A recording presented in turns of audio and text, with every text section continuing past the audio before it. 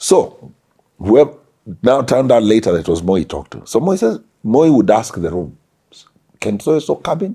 They would say, no, he's not part of us, or yes, he's part of us. But he must have said, let him come. So the guy tells me in Kamba, where, bana? You better go in, we can get fired.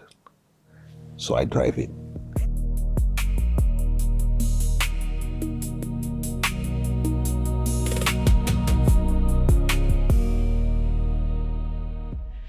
Ladies and gentlemen, boys and girls, welcome to Stori Za Siasa, Understanding Kenyan Politics. I'm super excited to launch this series. I'm super excited because personally, as you've seen, I'm not a guy who per se politics is my forte. But luckily, you need to know people. And I happen to know somebody. He's known me from when I was in diapers. Yes. And he has been extremely pivotal. He's not just an uncle. He's a mentor. He's somebody who's been very pivotal to our family in good and also in bad times. None other than, I'm going to call him Uncle Andy only for this time. Then after that, we're going to enter into the conversation. So Uncle Andy, yes, welcome to Cleaning the Airwaves. Thank you. It's a pleasure and an honor. It is. Yes. We've been talking about doing this. Yes, we have. But then when we bumped into each other the other day, yes, and we ended up spending close to 2 hours standing in the parking lot. I was like, you have to come and share this with me. Yes. Now, one of the reasons why I've not had politicians on this show is because a lot of them want to come here to push their agenda. Yes. And I don't mind you pushing your agenda, but I'm saying do it always in the context of education and bringing light to people. Yes. So that's why I called you, because when we were standing there, you were just sharing such wisdom about our history, the current landscape, and I was like, okay, I'm a believer of giving the access that I have to people. By putting a camera in front of their face. Yes. I'm talking too much, so to start this off, look into that camera and just introduce yourself. Let people know who it is and your history in politics. Yes. Or in life even. Yes. Excellent. So, my name is Andrew Ndola Ndolo. If you're a Catholic, then I'll add Francis, Andrew Francis Ndola Ndolo, because I was confirmed in the Catholic Church back in 1975. I was born in 1964 in the Nakuru War Memorial Hospital in the month of December. My late father was a colonel, commanding officer at Gilgil Barracks, which was then called the 5KR 5th Army Battalion. And then attended Catholic parochial primary school, went on to Nairobi Technical High. I am a seasoned mechanic. I can fix your car. I can read your engine and tell you just from my ear what you're facing. Got married to the late Susan in 1994, got 3 lovely children with her. She passed on in a car accident in 2005. I remarried, got 1 child with my current wife, so I'm a father of 4. 2 girls, 2 boys, eldest girl, twin boys in the middle, and the last one is a girl. And then now, the conversation we've been having. I was bitten by the bug in 1992 when the multiparty elections started emerging in this country. And I was an admirer of Mwai Kibaki. I believed he had the temperament to be a great leader. Didn't rise to the occasion when insulted, used polite language, but firm enough, extremely eloquent, and a master economist. So I really, to me, he was what I'd like to see as a leader. And so I, in a small way, was somewhere, nosing around in DPUs. Then in 1997, we had Charity Ngilu emerging as a political presidential aspirant. And being from the Kamba community and because of who we are as a nation, then I got roped into a small formation that was being put together, but not for a long time. I started realizing then that it was not enough to sell somebody purely on tribe. I looked at the landscape and I realized if we're selling tribe as a Kamba, we cannot take anybody to State House purely on tribe. We had to sell a different narrative. The people around her were selling the tribal narrative. So I was in that formation for a short while. A friend of mine was vying under KANU in Kandara, you know Dave Muraya. So I got into that formation purely to back a friend and a brother. We got to the ground, and my second lesson in politics, we were so tribal and the country was in such interesting sections in terms of political growth that he spent a lot of money furnishing medical clinics, buying beds, wheelchairs, crutches, doing the stuff that you'd imagine a leader should do. But because he was KANU, nobody cared. He spent millions and couldn't even dent the guy who became Member of Parliament. This was in? This is 1997. It was a by-election. He lost to Engineer Joshua Toro. And I was on the ground. I was his polling agent in his largest polling constituency. And at some point during the elections, I made good friends with my fellow polling agents, and they had to hide me when we were transporting the ballot boxes from our polling center to the counting hall, which was at the district headquarters, because somebody had sold a narrative that KANU wants to rig, and therefore we have to stop any KANU guys coming into the counting hall. So what it meant is that there were civilian roadblocks set up by youth in the night, and they wanted any KANU agent removed from the vehicle so they can deal with him. And because I had made friends with the polling agents who are with me in that polling center, they actually shielded me. When we got to a roadblock, they said, there's no KANU man here. My third lesson in politics. I realized first we were very tribal, but I also realized that when you come down to the ground and you deal with guys, transparently, then they're not enemies. Because those guys could have flung me to the wolves. But we had made friends that afternoon. We would talk. And because I was not a sycophant, I told them why I was there. I told them, David Thuo is like a brother to me. I might not believe he's in the right party, but sometimes you do things because you're standing with a brother. By any chance, is this Pete Moraes? This Pete Moraes' big brother. Because now you're going to come to 202. Exactly. Yes. So that was now my second, if not third lesson, because I had started off in DP in 92. Of course, Kibaki lost to Moi in 92. So then in 97, my friend is going for it in Kandara.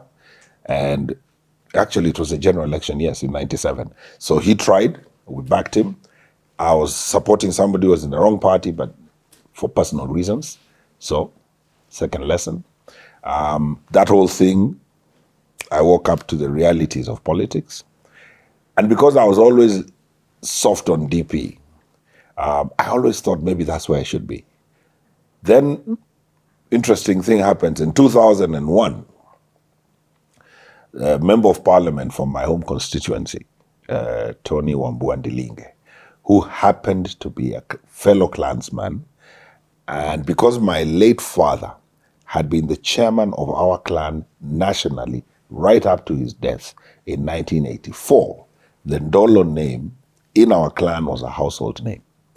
So Tony ends up shot dead somewhere in Wiki, and we have a by-election. And in conversations with a few people on the ground, somebody says, you're son of our chairman, why don't you go for this thing? And before I know it, my heart is in the ring. And I'm vying for the by-election. And I'm told, listen, Andrew, in Ukambani, forget about trying DP. You better come with KANU. So overnight, I jump again into KANU. Because now, after my lessons in Kandara in 97, you better just go with a party that will carry the day. So here I am in a by-election. I'm a greenhorn. By-elections have a thing about them. It's quick, short time frame. You've got to put the money together. It's actually so quick that unless you're a player, you could burn money and get nowhere. And then back in that day in KANU, people joined KANU to make money. In a by-election, the entire focus of the country politically would be in one constituency. Unlike now, what we're doing is under the new constitution and under the rules, electioneering rules, by-elections can be cobbled on one day. You can have 3-4 by-elections on the same day. Then you would have one election. So when we had the Kilome by-election, it was the only by-election going down in Kenya. Wow. Now, two or three things made that election extremely crucial. Number one. Just for context, yes. We just had a by-election. Yes. This Olkalawa. Yes. Yes. That is an example of a by-election. Yes. Okay. But so now what we had was very interesting then. I want you to look at this scenario. President Moi is supposed to retire in 2002. Being the politician he is, he would like his successors to be a KANU party member. So it is important for him, just like you were being told in Olkalao, that you need to win this by-election to set the mood for where we are going. So it was a high-stakes game. What made it even more high-stakes was we had a by-election almost a year before in Taita Taveta. In Taita Taveta, we had a member of parliament called Criticus. I believe because he was unwell, he had failed to appear in parliament for a set number of days, which according to the law with that constitution, warranted your seat to be declared vacant. So Criticus didn't attend so many sessions. So the Electoral Commission then, ECK, declared his seat vacant. The process begins in parliament. The speaker says this man has not been here for so many sessions. So the first by-election that brought about the kind of contested environment we had in the election I was involved in was the Taita Taveta one. Now, Taita Taveta was very interesting. Taita Taveta, and this I'm talking about the constituency where the by-election was held, was heavily populated by squatters from Ukambani in Taita. So you have the local Taita politicians, Marsden Madoka, Minister for Interior in the KANU days. So that's a powerhouse. And Darius Bella, competing for dominance in Taita Taveta. Who amongst us is the king of the Taita? So they want to have a say in who becomes a member of parliament. And they are competing for space. And this is in the KANU days when that competition is happening within KANU. Wow. So you're fighting within the party. And everybody wants to catch the president's eye and the president's ear. The all-powerful Daniel Toroitich Arap Moi. And then in that same space, you have a Kamba population that could determine that election. These two are not happy about this. Is that Kamba population like the swing vote? In fact, it is not just a swing vote. It is the determining vote. It is the majority? It is a majority in that particular constituency. Wow. Because this constituency was cobbled out of those large sisal ranches that were in Taita Taveta. You know, it's a semi-arid area. So they had migrated. And it so happened that the majority of these guys had migrated from that area that I come from, which is Kilome, Moka. So the population that was the Kamba population were like relatives, neighbors who had migrated from one area and all ended up in Taita Taveta. So Tony Ndilinge, being a very astute grassroots mobilizer, had been on the ground because he understood that a big cluster of the Kamba community there had come from Kilome. And he was a member of parliament for Kilome. I'll interject a lot while we're doing this. No, carry on. And the whole purpose for that is to break down some of the words that you're using. Yes. So when you say somebody is a grassroots mobilizer, yes, what does that mean? Essentially, this is somebody who's got his ear to the ground. He is up to date with the heartbeat.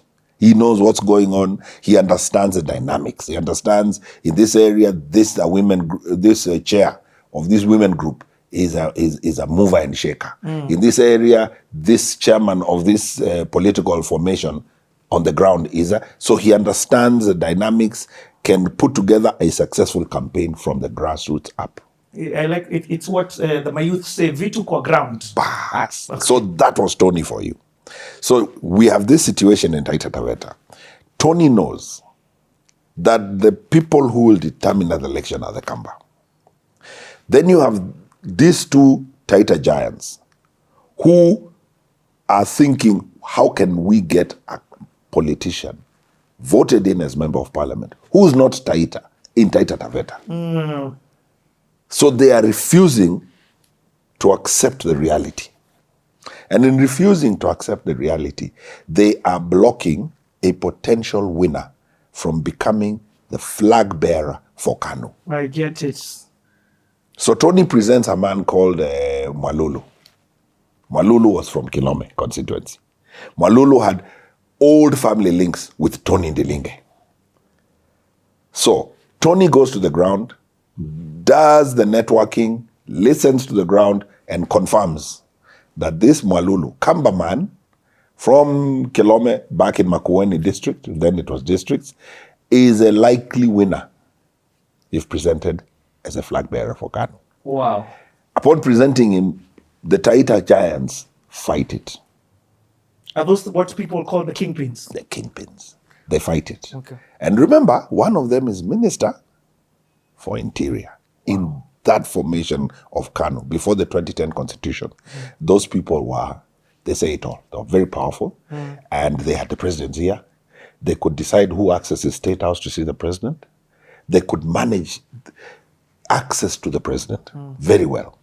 So, Tony presents Mwalulu. That powerful clique refuse. They say this is not the guy we need. They give the ticket to somebody else. They identify a different candidate for KANU. So what does Mwalulu do?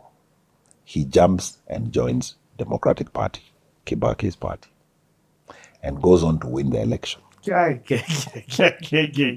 So it's a defeat for KANU. It's barely a year or two to the general elections of 2002, something KANU cannot afford. So now we have this situation. Then fast forward. It's now to you? Now we have 2001 by-election. Soon after the Taita Taveta one, we have the 2001 by-election in Kilome.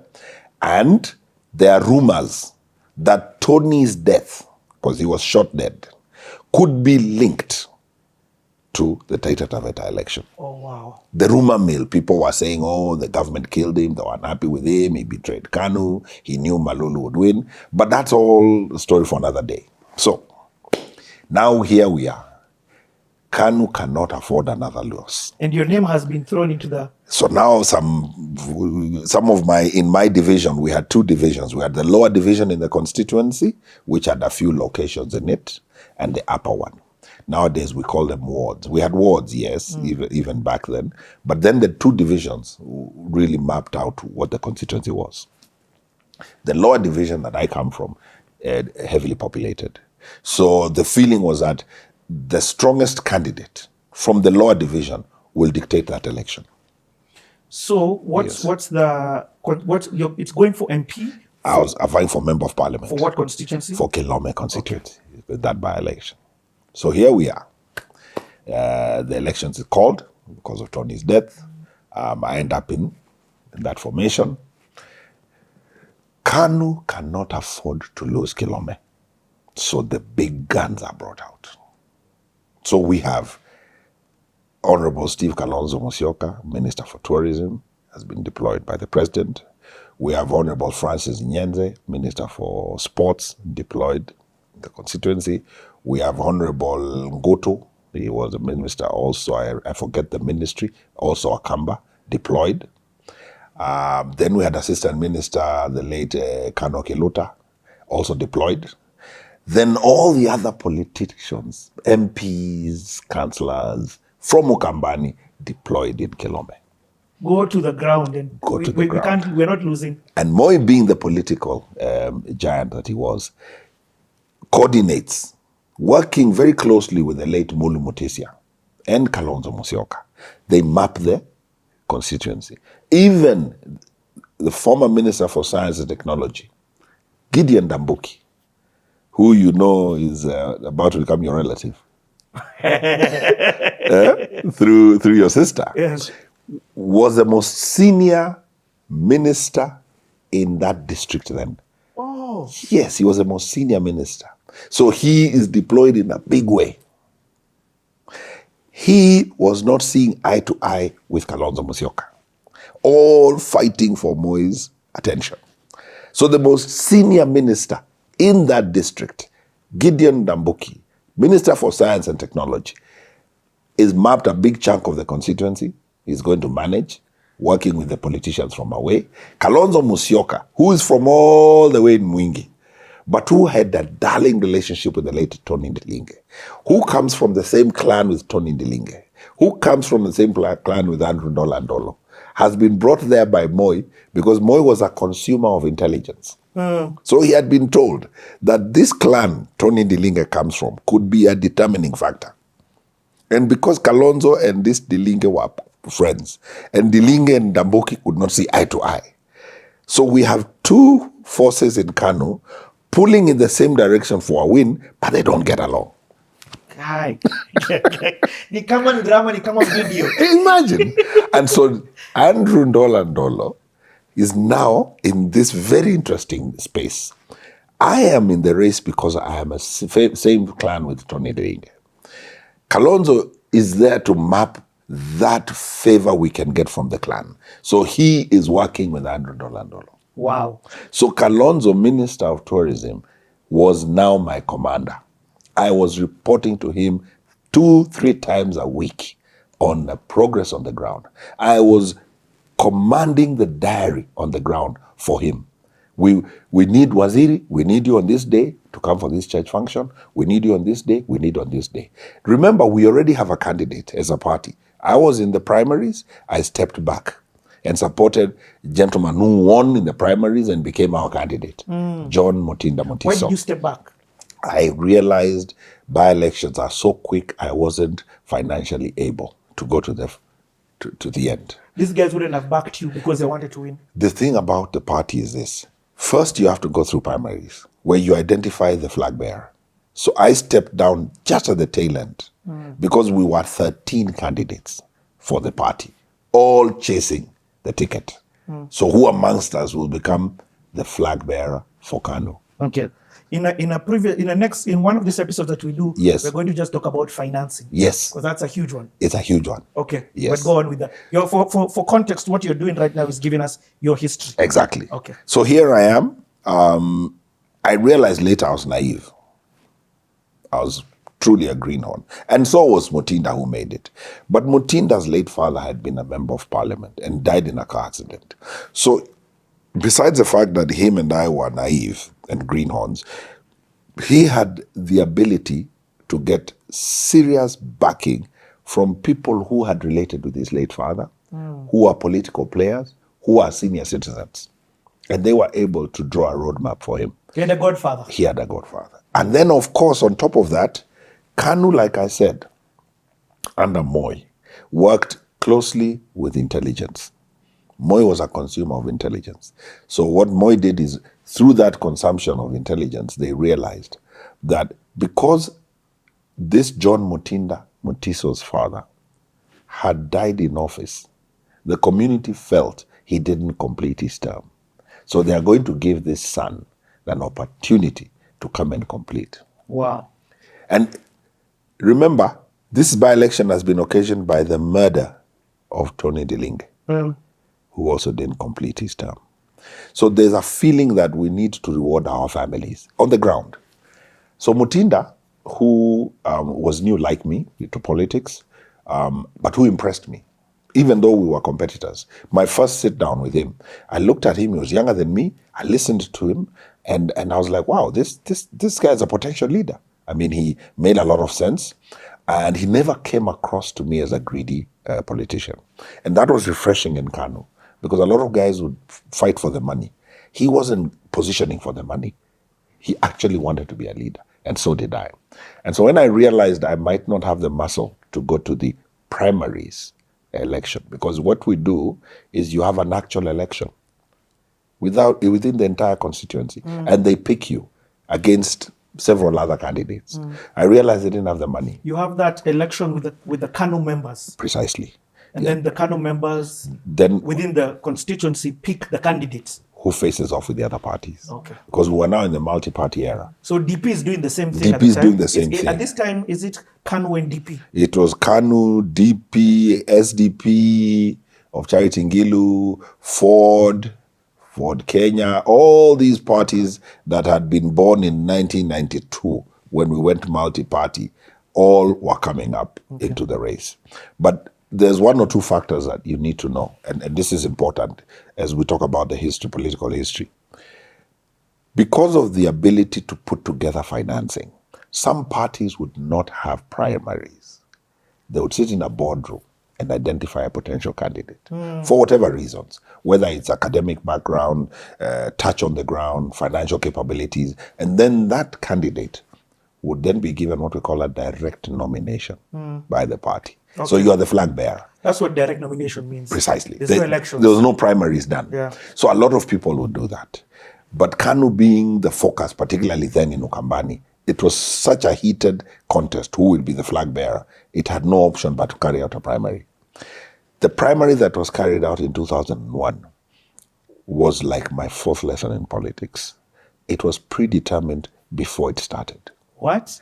Moi, because he was a consumer of intelligence, knew that Tony Ndilinge had vicious enemies politically in Kilome. They had had vicious fights. And because Tony has been killed, there was a lot in the rumor mill. Oh, so-and-so knew why he died and all that. So Moi realized that for us to win, remember it's high stakes, we need a candidate who didn't have any animosity with Tony. So better to go with a greenhorn than with the old players. I got to know old players who I felt, like a friend of mine called Joseph Kimau, were potential members of parliament.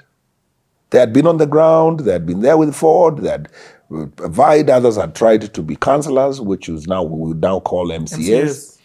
So there were guys who I felt. There was Kasuke from Kasikeo, Populous area, and others who I felt these guys actually, after I interacted with them, they can become members of parliament. But because there was that perception that they had fought with Tony, that they would actually alienate the KANU vote. There'd be a split vote. Precisely. Yeah. And Tony was so popular and loved on the ground. Anybody who was deemed to have been his enemy, given the very cloudy circumstance surrounding his death, would become the enemy of the constituency. So like I said, Moi is a consumer of intelligence. So John Mutinda Mutiso is identified. Comes from a new crop. Him and myself and maybe one other candidate are all new. We are not beholden to those old enmities. And John has a name that resonates. My name is linked with my late father, who was army chief. But Mutinda's name is linked with a former member of parliament. And his father was famous for land adjudication. He was the driving force in a subdivision of a big ranch that had been a sisal ranch, and the community benefited. People got land. So there was a darling relationship they had with his late father. And so Mutinda is identified by Moi. He doesn't win the primaries, but he's declared the winner. Even though he loses? He didn't win it. Who won? I think there was a gentleman, I forget his name, who rumor was that was the guy who won the primaries. Remember, the way these things were done by KANU then, and a lot of parties, not just KANU, it was very grey. Primaries were very grey. And I've always said that the future as a country is probably time for us to say that party primaries should be run by the electioneering body, and taxpayers should pay for primaries. Because it's a journey in selecting the best candidate. Wow. Not selecting the sycophant, or not selecting a person who's bought the seat. If you really want quality leadership as a country, maybe it's a conversation we should have as a nation. People will say, why should we pay for it? I think we should. I think as Kenyans, we should finance political party primaries, and the Electoral Commission should run those primaries. Because my experience with primaries has been that it created sycophants. In some parties, as you would know, like with ODM, all you needed is to get the ticket. Once you're the flag bearer, you're de facto MP. Yes. Because it's a giant on the ground. Yeah. So what would guys do? You bring up a donation to the party. Is that how then, is that how now the financing comes in? So guys will go and... so it becomes about how much money you have. Precisely. And your access to... Precisely. In fact, the money gives you access to the party chairman. The party is... You access him. And what does that do? How have we gotten where we've gotten, where we say our politicians are rotten and everything? It's because how did he climb to become the candidate? If this guy spent 10 million shillings or 30 million shillings or 50 million shillings, and you take a calculator, you calculate how much his salary will be. Yes. So where is the return on investment? CDF fund. So the member of parliament gets in, and his number one agenda is to return on investment. Yet the role of a member of parliament is not even to run CDF. Yes, he's policy. a legislator. It's policy. Yes. So the shift, it goes. So we have members of parliament who's never talked in parliament. You've never heard his voice. So what is he? Wait, hold on. I love that's. You know me, I'm putting pins on something. Yes. That's another whole other topic we're going to get. Yes, yeah. So back to Kilome. Back to the history. So yes. Moi declares. So this is what happens. In every election, you have a returning officer. So Kanu has its own returning officer, who was then Mudi Awori, former vice president under Kibaki. He was then appointed by Moi as a returning officer in Kilome by-election. All these guys were being sent to a constituency. Yes. This thing was important. It was important. So just for context, has the same thing happened with this Olkalal? Olkalal, first and foremost, from what I saw with Olkalal, I think they handpicked. How did DCP arrive at the candidate? They handpicked him. I can't remember hearing of a primary. I didn't hear primary. So as much as DCP would like to talk about changing the country and corruption and the lead president is corrupt, how transparent was the selection process for them? Because what stops you picking your girlfriend's brother if you're the party leader? What stops you picking the goon you've been using to harass people? How transparent is it? And then are you giving the constituency the best possible candidate for MP? Or are you giving the constituency your lapdog? Whose number one agenda is to go and make money from CDF and whatever else he's doing and pay you because you made him MP. Because you can extort him. I made you MP. And that, like I said, and we'll go there in another chapter, that is the rotten apple that is Kenyan politics. It's not as simple as people think. I completely agree. In fact, yes. Later on, I'll ask you the question. Yes. Why do good people become bad? Exactly. You get? Exactly. Is the system so rotten that even a good person has no chance? Yes. But we'll get there. I want people to understand your history. So here we are with the by-election. So John Mutinda Mutiso was picked as a candidate.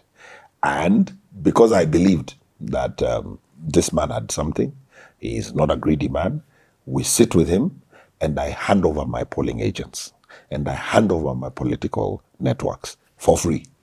Wow. I tell him, just pay them.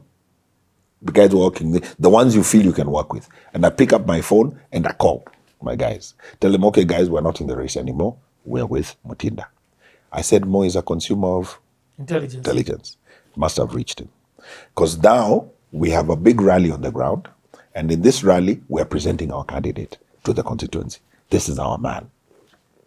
And the same day, we present his papers to the Electoral Commission of Kenya in the headquarter they had set up for that election in the constituency. So after we have that rally, after we present our candidate, we have a rally.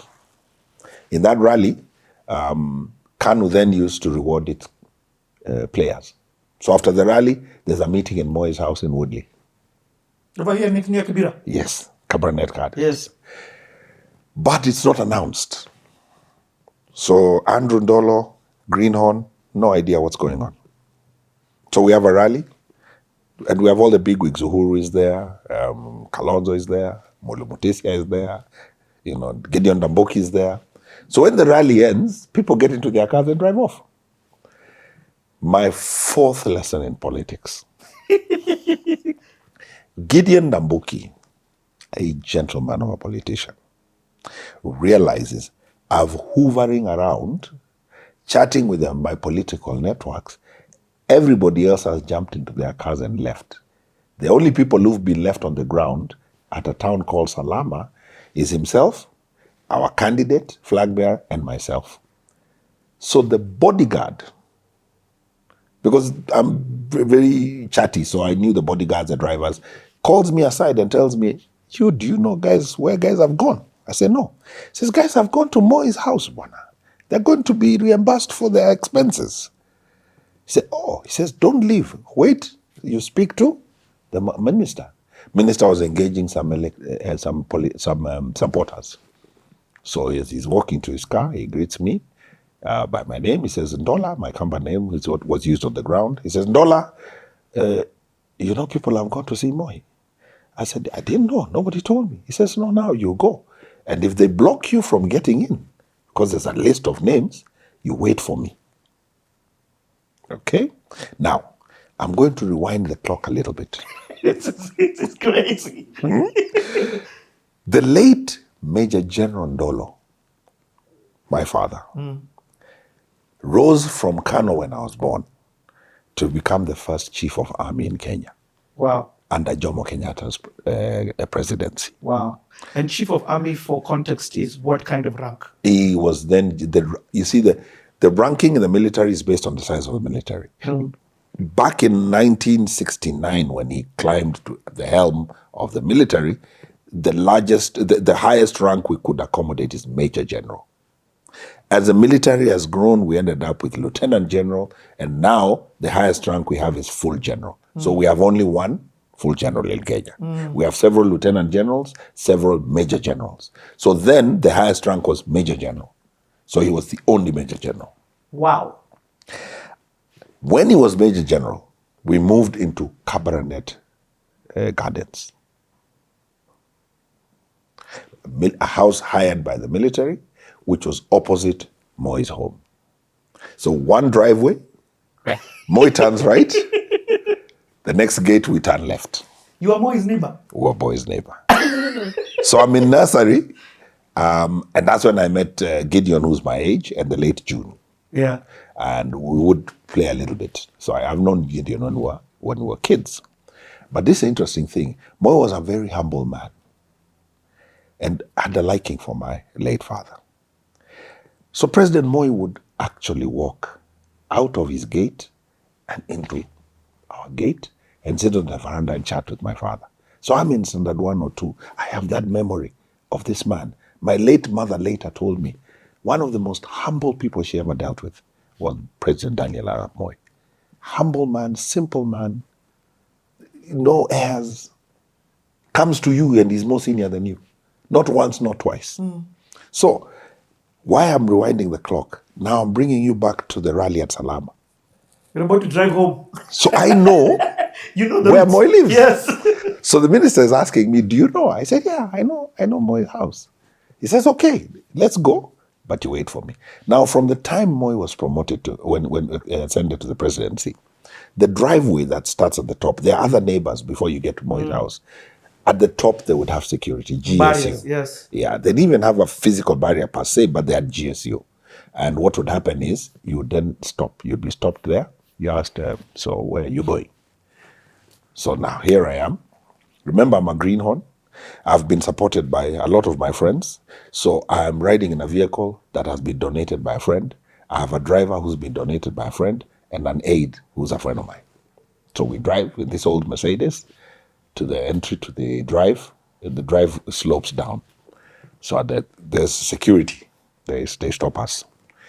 Moi, being the political chess player he was, he would have a list up there for who is expected. And if he's expecting a specific delegation, they would be officers in civilian, armed but civilian. They're not in uniform. And they would be people from your community. So if he's expecting Kambas, there's a Kamba there. Wow. So as you're speaking in Kamba, he can hear what you're saying. You're speaking in vernacular. Wow. Yes. You're going to touch on the history of Kenya. Yes. But does this is the seed that was planted in this the coup? This, do you know the coup was in 92? So this 80. is way 82. Yes. So this is way later. Okay. Yeah. But what happened is, But is that what turned him, what I'm asking, is that what turned him into a super chess player? yes, it is. Because what happens is Moi recognized he came from a small community. So he didn't have the votes.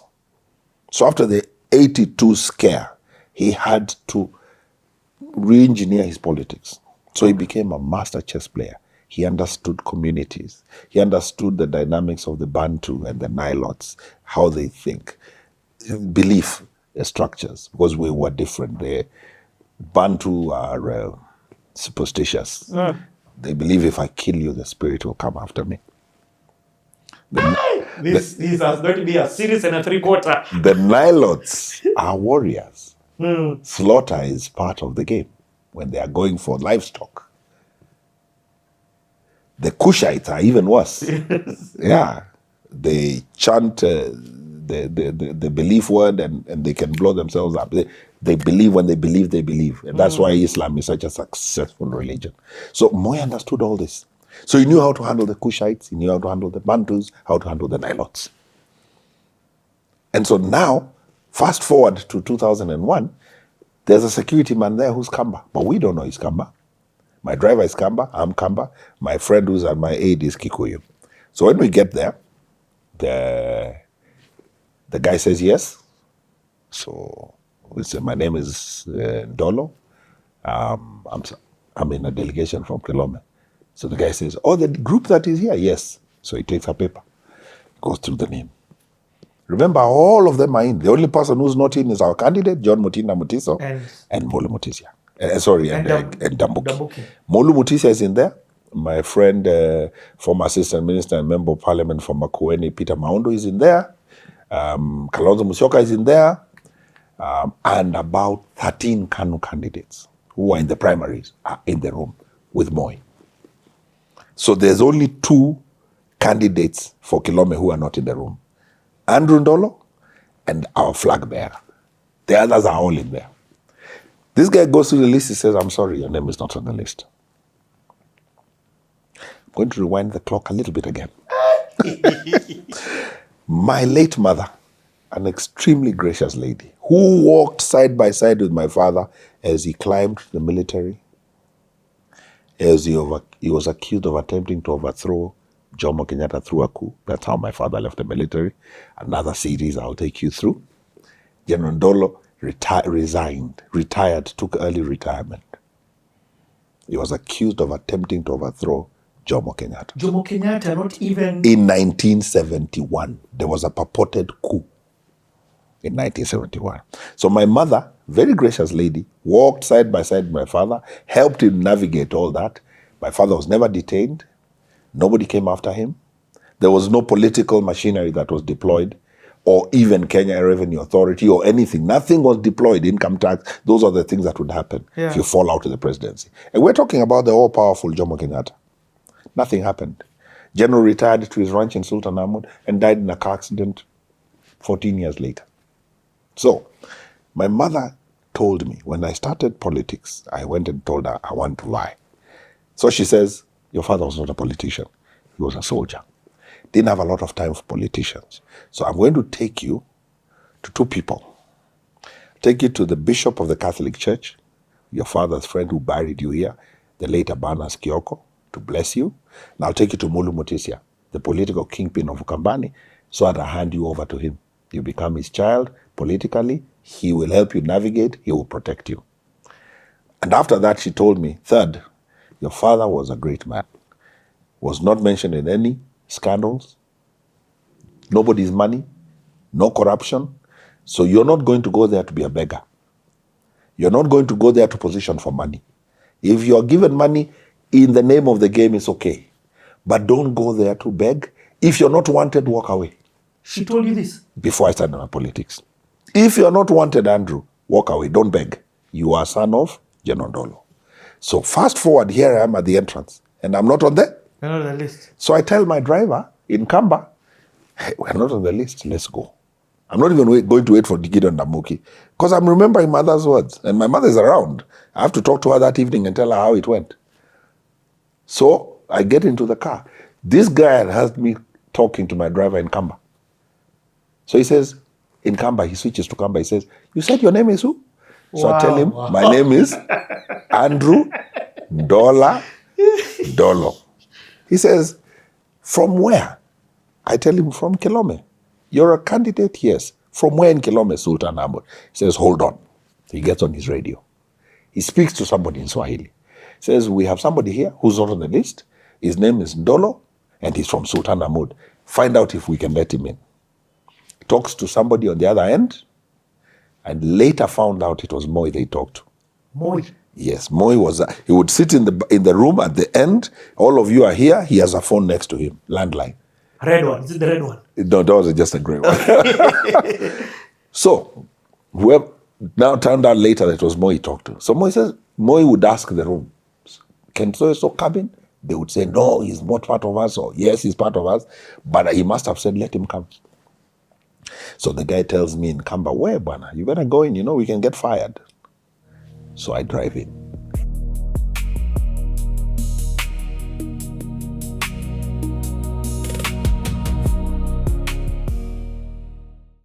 But Kalonzo's crossing goes to Nak. Hey, people started thinking, if Kalonzo can go, the Kambas, if Kalonzo can go, what are we doing in Kanu? Ukambani had 17 constituencies, 17 members of parliament. Only one came back on Kanu.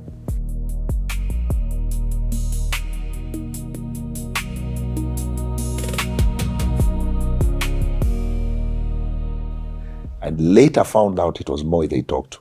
Moi? Yes, Moi was, he would sit in the room at the end. All of you are here. He has a phone next to him, landline. Red one, is it the red one? No, that was just a grey one. So, whoever, now turned out later that it was Moi he talked to. So Moi would ask the room, can so come in? They would say, no, he's not part of us, or yes, he's part of us. But he must have said, let him come. So the guy tells me in Kamba, where, bana? You better go in, we can get fired. So I drive in. Down the driveway and right into the president's gate. I get out of the car, security come for me. Well, umechelewa, you're late. Where have you been? I said, I was on the ground campaigning. Guys have been here for an hour. So I walk into the room. And I walk into the room, the door open, Moi is sitting at the extreme end, facing the entrance, and my fellow candidates are sitting like that. And how many people in the room? There are like 13 or 12 candidates, Kilome, if I can remember correctly. And nearest to Moi is Kalonzo, Mulu Mutisya, Peter Maundo. They're the ones sitting nearer the president. So I stand at the door and say, good evening, Your Excellency. I'm sorry I'm late. Then I go across the room, shake his hand. Then I come back and sit near the door. When I sit, Moi turns to one of his aide. I think the guy was dressed like a chef, or rather in white, like, the chef blazer? Yes. Black. It's very smart. I think his name was Karaoke. I remember it was a Kikuyu name. And he says, serve Andrew with what he wants. Now, let me tell you who Moi is. Wait, how old are you at this time? This is 2001, so I am 37. Wow. Yes. Now, for you to know who Moi is, do you understand how Moi works? President Moi has just referred to me as Andrew. Okay? In the room, 90% know me as son of Ndolo. 10% know me as Ndola, my company name. And maybe one person, Kalonzo, knows me as Andrew.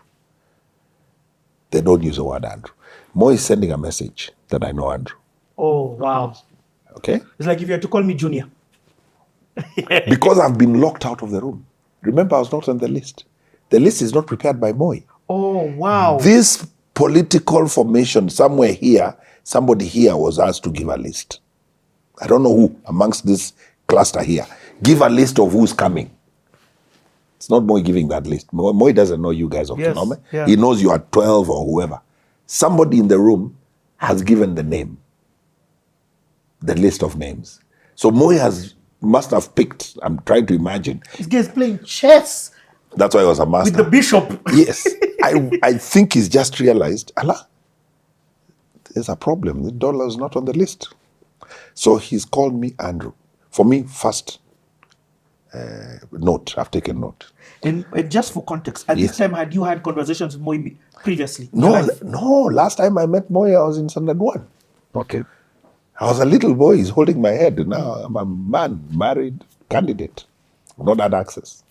Yeah. So I sat down. When he calls you Andrew, yes. Do you understand what's been played here? No, later is when I did math. Okay. At this time, I'm in awe. I'm in the president's space. But later is when I realized, wait a minute. And why I did that is because of what he did that evening when we were partying.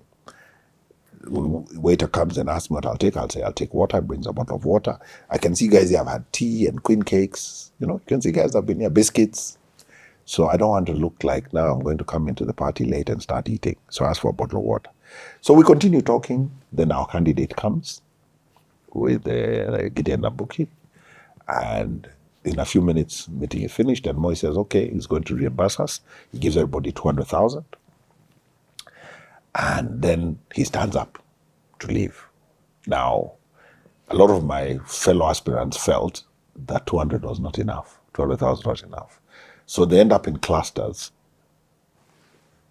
discussing around Gideon Ndambuki and another cluster around Kalonzo, and Kamba, can't we get more? But I am thinking the host has stood up and he's walking to the door. It's a signal. Your host is saying, Kwaheri. So I follow him to the door. So I end up alone with him. Guys, I'm in little groups. And it's a big room. So I say, Your Excellency, do you remember we lived here? Because from where we are standing with him talking, because his house is a little elevated, you can see the gate to where we lived when we were kids. He says, yes, Andrew, mimi nakumbuka wewe hapa munacheza na Gideon. I realized again, because he's a consumer, he knows my age. He must have known this is Gideon's age mate. As he's saying that, the cluster in the room thinks I'm negotiating for more money. So they all troop now quickly. So we end up now, they're just behind me as I'm talking. Kalonzo, senior minister, they always used to spend time with Moi. They're at the back of the room. These other guys are just near me. And they get there as Moi is saying, habari ya mama. I say, mama mzima, Your Excellency. Then he says, bado analisha ng'ombe hapo Sultan. I said, ndio, Your Excellency, mama bado analisha ng'ombe. He says, salimia mama na umwambie nitakuja kunywa maziwa. And immediately, my star changes in Kanu. Because this cluster realizes this guy can access the boss. And I knew them politically, but they considered me a non-starter. I mean, I was new in politics. Some of them had been at it 10 years. Yeah. And, to really give them credit, some of them had been in the party, secretary general, treasurer. They'd been party leaders. But now, they all want to know me. And those who didn't know me well, later. Do their research. No, later they asked me for my number, phone number. So now I'm connected. And that was now my fifth lesson in politics. That Moi could make or break you. Oh, wow. Just by communication.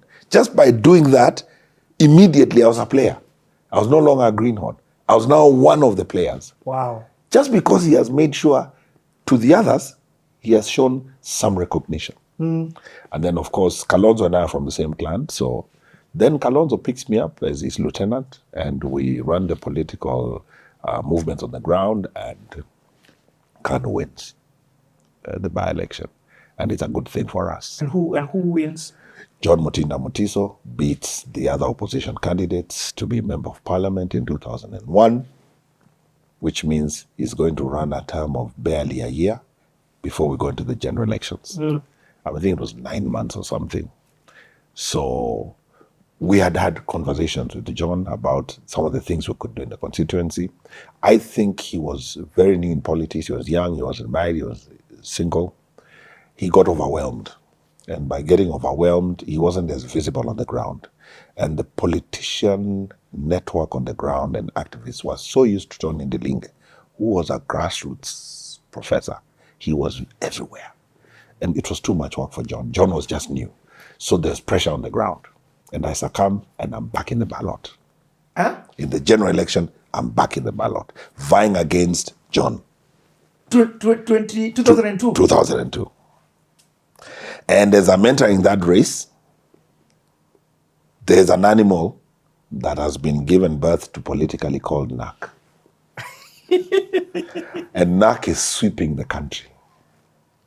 And Kilome is one of the constituencies where NAC is making a showing. Because John Mutinda Mutiso has decamped to NAC. So you were Kano. I was with them because of my proximity to Kalonzo, who were very close then. Yes.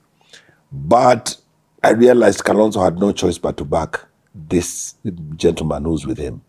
I thought we'd have primaries and I would compete with Mutinda. And I felt I might have a chance against him. But Kalonzo felt otherwise. And without quite telling me, at a rally when we were all together, he campaigned for Mutinda. I was there and he says, oh, and in the coming elections, vote for Mutinda. And I was irritated. And I thought, because Kalonzo culturally is my big brother. He's my elder brother. So I felt spited. So I said, why would he do this to me? And my supporters are there. A rally in Kilome.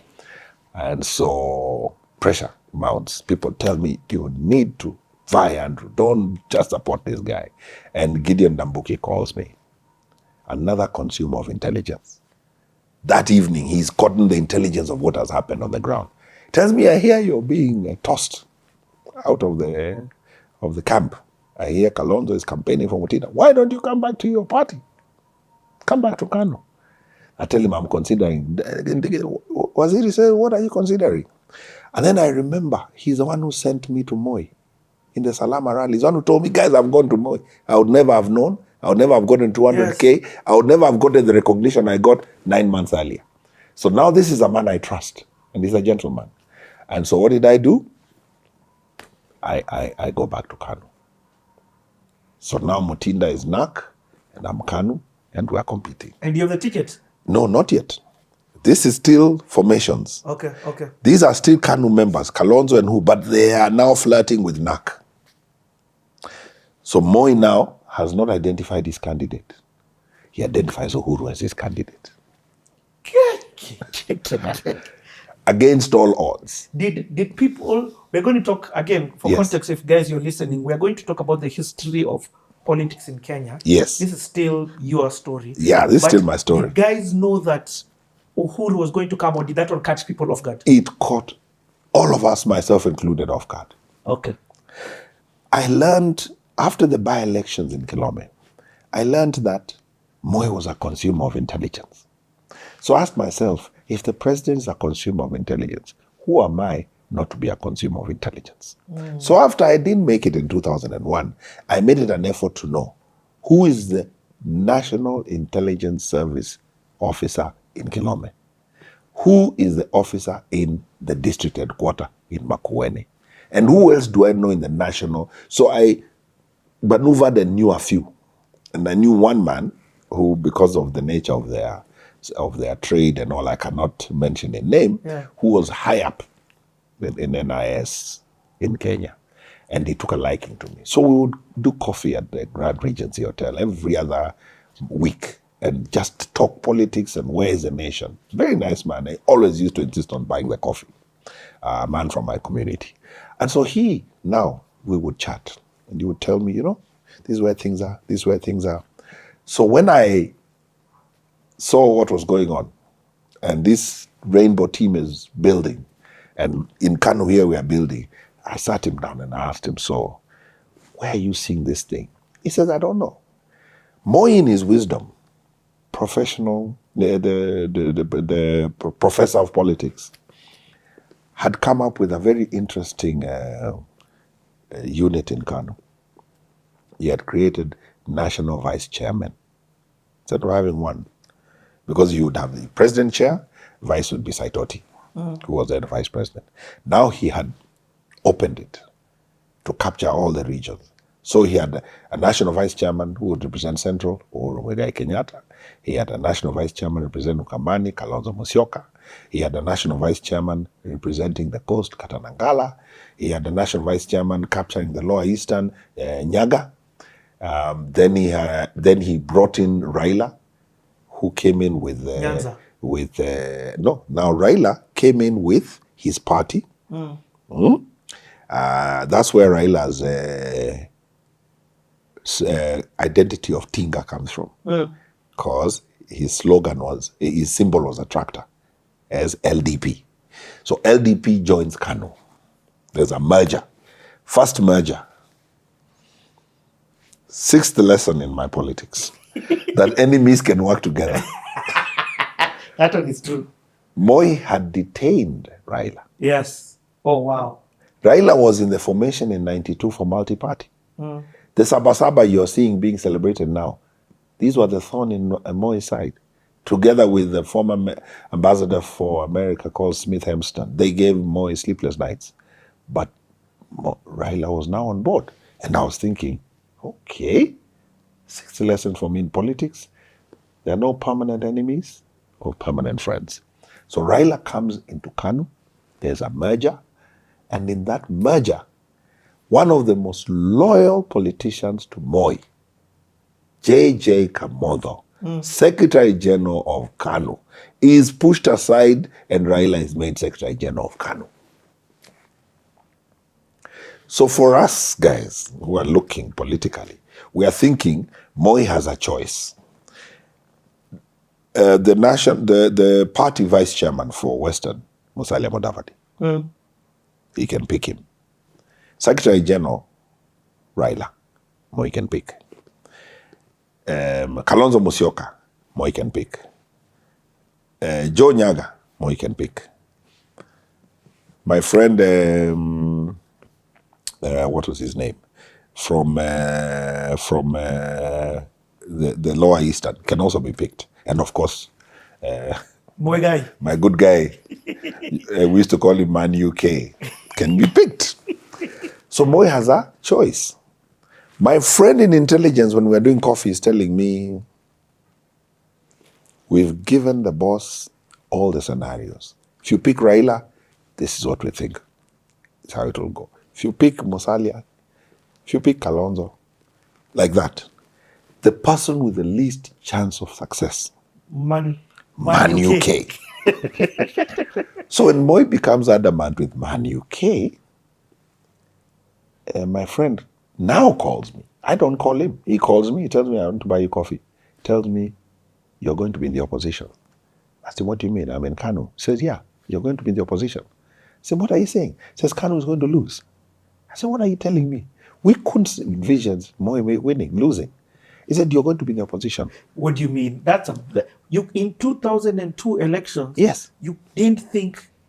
In the beginning. Okay, in the beginning of that time. Before Moi has picked openly now. Yeah. We thought Moi is going to pull a number. Because George Saitoti was a popular pick. Guys were saying George can do it.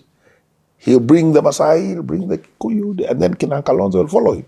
And what would happen is, because he's senior, the likes of Kalonzo won't challenge it. Because he's vice president. They will say, it's okay. Moi up on the Obasema, and they will continuity for them as KANU. But Moi brings the youngest of the lot.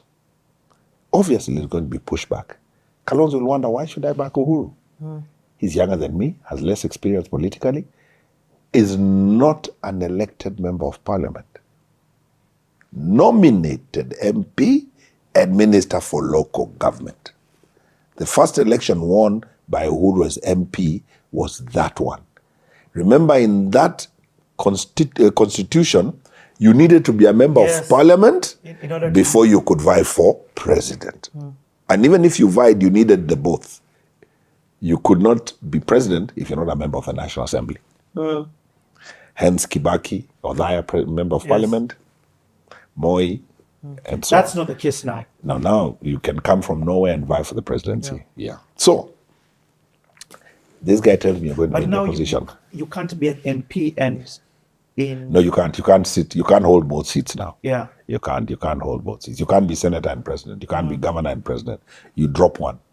That was brought about so that the pretenders to the throne would be pushed aside. And you can't also be MP and CS. No, you can't.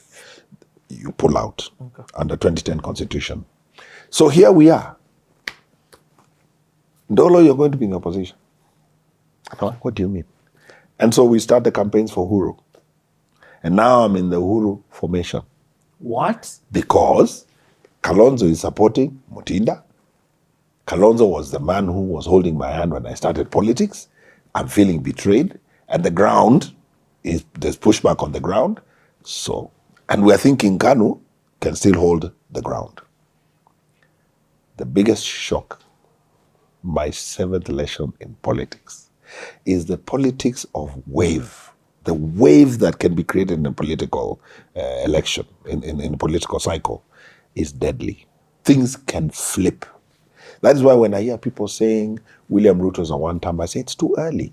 It's too early to call it. Things can happen and the thing flips. What happened when Uhuru was picked? And 3 months after that, a lot of old, astute politicians would never believe it was possible. People moved away from Moi. Overnight. So the exodus was because of the major of Uhuru. Major exodus. Major exodus. And to add insult to injury, the opposition had not yet identified a presidential candidate when the exodus began. And the exodus is an interesting one. People are now identifying and flirting with NAC, but they are Kanu members of parliament. Oh, wow. Yes, you're still, your ticket, you are still a party member, but you're flirting. So Kalonzo is flirting, who is flirting? And those who are aligned with Moi are saying, if you're men, do what Raila did. What did Raila do? Raila was a member of Ford Kenya. He was fighting for the leadership of Ford Kenya with Kijana Wamalwa. Back when his father, after Oginga had passed. When he didn't win the chairmanship and he didn't get along with Kijana Wamalwa, Raila resigned his membership, his parliamentary seat, so that he can come with the party he believes in. Oh. He resigned. There was a by-election in Kibera. He came with NDP. He was member of parliament number 1 for NDP. These are the things that made Raila the giant he was. He had the courage to go there, knowing Kanu would put machinery to stop him. And they tried. So these are some of the things. So now, fast forward. Moi is not telling guys, be like Raila. Yeah. No, Moi is telling guys you should go. And other guys in Kanu are saying, see, mutoke. See, you guys are saying you're going to go to NAC. Tokeni. But it's an expensive thing. By-election is a very expensive thing. And it's a very major risk to take when you have a machine like Kanu and Moi, and now he has an axe to grind with you. So, of course. So here we are.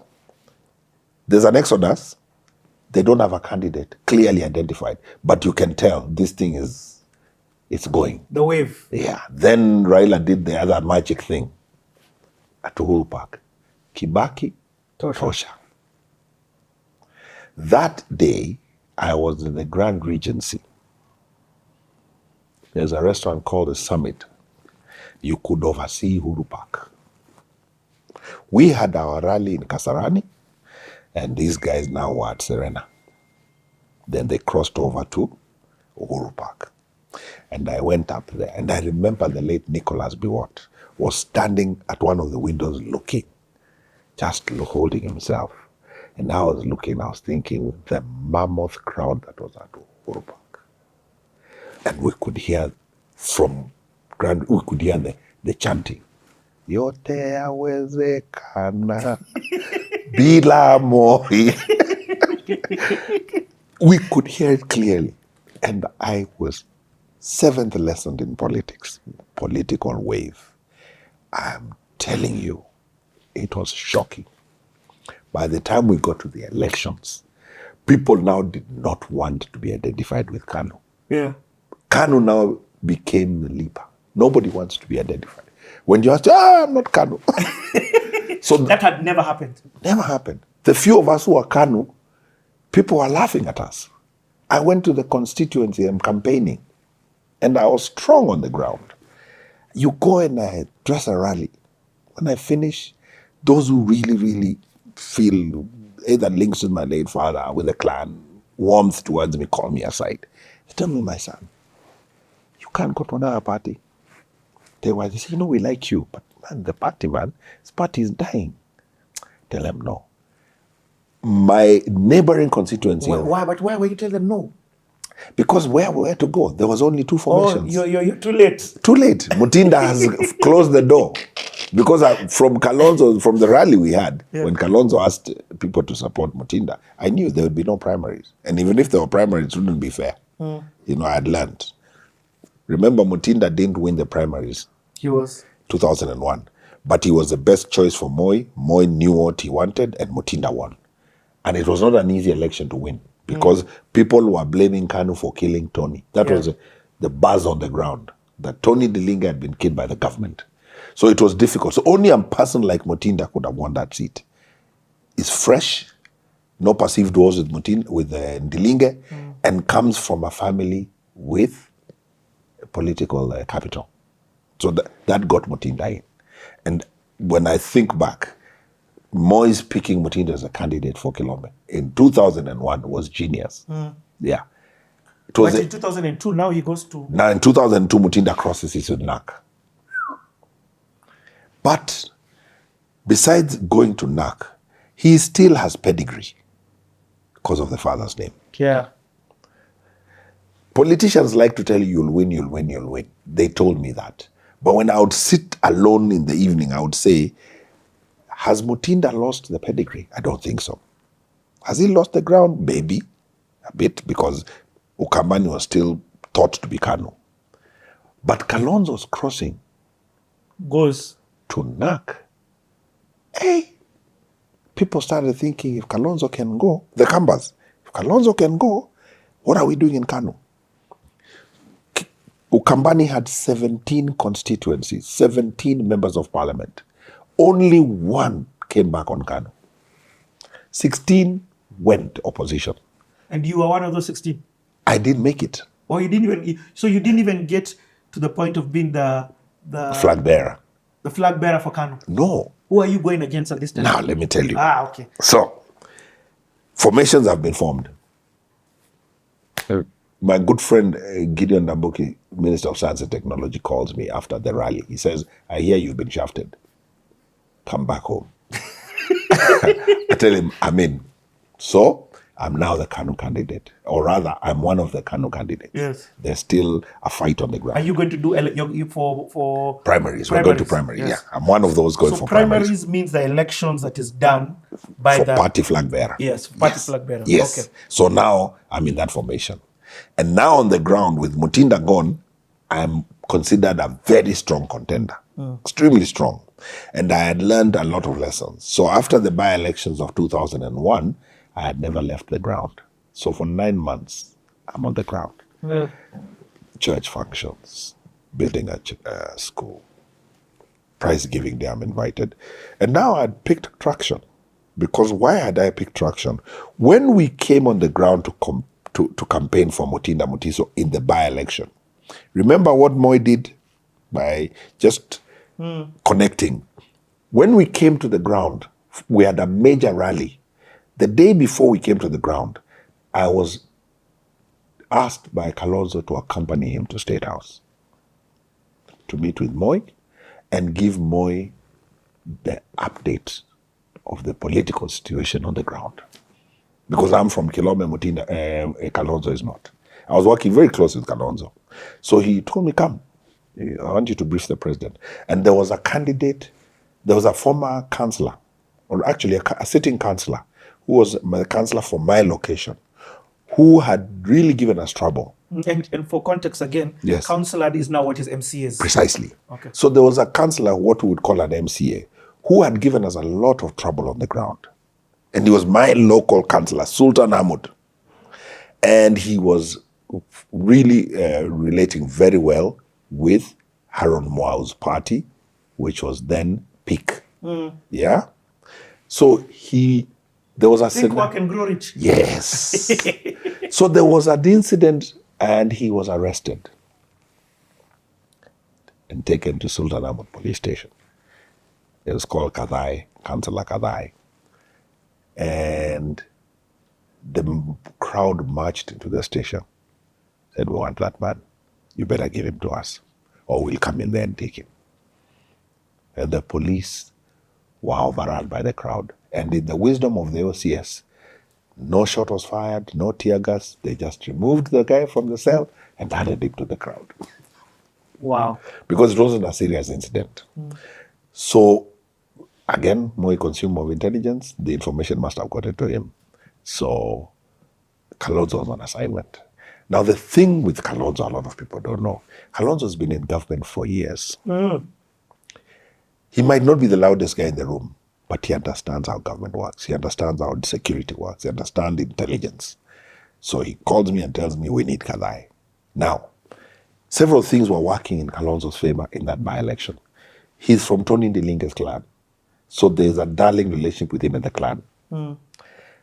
Tony Ndilinge was such a force. Out of several councillors, the majority were from our clan. He had... network was constituency-wide.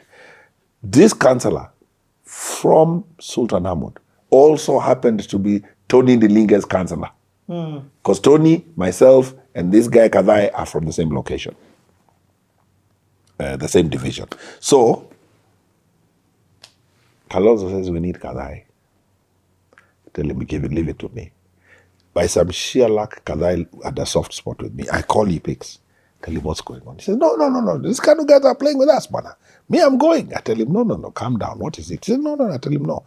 We want to sit with you with Kalonzo. They had a lot of respect for Kalonzo because of Kalonzo's proximity to Tony Ndilinge. He says, okay. I tell him, yeah, you have to listen. So, that's our big brother because we're all from the same clan. Kadai is younger than me and I'm younger than Kalonzo. He says, okay. I tell him, when your brother calls, you call. Even me, I've been summoned. So he comes with me, and we want to take him to Moi. So at the effects, he drops this candidature he's running, he's supporting for PIC, and supports our Kano candidate. So we go to State House. He comes with two other people, because he tells me on the phone, when you're called by a man of that seniority, because he knows we're going to Moi, you can't go alone. Unakuja na wazee wako. So he picks a woman leader and a former chief from Emali, who also had been an AP, and a very intelligent man called Kaunda, Angela Kaunda. So he calls these guys. So there's myself, Kadai, Kaunda, and this lady, who was from the area in Boni. She was a women leader, but was close to Kadai. So we go to Kalonzo's house in Karen for breakfast. I was working very closely with Kalonzo then, and I had unfettered access to him. And Kalonzo tells him, you can't leave government, my brother, and you can't leave Moi. And I can vouch for Moi. The other thing Kalonzo did impressed me. He said, you guys are saying the government killed Tony. I can vouch for Moi. Moi didn't kill Tony. The truth will come out one day, but he didn't. And then Kalonzo had this very calming effect politically. When you're on one-on-one, he's a very, he's not a bully. He's not high-handed. He talks, he's very cool. He doesn't say too much. So he tells him, no, come on. You stop that. So we go to State House. And Kalonzo presents this guy. And he tells the guy, speak. When he tells the councillor, when you get there, feel free to talk to the president. Tell him your pain. So the guy was wearing one of those two Swahili. So when we sit there, Kadai, he removes it and he starts talking to me. He says, we're very angry. Our MP has been killed and shot like a dog, dumped on the road. He removes the handkerchief, wipes tears. He's not pretending. They were close to Ndilinge and it was eating him. And Moi, being the father he was, he tells him, this is not my doing. We didn't kill Tony. And Kalonzo repeats, he says, I told you, Kadai. And Kalonzo, very wise, when he kicks in, Moi stops the conversation. So he says, I'm sorry, now you support the party, you support Mutinda, I'm coming to the ground tomorrow, please. And then he facilitates, everybody gives him something and gives this guy something, and we go to the ground, and Moi comes the next day. When Moi comes the next day to campaign on the ground, he's very happy, because I've come with Kalonzo, I've come with a candidate, and in our conversations there we talk about Kilome. And I tell him, Your Excellency, the problem we're having on the ground, because Kalonzo told me, you're the one from Kilome, so you have to brief. Kalonzo, you know that thing of understanding? He knew Moi. He told me, you're the one from Kilome. So I want you to explain to the president what's going on. So I tell him, Your Excellency, we have Kanu's fights. People have brought their fights into the constituency. They are old wars. He says, I know. Moi had all the information. I know so-and-so was doing and so. This guy was saying things that were going on in Kilome. Between a councillor and a councillor. I'm just listening to this man. And remember, my friend that told me he's a consumer of it. He was giving me the story of what's going on the ground. The president. And that's one constituency out of 200. He had the heartbeat. So he says, you guys go and contain the ground. And I'll come, we campaign for Mutinda. So now, when we were leaving, he tells Kalonzo, we want to work with Andrew in the party elections, the upcoming party elections. What? Yeah, because now, see, we're building our teams. Yeah. So we go to the ground. Moi, being Moi, when he lands at Sultan, now remember, I'm a consumer of intelligence now. I'm now learning.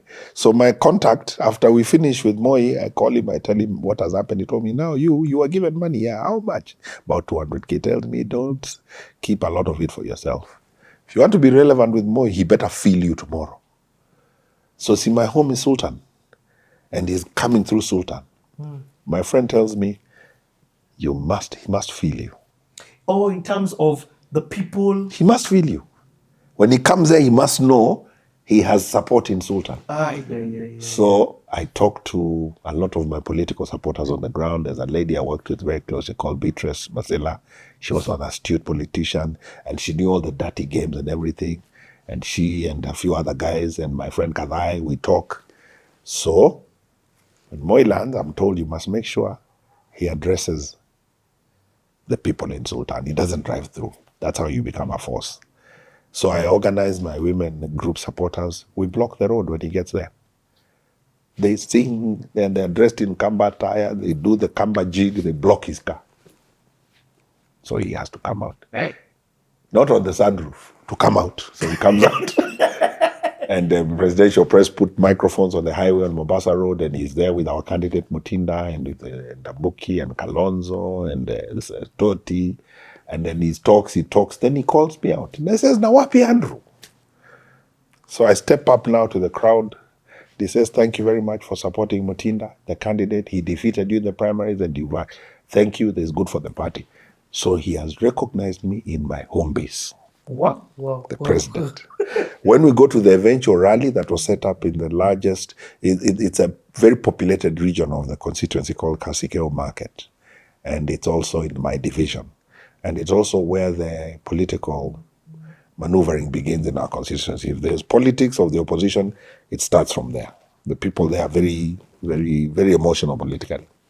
So we go for a rally there. Again, he does the same thing. When he's introduced, he says, na nimekuja na rafiki yangu Andrew, kijana Ndolo, jirani yenyu hapa tu. So again, he's recognized me. So he has just made me relevant. So when we came to the 2002 elections, even though I was not going with NAC, Moi, by mentioning me in 2 rallies, now the people knew me. Those who didn't know me, have a whisper, they saw me. And when he calls you, you stand. So now I'm known. So when the elections now, as we are dipping to the elections, the primaries, I'm known on the ground.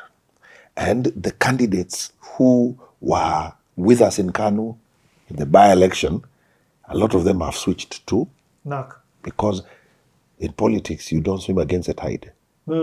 So they've all gone. So now we are a few. In Kanu, we are a few. And I have direct access to the most senior politician in the region, Minister of Science and Technology, Gideon Namuki. We are speed dial. So now I'm very relevant. There's an activity on the ground. He calls me, tells me, Andrew, this is going on. I need to find you there. So now, very quickly, I'm known. I'm in the mouths of people. Even those who are thinking Kanu is not strong, they like me. So primaries are coming up. Then shocker of all shockers. 2 months to the primaries. John Harold Moore abandons Speak, his party, joins Kanu, and is vying in Kilome. Huh? Yes. He's a candidate in Kilome. Mr. Moneybags. I saw overnight how not to spend in politics. I've been on the ground. I'm down 3, maybe 4 million shillings. 7 months of activity. This man lands on the ground. And in a space of 2 weeks, he has obliterated any effort you're putting to show guys you've got money to help. Because wherever you're giving 100,000, he's giving 1 million. And Mulu Mutesia is up in arms, calls me, he's furious. He says, what is this guy doing in Kelome? You are our candidate. I've talked to Mzee Moi, he's happy with you, and we know you'll win as Kanu because Ndambuki will help you, and Ndambuki is popular. Ndambuki was a master grassroots operator, quiet, no noise. Yeah. No noise. The minister. Yeah. Another professor like Moi, quiet guy, you know he's a gentleman, doesn't talk. And he knew everything on the ground. So, primaries are held. I am number 1. But Haron's money is the guy who's announced by the branch as the winner for Kano ticket. So, I'm out of the race. In 2 weeks. In the 3 weeks. Flying all over. Choppers are like taxis, So the party loses out. Mutinda trounces Haron. A margin of like 20,000 votes. Is that a lot for... Yes, we had a voter register then of about 46,000 voters. So 20,000. Mutinda got something like, I think, 30,000. I mean, Haron had 2,400 votes. Why did Haron do that move? I think Haron, again, is a very sharp man. He knew Moi was going home. He needed to stamp his authority with the incoming political powers. The only way to do that is when you're inside. Like many businessmen who are big money businessmen, you protect your interests to politics. Oh, Kidero. Yes, all those guys, even the Matibas, the Who's, you go into politics to ring fence what you have. Okay. So I believe that was for him an important thing. But he loses to Mutinda. Oh, because the old guard is changing. Yes, it's switching. Now the younger generation coming to office. Oh, I get it. So Mutinda beats him.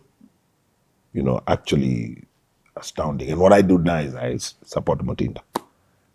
So you switch to NAC? I don't go to NAC. You stay in Kanu? I'm in Kanu, but I'm talking in rallies.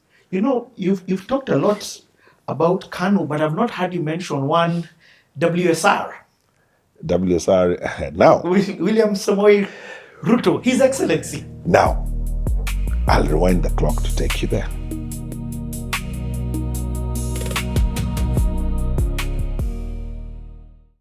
Drives me to where the choppers are. Uhuru, very interesting guy.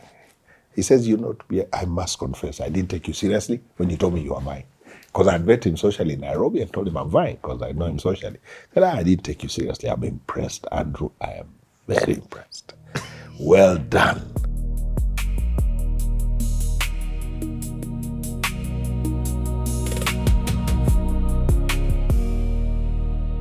So you switch to NAC? I don't go to NAC. You stay in Kanu? I'm in Kanu, but I'm talking in rallies. You know, you've talked a lot about Kanu, but I've not heard you mention one WSR. WSR now. William Samoei Ruto, His Excellency. Now, I'll rewind the clock to take you there. In the by-elections of Tony Deling. And by the way, let me just say again, yes, this is still just your life story. Yes. Okay. My first interaction with William Samoei Ruto. By-elections, Tony Deling by-elections, Kanu formations has been put together. We are invited for a meeting at Jogoo House. Remember, Gideon Ndambuki is Minister for Science and Technology. His office is in Jogoo House. So we are invited for a meeting to discuss the politics and the strategy and the regional, after our visit to Woodley with the president. My first meeting. He comes in Julius Nkuli. Who is he at the time? He's a... Minister? No. He was an assistant minister. As assistant minister. So we sit. Gideon Ndambuki is the most senior politician in the region. He talks a bit, then William Samoei starts talking. And I'm like, okay, Who's this guy? And he knows the constituency. He knows the divisions. He knows this division of Kasikeo has so many registered voters. This Moka division has so many registered voters. Your largest polling center, Sultan Ahmad. Who's this guy? Wow. This guy is ticking off numbers. Ticking off numbers. Ticking off numbers. There's a number he ticked, I didn't know, and I'm vying for the seat. He says, Kalanzoni, ward is not much population, we should focus on. Who is this guy? So when we leave, I ask, I'd heard of him, kidogo, because he had defeated Ruben Chisiro in 97 in Eldoret. And Ruben Chisiro was a millionaire. This guy had beaten him. And Ruben Chisiro was a Moi man. Moi was the all-powerful president. How do you fit Moi's friend? In Moi's area? Uko. Yes. And so I'd heard about him. I'd heard about this guy called Ruto. But I didn't know him. And then there was wondering, is he a YK guy? What is he? Because it was YK 92. I'm told, yeah, but he wasn't that active. Kina Cyrus Jorongo and then bosses. He was Uku. So I'd heard about him a bit. I'd heard about Sunkuli a bit. So I saw this guy. So the next meeting we have with him, he's remembering people's names. You know you, Joseph, you know you, so-and-so. I'm like, who's this guy? So we have two meetings. The second one was small. The first one is where most of us are candidates. So first, for me, first notice. By-election comes, goes. Now we've got Uhuru. Uhuru is our candidate. Aaron Mwai comes and shafts me. Finishes. I'm out. So I back Mutinda. Mutinda makes it. First of all, how are you getting the money to even run? My own money, man. In fact, when we had this big rally just before Aaron Mwai crossed over in that constituency of Kilome, what they did is they did a roadmap for Uhuru. He would come to Gideon Ndambuki's constituency and drive through it, then come into Kilome, drive through. We had a big rally in Kasikeo town, and then the choppers were there waiting for them. Then they would fly now to some other rallies. So he comes with John Aaron Mwai, who has not declared he's vying for the seat, and Mudhama Gemstone. Mudhama was with us through thick and thin. He was a Uhuru man kabisa. Mulu Mutesia, a man called Kalweo, I think he's from Embu. He was a minister then. Of course, Gideon Ndambuki is a host. We are all there. And we are now building KANU. Mutinda is a NAC MP. Trying to, he's NAC. He's flirting. He's not yet become, he's flirting. Okay. So now this is a KANU formation, trying to put together its numbers. So we do a rally. I had been advised by my political networks, just like I had done with the Moi rally on the highway. This is now fast forward 9 months later. In that rally, Uhuru is going to be there. I better show my mettle. So the night before, I don't sleep. I go from homestead to homestead of specific community leaders. You address women groupings, you leave them 3,000 bob, they share. You go to another homestead like that. I think I spent that day about 100,000 that night. Okay? And focused on the people who geographically were near the location where the rally will be. The geographical location. They can walk there. I'm not going to transport people there because that's an extra cost. So we focused. So my political network mapped the leaders within a certain distance around the eventual location of the rally. So we knocked doors till morning. I think my last meeting was at 5 a.m. Then I went home, Sultan, shaved, polished up, neat, different guy from the guy who was in cargo pants campaigning, smart now, looking like a leader, but no tie. And then now came to wait for Uhuru at the first entry to the constituency, a town called Kilome Town. So he comes there, sunroof out of his vehicle. Hey, guys, I tell you. He says, hey, Ndolo. I said, hey, Ndogo. He says, good to see you. Now, what had I done? From Kilome Town, we are entering a soil road to end up at the market called Kasikeo. So in these towns we are passing, there's about 3 markets centers. He's going to stop and talk to people. So I had a pickup with my posters. Remember, we have not reached poster level yet. We are far from elections. And they have gone ahead. And because in politics, people tear your posters, they are on standby. The moment we are leaving this rally, we call them, tell them, put them up now. So they put them up, they go to the next market. They wait. When we land at this market, we're about to finish and go, we call them and tell them, put those ones now. So we land, Uhuru looks, he's wondering, what are these posters doing? He's looking, he says, that's Ndolo. Now I'm being told by his friend who was in the car with him, a friend of mine who was one of the Uhuru's campaign guys. So they're saying, what's going on? So Uhuru stops, he addresses people, and may I come? I had been told by my intelligence guy, always be in the crowd. Don't go VIP to sit in front. You remain in the crowd. So when you're called, you come from the people. Yeah. So me, I'm in the crowd. He addresses guys. People are not talking. In those markets, people are not addressing. He's on talking. And Dambuki invites him, he speaks. The local leaders speak. So I'm standing there with the chairman of the market, or maybe the women leader, So town after market, then we get to Kasikeo. So when we get to Kasikeo, we had mobilized now. And we had told our people, you're going to be in the crowd. I don't want you clustered in one group. Spread yourselves out. Now we are about another 12 or 13 guys interested in the seat. So when Gideon Ndambuki, and again I have a lot to thank this man for, starts introducing the candidates, he introduces me last. And in political hierarchy, it means he's the most important guy. So he introduces a guy, you greet the people, amjambo, nini. Your support base is in one crowd. Here they cheer you. Then you introduce like that. See, that cluster together. Yes. When I'm introduced, the entire Kiwanja is cheering. So when we finish the rally, Kina Uhuru now are flying out. My guys have even engineered. When the rally ended, I'm carried shoulder high. So even Kina Uhuru are struggling to get to their vehicles. Me, I've been backward shoulder high. I'm being marched to the market center to address a rally. Guys have engineered. I'm sitting on guys. All 13 of your guys. Yeah, by me.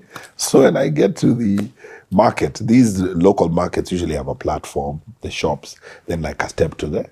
So they put me up there and address us, and the crowd has formed.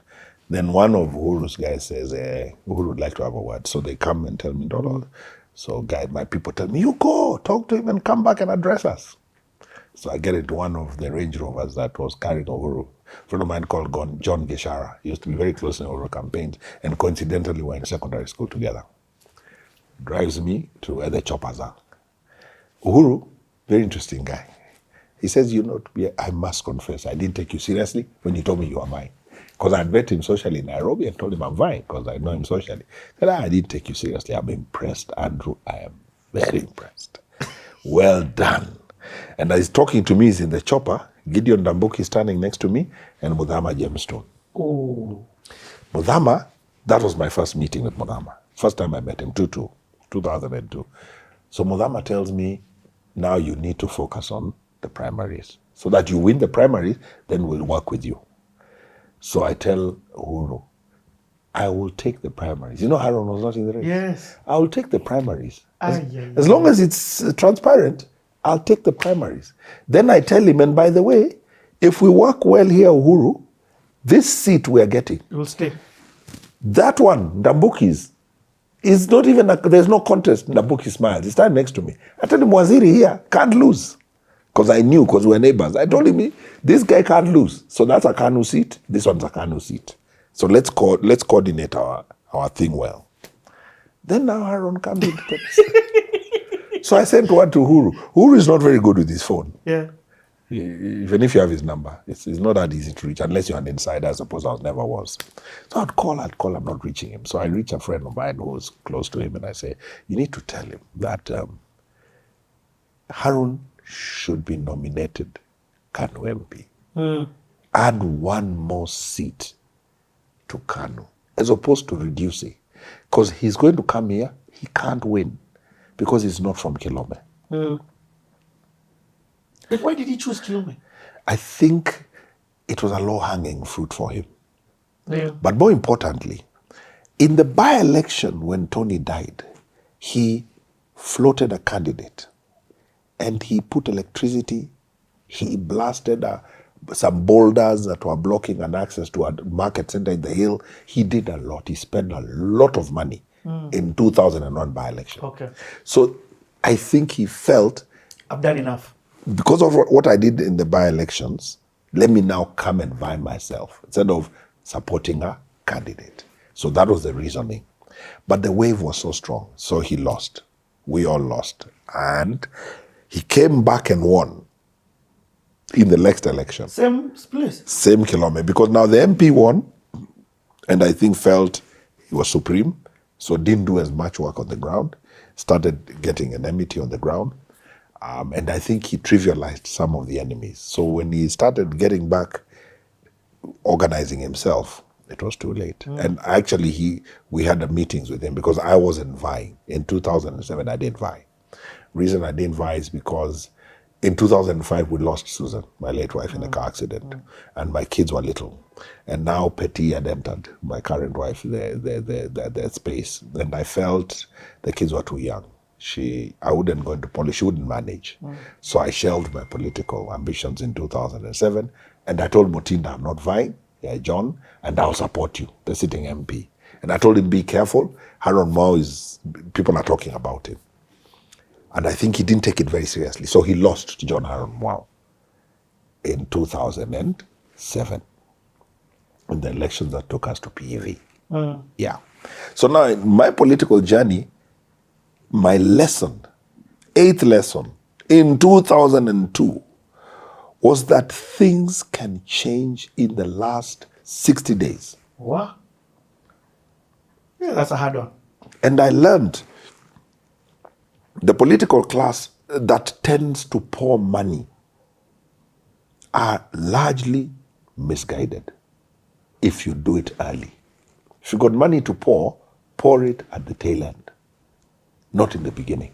For real. And I've watched very many, I could take names, politicians on the ground who became bankrupt because they came a year early, they poured money, and at the end they had burnt out, and somebody else came in and changed the ground. And even now as we speak, that is going to happen. I'll give you a simple example. In the previous election, we had a candidate for governor in Nairobi called Richard Ngatia. I've known Richard Ngatia socially for years. Richard done well for himself business-wise. He spent millions. What happened to him at the tail end? He didn't get the ticket. Who got the ticket? I believe he was in the formations for Raila, which means he was an ODM candidate for governor, Nairobi. The ticket was, they eventually ended up in a formation where they gave it to... Did they give it back to Kidero? They gave it to, no, it wasn't Kidero. Who was a candidate for Nairobi? ODM for governor. It was not Gatia. It was, I know that Gatia was in the same race against Sakaja. I'm trying to remember who got it, but I know that he spent a lot of money and he didn't end up taking it. And Sakaja came, didn't spend much. Sakaja was coming from Senate as a senator and got in. Why did he get in? At the time he emerged, and towards the end, the root of factor was so strong, he became the choice of these guys. And he ended up as a guy who won it. Wow. So it tells you a lot about politics. So my next lesson after 2002 was in 2005. In 2005, Moi is stepping down as chairman of Kano. 2005? 2005. Okay. And Uhuru is to ascend to the chairmanship of the party. Andrew Ndolo had been rigged out of the primaries in 2002. And Aaron got the ticket. So I was bitter and therefore not identifying with the party. My friend Gideon Ndambuki calls me. Tells me, Andrew, I want you to vie for the party chairmanship. It will be a stepping stone to you becoming MP. Wow. I tell him, Waziri. Now remember, NAC is in government. Minister Ndambuki is member of parliament, but not minister anymore. I tell him, Waziri, spent over 4 million shillings in that race, only to be pushed aside at the last minute. I've learned my lesson. I don't have money for this campaign. He tells me, let me tell you what, Andrew. You're not going to spend a penny. I tell him, what do you mean? He tells me, there are two camps. There's Uhuru's camp and there's Nicholas Biwot's camp. Nicholas Biwott is being drained by a guy in Kilome who is playing both sides. He comes to Biwott and says, I'm supporting you. He goes to Uhuru and says, I'm supporting you. He gets money here, gets money here. Biwott is furious. Nicholas Biwott was a consumer of intelligence more than Moi. So, he was paranoid as well, eh? Of course, made a lot of enemies in time. I suppose he rose to the top at a time when our politics was very, very toxic, and so made a lot of enemies. So what happens? Ndambuki tells me, again, a gentleman, like I say, tells me you're not going to spend your money. Biwott is going to bankroll you, but he wants you to win the chairmanship and to fix this guy who's been playing both sides. And he sends the late Kano Keluta and Ndoto, who ended up being a speaker of the county government of Kitui, to me at the Intercontinental with 200,000 shillings for starters. And I'm nervous because politically when you take money, you are committed. Or you're indebted. Exactly. And the way I understand politics, I'd rather not take your money if I don't support you. That's how I'm principled. So I tell him, no. What is 200,000? The guys tell me, you talk to him. The two have been sent. So I take off my phone. They call him on their phone. Hold on, speak to Andrew. So Ndambuki comes on the phone and says, Andrew, I told you, you won't spend a penny. I tell him, yeah, but Waziri, 200,000. You and I have done politics, you know. I don't want to take Biwott's money and then not deliver. I'm going to look very bad. And you know me, I can't hide. Hiyo kijana Ndolo ni mwizi, ni conman. And in my words, I'm still remembering what my mother keeps saying. Don't go there and be a thief. So he told me, Andrew, trust me. Have I ever misled you? I say, Waziri, Waziri. So I rushed to the ground. That day, say I've got 200,000. That afternoon, I'm in Kilome. Because the elections are 10 days to go. And there's been one guy walking around playing both sides. He's the only candidate. So it's in the bag. So I go to Salama Town, I activate. I go to Sultan Town, I activate. I go to Kasikio, I activate. I do 4 hours of activation. What is activation? I was going to ask that. So I land at Salama Town. Salama Town, when I was in my first race, remember I had started trying to consume intelligence. I was told that is where the tributary to the constituency is. When you get to Salama, it's the first big market of the constituency. There's a tarmac road that goes in, serving one part of the constituency. There's Mombasa Road that takes you to Sultan Hamud, which is part of the constituency. There's another road, Soil Road, that goes in serving another. So you could call it the intersection. So I go there. And because of my consumption of intelligence, I had now known that there's different levels of politics. The first is noise making. Before you actually start meeting, just noise making. The buzz, people talking about you. So the road shows. Yeah, Like that. yes. So I go and I sit at the bus stop where the matatus are. And there's kiosks that operate along there. And I buy sodas for the manambas.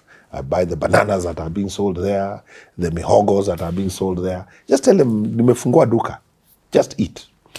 And I sit on the bench with the manambas. We just chat. So what's the politics? What's going on here?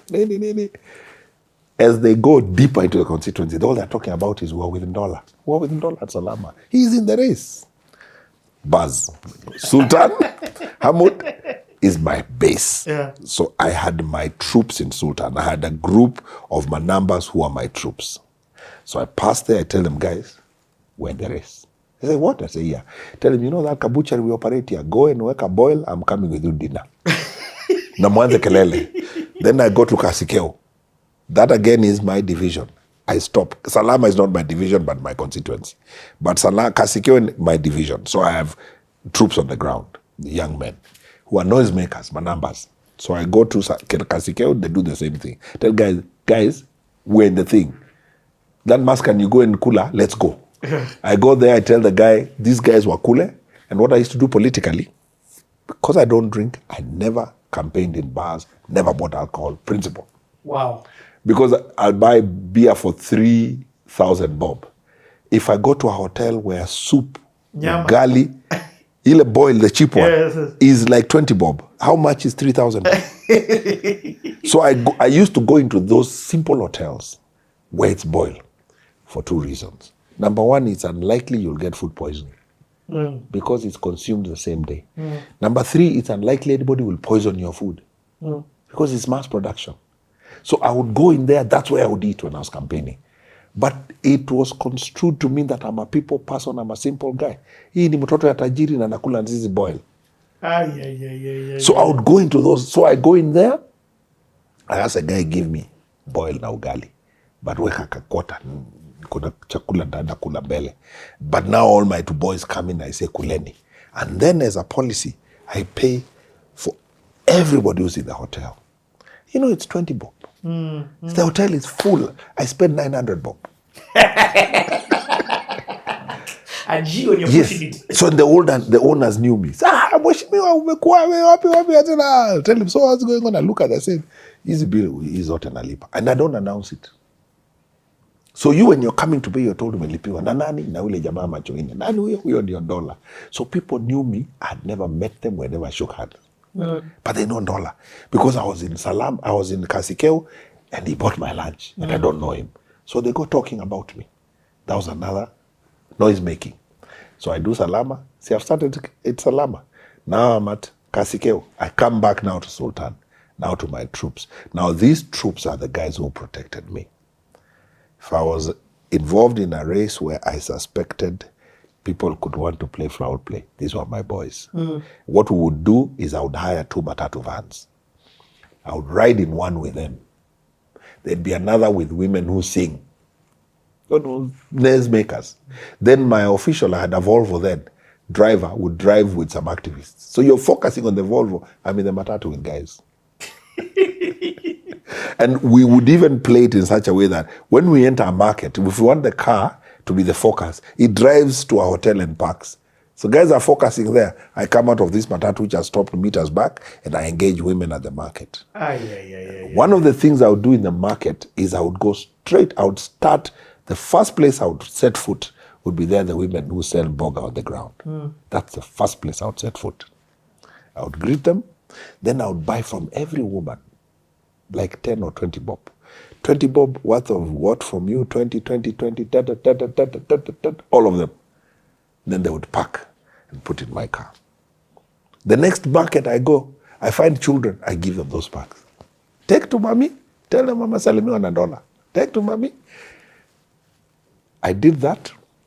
In 10 days, I trounced the guy, beat him hands down. For real?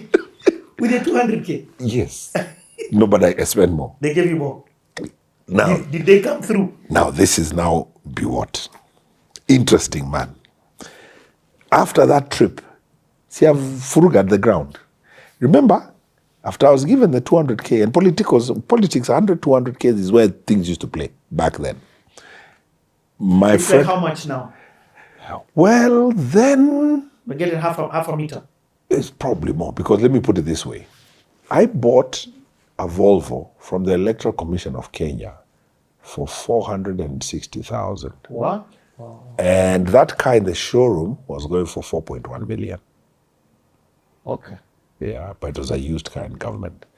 So if you equate it that way, a Volvo then was going for 4 million. Today, the same car would be going for about 15 million. Wow. 10 million. So that gives you a picture of 200,000 was probably a million. Close to 2.5. Yeah, something like that. Yeah. So now, here we are. I've gotten some coins. I've called my friend in intelligence. I've told him, hey, boss, can you talk? Yes. I've just entered the race for Kanu branch, and I've been invited by Gideon Dambuki to support Nicholas Biwott. The guy tells me, if you thought Moi is a consumer, nothing compared. So I asked him, what are you telling me? Tells me, where are you now at Intercont? How much do you have? 200,000. On you now, yes. Can you go to the ground today? Don't go tomorrow. I said, what do you mean? He says, today. Start the noise today. Oh. When are you meeting him? I say, about tomorrow. By the time you meet him, he should have intelligence that there's noise. So do it today. Don't wait to do it tomorrow. Because he's already been conned by somebody here. Don't be the second con man. And like that other guy, you're Ndolo. You know? Hold on, wait. Yes. let's quickly change some batteries. Yes. Let's change some batteries. Yes. Hey, we're coming back in a second. Yes.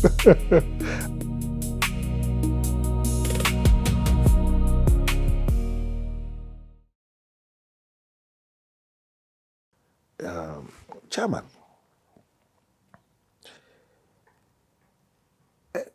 I don't think we can beat Uhuru. Because Moi looks like he's with Uhuru. And he's with Ruto. And we know Ruto is a campaigner.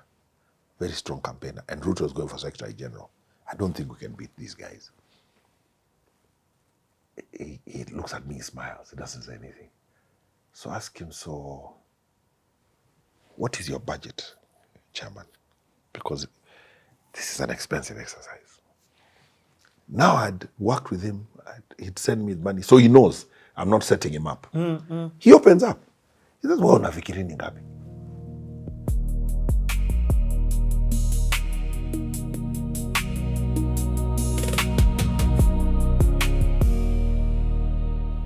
I hope you guys are enjoying this conversation. If you are catching us from here, do yourself a favor and start it from the beginning. I thought your intro was going to be like maximum 5 minutes long. Yes.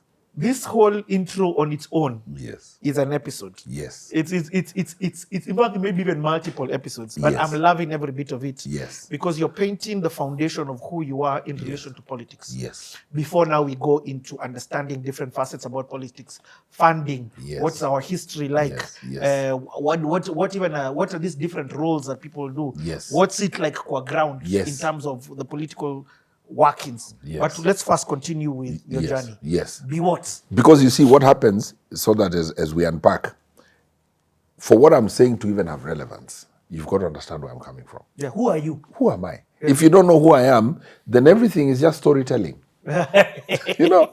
Yeah. But I'm loving it. Yeah. I'm in no hurry. So 2005, Kanu branch elections. So first of all, did Be what hear you on the ground? Be what? Did the intelligence hit him? Because you went on the ground that day. What I did is this. When I hit the ground and I made noise, then I came back. The next morning, my phone rings. And it's Gideon Dambuki. He tells me, you'll be called by his PA, and you will meet today in the afternoon. I tell him, fine. So my phone rings, and it's a late Chepkut. Chepkut ended up being a member of parliament. He used to be Biwott's personal assistant.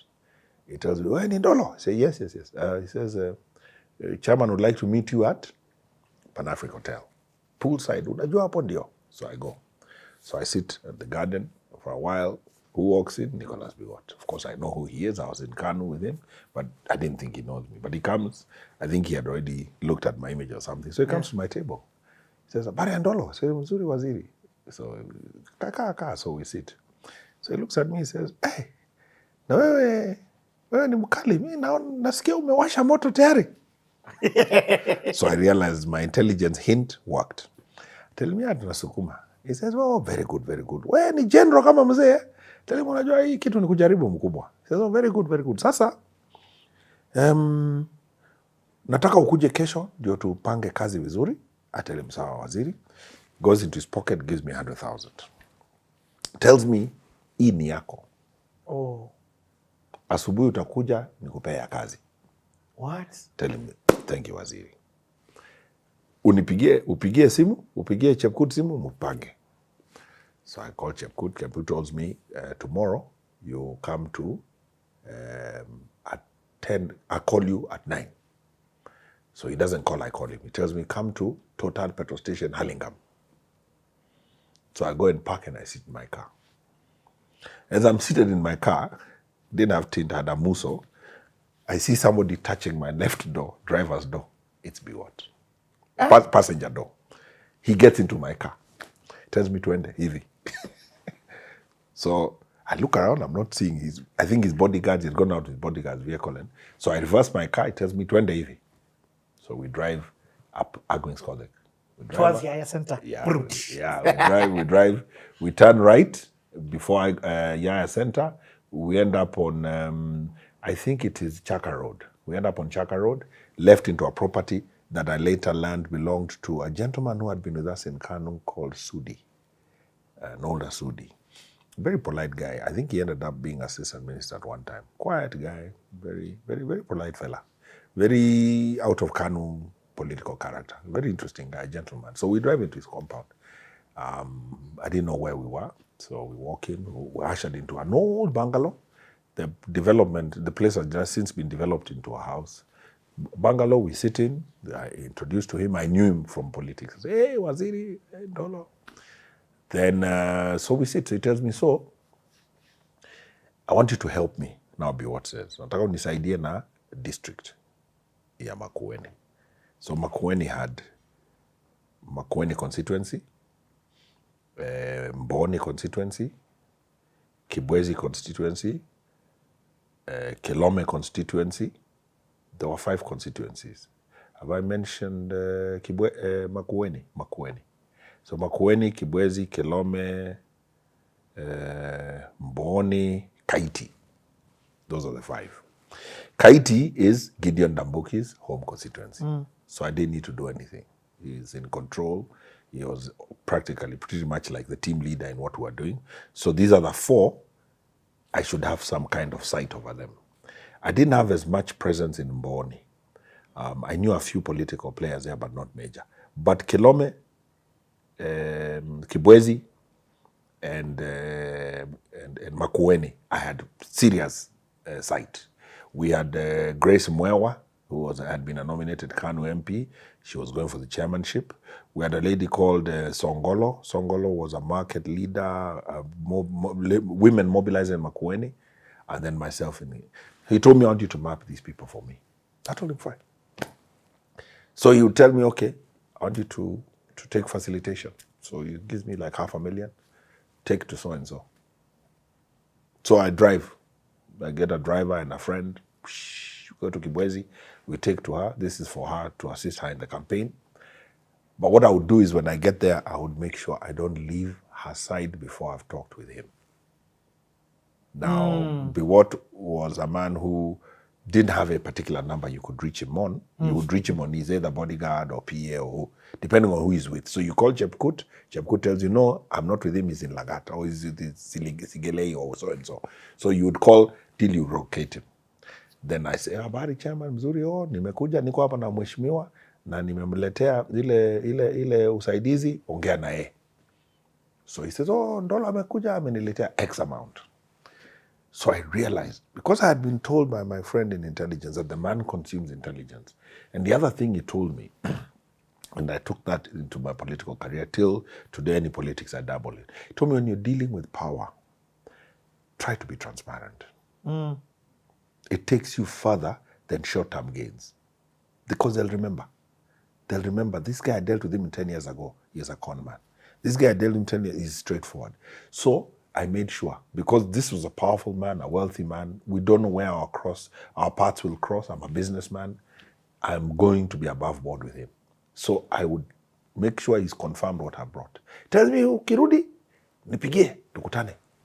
So I would look for him. Second day. So that guy who was a problem was collaring these tunes. Pardon? The guy who he was telling you is a guy who's disturbing us in the area. He had collared. He's collaring these tunes that he was supposed to do what you're doing. In fact, he was supposed to campaign for him in Kilome, but he's campaigning for Uhuru, but telling him, I'm campaigning for you. And in this time, Biwott. Yes. Biwott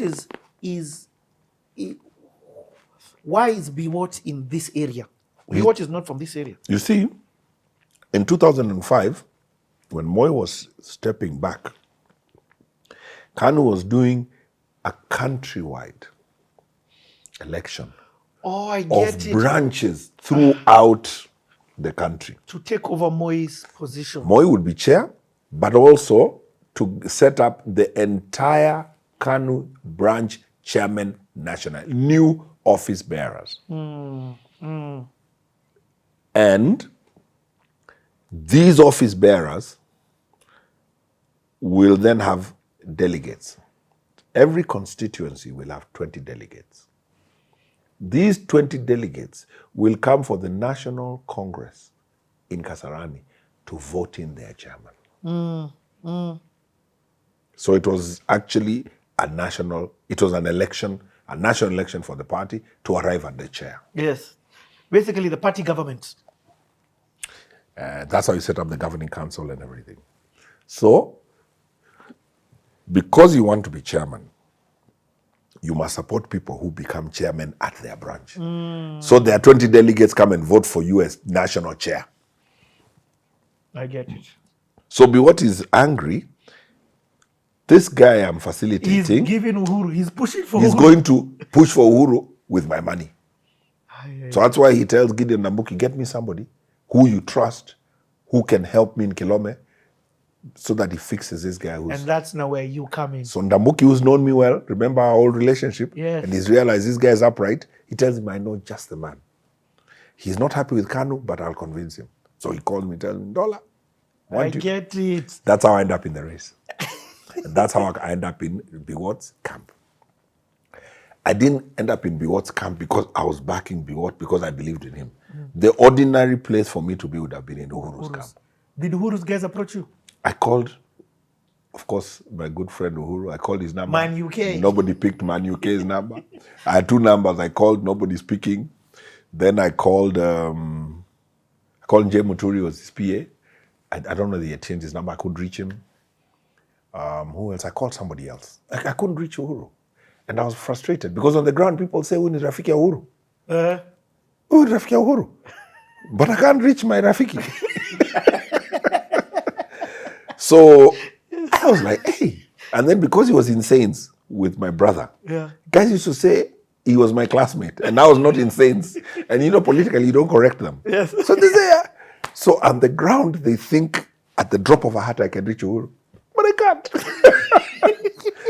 So I didn't end up in Biwott's camp because I actually believed in Biwott as a chairman. I ended up in Biwott's camp because he gave me the shortest route to remain relevant. I will finance. But because of who I am, I couldn't take his money and campaign for Uhuru. So in this formation, I was against Uhuru.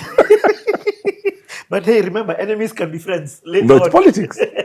So rule number 4.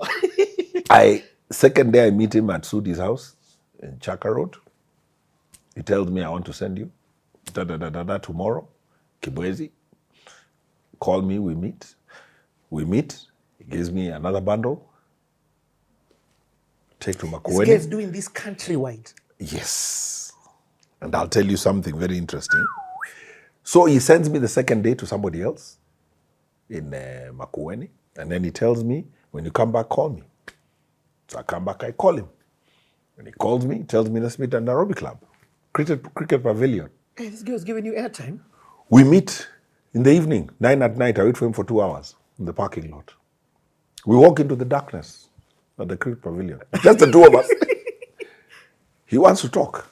Kuja. The PA, the late Chepkut, told me this man has taken a liking to you. It's something about you is taking a liking to you. So we walk into the dark.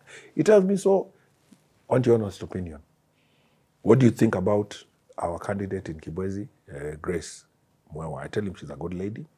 And I've interacted with her. She will not take your money and not campaign for you. So we can count on her. He says, good. What about the mama in Makueni? I tell him the same thing. Makueni will support us. He said, that's good. Then now he jumps out of Makueni. He starts sticking names. He tells me, so-and-so. I hear he's playing two sides. What do you think? I tell him, I don't know much. Let me research, because that's outside my district. But I'll tell you tomorrow. He says, good. Then he jumps to another guy. He says, this guy, I'm working with him, but I'm hearing he's not strong on the ground. So I tell him, he's very loud. He's good for propaganda. Let him continue talking about you. And if he's not with you, he's not strong on the ground, because he's a loud guy and is a former MP, let him keep talking about you. Because, as you know, Chairman, some politics is about noise, then there's the ones who harvest the vote. He said, ni kweli, kumbe unajua siasa. I tell him, yeah. He says, yeah, okay. Pocket again, 100,000. Tells me, this is for you. Tomorrow, I'll give you what I'm sending you it. Nicholas Biwott gave me, like that in bits, 500,000. Wow. And he would clarify, this is for you. Tomorrow, I'll give you what you're going to use. And to use, he gave you like how much? To use, he would give. If he sent me to somebody, 500,000, 300,000, like that. Wow. So after I had done 5 days with him, and he would sit in my car and joke. He would sit in the back left. We are parked somewhere, and I'm front, and we are talking. He's behind there, I'm here. I've turned, I'm looking at him, and we're just talking. So now I picked courage. So we had a meeting at Pan-Africa poolside. He liked Pan-Africa, he liked Nairobi Club. We would do petrol stations. He gets into the car, we talk a bit, he gets out, he goes into another car. So in one of our meetings, I noticed now he was a little relaxed. So I realized I could go where I couldn't have gone a day or two earlier. So I asked him, Chairman,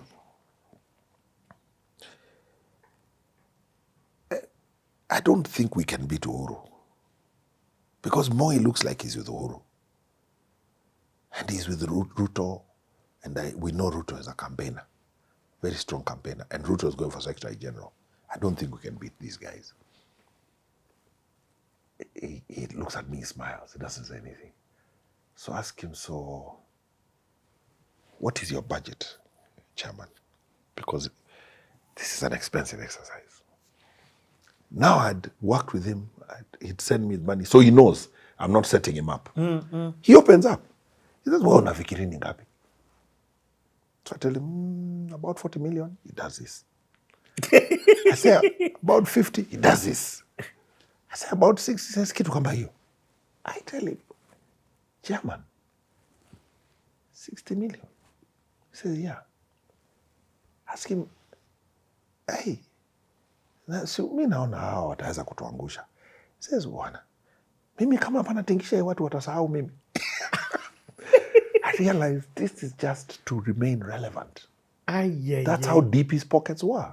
It's insane. I was like, and then he laughs because he's realized I've gone where a lot of people wouldn't go with him. I've actually told him I don't think we can win.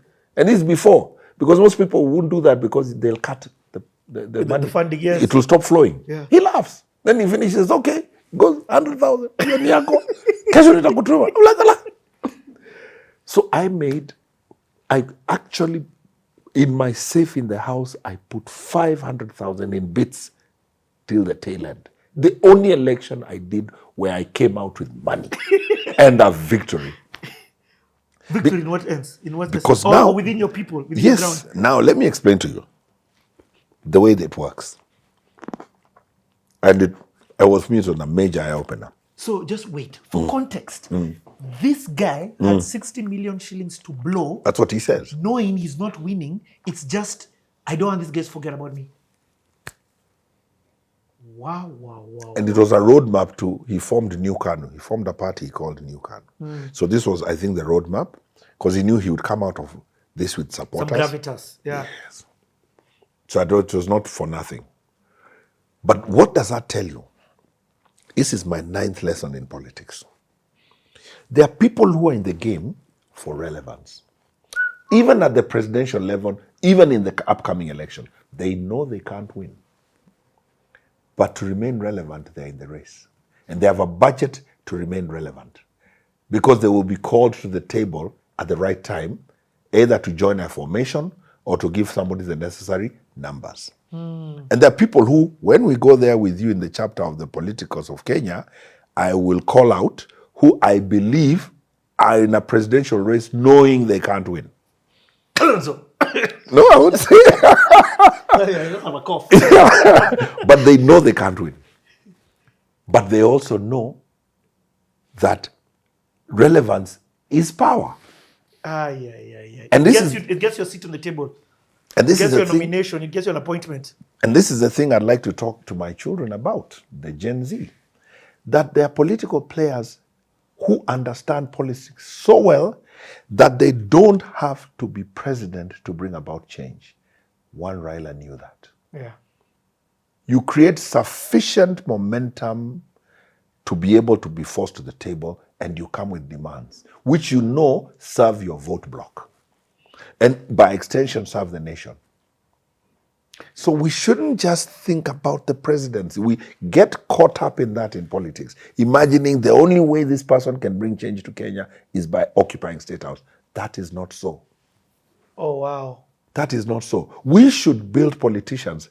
If we're building politicians, as I digress, like a leader like Sifuna, and we know he might not be president, we should ask ourselves, what power will he hold if he has the right generation behind him? That's a man who can change Kenya from 47 counties to 18 counties because he has the people who believe in him and they will listen to him because he brings reason to the table. So we should build politicians like that if we love Kenya. Let's stop this hangover we have, love affair we have with the presidency. It's a selfish thing. Any presidential candidate who is selling purely the presidency only is very selfish. Sell something more. So let's go back to Kilome. First of all, I've loved that one. Yes. You know, in fact, for example, we need a strong opposition, Yes. despite whoever enters, to put the person in toes, because we've seen what happens when there was no strong opposition. In fact, we saw what happened when there was no opposition. Let me digress slightly. Why was I a believer of DP? What did Mwai Kibaki do in 92 after Kanu came back? He set up a shadow government, shadow cabinet within DP. He had a minister for lands, minister for finance, minister for interior within DP. Their job was to critique the ministries that they were shadowing. Oh, wow. Be the opposition for the ones that are there. That is what opposition is. You have a minister for interior, shadow minister, who looks at what the minister is doing and policies and critiques them. Not one term. One term is getting Kenya nowhere. 2 term is getting Kenya nowhere. That is rubbish. It is hogwash. Tell me what the Ministry of Water is not supposed to be doing. Tell me what the Minister of Lands is not supposed to be doing. Tell me what the Minister for Environment is not supposed to be doing. Is he on the same page with the international climate agendas? What has happened in Kenya is Ruto now is the one who unpacks all these things. Blue economy is the one addressing it. And we'll get into this conversation because part of what I want to understand is when CEO positions become political positions. Yes. So basically cabinet secretaries Yes. are no longer beholden to their ministries, Yes. but it is a political play. Yes. And does that political play trickle down all the way into corruption? Aha. Hence why. Yes. So do we start campaigning the day we get into power? You get what I mean? Yes. Publicly, noisily, or is it even being done Yes. through the grassroots? I'll only give this constituency because Yes. it had my people. And, Yes. you know, we Yes. want to give development. Now is when we give development. Yes. So we'll come all. I love it. Guys, we're going to have so many different series to unpack different things. So even you guys get into the comment sections, Yes. ask kind of questions. But back to your story. Yes. We're at lesson 9. So lesson 9. He's going to spend around 60 million to remain relevant. Shocker on me. But there's an icing. I could win the branch. Oh, nice. There's hope. This guy is not taking this party leadership to presidency. Because that's how we are wired as Kenyans. This guy wants to be branch chair, a national chairman of Kano, then he wants to be president of Kenya. That's not it. He's told me. I already know. This guy is not gunning for the presidency. So what's in it for you? So, yet I am going to get branch. So again, I'm getting another lesson. You actually can achieve what you want without necessarily having a candidate for the presidency in your camp. Oh, wow. Because everybody, that's what they sell. If you come to Ukambani today, I was at a burial yesterday, the MCA says when our son is called, we will support him and he will be president, Kalonzo Musyoka. Okay? That MCA probably knows that it's not enough for the Kambas to vote for Kalonzo to become president. But he's selling that. Why is he selling that? It's going to create a wave around Wiper. Anybody challenging him who's not a Wiper candidate is dead in the water. So the politicians send a selfish wave to carry them across. In Kamba, we say to take you across a river. Yeah, uvuke bahari.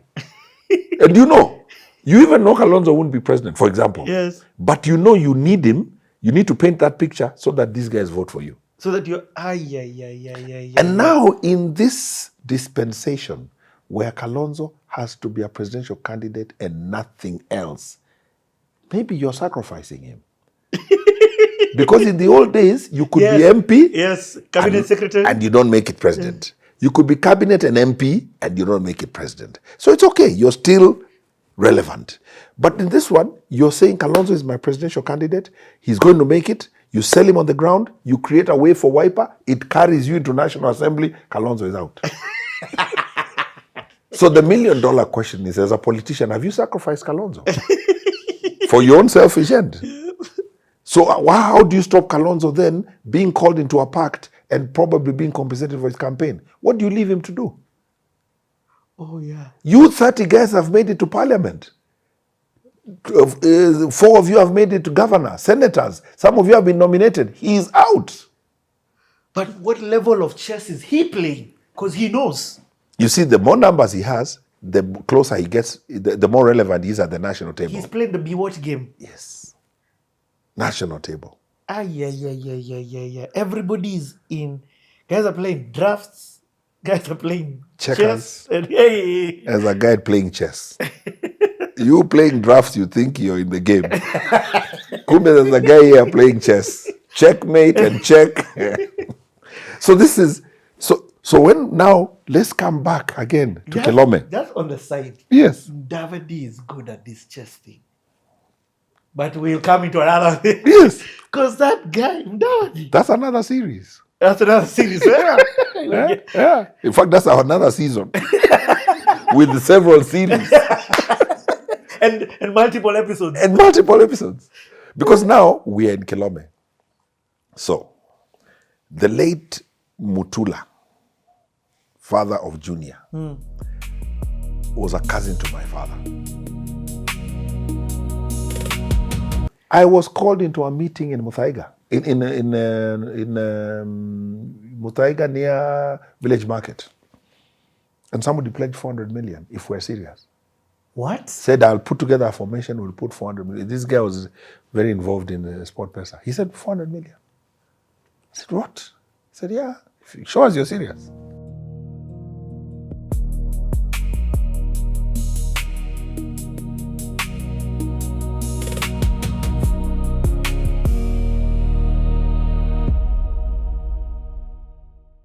Because now we are in Kilome. So, the late Mutula, father of Junior, was a cousin to my father. They were related through my grandmother. There's a relation there. And he took a liking to me. We would talk politics a lot. And I was Kanu, but I was not a sycophant. I could see reason outside Kanu. And because of that, we related a lot. So he calls me. He wants to go for Secretary General for Kanu. In that election in 2005. We meet at Safari Park. So I listened to him. Secretary General would be the equivalent of VP. Secretary General is like now Sifuna. Sifuna is Secretary General of ODM. Chairman being ODM being Raila. Yes. And what will happen is the way political parties the formations are done, the relevant people are the chair, the Secretary General, the Treasurer, National Organizing Secretary. The Vice Potter, you find Vice Chairman is missing. You're not taking him seriously. He's a Vice Chairman of the party, but really, Secretary General is more powerful. Yeah, so. What did our governor, what was he? Sakaja was party leader TNA. That's how he grew. And then he came in UDA. Was he a national leader? He wasn't. He wasn't, huh? He wasn't. Okay. Because they came in through Jubilee. When Jubilee and URP formed. Yeah, that's, by the way, okay, I get it. Yes. So now, Secretary General, pretty decent. So, my uncle calls. We had a function at Kasarani. I believe we had something we had a function. We had a meeting of delegates. Then he invited me for coffee. So he tells me I'm going for the Secretary General seat, and I want your support, Andrew. I hear you're supporting Biwott for chair. I said yes. He said okay. Why are you not supporting Uhuru? I know you guys are supposed to be like brothers. I told him I can't reach my brother. He says, I tell him, so you tell me. I'm supporting him. He has not asked me to support him. I'm supporting him, but I can't reach him. I'm offering my support, but I can't reach him. I'm trying 2, 3 here, I can't reach him. So I'm begging to support him. In politics, that doesn't work. You've got to want me to support you. You've got to ask me to support you. So maybe I'm not his preferred chairman for Kilome. Yes, we know each other, but maybe I'm not. So why should I force myself? And I always used to say, out of the days when we started politics and we interact with him, I used to say, probably a lot of people thought he was a prince and, spoiled boy and everything. I thought he was a guy with a good heart. And I felt that he would be a leader who you could count on if he tells you yes or he tells you no. Because he has a good heart, But then maybe politics is not about a good heart. Because now in hindsight, when I see his performance and his handling of William Samoei Ruto, then I wonder. But that's a story for another day. So here we are in Kilome. And I now wake up to my 10th lesson in politics. We are in a NARC government. The government in office is NARC. Yeah. KANU is in the opposition. The member of parliament for Kilome is a NARC member of parliament. For you to be the branch chairman of KANU in Kilome, you actually need to be voted in by members of your party. That's how the election works. Yeah. So how am I going to find KANU members to vote me in? And how does it start? You have an election at sub-location level. The masses vote. Those masses are members, card-bearing members of KANU. Then they vote 20 delegates at sub-location level. If you have 14, 20, 30 sub-locations, those guys come to location. Those 20 delegates, they vote for 20 location delegates. Those who didn't make it fall out. So if you have 7 locations, you now have 7 times 20 delegates. Then the next day, they come and vote in the morning for the divisional delegates, 20, where there's chair, secretary, national delegates. They vote. Those who don't make it, fall out. The ones who make it come and vote now for one branch of 20, who will be the branch for KANU in Kilome. Wow. Okay? So if you want to be chairman, that is what you have to do. That's a politics Raila understands. That's a politics William Samoei Ruto is a professor of. Because he grew up in the KANU ranks. Remember, the opposition guys didn't do these things. They would handpick. They would list. They would say, you are the chairman in Kawangware, so-and-so is... They would just pick, bring me 20 names. But KANU, because there was competition, you're forced to fight. Because it was a mammoth party. ODM, the same thing, because it's a mammoth party. So where there's a heavy population for ODM, they have to do this. Where there's a small population, they handpick. Same things happen to KANU. And remember, KANU comes from a single party formation. Yes. It was Serikali. So this was held. This is their history. So it had to be done nationally because it's the only party you're fighting for. So in every corner of this country, before 1992, this used to be KANU. And then they ended up in Kasarani with 4,000, 5,000 delegates who then would vote for the national 20. Chair, secretary, national organizing, vice chair, 20 delegates. And that is how Moi knew if you're single party, anybody can be president of Kenya. All you need is those delegates, 4,000 delegates, to pick you as a flag bearer. And you're president. So that dealt with the tribal narrative. Then, a Pokomo can be president. Once you go multi-party, it's for the big boys. Particularly the one we have, the structure we have, the multi-party structure we have in our constitution, the small tribes better forget getting anywhere. For real? I mean, how are you going to get there? You really have to convince guys you're the guy. And I mean, all you need to do is to see how DCP has been running its politics. We the mountain. We have 4 million votes. We have. Where's the Pokomo going to show? How? Because when the largest, most industrious community sells that, the rest of you have to play game. So you go to Nyanza, you say, we the Luo. You go to Nyanza, you say, Western, you say, we the Luya. You go to Eastern, you say, we the Kamba. Then we the Meru. Then now, because you are smaller, the Meru and Embu say, oh, we are mountain. Now I'm hearing the last week they're saying, wacha mulima ipasuke. Because they've realized, these guys who say we are the mountain with them, they climb up and have the cake, then they give us the crumbs. So back to KANU in 2005. So now, this for me became heavier lifting than when I was vying for MP in 2002. Because now I actually have to legitimize how I'm becoming chairman. And I have to satisfy the electioneering rules within the party. So that somebody doesn't go to court and say, And because Biwott is swimming against the tide, he recognizes this. So we have a meeting, he says, sasa lazima ufanye kazi ya grassroots and I'll finance. For real? So I go to sublocation. I pay 100 bob for you to become a member of KANU. So you acquire a card so you can queue and vote. I have a table with clerks. You register as a voter, as a KANU member, then you go there and vote. Then I must have a returning officer because we have to do the forms, proposal, second, because this other guy. But don't you have another guy who's doing the same thing as well? No, now this other guy, he was planning to do a list, 20 delegates. These are my 20 delegates. He was not going to go the process. See, he's just cooling. Yes. And because I know this guy will go to court if I do the same thing as him, I had to legitimize my journey and to show me what I'm doing is the right way. So what did I do? I got the divisions where I felt I was strong, ignored where I was not strong, and I recruited members for KANU at sublocation.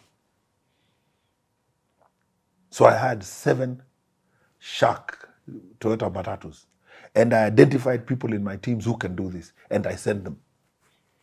You go to that sublocation pale, obviously assistant chief, we recruit members, and then I have to be voted in as a sublocation or delegate. Me. Then I come to location. Then I come to division. Then I eventually chairman of the branch. Wow. So 2-day exercise. So day 1, sublocation, location. Day 2, division, constituency. So you do an election in the morning, then you transport guys to the next election voting place. See, there are 20 now. Yes. So now there are 20. So you know there are 20 guys. They go and vote in the afternoon. And you're feeding them. That was KANU elections. That's why when you hear Moi was a professor, when you see anybody who did grassroots elections in KANU, even my big brother Kalonzo there, don't underrate them. They've played a game Kina Sifuna might never know. They've played it at that level. And for people like Kalonzo, Mwingi Sekuru, remote, he has to do that. Oh God! Particularly if he has a challenger. I'm beginning to understand why Ruto is so good. So now this is me in 2005. I pick the areas where I'm strong and I do that. And because I know that my challenger, who's been eating both sides, is supporting Uhuru, the stronger camp. With Ruto and others, I have to do the heavy lifting to get anywhere. So I take forms from the branch, from the KANU headquarters. I get the bylaws from KANU headquarters. I understand what the definition of an election is, and I have to tick all the boxes. So what do I have on the ground? I have returning officers, assistant chief. When we come division, returning officer, chief. When we climb up, returning officer, either DO or somebody who I'm paying, who's going to officiate this election. And that's what we did. All the way. We did sub-location, location, first day. The next day, location, division, second day. And because you end up with 20 delegates who've won, Yeah. the first day, location, you transport them, they come and vote for location. So you have 20 locational delegates. So if you have 5 locations, in my time, it was 4 locations where I felt I was strong. Now those 4 are 4 times 20. So I have to transport them to a place. They sleep at my cost. They eat at my cost. Bath, and the next day come to vote for me. Be what is ideating you. He's funded the entire thing. Wow. So that's what I did. We had an election on the ground. First, we had a recruitment on the ground. Table, member of KANU, member of KANU, member of KANU. And we're paying you to be a KANU member. Because it's 2005. The elections are in 2007. Why would you participate? Yeah, exactly. What's the interest? So we actually are recruiting people to be party members. We are convincing you to come and be a member of KANU. For the purposes of an election. Yes. So we did that location, then we did sub-location one day, day one. So now we ended up with 80 guys, 20 delegates in four locations. Then now we moved to division. We had two divisions, so 2020. And you know it was Mulolongo, KANU. You stand and guys stand behind you. It's not secret ballot. Oh. Yeah. So you want to go for chair, you stand, then guys stand behind you. Then they are counted. Ndola ameshinda. So second day, Your competitor is where? No, my competitor now shows up for the national election, for the branch one. Yeah. He comes there. He tries to convince me we don't do this route. We just list guys. He'll give me this seat. I'll give him this seat. I tell him, we can't do that. It's too late. I've dragged guys the whole day yesterday. It's not fair. So he came with his own support board base. So he leaves with these guys in a half. So as guys continue the election, then we have forms from sublocational, proposer, seconder. I bound a document like this for the entire election. I had like 4 bound documents. All that has been captured and stamped by the chief. Then now I came to present my papers at Kasarani, where now the elections were going to be held like 2 days later.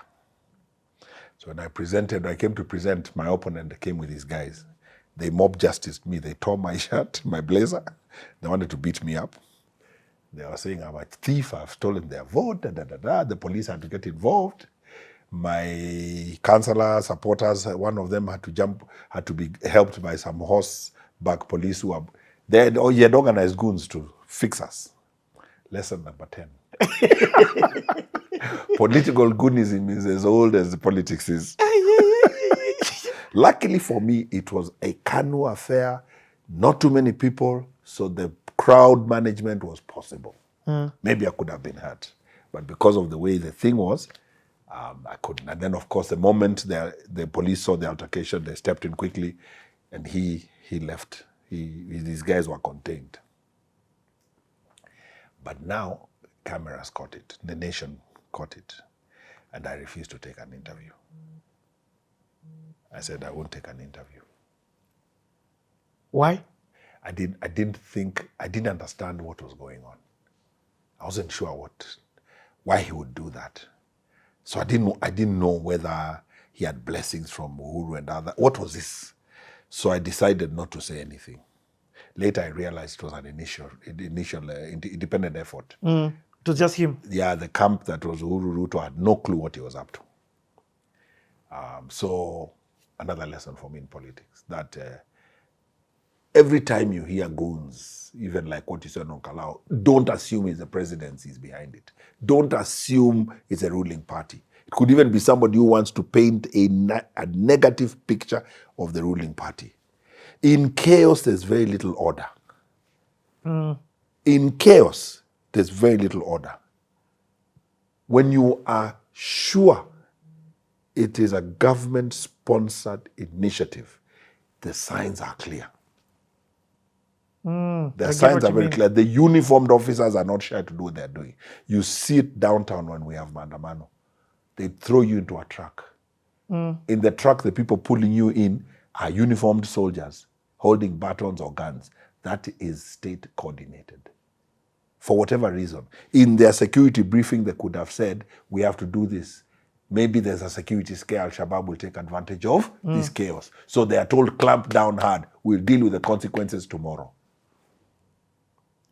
So I could have very quickly got into the mic and bashed Uhuru, bashed Ruto, said this party, because politicians tend to ride on that. But I didn't know what I was going to say, because I didn't know what is this animal I'm seeing. And because if I'm still vying for chairman of KANU, I am a KANU member. So do I or do I not believe that there's a road for me in the party? There is. So how does it help me to bash it at that point? So I wanted to unpack, is this an individual effort or a party effort? So I said I won't talk. The cameras were following me. I'm not talking. Then the police ushered me into a room within Kasarani. Are you okay? I said, yeah, my blazer had been torn here and here. I actually kept the blazer for over 10 years, just to remember. I don't know if I can find it somewhere in my wardrobe. Did you present your papers though? Presented my papers. Okay. But now this is the interesting thing. Remember what I had done after studying the party rules, after talking to my friend in intelligence. He had told me, tick all the boxes, Andrew. Players in KANU who chase the money, they don't follow procedure. So if this thing ends up in court, you will whitewash the guy. So you make sure you tick all the boxes. So in the few areas we had actually had an election, I had bound documents, signed, proposed, seconder proposer, phone numbers, ID, everything. You can call a guy and tell him, are you the secretary for this location? Yes. So you lost to, yes. And of course I had fed them, I had kept them, and I had thanked them for their service. So now we have the actual delegates congress the next day, or a day or so after. I'm working with my chairman, now we have people who've won branches in the 3 constituencies that I am manning. And they have 20 delegates each. And we transport them to the city in readiness for the Kasarani exercise. So we have to put them up in hotels. So the 3 who are the top, the branch, myself and the other 2, are being housed. Biwott has offered accommodation for us at Pan-Africa Hotel. So I tell him, Chairman, I don't need to sleep here. Diggs is here. Yeah, I live. He says, yeah. Because guys are used to that. It's eat and eat and eat, you know. I say, no, I don't need to. So he's getting warmer and warmer with me because he's seeing I'm being real. I told him, these are the 2 candidates. They are from up-country constituencies. They live up-country. But I don't. He says, very good. Then KANU activities would have activists and who would hoover and hang around when these activities are going. So all of a sudden, in the restaurants at Pan-Africa, you have a mob. Guys seated there. And guys start eating and signing bills. So at the end of that exercise, we have bills that are not our bills. And the hotel had been a little lax, I think maybe they were hoodwinked by 1 or 2 of the KANU officials who came and sat with guys. So people were signing bills. Then we put our delegates in a hotel that was near the railway station. Now the 20 kilometer, 20 Makueni 20, we put them up there. Then I sat with management and I guaranteed meals only, no drinks. Breakfast, lunch, because they stay there for like 2 nights, are waiting there. Because that's the other thing. Your delegates will be purchased. Wow. So once they're your delegates, you are responsible for their upkeep until they go and vote for you.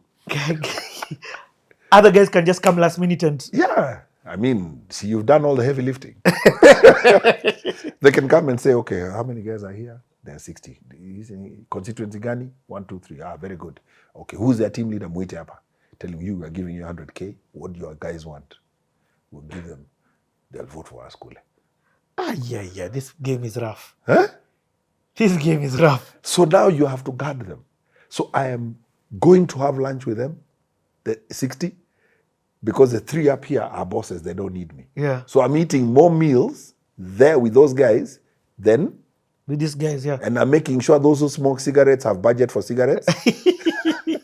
And I'm going to the bar and floating some money with the management, let them have a few, the guys who drink a few beers, just keep them there. Keep them warm. Babysit. Yes. For my chairman. So we contain the guys. The day to go to Kasarani comes. I go to the South B Matatus there, development house. I hire buses because I've got 60 guys to transport to Kasarani. So I hire buses and we agree what time they'll come for the guys later because they'll spend a night here before they go up country. After election, after voting. So we go to Kasarani. Now in Kasarani, there are 2 teams from Kilome. There's me and my 20 and the other guy. You go towards Mob Justin, yes. So we are all at the entrance. And they have these roller shutter doors where delegates go through your process. So we are all there. The guys who are tearing my jackets are here and I'm here. Me with my 20, them with their 20. And I know all of you. I know your faces. You're from the constituency. I know the guy who tore my jacket. I know the guy who grabbed my shirt. I know all of them. What? So we're waiting. Then the guys who are announcing come and stands with a clipboard. Constituency number Kilome. Delegates. Chairman. Andrew Ndola Ndolo. That guy almost cried. Secretary General, so and so, ingieni. We are in the... My guys were hugging me. They said, you're a master. Because this guy had been in politics 20 years longer than me. They are the ones who are calling me a greenhorn in the by-election in 2001. Yes. This is now 2005. Now I'm a player more serious than them. We are in the auditorium waiting to vote. And this is now secret ballot in there. These guys didn't make it. No, see them, they're out. They're out. Yeah, yes. Not delegates. I'm Ndolo and his team are the delegates. Yes. So Biwot comes around greeting guys. He's very happy. And my uncle, the late Mutula, comes greeting guys, talking to guys in Kamba. And don't forget to vote for me. Then I see my friend Kiprono Kitoni standing with Gideon Moi and somebody else. I think they were with those formations. So I go and greet them because I know them. Tell me, hey, so what are you doing in that camp? Tell him, I can't remember who asked me. I tell him, I can't reach my guys. So I was asked to help, and that's where I am. They said, anyway, politics like that. So the voting happens. Uhuru wins branch chair with amazing votes. Ruto takes amazing votes for Secretary General. And then the other seats are done, national organizing, Then now people leave. So I take my guys back to the hotel. I go back to Pan-Africa. Now the hotel at Railway gets nervous. This guy's about to chomoka without our bill, without paying. So they call me. Tell me now, Ndolo, I tell them, relax. I come with my muso. I tell them, show me where to park my car. That's how sure I am you'll be paid. So they open a gate, back service entrance. I park my muso as security. Now remember the guys who are locked out. See, I got in. Yes. The others are locked out. Yeah. I suspect one of them was so bitter they went to the Nation. So the Nation comes and interviews the hotel and films my car. Oh. 7 o'clock news. Delegates stuck in hotel, and a vehicle held for collateral. Biwott thinks I've panicked. He's not going to pay me. He calls me. Oh no. Ndolo nini? Hata ni nini mzee? Hata leo hapana, hiyo sio mimi. Mimi ningekuwa naogopa chama ningeweka gari yangu ishikwe. Hata na. Wewe kuja kesho tuongee. Tell him sawa. We meet. He tells me, hiyo bill mimi nitalipa. Iko ngapi? Chepkut says 400 and something thousand. No, 200 and something thousand. 400 was Pan-Afric. I tell him no. He says, why I tell him no? I tell him we can't pay that bill like that. You were me, him, and Biwott. Biwott says, kwa nini? He says, we have to, chairman, lazima tuangalie hiyo bill. Watu wataweka vitu hatukukula. So, kweli Ndolo. Say, hapana, mimi ndio nita-authorize ile italipwa. So I go to the hotel, count's office, bring the bill. And I want to see signed receipts. And I call the team leaders I had appointed for each of the 3 constituencies. Sit here, pen and paper. Day 1, how many lunches? Sini buffet. How many were you? You were 20. Do you know? Hizi ni ngapi? 23. Hii 3 imetoka wapi? No, you see, hapana, toa 3. I audited. I reduced that bill by about 40K. Wow. Told Chepkut, this is what you're paying. Chepkut smiled. He looked at me. Then we went Pan-Afric. Pan-Afric had a bill of over 100 and something thousand, almost 200,000 loaded on top. So I told them, they gave me a room.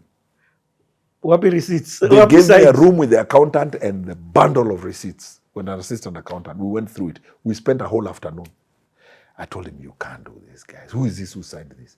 No, he was with you guys. Says, no, come on. Is he a resident in the hotel? No. So how do you allow this? What business are you running?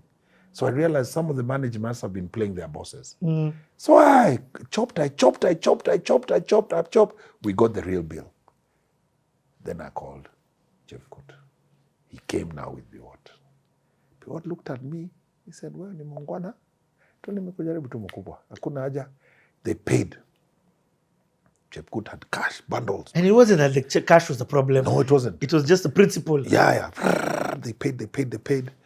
He told me, na ile ya kule, I told him. He told me, they gave me a kulipa. Then Biwott looked at me. He wanted to pocket again 100,000.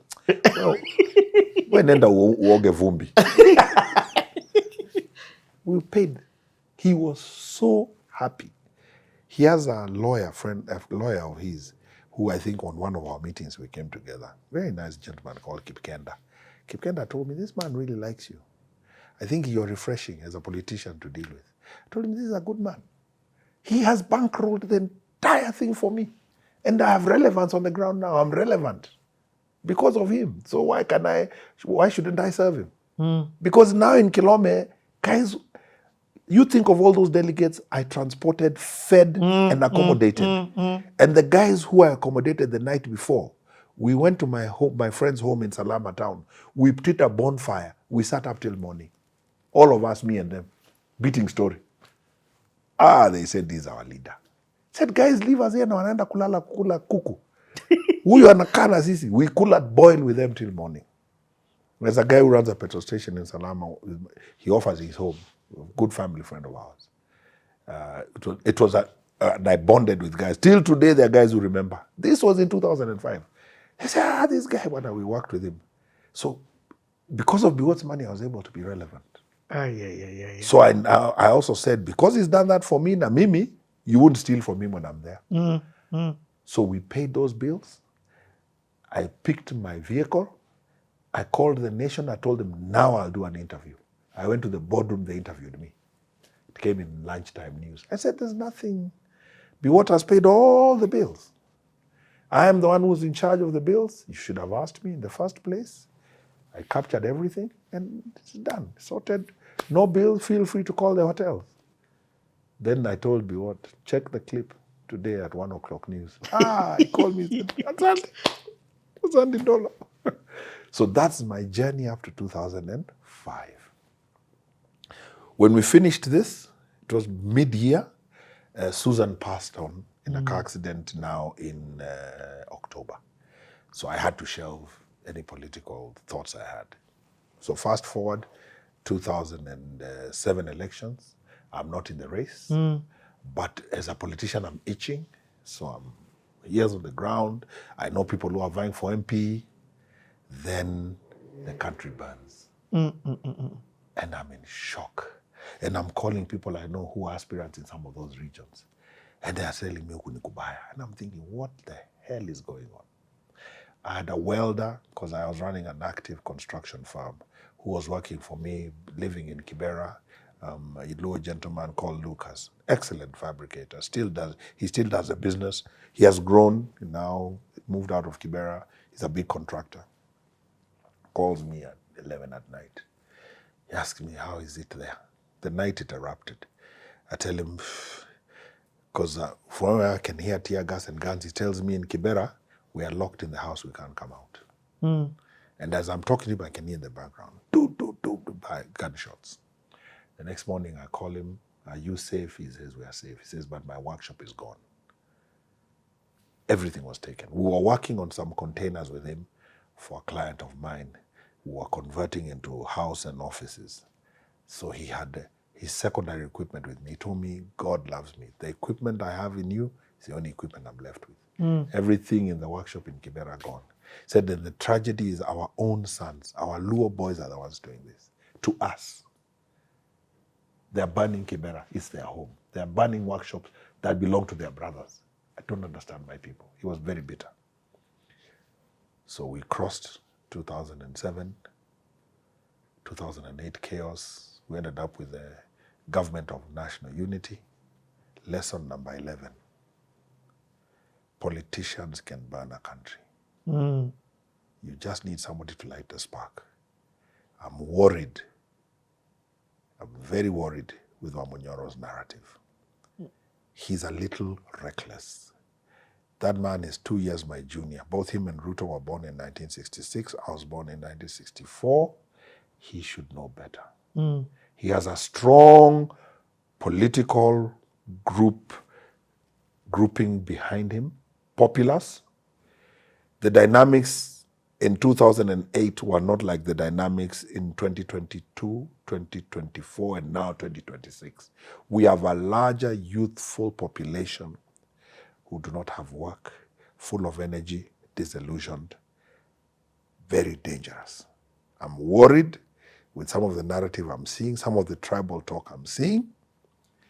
My lesson in 2008 was that you just need the wrong narrative at the right time to ignite a spark. The other thing I learned in 2008 was that you can never have enough security to contain a situation like that. The masses will overrun any security network. Otherwise, you'll have a bloodbath. So, I learned a lesson then, and it was a worrying one. And when the dust settled in 2009, my friend, the late Paul Madaraka Muidaga, had political interests like me. He had died in Nakuru. He's married to a Kalenjin girl. He was very hurt, very pained by what he had seen, because his children are half Kikuyu. And so he formed something he called Madaraka Foundation.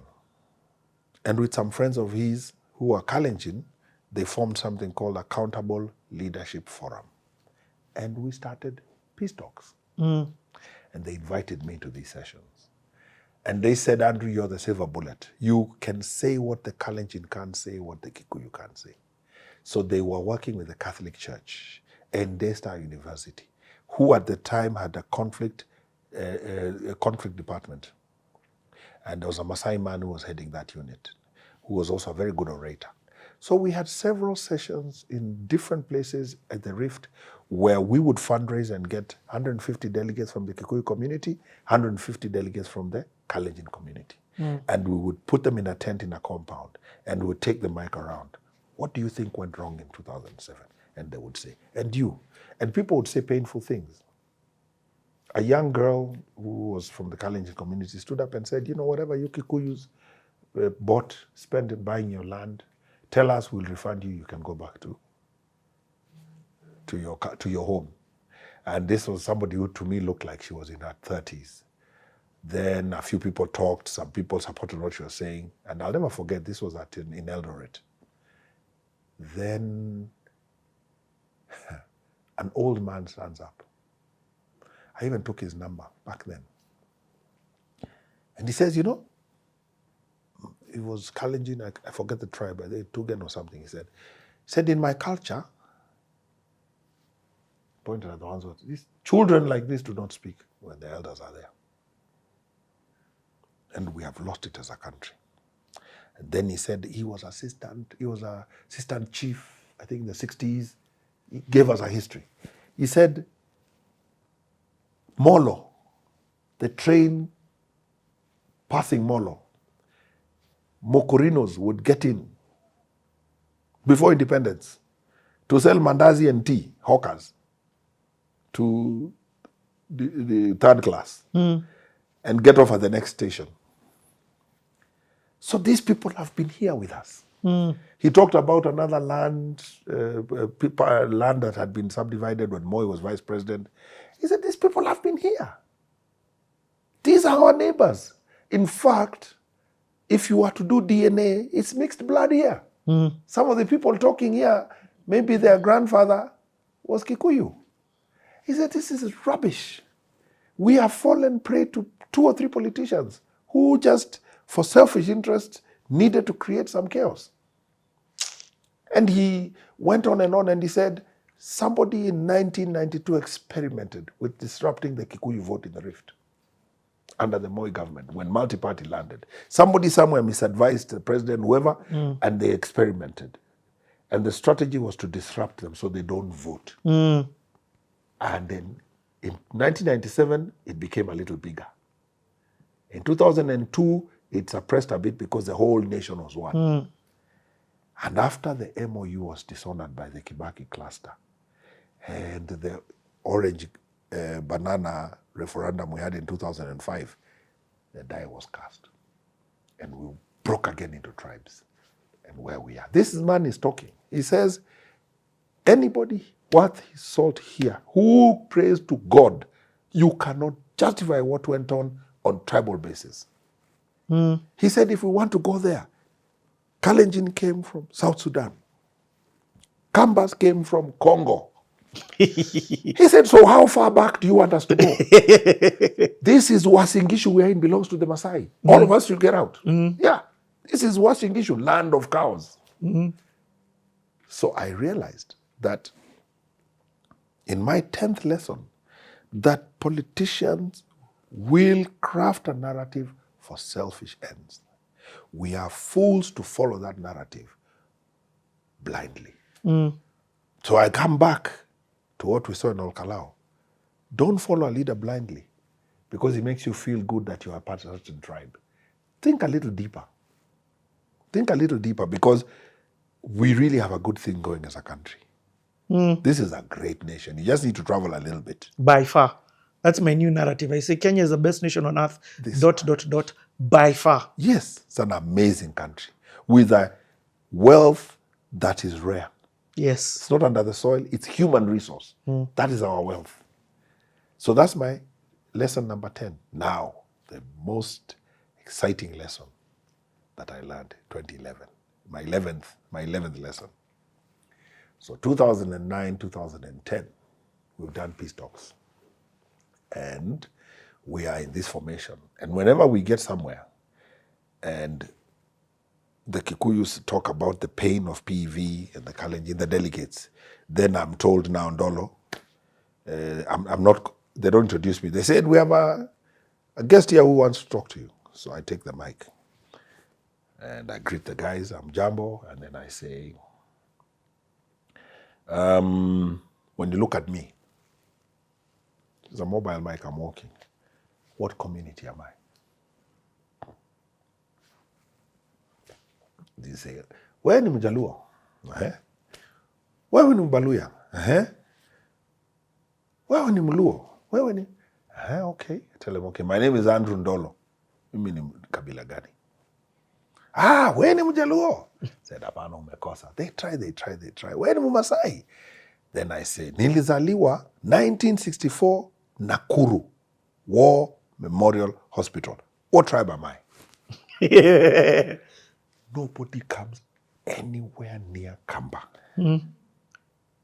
Then I say, my father was Colonel Gilgil, 5th KR Barracks. I was born in Nakuru. What tribe am I? One guy says Kamba. I say Umeshika. People clap. Tell them, why was I taking you through that lesson? They say, why? Tell them, in 2008 in Naivasha, did you see people being pulled out of matatus and being slaughtered? They say, yes. Because there was one who was captured on TV. Tell them, if I had passed there, you Kikuyus would have slaughtered me because I'm a Luo. True or false? They say, yeah, Nikweli. Say, you see how we are making a mistake? Tell them, I am married to a girl from Reteti in Nyeri. I have 3 children with her. I'm your Mudonua. I'm your in-law. You would have slaughtered me. They say, Then now I would go into the crowd. I'd pick a young man from the 2 communities. And I would put them in front. And I would deliberately look at fair-skinned Kalenjin and a dark, tallish, strong-bodied Kikuyu. And I'd bring them in front. And I'd stand and say, if you look at this guy, see this guy looks Kalenjin here. Oh, unaitwa nani? I give him the mic, karaoke, so and so. Then I turn, see this guy looks Kikuyu here. Oh, unaitwa nani? Me naitwa Rotich. Say, you see the folly of what we are doing. Tell him, if you do DNA, me, the way I look, my baritone, I think I have Maasai blood. Because the Kambas used to invade and take children. And the Maasai would do the same. People say, yes. And so we would manage it like that. So we did a few. So obviously now I would become the toast of the party. Because people would speak and cry. Then now I would be the one who would finish. And then the lecturer, who was also a very good public speaker from Daystar, Maasai guy. And then we'd go to lunch. And then we'd go into plenary sessions to say, what can we do differently so that this never happens again? So we did that in a few places. And now, in the grouping, people said the top public speaker is Andrew. So that gave birth to a conversation now that started Youth and Politics and Citizen TV on Thursday mornings with Jimmy Gathu. Oh, for real? Yes. Then now, politicians being politicians, my group, we said now, let's start sitting and come up with a plan to make sure this never happens to Kenya again. My friend Paul Madaraka, aggressive guy, was the guy behind this thinking.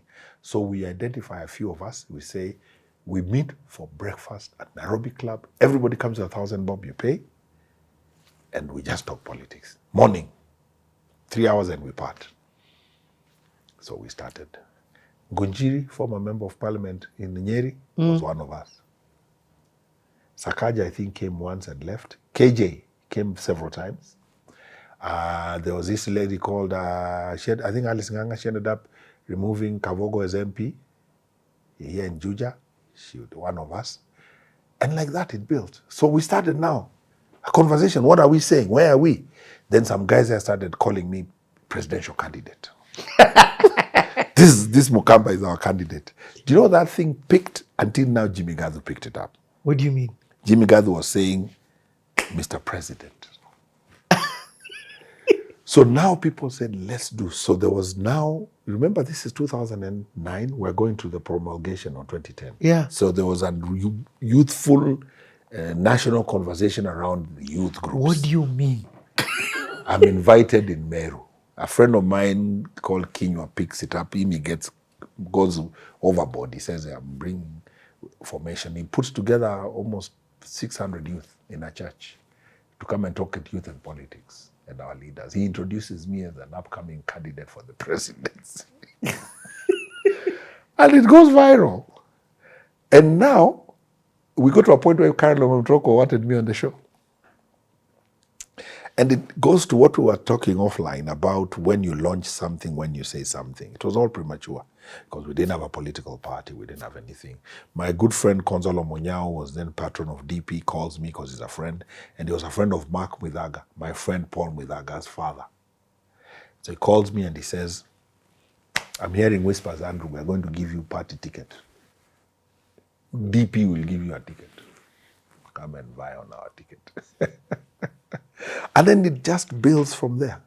But I am not naive. For presidency. Yes. But I'm not naive to the fact that it's raw. We need party structures. Because I come from Kano.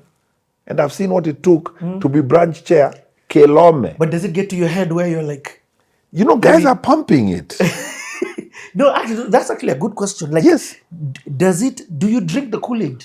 You know, that's the every problem. day somebody's telling you, bro, by your presidency. I was called into a meeting in Muthaiga, in Muthaiga near Village Market. And somebody pledged 400 million if we're serious. What? Said, I'll put together a formation, we'll put 400 million. This guy was very involved in Sport Pesa. He said, 400 million. I said, what? He said, yeah, show us you're serious. Why? I asked him. He said, I'll let you know. I met him a while later. He said, because they were worried with this ICC thing unfolding. Yeah. It was raw then. They believed Uhuru could be jailed. And this man was from the mountain community. They were thinking they're going to be completely exposed if they don't have a candidate. And they thought it was a good idea because it would be exciting enough to mobilize people. So they said, we'll support. Paul Madaraka Mwidaga is your deputy president. What? Your vice. Yes. This wasn't just my vibes. It's now... Guys now are trying to build capacity around it. So when this is happening, where are you mentally? I'm curious. Yeah. Ebu, hold on.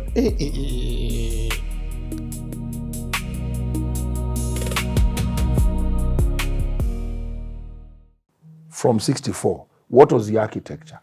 What nation were we building? Yeah, what were we building? What are we? Who are we? What did Jomo do from 64 to 78? What foundation did he plant that got us to where we are today? What are the good or bad examples he set that we followed through to here? How did he contribute to the political class we have today?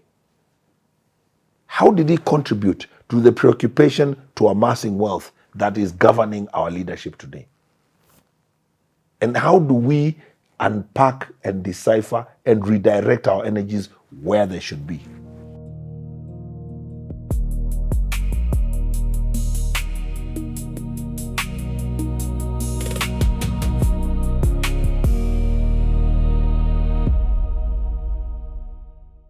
Okay, so Pole for the interference right there. Where we stopped, you were talking about being funded. Yes. A guy approaches you and tells you, if you're serious, 400 million I'm willing to put down. Yes. So this guy, obviously some of these guys I can't mention by name. Yeah. He was deep in the business formations around the time Kibaki was president, and deep pockets, and with a powerful network. And so he says, look, it's not going to be my money, it will be me and guys, but if you guys are serious, write a pledge now of 400 million. Show us you're serious. So when we leave there, I end up with my friend, the late Paul Mwidaga. We're driving out in the car with a friend of ours called Sam Manyara, who was one of our strongest support guys in the team. And they says, this has just gotten real. I mean, we just can't, it was just a thing we were doing, just politicians, but now it's gotten real. It's gotten real because people are starting to take what we are saying on TV seriously. So, where do we take it from here? So we retreat, I think we retreated to Nairobi Club and sat on the garden, and we said, look, we now need a formation. You must have a party. So that now became the conversation. Our friends in Leadership Accountable Forum, some of them had taken this thing also, and they join us and they say, we're working with you. What? One of them, an extremely gracious lady who ended up then working very closely in William Ruto's office when he was deputy president, and a really upright lady, says, Andrew, I want to manage you.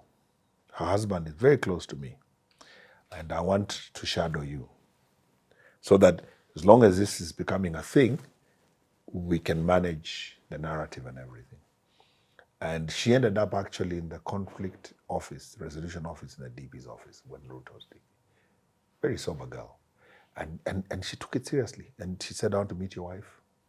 This is a family thing. We're selling a family candidature. And it now started running from me. I realized, what? So I am not a university graduate. And the university graduate is a condition for the presidency. Yep. So now, because it's become real, I then talked to a friend I had who used to work in the Electoral Commission of Kenya, and now it had transitioned to become the IEBC. And I asked him, is that thing cast in stone? He pulls out, he says, yeah, it's cast in stone. And we're in 2010, 2009 going to 2010. So I tell him, okay. No, sorry, 2010. 2011. 2011. So I say, then I talked to a friend of mine who was a lecturer in Arab University. Tell him, is it possible to do a degree, accelerated or otherwise? He says, no, you need at least 1.5, 2 years at least.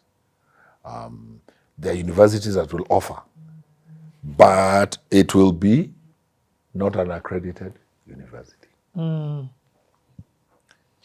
I asked him, so what do we do? You are facing Sakaja issues. Exactly. Exactly. And I'm introduced to somebody who says we can do the paperwork and, Make it happen. you'll be a graduate.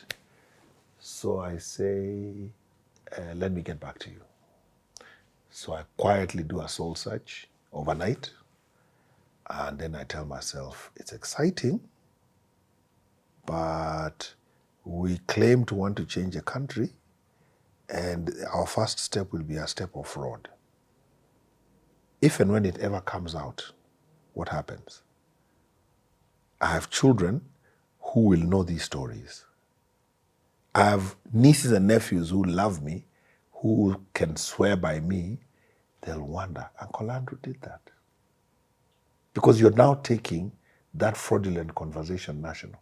Yeah. And international for that matter. So I tell the guy, no, find something. So my friend knew some American formation who was saying they could do something. I must confess, I thought they might be intelligence. So I'm invited to Panari Sky Center, and these two Mzungu sit with me. They fund projects, da-da-da-da-da. So they say, how serious are you? And my friend who was managing us is telling them the planning, Nini. And these guys had the demographics. They had the age spread in Kenya. They were saying we had a 65% youth population below the age of 30 and above the age of 16. They had all those numbers. And they say, look, show us you're serious. We'll set up a meeting for you in Washington with some players. We'll set up a meeting for you in Tel Aviv with some players. And then maybe we'll look for somebody in London, some of our friends who fund projects in the third world.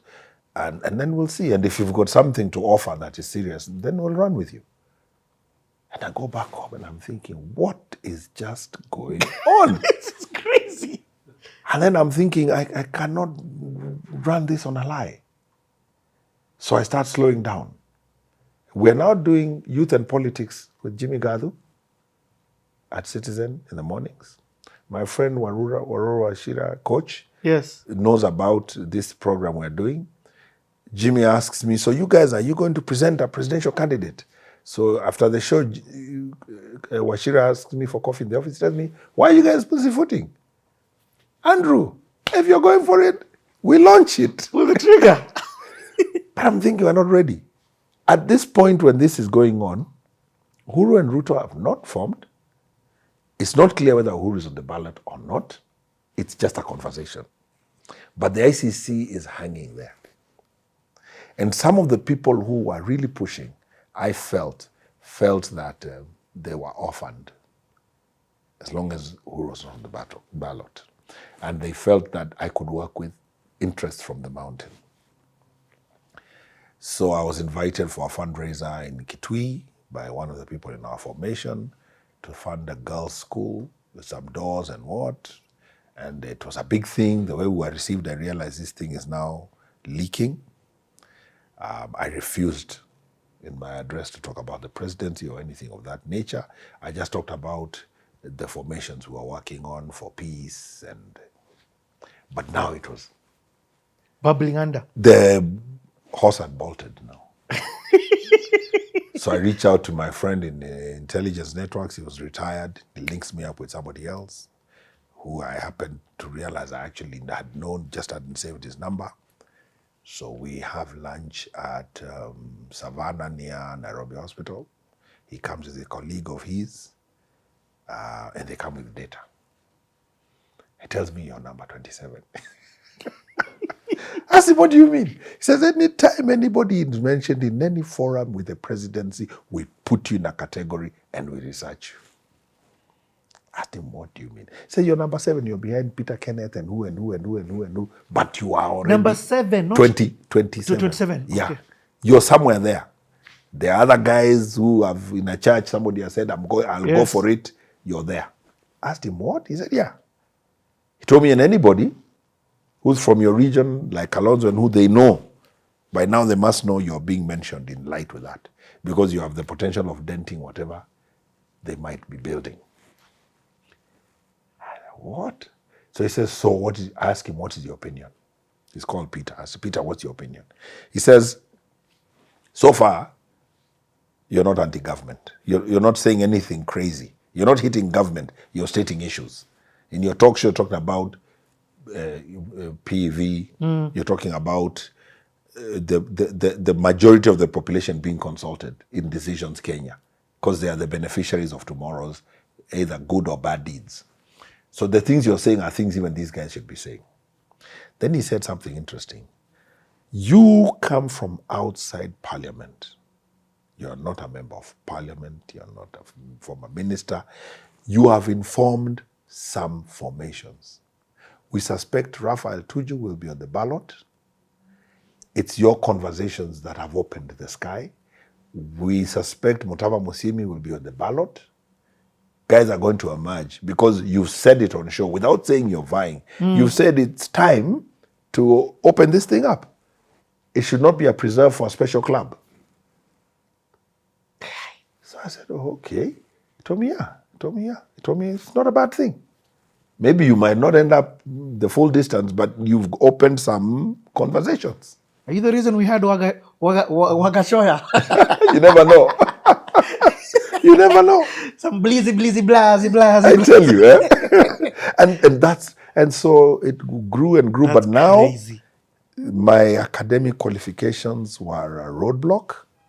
And after soul searching, I just told myself, I cannot be popular for having been that guy who was a non-starter because he did. So I chose to sit back.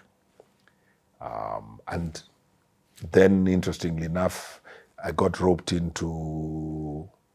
A friend of mine invites me into a session, and our friend PLO Lumumba is thinking. And we had several meetings. If he was to go for it, how would he go about it? What are the networks? What is he thinking? So actually, people now are picking up. The conversation now was growing. Yeah. Some people would not even tell me that they've heard about me, but some would be brave enough. Somebody stopped me on the streets of Nairobi, near Mamangina Street, Steers. Says, "How are you? You're Ndola Ndolo." I said, "Yes, sir." He said, "Yes, I've seen you on Youth and Politics." I said, "Oh, okay. But you've been quiet for 6 months. What happened?" I asked him why. He said, "Because you are exciting us. You are saying all the right things. He's a stranger." So I tell him, "Well, we just want to shake." He said, "Don't stop talking. Even if you're not on the ballot, don't stop talking. When you plant a seed, these guys wake up to the reality that they're not alone. Yeah, they think they own the space alone. Somebody else needs to show them the space is not just theirs." I realized, okay, there's some good we could be doing. So when it started fading as a formation that was thinking that way, because again also, ICC things started crystallizing. Yeah. People realized that actually Uhuru is not, and that's that big a threat. What then happened is I saw people falling out, which is understandable, because then they wanted to back a winning candidate. So that's how I ended up then setting up a political show, working with a gentleman called Alex Toom at Cast TV, which was called The Real Deal. It was just a political show. We would look at what politicians say on Sunday, and we would decipher it that week. And then we'd start calling, we would start predicting. And a lot of my predictions seemed to start falling into place. I'd say, from where I'm reading this is where I see this going. And it would go there. And, so it's an interesting journey I've traveled. Yeah. Okay, and what about now? So this is the situation I'm in. In the previous election, 2013, I ended up in the Jubilee Advisory Council. In a small formation, we were chaired by a man called Kano Karau, retired Dr. Kano Karau. We worked with Kenyan, who is a minister now. He was in that formation, that small committee with us. Gary Getuko, gentleman who ended up as chief of staff for Kibaki, a very sharp mind, political wizard, if you ask me. I always say I was surprised people didn't find a space for him in the Uhuru presidency. I've always wondered why he was never picked up, ended up either in Ministry of Information or something. He was a very, very interesting man to work with. A very interesting political mind and networks. He had very interesting international networks. We just would look at propaganda. We'd look at what Raila said or an opposition leader, and we'd twist a message like a spin, which then would be escalated upwards, and the main teams that were running Uhuru's campaign would look at it, and if they feel that this is something that they want him to run with, they would push it upstairs. And we did quite a bit of work. And when the teams now are being collapsed into one towards the tail end of the Uhuru Ruto campaign, we ended up at Catholic University, which was the command center. There was an auditorium there that we picked.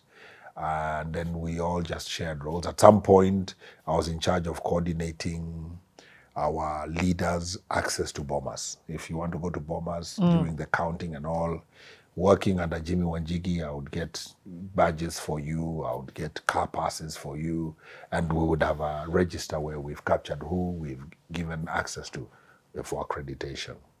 And then also working with a very gracious lady called Wambui Gishuru.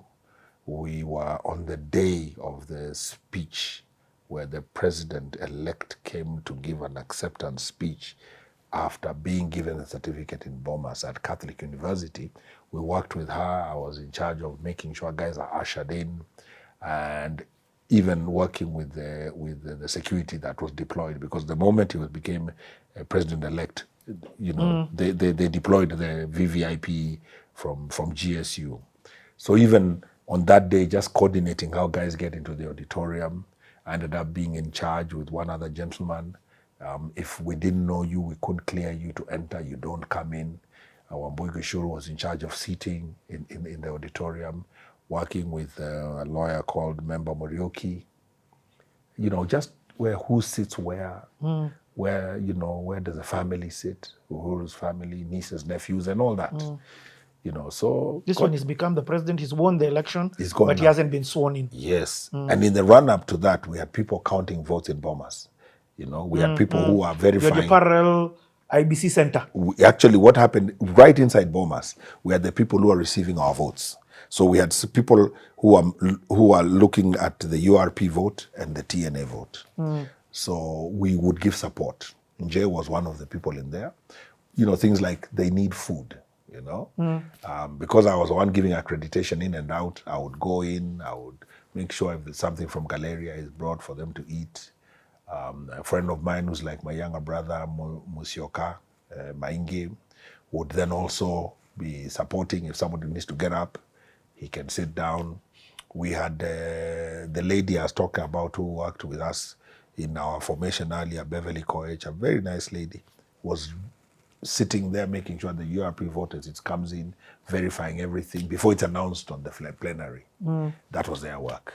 And they were working very closely under Chirchir, who's now, I think, our minister. He was now leading that team. So we gave support there also. And then, of course, now on the final day, our candidate comes and addresses, and we were all over the moon. People had told us Kenya was not ready for another Kikuyu after Kibaki. We were of a different opinion, and that's where the .com thing was coined, because we said we're not selling a tribe. We're selling a .com generation. And this is something that's not said enough. The kind of heavy lifting we saw William Samoei doing in 2013 was amazing. The man is a machine. And he has a memory like an elephant. You sit in a session with him, he remembers exactly what you've said. The next day, he calls you to order. If you don't give information, don't present. One of the things I learned with him, if you've not prepared yourself and you're in a session with him, you'd rather keep quiet because he's going to call out your numbers. You say 12%, he tell you no. It's 10.7. He prepares for the meeting more than you who's coming to present. And we worked with him. We worked with Kaparo. We worked with Pogisho. We worked with Charity Ngilu. Those are the politicians who are very visible. We worked with Alfred Gitonga, who had worked with Kibaki as PA. We worked with Jimmy Wanjiki back then, 2013. And people did a lot, to get that presidency in 2013. So that was a journey I was in. Now, lesson number 12. The best of friends can become the worst of enemies in politics. I saw formations. I saw Charity being in the top principal partners with Najib Balala. At the top, Najib, Charity, William Ruto, Uhuru Kenyatta. And the presidency was won. And they ascended to office. And people got appointed. And when at some point things fell apart, Charity was the biggest critic of Uhuru. And because she's a family friend and from my community, I would bear the brunt if I met her about that friend of yours, Uhuru. And she would talk with such anger. And I was thinking, I was there. You are one of the people who were in the program to speak before our candidate eventually gave his acceptance speech at Catholic University. I was there. And I saw the warmth and how you hugged and what happened. I was like, and so I learned that. What happened? I'm never quite clear. So what I learned is that in politics, don't get too buddy-buddy and at the same time don't get too angry. Because tomorrow you will be making friends with that person. Because I saw that. So do you think, just out of just left field, yes, are you trying to tell me that there's a possibility that Ruto and Gachagua can do handshake? But of course. In 2022, I told somebody William Samoei Ruto would win the presidency. I said, you're dreaming. You are dreaming. Uhuru with the machinery and everything. The buzzword was machinery. With the machinery, with the state. Why do you think William would win? I said, because of his work ethic. I told him the man has an unusual, abnormal work ethic. He has a mind that works like a machine. And he manages the process and doesn't lose sight of the issues. And I told them he will win. And somebody almost bet with me. A friend of mine who's very senior at KCB almost bet with me. He almost put money on the table. He told me, Andrew, I told him, put 100,000 on the table. This guy will be president. He said, never. Baba told him, watch me, watch his space. And when it was announced and the guys went to the Supreme Court, that friend told me, I told you, you see, he's tall. He's tall. I told him, even this one, he's going to win. He said, why? I told him, Maina Kiai versus IEBC, ruling by the Supreme Court, was that the election ends at the polling center. And we stopped what we did in 2013, which was transmitting text. What would be transmitted from the polling centers to the National Tallying Center would be a text. That's where the problem came in. And guys were saying that is what was manipulated. So that changed. Now we were transmitting an image, a form, in its natural format signed, which is why I believe the Supreme Court threw that matter out. As people were talking about Venezuelans and what have you, they kept being asked, so what is your number? Even the Cherera 4 asked, what is your number? Give us your number. You're saying this thing is opaque. What are your numbers? To counter what? And you guys have been announcing up to an hour ago.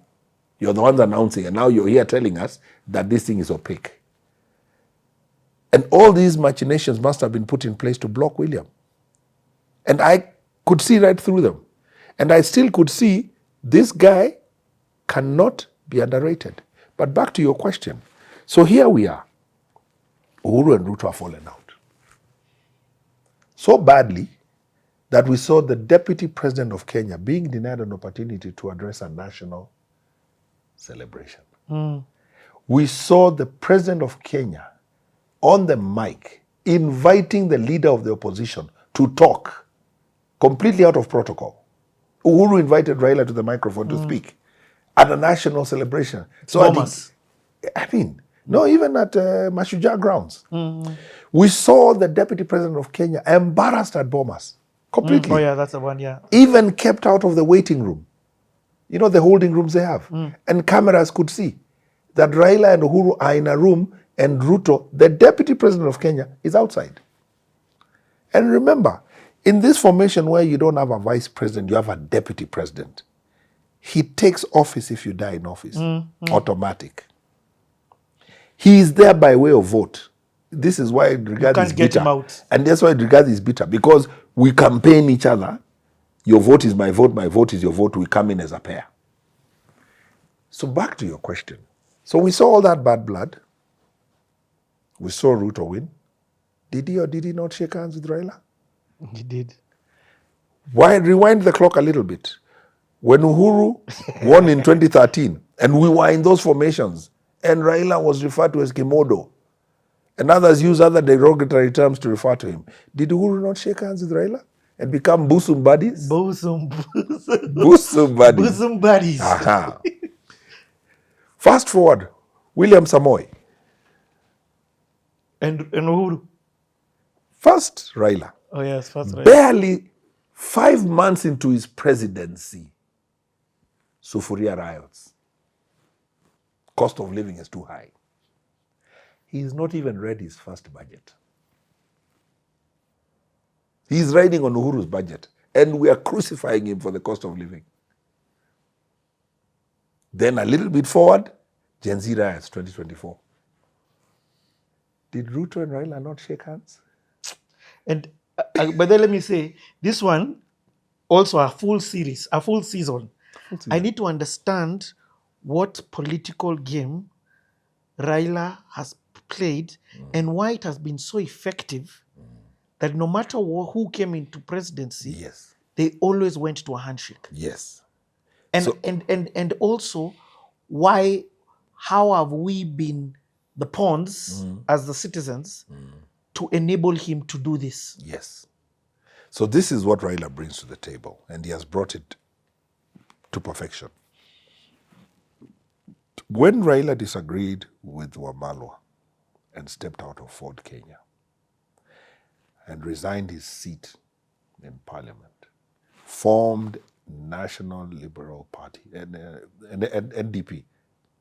When he formed NDP. National Democratic Party. Yes. When he formed NDP and stepped out, by-election, came back, first he cut his cloth. Guys realized, what?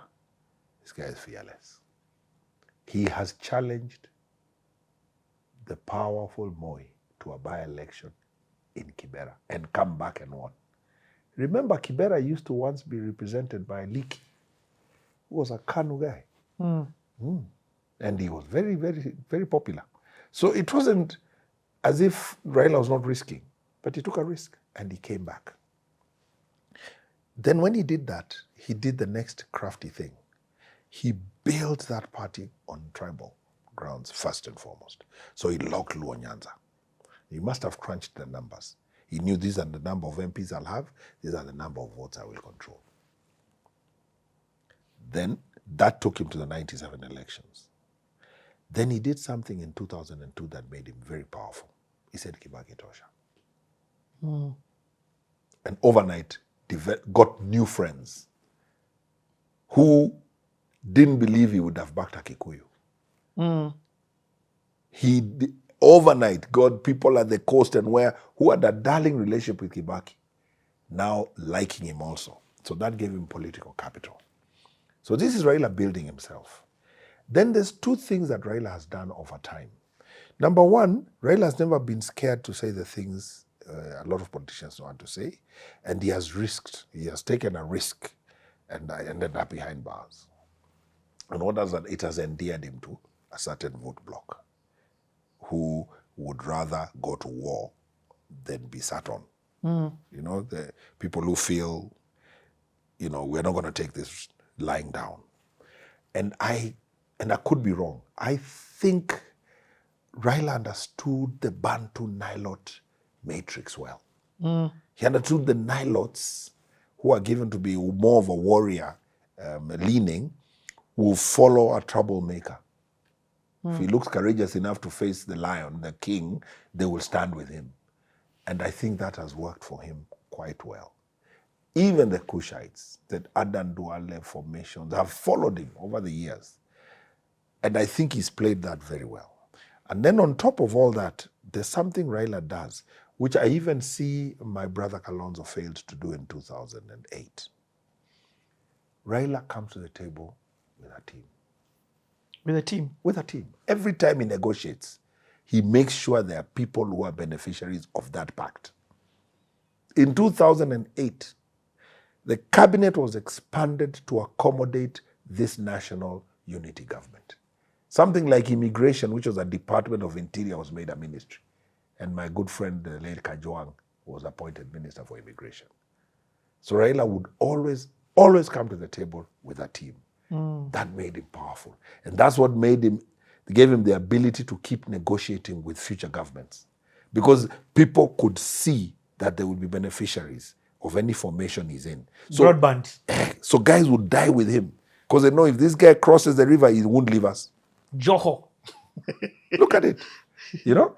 And that is why I say, where now my brother Kalonzo, when he has stepped up to vice president, he didn't negotiate that kind of a formation. He didn't. And he had the power to, because Kibaki was bleeding after PEV and needed to seriously legitimize his win. And Raila had like almost half the country with him. So Kalonzo came in to cement and legitimize Kibaki. Because he brought his block. So he could have asked for a lot. But he asked for himself. And the problem with asking, the thing with asking for a lot, it's not just where people look. Do you know there are appointments to parastatals which you can identify that will have an impact, for example, in the arid and semi-arid areas of this country, where your people as Kambas come from.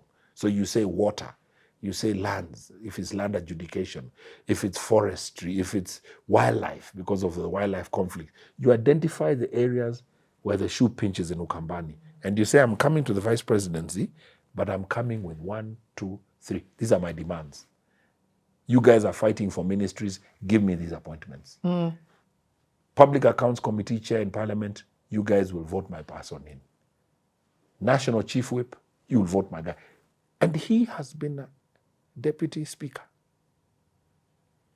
the National Assembly. So he understands all these positions. He can list them and say, I want. As you guys are fighting for cabinet, give me 2 or 3 cabinet, but huku kwengine, I want people. That is the strength of William Samoei. Because in the Jubilee government, he demanded probably 50%, knowing very well maybe he's entitled to 30 or 40. So he got a lot. He placed his people. And in hidden places. Placed his people. KRA. Yeah.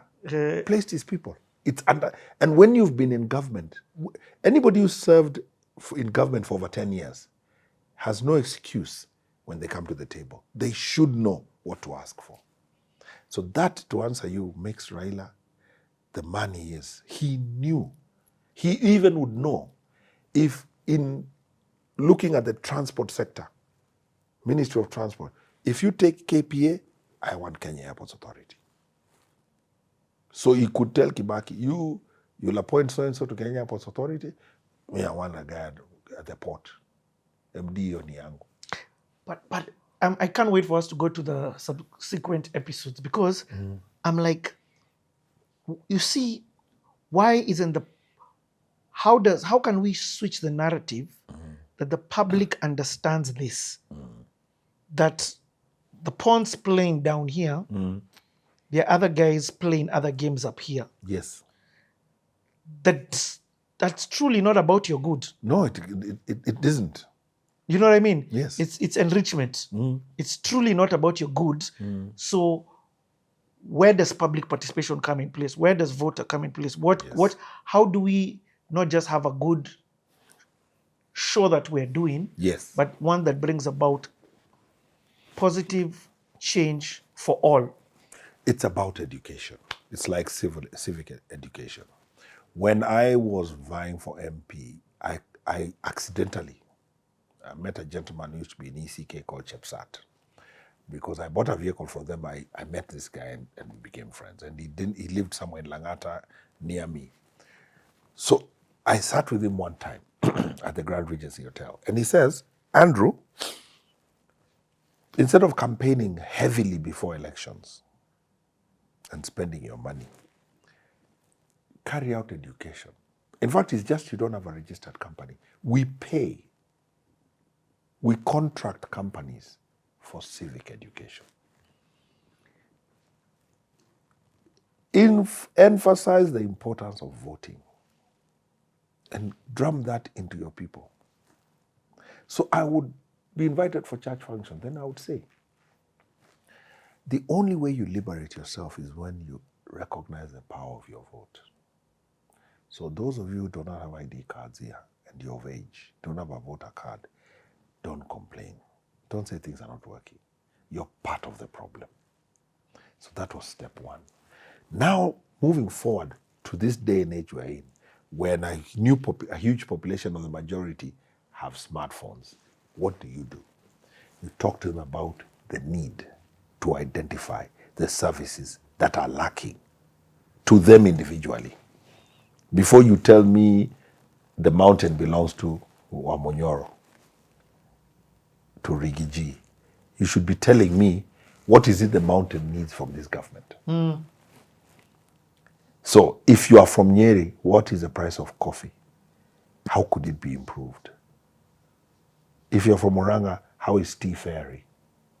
That's a conversation. And that conversation can only start from forums like this, where we pump it to the masses that you must identify your issues. Stop getting caught in the whirlwind. Any resident of Nairobi today who doesn't understand the problems we are facing, for example, with the approvals of skyscrapers everywhere, because the services cannot cope. And in a country like this, we can't afford to just keep growing upwards. We should be growing like this. And if we want to grow this way, we have to grow our infrastructure. How much would it cost for a resident of Nairobi, tax-wise, for us to have an efficient sewer system? Is it cheaper to grow this way than it is to grow this way and then expand the sewer to capture that growth? Because what sewer system do you need in Nairobi to deal with what we're seeing in Kilimani, Kileleshwa? You know, you can't count the amount of cranes in Nairobi. You can't. So the question, million-dollar question is that really growth? Because I keep saying the center of Kenya is Isiolo, geographically. If you look at the map of Kenya, Isiolo is the center.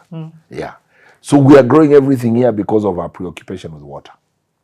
So what have we done? We've put ourselves in a concrete slum.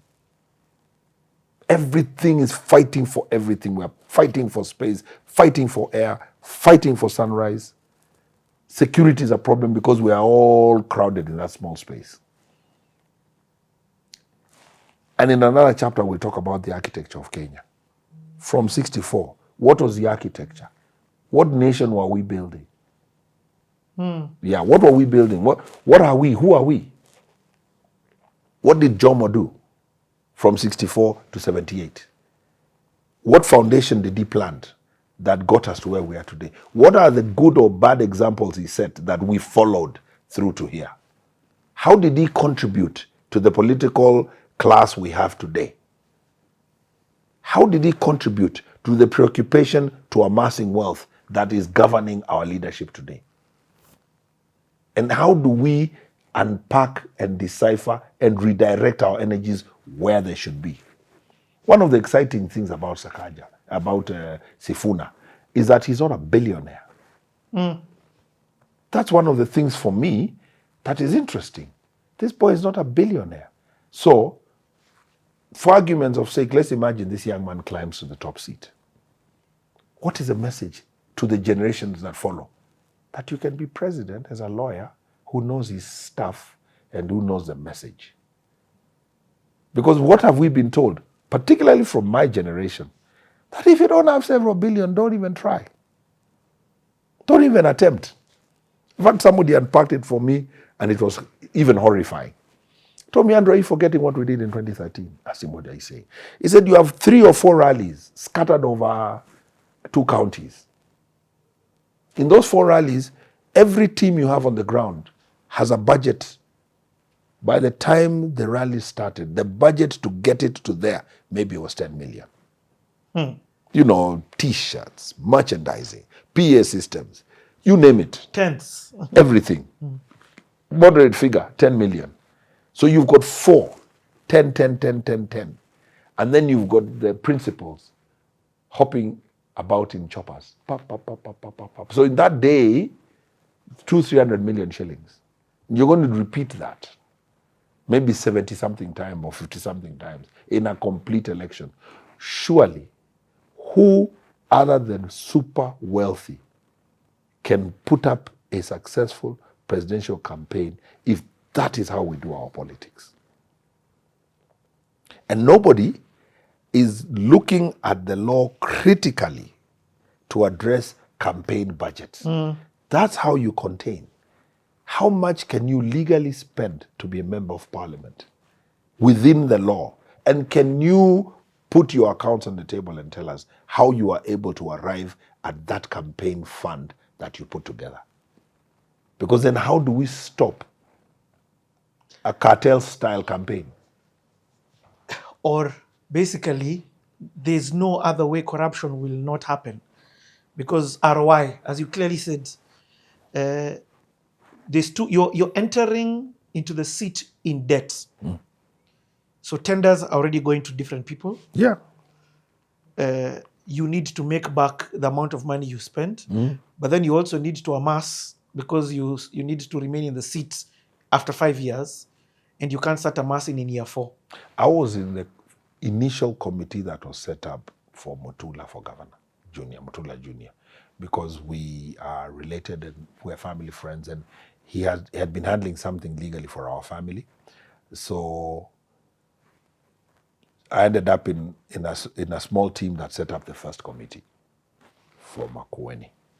And then we came up with constituency-based committees. So we have 5 constituencies, and we have the main committee. So I sat in the main one and the one for my constituency. So there are people who came with money. We did fundraising. We said, well, let's fundraise. So people gave what they could. So even a guy who gave $500,000, obviously will try and get some work from the county government because he gave $500,000. So what does it mean? It means that the governor is captive. And we were probably one of the campaigns that spent the least money. I don't even think we got to 100 million because of who the candidate was.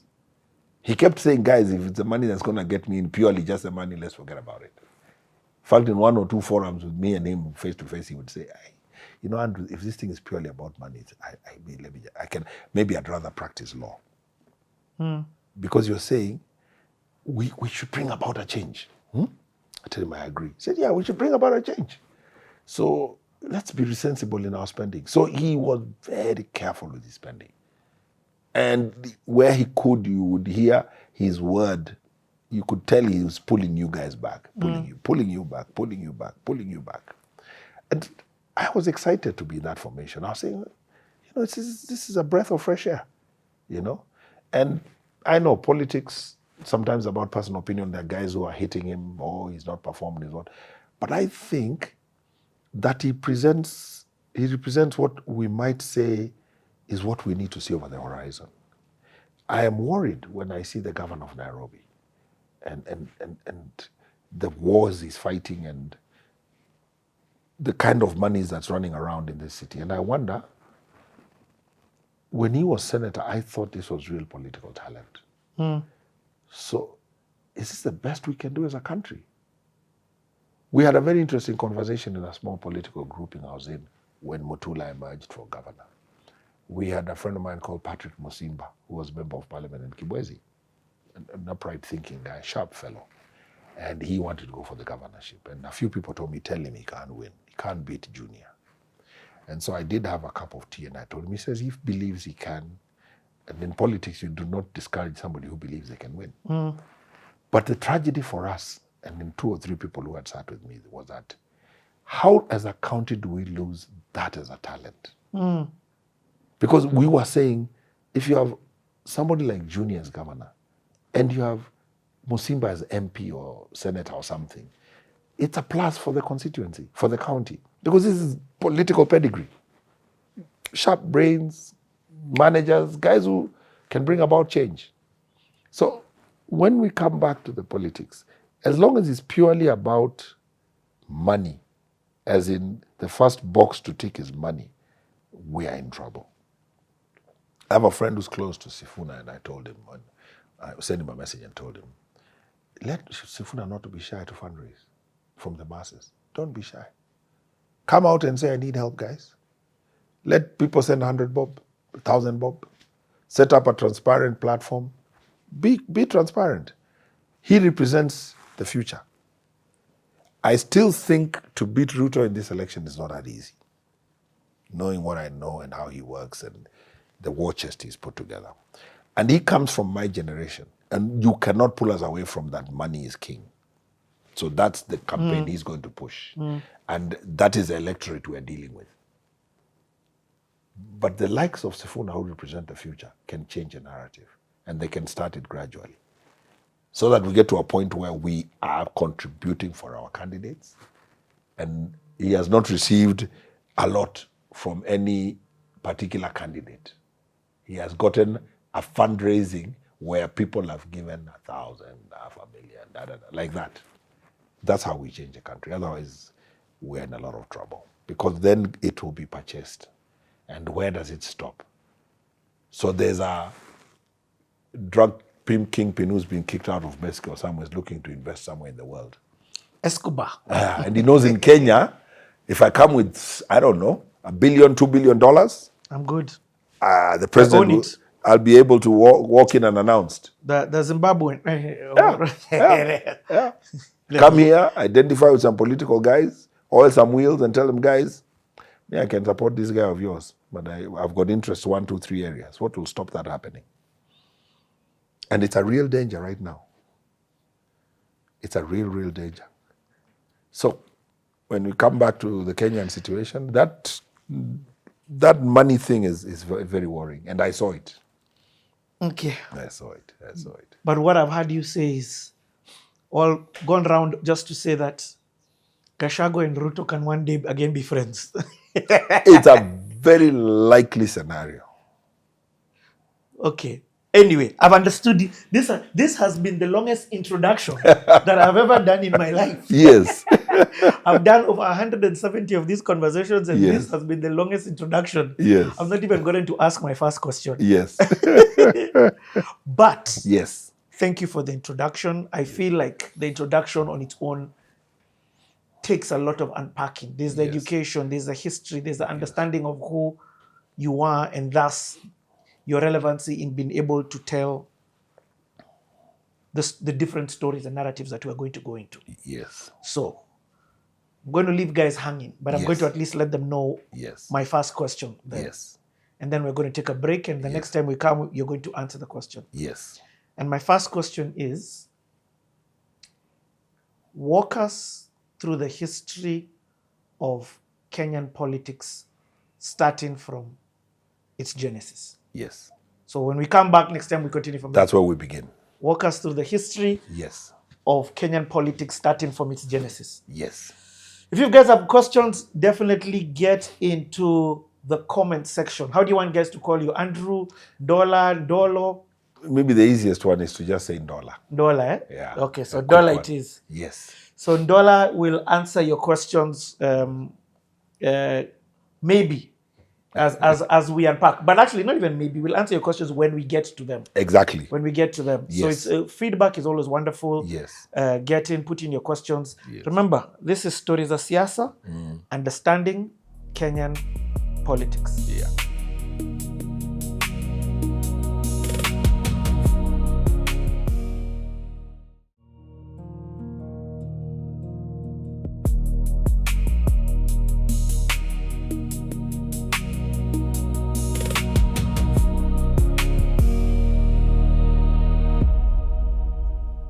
And we are back. The conversation continues. Yes. Stori Za Siasa, understanding Kenyan politics. Yes.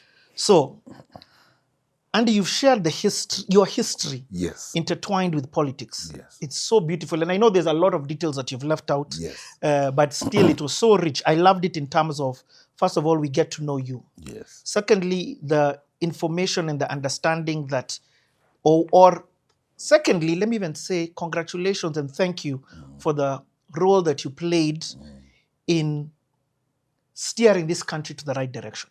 Because you have played a role. And it is important that, and I'm so glad that I get to tell you thank you. Now, the viewer may not know that we have gone and we have come back because it is hot and the conversation must continue. Yes. So I want to ask a question about, one of the questions that the viewers have been asking about is they are saying that you've made a mistake by saying LDP, NDP. Yes. So let us clarify, let us bring clarity to what is LDP, especially in reference to Raila. Yes. So what is which party was LDP? Yes. Which party was, is it NDP? LD. Okay, so. Yes. And we're doing this just, then after that we go into the beginning of the history of politics in Kenya. Yes. And I like that, the viewers are engaging at that level, because then it means they're listening to the content. It means they're going deep into the content, which is our objective. Is to open the eyes of particularly a certain generation to understand where the country has come from, so that they can then choose the right path to navigate where we're going. Because without that information, then we'll just keep chasing our tails. You know, they'll do what we did, what I did when I was 30 is what they'll do in 2027, and then we're going now as a country. So. And even as we go, and it's interesting you say this, because I was saying we would even go into AI and just get the facts right. But it's important that the narrative is clear. The narrative is that Raila did exit Ford Kenya. Ford Kenya, and I know, just to touch on it, it was his father's party. Okay. In fact, let's even rewind a little bit. The first large opposition movement after the 2A was lifted, the famous multi-party, the ruling KANU was a single party. We were a single party state back then. Historians will tell you that at independence we were multi-party. Then at some time KANU locked it. They said single party state, it was legal to have another party. It was the party, KANU was Kenya, Kenya was KANU. KANU was government, government was KANU.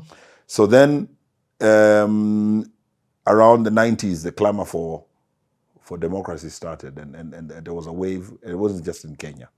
And that is when then KANU retreated to Kasarani, held a National Delegates Congress, and everybody was saying we should remain one party, but Moi had an agenda. He knew where the world was going. We keep saying he was a consumer of intelligence. He knew. He couldn't hold on to that. The horse had bolted. So he said, we've listened, we are going multi-party. But I'm warning you, these will be tribal parties, be careful. So that gave birth now to Ford. Wow, he said that? Yes. That this would be tribal parties? He said, we'll be careful, we don't go tribal parties. He said, let's be careful. We don't break into tribes. So Ford is the animal that hit the ground. They had a rally in Kamukunji, and it was absolute pandemonium. Anybody who was anything politically, who did not agree with KANU, was there. From the coast, you name any region in this country, it was represented in that formation. And there was no doubt in any Kenyan that this formation would remove KANU from office. And this is in the run-up to the first multi-party elections in 1992. So that we get context on the Raila move. So what happened was, this Ford animal had Paul Muite, Raila Odinga, Martin Shikuku. There was a guy from the coast, Balala, another Balala from the coast. They were all in there. Even from the Rift, from the Moi's backyard, there were, leaders of the opposition who subscribed for opposition who were in there. So what happened was, Ford is this animal. Rubia and Matiba were in detention. So part of what they were clamoring for was for these guys to be released. So they end up being released. And Kenyan politics being what it is, Matiba ends up in the UK to recuperate, medical and recuperate, after being detained. And his return comes as a hero. He's triumphant. He's received like a president in waiting. And that builds the ground to him feeling that he can go it alone. And we are, a party called Ford Asili is born. So now you have two Fords. Ford Kenya? Ford Asili. Yeah. Ford Kenya is Oginga Odinga, Raila, Kijana Wamalwa, Paul Muite, and others. And on this other side is Stanley Matiba, and another cluster also. But the Ford Asili is looking very heavy in Murang'a and where it's heavy. And it's got Shikuku. Shikuku is in there. So Shikuku is from Western? Yes. So this Ford Kenya is the animal that lost, together with Ford Asili, to Moi in 1992. And a late entrant, one Emilio Mwai Kibaki, DP. So these are the guys who lost in 92. So now, fast forward to 97, hence the question we are clarifying now. Ford Kenya, Oginga Odinga has just passed on, and Raila wants to ascend to the leadership of that party, challenged by Kijana Wamalwa. An election is held in Thika town in the stadium. There's chaos, tear gas here, there, and they break apart. So Raila pulls out of Ford Kenya, which means that he loses his ticket, which had gotten him into parliament in Kibera. And as per the law, if you don't have the ticket of the party, it means you're no longer a member of parliament. It means your seat is declared vacant, which is what happened. And so there was this formation, which is now the one we are clarifying, that Raila had formed. ND? And that is NDP. NDP. Raila Odinga, founded in the mid-1990s. Strong support in Nyanza and among reform-minded Kenyans. The key moment is 2001. It was what NDP merged, entered a cooperation arrangement with KANU under President Moi, and Odinga becomes Secretary General of KANU. And this is what I was telling you, that JJ Kamotho is pushed aside and Raila becomes Secretary General. So the party is NDP. And because it was in a merger with KANU, when they fell out, because of my guy, my man. Man UK. Man UK. Whether has Man UK called you now? I don't think you called me. Maybe I'm still small fry to him. You call, man. Yeah. We'd love to have him on. I tell you, wouldn't it? It would be an interesting one. I say he holds the history of this nation. He does.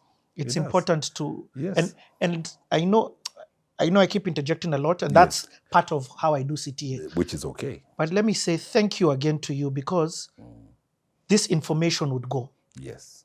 With your generation. A lot of your generation, and maybe you'll share that later on. Why are they scared of... Yes. Why are they closed? Why don't they freely give this information? Yes. So anyway, but thank you for that. So this is the clarification. So NDP is the party that had this tractor as a symbol. And there was this cartoon. I think Mado had drawn a cartoon of a cockerel with a tractor in the stomach, and the engine of the tractor is running, and there's smoke spewing from the stomach to the mouth of the cockerel. In other words, KANU had swallowed NDP, but NDP was giving KANU indigestion.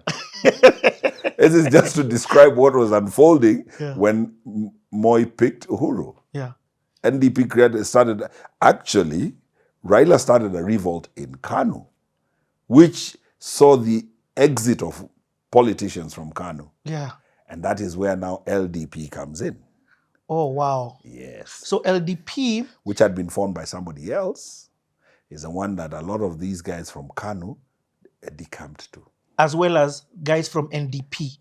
Yes. Who had joined KANU. Precisely. So it wasn't just, LDP didn't just have people who left NDP. Yes. It also had the guys who are KANU. Exactly. Who are also leaving. There was KANU rebels, Uh-huh. and then there was original NDP guys who joined LDP. Yeah. And while they were doing this, Kalonzo had been talking to Dr. Professor Julia Adhiambo, because everybody was looking for a home.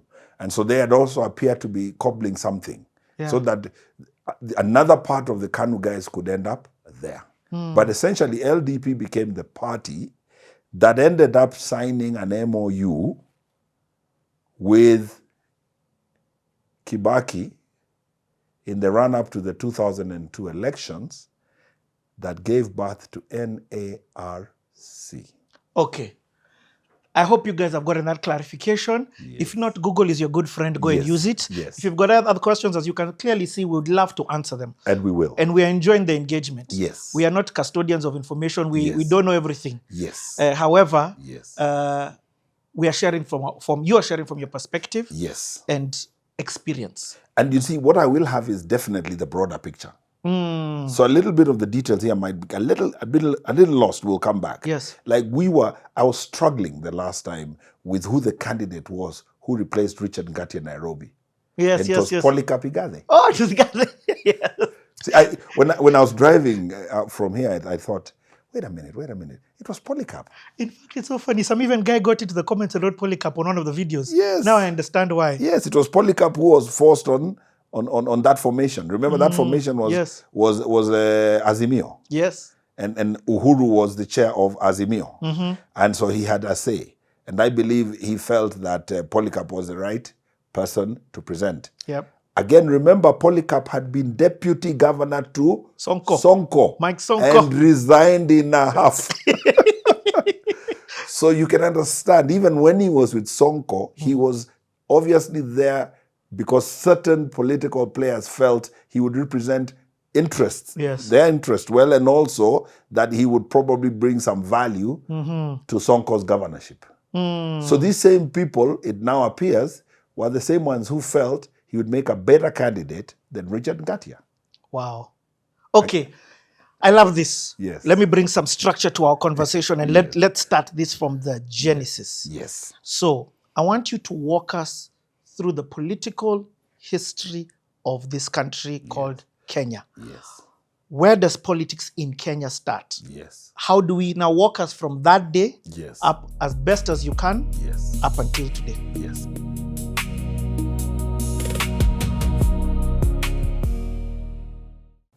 I think it must have been 75 or something. And what would happen is my father would come to the highway. Our land touches Mombasa Road. So they would come to salute the president as he's driving past. So my father and my mother are standing on the highway because they've been told he's coming down, I think from radio. So the presidential motorcade is passing. And the president glances, because he knows Ndolo's land, and he sees him. And the motorcade stops.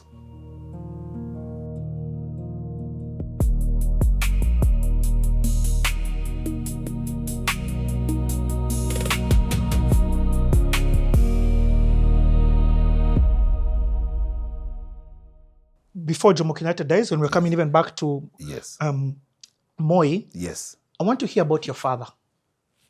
Who is this man? Explaining to us. So, I believe I'll start you from the beginning.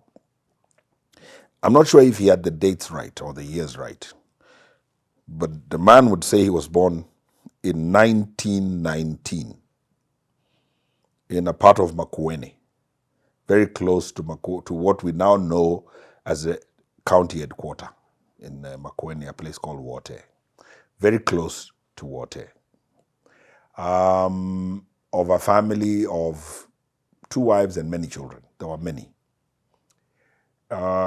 He was exposed slightly to education, but largely an illiterate man. He was a good hunter and a good dancer. Kamba dance, popular.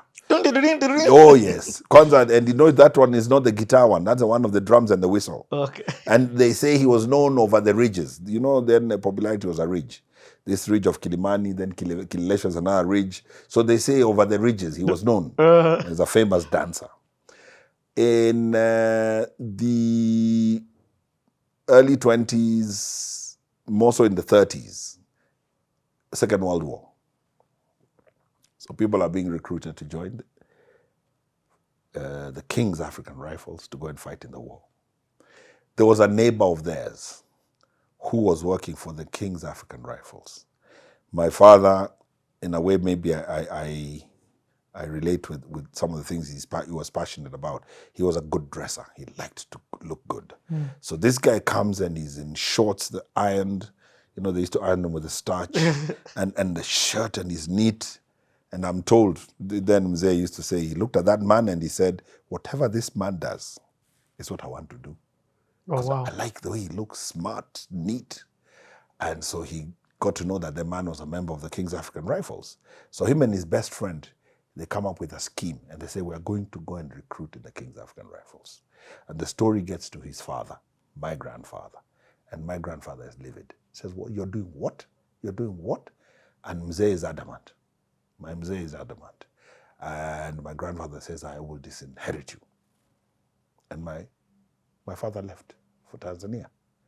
Wow. And he never inherited land from his father. My father never passed on land to us that he had inherited from his father. Wow. Yes. Your grandfather was upset because he was going to fight with the whites. Just leaving home. Oh, just leaving home. Yeah, where are you going? Okay. What's his madness? His elder brother. Then he's going to fight in Tanganyika, Tanzania. Yes, you go and recruit in Tanganyika. In fact, the recruitment, I think, center was in Tanga. So he leaves the village home. His elder brother was working for the railway in a town called Makindo. General Ndolo's name is not Ndolo. Huh? No, his name is Musiemi. So he goes to Makindo, he steals his brother's kipande. Because you have to be recruited with a kipande, you know, fingerprint, thumbprint. Yeah. So my uncle... again, yes. New generation that may not understand this. Yes. A kipande is yes. an ID. It's an ID, no photo. Yes. Thumbprint and name, signed by the local chief or whoever. So my uncle's name is Ndolo. My father's name is Musiemi. So he steals his brother's ID with his best friend, and they walk to Tanga. At night, they climb up a tree and sleep. During the day, they come down, they go. He tells a story. They were chased by a buffalo up a tree. They had to sleep up there. Hold on, they are walking? Yeah. I mean, in the 20s, the 30s. Yes. They're walking to TZ? Yeah, to Tanga. They've been told it's in that direction. And you know, there were those routes. Yes. So they walked with his best friend. They carried some food, it ran out. He made me laugh. He said he was eating while they knew the berries to eat. You learn, you know, this one you can eat, this one you can't eat. So they knew the berries to eat along, wild berries. So he gets to Tanga. When he gets to Tanga, he goes for recruitment. He doesn't make it. Whoa. He's malnourished and thin. Trek. Gets a job in a hotel, cooking mandazi. He used to boast to me he knows how to cook mandazis. So now he's cooking and eating the same food. So body builds out, goes for the second recruitment, and he's taken. Joins the King's African Rifles, get trained, fought in Burma. Just hold on. At this time, yes, for context, is there Kenya in Tanzania or is it British colony? It's a colony. So there's no boundaries haven't been set. Those ones are formed after independence. So it's still the King's African Rifles. So East Africa, yes, which has Kenya, Uganda, Tanzania. Those boundaries didn't exist yet. What it was called? What? It was the Protectorate. The British Protectorate. Yes. It was a company, remember? Guy. So they get onto the ship and they're taken to Burma. And they fight in the war in Burma. And the people he had left here with die in the war. And they come back. He fought in Ethiopia. They called Abyssinia. Yeah. Yes, he fought in those two wars. And then the war ends. And then we go into the independence space. And when we go to independence... Is he rewarded? Now, your ranks. If you look at the photo you shared, yeah, you'll see the ranks. Those are decorations. Every decoration represents a particular award. So you'll see. And how you know a person who has been to war is you see his chest is full. Decorations right across. Oh, wow. So yeah, so every time you accomplish something, you get a decoration. So he was heavily decorated. Okay. So he goes to the war and comes back. Idi Amin was part of the King's African Rifles. There are people who joined the King's African Rifles and did not continue as soldiers. You know, at wartime when you're recruited, some people go back to civilian life. So like Paul Ngei fought in the Second World War, but did not continue in the military life, retreated to civilian life, went on to be a minister under Jomo Kenyatta's government. Wow. But my father, the late General Mulinge, and other generals continued in the war, after the war, continued the military. Yes. And continued to climb. So here we're going into independence. And the officers who are running the military within East Africa are the British. So you have Muzungu officers at the helm. So at independence, there was a guy called Penford here. He was the chief of army. So my dad is then colonel. So now you have to go back to your countries. Amin was here training, he went to Uganda. My father was in Tanga, comes back to Kenya. And he's the top among the Kenyan indigenous Africans in terms of rank.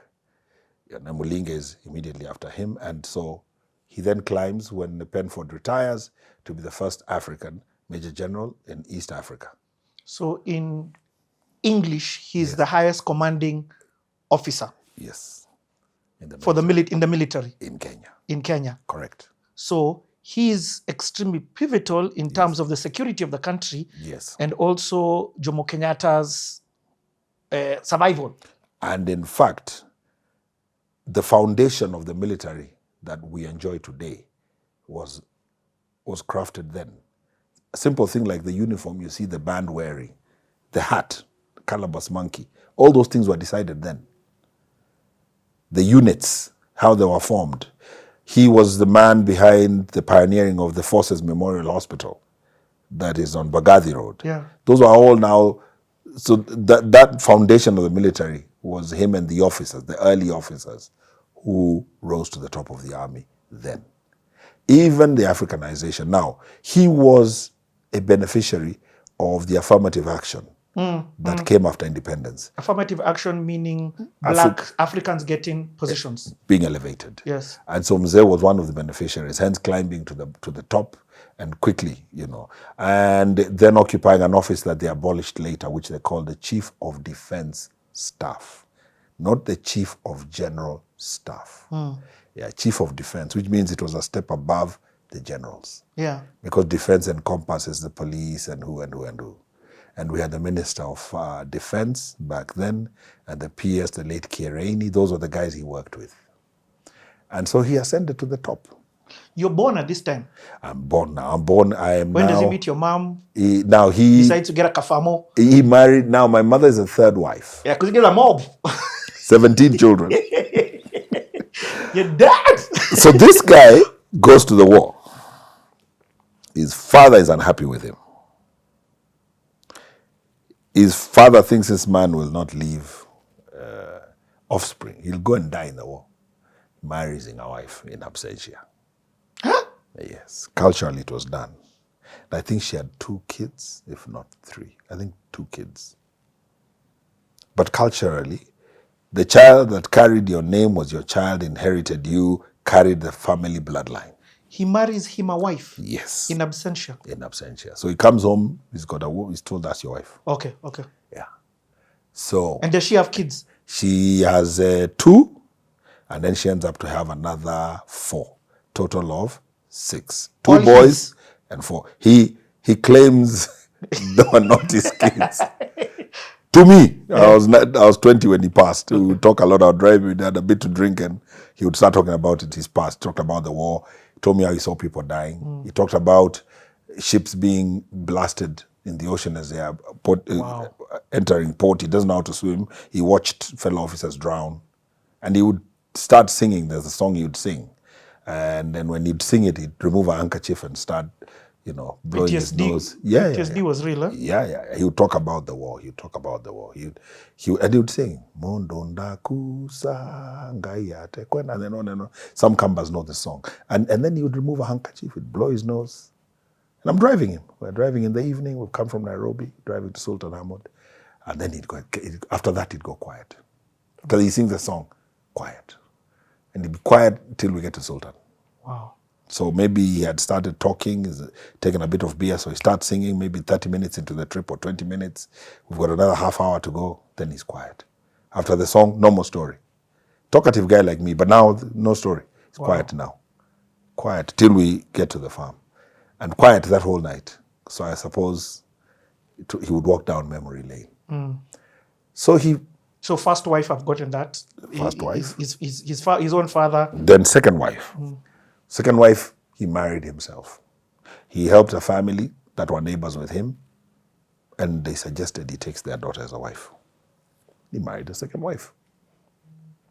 Had 2 boys, 4 girls. One of the girls from that family is the owner of the Lukenya group of schools. My big sister, the wife of the late Justice Kasanga Mulwa. She's a trailblazer completely. She has a university, private university in somewhere near Mutito Andei. Just an amazing entrepreneur. And then my father was crazy about her because she was like him. She's just a go-getter. My big sister, half sister. So he has 6.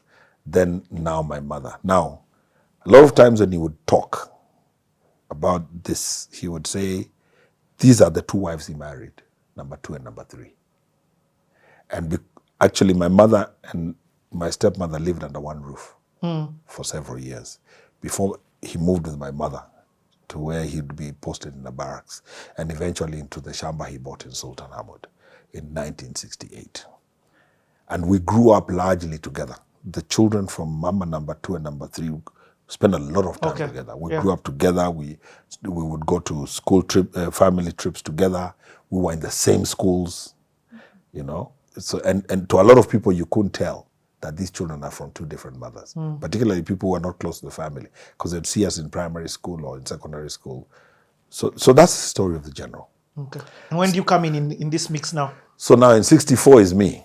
I'm second last. Second last. Yes. From the 3rd and last wife. So the last born is my kid bro who passed on in 2013, David. So David is last born and I'm second last. Wow. So I'm a baby in the family. So I'm the second last born. And I'm lucky to have spent some time with him in the last 3 or so years of his life. Yeah. Spending personal time with him. What is your relationship like? We were very close. Driving him, spending days with him. The day he died in a car accident, people thought I was in the car because they couldn't remember seeing him without me. Anywhere he would go, they knew Machoine is driving him. So we became very close. And because of that, we became very close with my mother. My mother was diagnosed with meningitis in 1981 and TB of the brain, late 81. She was in hospital for all of 81 and most of 82 up to, I think, September, admitted. She was discharged and she struggled. She took her almost 7 months of physiotherapy, walking with crutches to be able to be upright and walk again. She lost a lot of her skills. She couldn't drive as well as she used to, but she gradually recovered. So we became very close. So my mother comes out of hospital in 92 and my father dies in a car accident in 84. So I'm thrust into the family business and I'm working with my mother. And that is a journey that went all the way to her death in 2024, just the other day, at a ripe age of 86 years old. Yeah. Yes. Your father, because of his rank, Yes. had to have a very strong relationship with the government of Kenya. True. And particularly the president. True. What's that like? Or do you have any stories like the one you shared about him and Moi? Yes. But even in terms of a working of this country, by the time Yes. you're telling me he's been told he was leading up to a coup. Yes. This is a very interesting part of it, the history of the general. So in 1971, there's a buzz that there's a coup. 1971. And General Ndolo is implicated in it, alongside some politicians and some officers. He is not detained, neither is he jailed, but some people are jailed. A trial is held and the member of parliament for Yatta implicates my father and he's jailed. Wow. When I talk to my mother, it's a conversation I couldn't have with my father. I wouldn't even know where to start. But later, after he had passed, when I had that conversation with my mother, she had a different version. She says, yes, there was a coup. And yes, there was agitation on the ground. But she says, my father was not supporting it. She says, his biggest crime might have been to trivialize it. Why would he trivialize it? He comes from the infantry ranks. Infantry meaning askari ya miguu. You're not an artillery guy. You're not a signal guy. You don't come from what we call the professional field. You are a soldier who's guarded gates and what have you. So he came from those ranks. Now, if you think back in the 60s and towards the end of the 60s, the bulk of our soldiers was largely illiterate, semi-literate. And him and a few of the other officers had seen war. So to the ordinary soldier, you're a hero. They had a lot of respect for you because they would call you a wartime general. You have seen war. Wartime. Yeah. Yes. So my mother would say, Mzee used to say to her that if the soldiers wanted to follow a wartime general, it wouldn't be difficult. Because this is a soldier who's seen war. Yeah, if he told them now, let's take this thing, it wouldn't be that difficult. And this is after the 69 oathing. So there's discontent nationally. There's people unhappy with the Kikuyu. So if he was hell-bent on taking power through the gun, and it was happening all around us in Africa, he could have done it. It wouldn't have been that hard. The people who are mentioned in the military, in records, are officers. There's a particular law officer in the Air Force, an educated officer. Again, the story is that the educated officers looked down on the illiterate officers. So they didn't quite get along.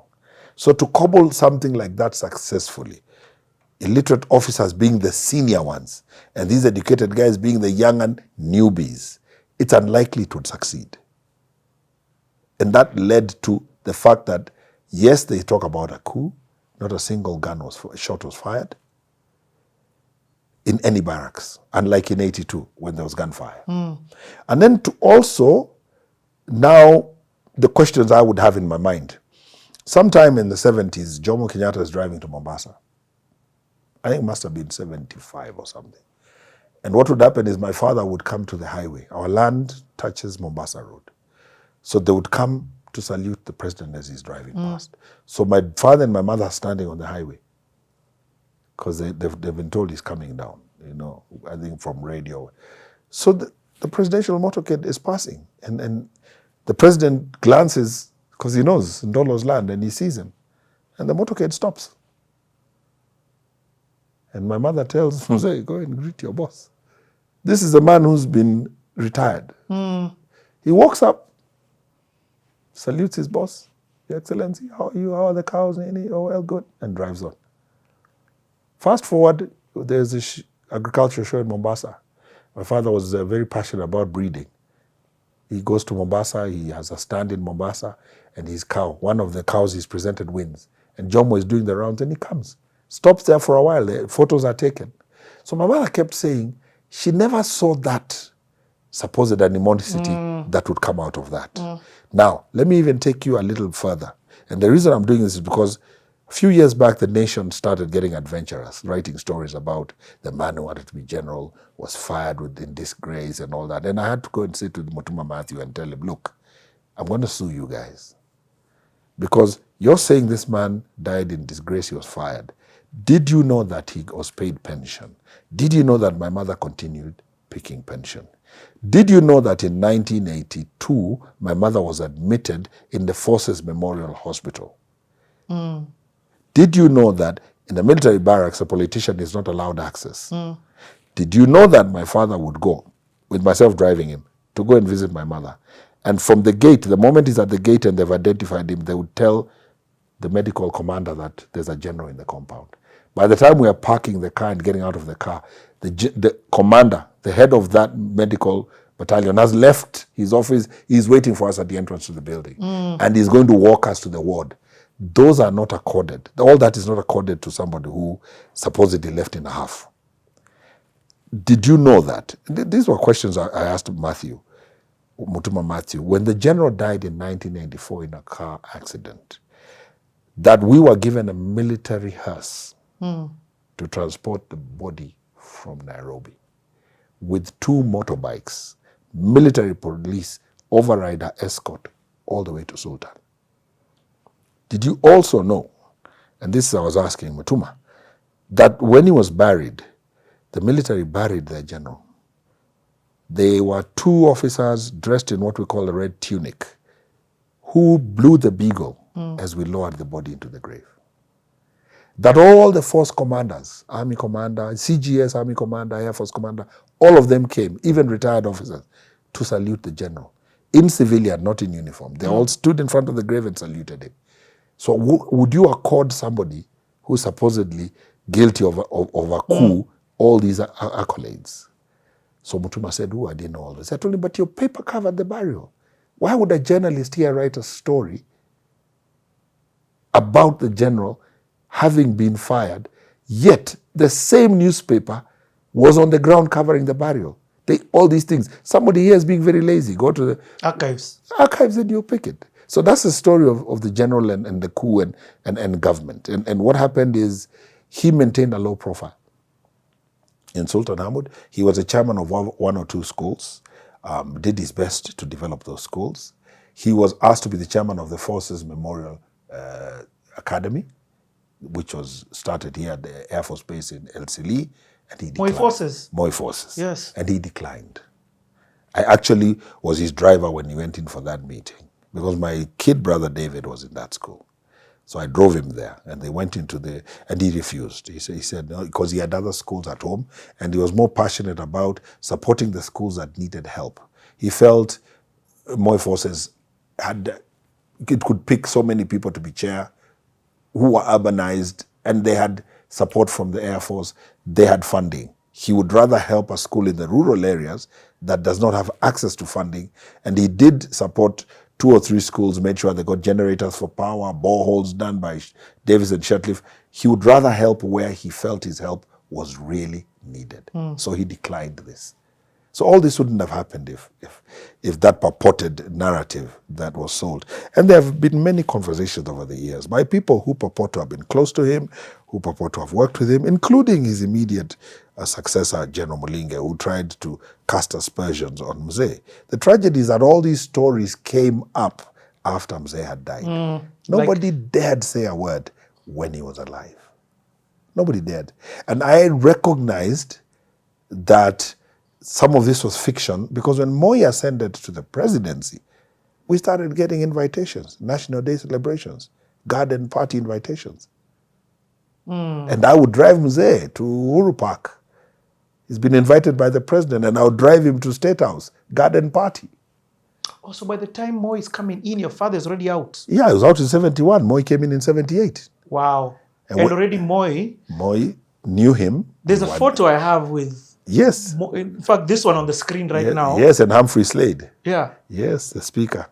And also there's just for humor, yes, tell the story of the other photo with the lion. I'm like, what's going on? So this is the ranch in Sultan Hamud. Mzee buys a ranch, cattle ranch from a white settler, AFC loan, which I finished paying with my mother in the 90s. And In the dry season, the lions would leave the park to chase the cows, which are easier prey. So they would invade the ranches. So that photo you see is a lioness that was shot dead by the Kenya Wildlife Service officers, and it had the cubs, and one cub was alive. So that cub was surrendered to the Kenya Wildlife Service, the orphanage here. So he opted to take a photo before handing it over. So we had an interesting life. We lived with guns and we would hunt impala and what have you as kids. On a more, first of all, there's a saying that says, if the hunter tells the story of the hunter comes out as a hero. Yes. So I really like the fact that you've told your side of your dad's story. Yes. That's for honoring him for that. Yes. But also, it's the factual truth. Yes. From the horse's mouth. You've got this firsthand as orators. Yes. But as you've shared this story, then there's something for me that there's a what if. And we're going to take a break and then you come in. Actually, no, just say it now. What was the discontent between or within the country? Yes. That even the thought of a coup is bubbling under. Yes. Within the country. Let me not even say the barracks. Yes. Like, what's that discontentment? That oath-taking rubbed a lot of people the wrong way. And that, plus there appeared to be tribal matrix of security networks, people who were being promoted quickly from a certain community, so that it's like Commissioner of Police Kikuyu, GSU Commandant Kikuyu, the stock theft unit Kikuyu. So the only person you have at the helm who's not Kikuyu is the army boss. So there was all that. There was a lot of agitation going on, and the tragedy was people are seeing. Those are things you can't hide. So there was discontent, and then don't forget Oginga Odinga has fallen out with Jomo. Don't forget there's shooting in Kisumu. People are shot dead. The president is exiting the town because they're stoning the presidential motorcade. So there was clear bad blood developing. And this bad blood is clearly tribal. It is tribal. What about classism? Has it checked in? Is there The now classism has the checked elite in. within the African? You could be feeling it. Yes, it is. And that is why the Kiambu Mafia were saying what the things they were saying. They were called Kiambu Mafia. Yeah, they're looking at these Nyeri guys as, we're the elite. We're the ones. Who are you guys? Who are you guys? And we're the ones in power. We're the ones close to the presidency. This power is not leaving us. Man. And that is, and this is important that we're talking about this, because that is the architecture of Kenya. What am I saying? The president of Kenya at independence appeared to get very wealthy by the time of his death in 1978. At independence, and when he left Kapenguria, he was not a wealthy man. He was not an architect. He was not an engineer. He didn't have a trade you could say that he leveraged government contracts to become wealthy. So the trappings of office and what the office can do for you. And he became wealthy. Now, you have kids. If you tell your daughter, smoking is bad for your health, you're puffing away, she will say, yes, daddy, to respect you, but she'll be curious because you're smoking. So we keep saying corruption is bad and everything, but daddy is corrupt. So what are you telling me? And I'm seeing daddy enjoying life. My God. 2002, fast forward, who is vying for the presidency? Those of us in the cluster saw raw money. We saw what money could do. So you tell me, if I'm a politician, and I've seen what we've been able to do, what the Kenyattas can do, what does it mean for me as Ndolo, who is interested in politics? I get even close to that seat. I'll try and perfect what they've done because my son could be president. Yes, I could bankroll his presidency. And that is the architecture that has gotten us to where we are, where you get into office and you're going to use office to grow. Now, we're all human. If you're given the opportunity Jomo was given or I'm given, I would probably do the same thing.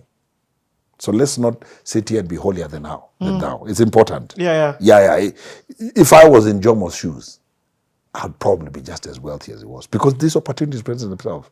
But there are those like Oginga who wouldn't do that, didn't do that. Okay?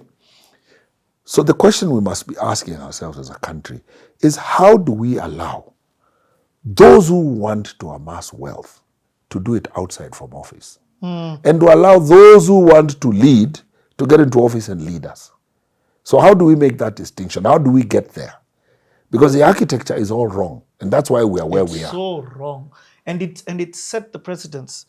So everybody else who's come after has seen the mode. Exactly. Has seen the version in which. Exactly. To become, we throw this word billionaire like it's 300 G's. Let me even tell you now, my generation, when we were in our 20s, 30s, and 40s, and we heard so-and-so is bankrupt and he was a minister, we'd think he's a fool. How could you have been a minister and you're bankrupt? How?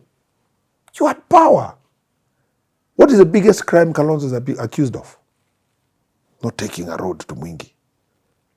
He didn't misuse his office, so he didn't go to a road, so he's a poor leader. He's a poor leader. Where's Weka Barabara Kwako? Wow. Now, people point fingers at William Samoei Ruto. Hey, this guy's corrupt. What and who is William? How did he grow up? What's his background? What were the examples given to him? Who are the people he looked up to? Who mentored him? So how are you, what do you expect him, what do you expect him to do? He's member of parliament. What do you think he's going to do? And this guy is brilliant. He's a genius. Work ethic is up there. Of course he's going to get wealthy. Because that's the architecture. That is who we are. That is who we have built. So how do we move away from this? In my very humble opinion, it's about institutions. We've got to stop making this about individuals. It's got to be about institutions. We are almost there. Today, the president will make an utterance and he will be faced in court and the courts will rule against him.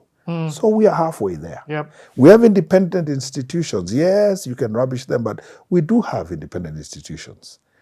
The whole Kalau election was put together. IEBC did the job and they declared the winner. Yeah? And we respected what the IEBC has said. And let's remember that next year. Let's not turn around because we've lost and say, no, you see now, when it suited us, IEBC was good. So let's remember that in the elections. So the architecture of Kenya was wrong for whatever reason. Wow. It was wrong. The tribal matrix was wrong. And we inherited it. We just didn't change it. The estates in Nairobi were tribal. You go to Kaloleni, it's a particular tribe. You go to Bahati, it's a particular tribe. You go to Ofafa Maringo, and that was the British, separating. Yes. Yes. That's how they did it. Segregation. You just need to look at the 47 counties, which were initially districts. Look at the borders.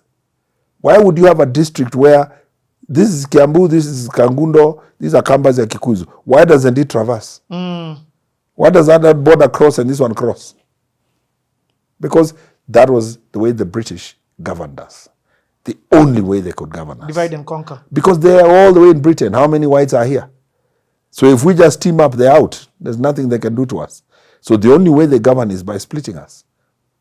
So they look at the prominent leaders in your community, they pull them to the table, give you a taste of the cake, taste of the good food, bow tie and dinner and what have you, and gloves, and with your wife in pearls, and you love it, and you're one of us. They give you some good English. And you're one of us. And then you become a member of a private club, and those Africans can't join. You're there with us.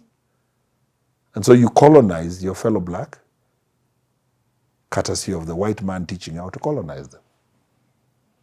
And you amass wealth at the cost of your black brothers, and it doesn't matter because, that's the architecture. And it's well done. It's very, very well done. It's brilliant. Yeah. I've got to give them that. Yeah. How a minority would be able to to conquer the majority. And woe unto you, Patrice Lumumba, woe unto you if you try to introduce fairness, equity. Woe unto you if it is not crafted by them. Then they will engineer. And the media and who will be managed. And now that has transitioned to who we are. There is no secret that the mainstream media are not friends to William Ruto. It's not a secret. Somebody asked me a question the other day and I couldn't answer him. He told me, you are Uhuru's friend. I said, well, he said, no, don't be shy. We know you. You are a Jubilee advisor council. You worked for Uhuru. When Uhuru was doing those things, it was okay. But now Ruto is doing them, he's bad. Nyinyi ndo mmerubu Kenya. I said, hey, calm down, guys. I said, no, you. Because he was a guy who was ODM. Very close to my brother. My brother was ODM Damu. They didn't believe in Uhuru. Yet he was insane with Uhuru. So this guy was telling me, I told you, that guy you was telling us is no good. Look at what he's done. Now, Ruto was good in 2002. Ruto was good in 2013. Ruto was good in 2017. Ruto is bad in 2022. When did they discover he was bad? When he was backing them? Or now when they're done with him? This guy is telling me off like I'm Uhuru's brother. I'm like, come on, guy. He says, no, you bure nyinyi. And because he had always argued with me, when I was in Jubilee Advisory, he argued with me. He met me at the Galleria and I had presidential badge and presidential agent, IEBC badge. When I was going to Boma, I said, you're with these people.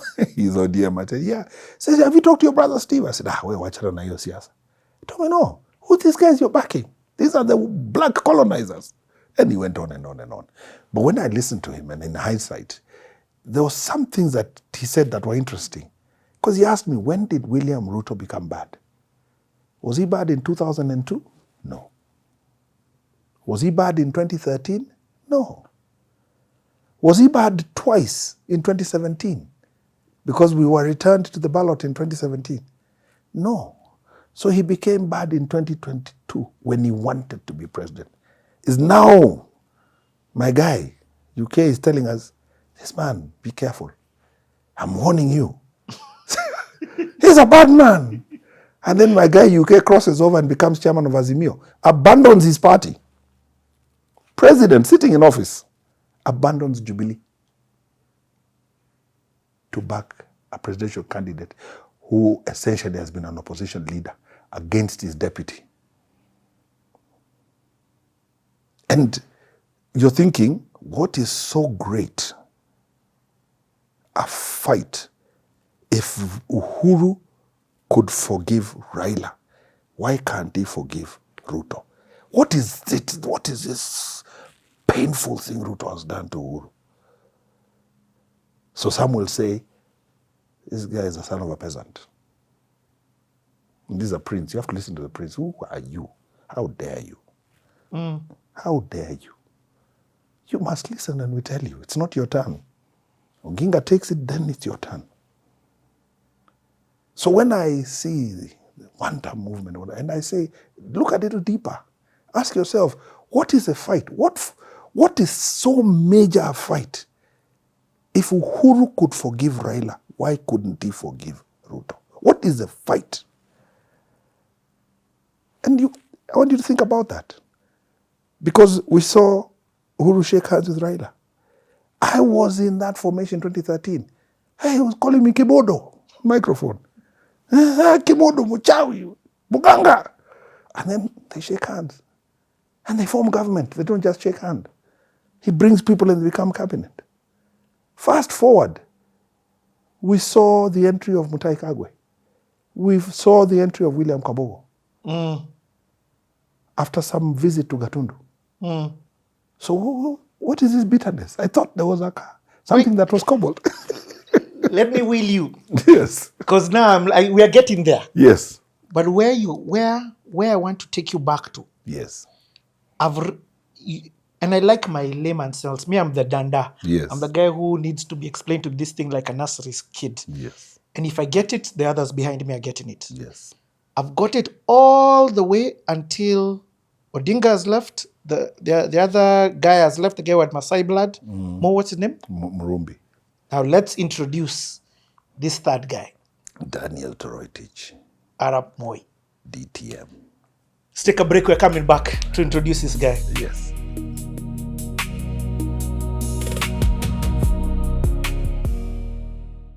This is why we suffer from the big man syndrome. There are few of my generation who will sit where I'm sitting Not few, and none. talk about the things we're talking about. Talk about the oath thing in 69. Talk about the purported coup in 71. Talk about the 82 coup. Talk about the falling out of Oginga Odinga and Jomo Kenyatta. And even dare to talk about Uhuru's issues with Ruto and go there. Of our generation, very few. Because we were socialized in that time when we believed phones were listened to. We believed white cars would follow us.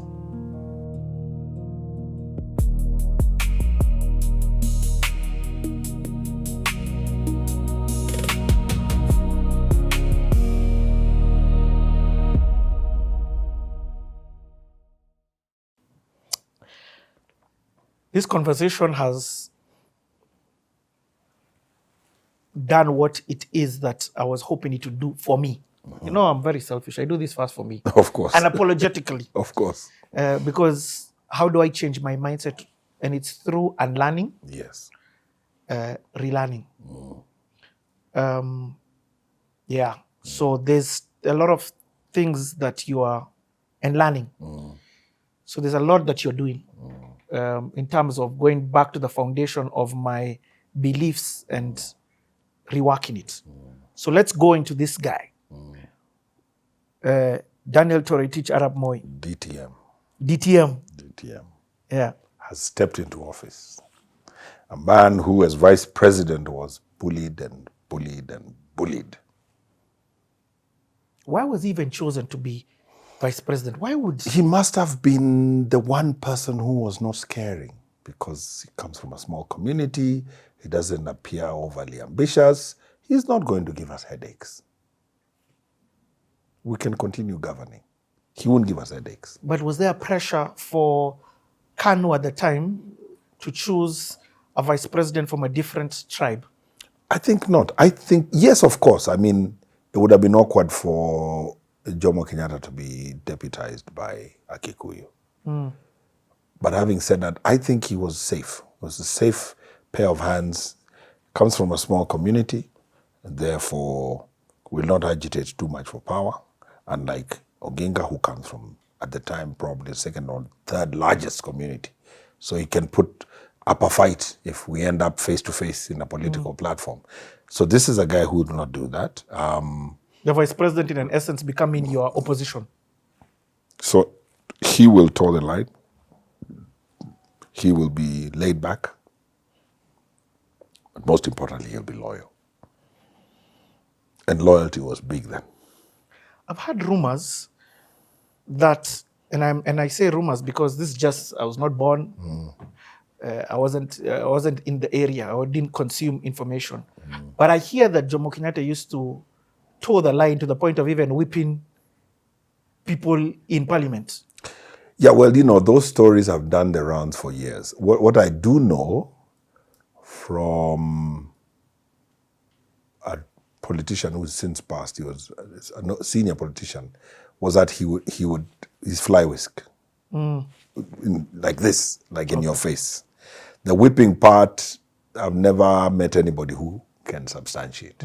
But I've heard those stories. Okay. What I do know is that if he was unhappy with you, he didn't mince his words. Yeah. What kind of a leader was he? He was an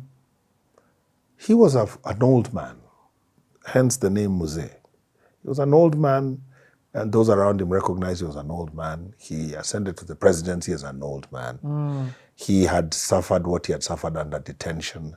So the feeling must have been that he's brought us independence, that's good enough. And so I would say that he represented the new Kenya because he had fought for independence. He was not caring for the whites. He spoke very good English, had lived in London, so wasn't terrifying for them.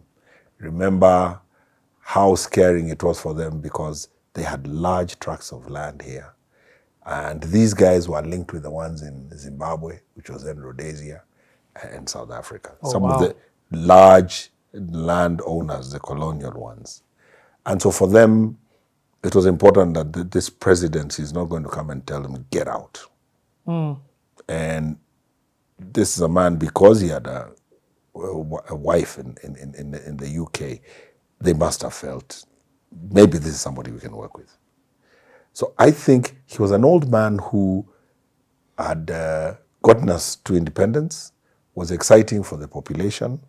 The population didn't expect too much of him. I think the only part of his leadership that, in my opinion, was a bit of a failing was keeping the country united along tribal lines. On that front, he didn't do well. And we might suffer, or we might be suffering from some of the things he was unable to contain.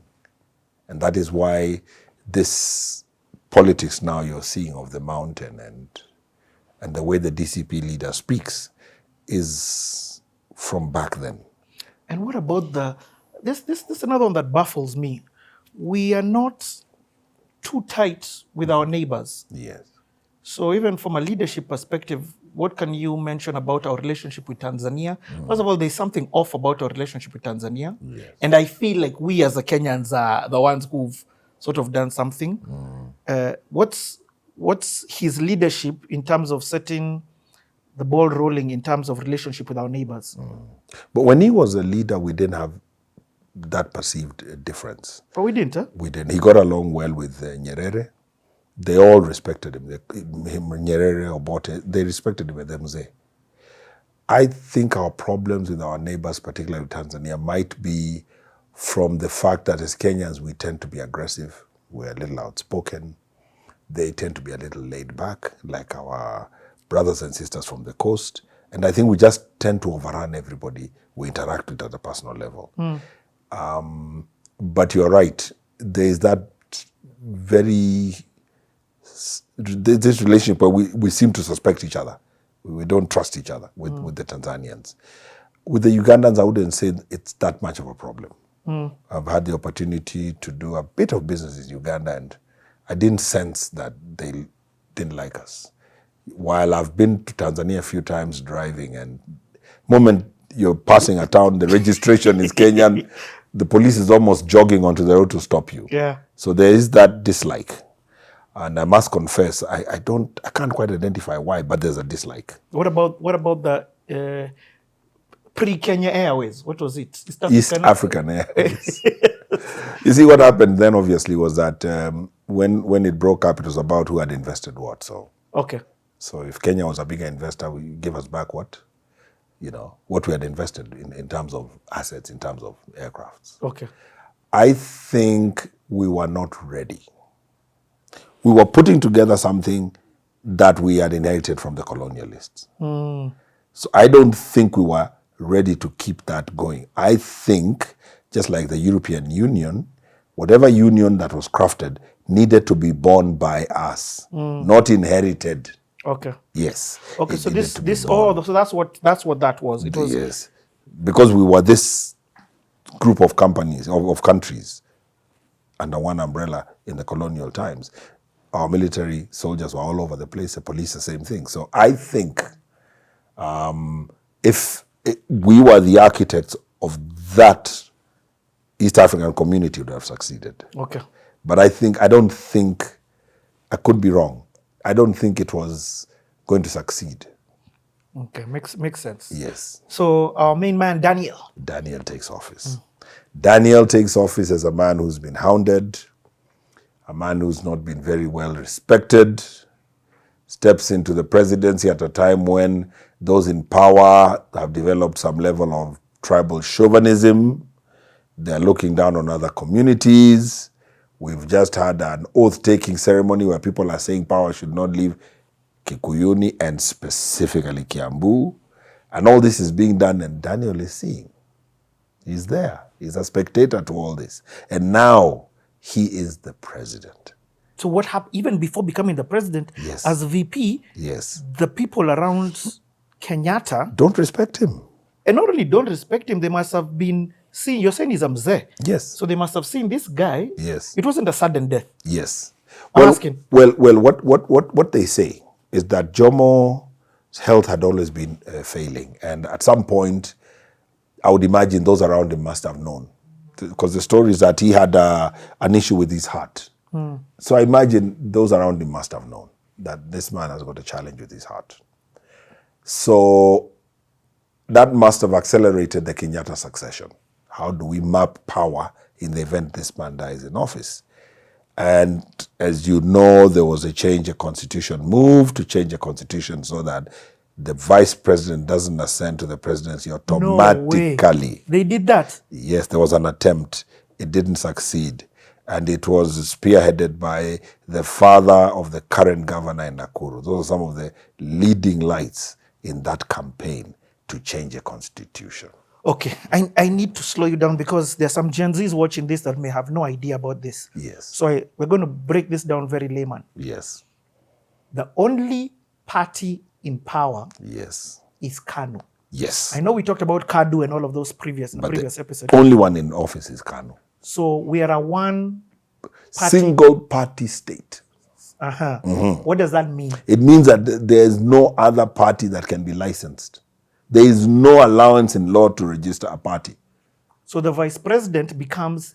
He's the vice president of Kenya. He's the vice chairman of KANU. And who then determines the presidency in a one-party state? So in a one-party state, if the president dies in office, the vice president takes office immediately at an interim basis. And within a particular window, an election is held. So who is the election held between? Any candidate who feels they might want to take a stab at it have to come through the KANU machine. So anybody within KANU could have become president? If you want, you can go for it. You can challenge. So why were they scared then? Because he will have a head start. Oh. Whoever is vice president is automatically... Even if it's just 90 days, you have a head start.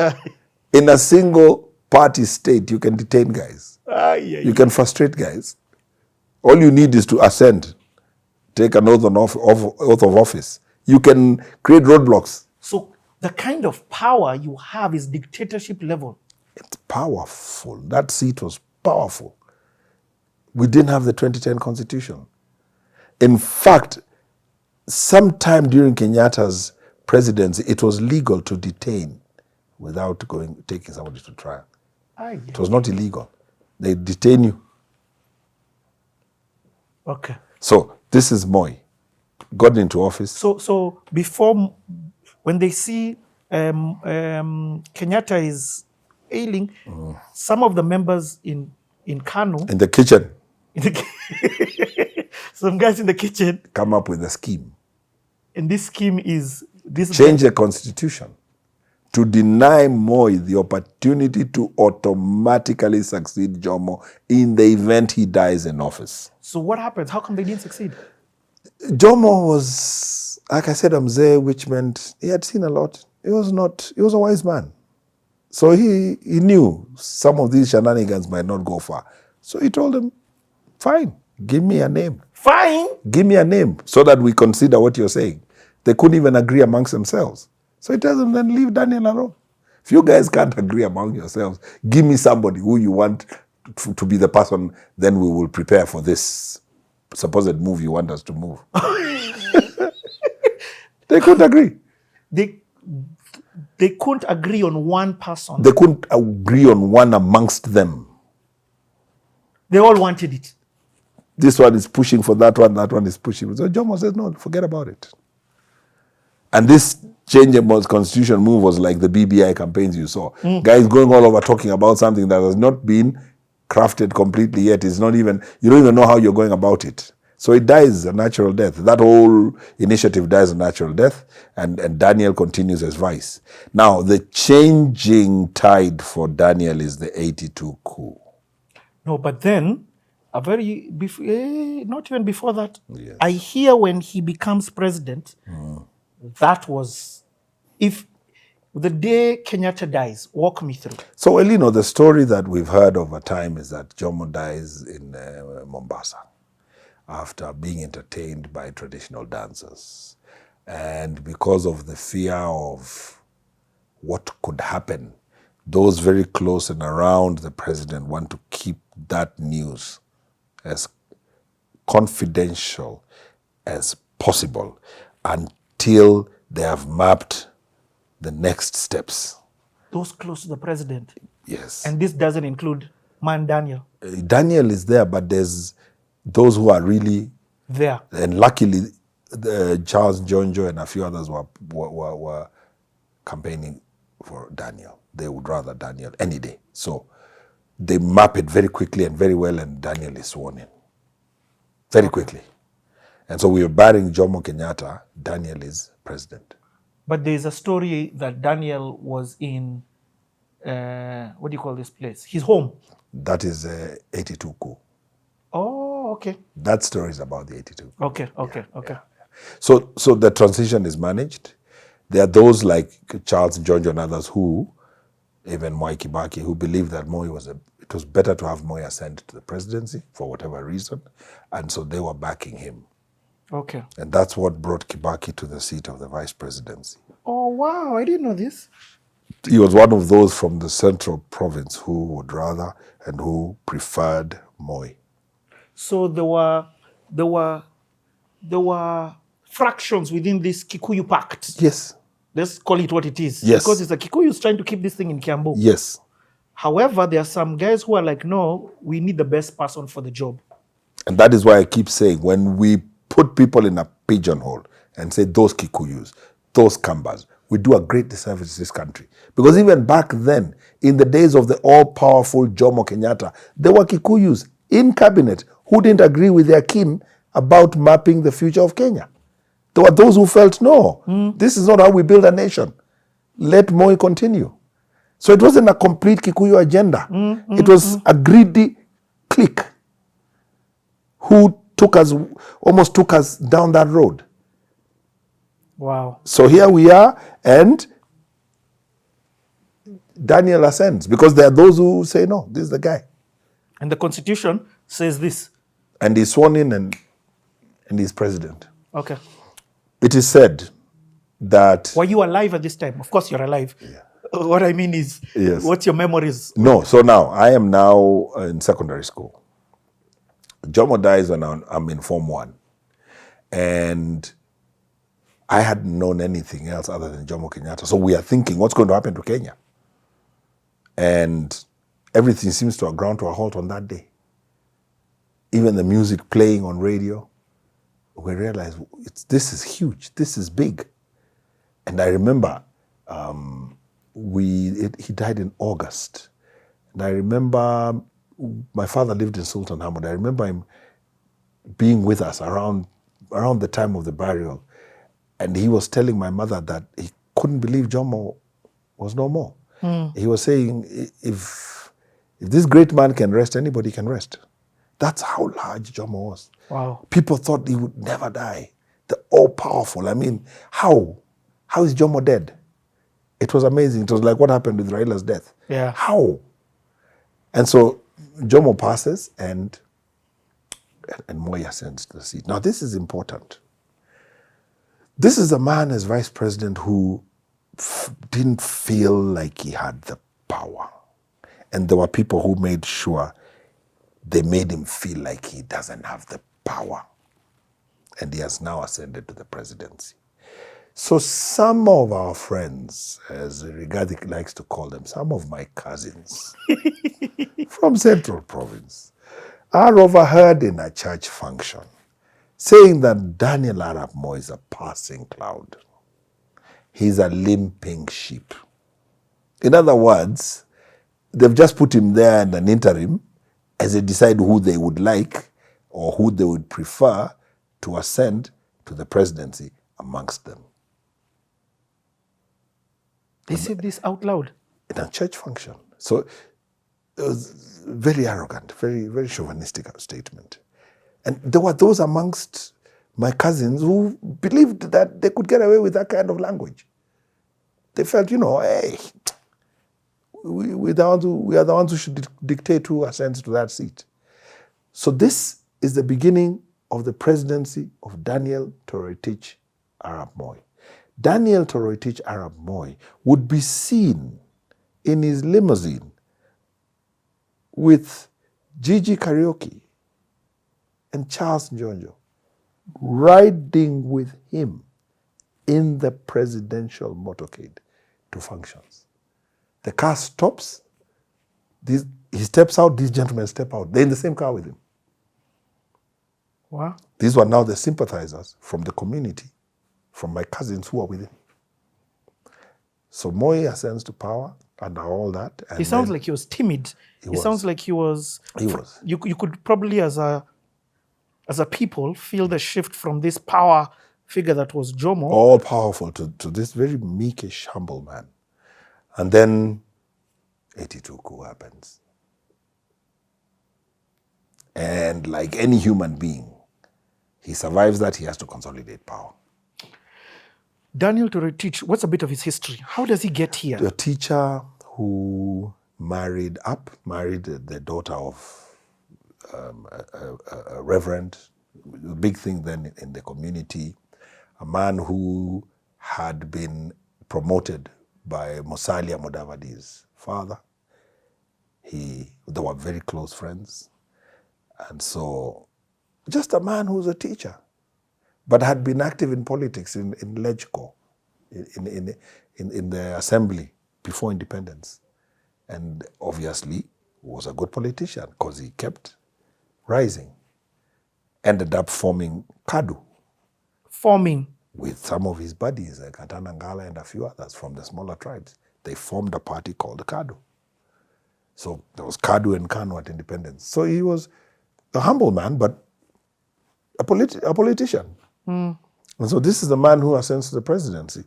This is the man who people are speaking about like he's not a force to reckon with.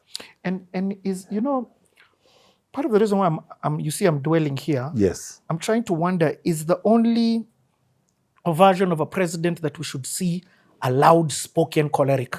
This is the thing. We had come from a very powerful presidency. I remember a story that was told in the 70s when Jomo Kenyatta was in poor health. It was declared an act of treason to even suggest that the president is ailing and he can die. It was an act of treason. What? It's like they were saying, for you to imagine Jomo can be sick is an act of treason. This is how powerful that presidency was. Like I said, you could detain without trial. So Oginga, when Oginga is in, it's without trial. And a few other leaders, without trial. And the Constitution supported that. So this is where we are coming from. This is where we're coming from. And we now have a leader who comes from a small community, is not super wealthy, and is not educated. He's not very educated. And the community that the former president comes from is littered with educated, wealthy politicians who are looking down on anybody who's not as wealthy as them or as educated as them. And so for the longest time, they would talk about Moi as this not very educated leader. And again, I want to bring you back to 82 because that things shifted in 82. And I think where we went in 82, we've never come back. But you get what I'm trying to ask? Yes. I'm wondering, and I'm seeing this thread till today. Yes. If you're not charismatic, if you're not a loud speaker, yes, if you're not a girl who cracks jokes on a megaphone, yes, we could have missed out on Kibaki because he's none of that. Yes. But he's the best leader that has been in this country. Yes. He was not the best speaker on the microphone. True. You get? But in terms of leadership, yes, he was. So here is Moi, yes, who has that characteristic of yes, more flag yes, leader, not yes, as loud, not as sanguine, not as outgoing. yes. And maybe I'm just asking these questions in my head because you've brought this up. But let's go to the 82 coup. 82 coup happens. And overnight, for Moi, this limping sheep, passing cloud narrative has come home. You mean these guys are not just talking? They want me out of office. Somebody may be watching this and has no idea what the 82 coup is. In 1982, that military coup we had in 1982. And I interviewed, just in case somebody wants to find out more about this story. Yes. I interviewed CB Karaoke. Yes. He was in the Air Force. Yes. He was actually, and the Air Force was the one who... They were the ones agitating. Okay, so go on. Yeah, so this thing happens, and remember, this is a guy who's being called a limping sheep. So all of a sudden, what he thought was just people being arrogant in a church or people being arrogant in rallies, it's no longer something to take lightly. Because in Africa and in many parts of the world, a coup meant the death of the president. The people who took over would not leave you alive in the fear that you could galvanize your support base. So this thing became real overnight. Do you know, they left the Air Force to go and bomb State House. Yes, they flew out. Like the intention was to bomb State House because that's where they thought the president was. Yes.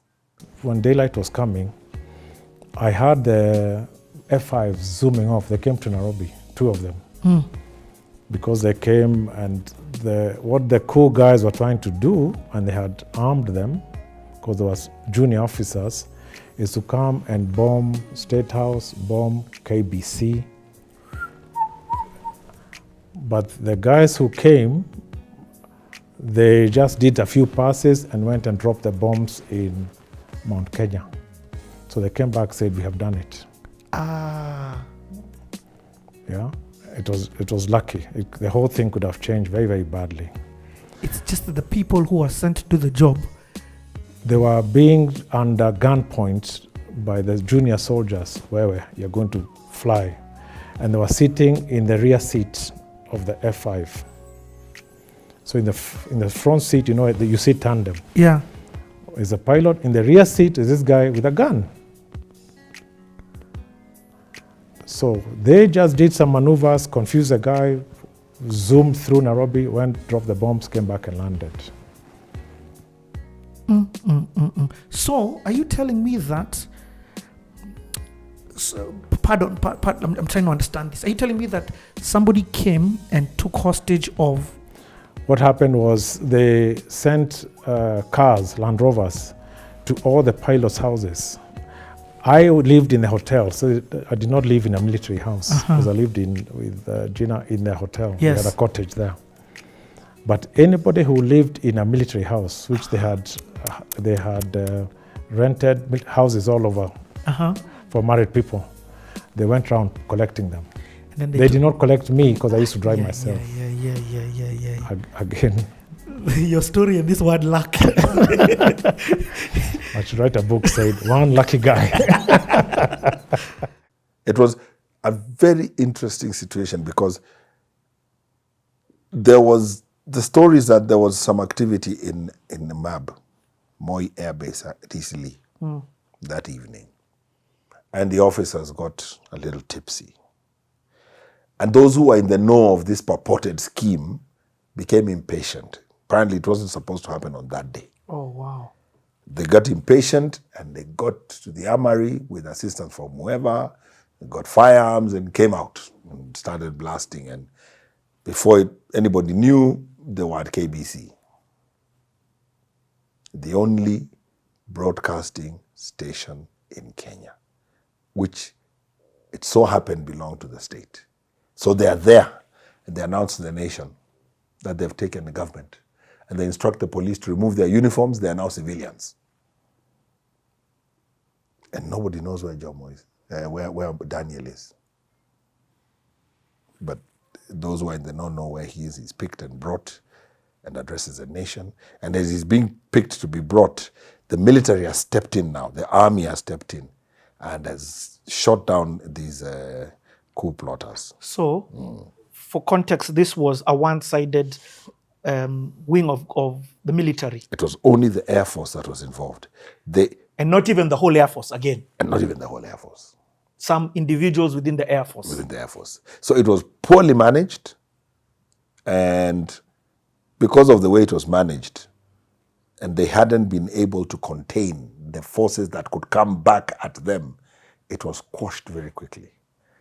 Let me ask a question that maybe other people are thinking and I've never asked. Yes. Was the Air Force just the boots on ground, but not the strategy planners? I think they could have been both. Usually when you have something like this, in this part of the world, there's always a political class behind it. So there must have been some political class. Raila in his book later said that he did dabble in it. He didn't confess how deep he was in, but he says he was in. Oh, he does. He does. And again, like we keep saying, Moi is a consumer of intelligence. He was detained after the 82 coup. Raila was detained. President must have known things we don't know. So there must have been a political machine behind these officers. Yeah. But it was obviously not well planned because these guys came out of the barracks, their colleagues didn't know, and all of a sudden we have shooting in the city of Nairobi. We have a jet that flew out, attempting to go to it landed in Tanzania. Those officers were arrested in Tanzania and handed over back to Kenya. What's that guy called again? So it wasn't, Yeah. well, Ochuka was involved. Yeah, Ochuka. It wasn't, in my opinion, it wasn't well coordinated. It would take much, much more to overthrow a government like Kenya, which has the military that we have. So this was not well coordinated. Now, what did it do to Moi's presidency? He was forced to consolidate power, like any human being would do. And so the entry of people he could trust in key positions in office. He had always been a consumer of intelligence. He was now even more a consumer, probably on the edge of paranoia. So he had special guys trained for presidential protection in Romania, in Israel. It just went a little overboard. You can't blame him. I'll keep bringing you back to layman. Yes. What you're saying is, this is now when Moi started putting in Kalenjins in every other position. Not just Kalenjins. Not just. Oh, not just Kalenjins? Not just Kalenjins. I'll explain. Okay. Remember I told you he didn't come from a populous community. The Tugans. They're not very educated. In Kenya, when you were vice president, you were minister of local government. Home affairs. You were vice president and minister of home affairs. The prisons department fell under the home affairs docket. So what Moi did is when he ascended to the vice presidency, he got his cronies and relatives and friends recruited and employed in the prisons department. So he had friends at different ranks, different levels of ranks within the prisons department, which you know is a disciplined unit. It's like a police force. So he ascends to the presidency, and that is one of the few places he can shop for people who can serve with him. So he pulled a few and got them into positions close to him. Then he had people from other communities he worked with closely. Like John Joe was always by his side. Yes, even though they had a falling out. They had a falling out. They had a falling out. Remember the traitor conversation? There was a whole movement that there's a traitor in government, there's a traitor in government. Oh. And they ended up, through that whole initiative, they identified Charles Njau, the traitor. And then Moi comes around and said he's forgiven him. And Charles Njau ends up in politics. What? So that's a facet of Kenyan history which has disappeared under the table because it's not a prominent part of our history. We're coming back to it. You will have to tell us. But there was that. It started off. So it started out at this time now? It started out. People said, oh, there's a traitor, he's a traitor.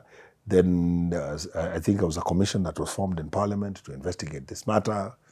And then there were accusations. He was being accused of trading with South Africa. There was an embargo against South Africa because of apartheid.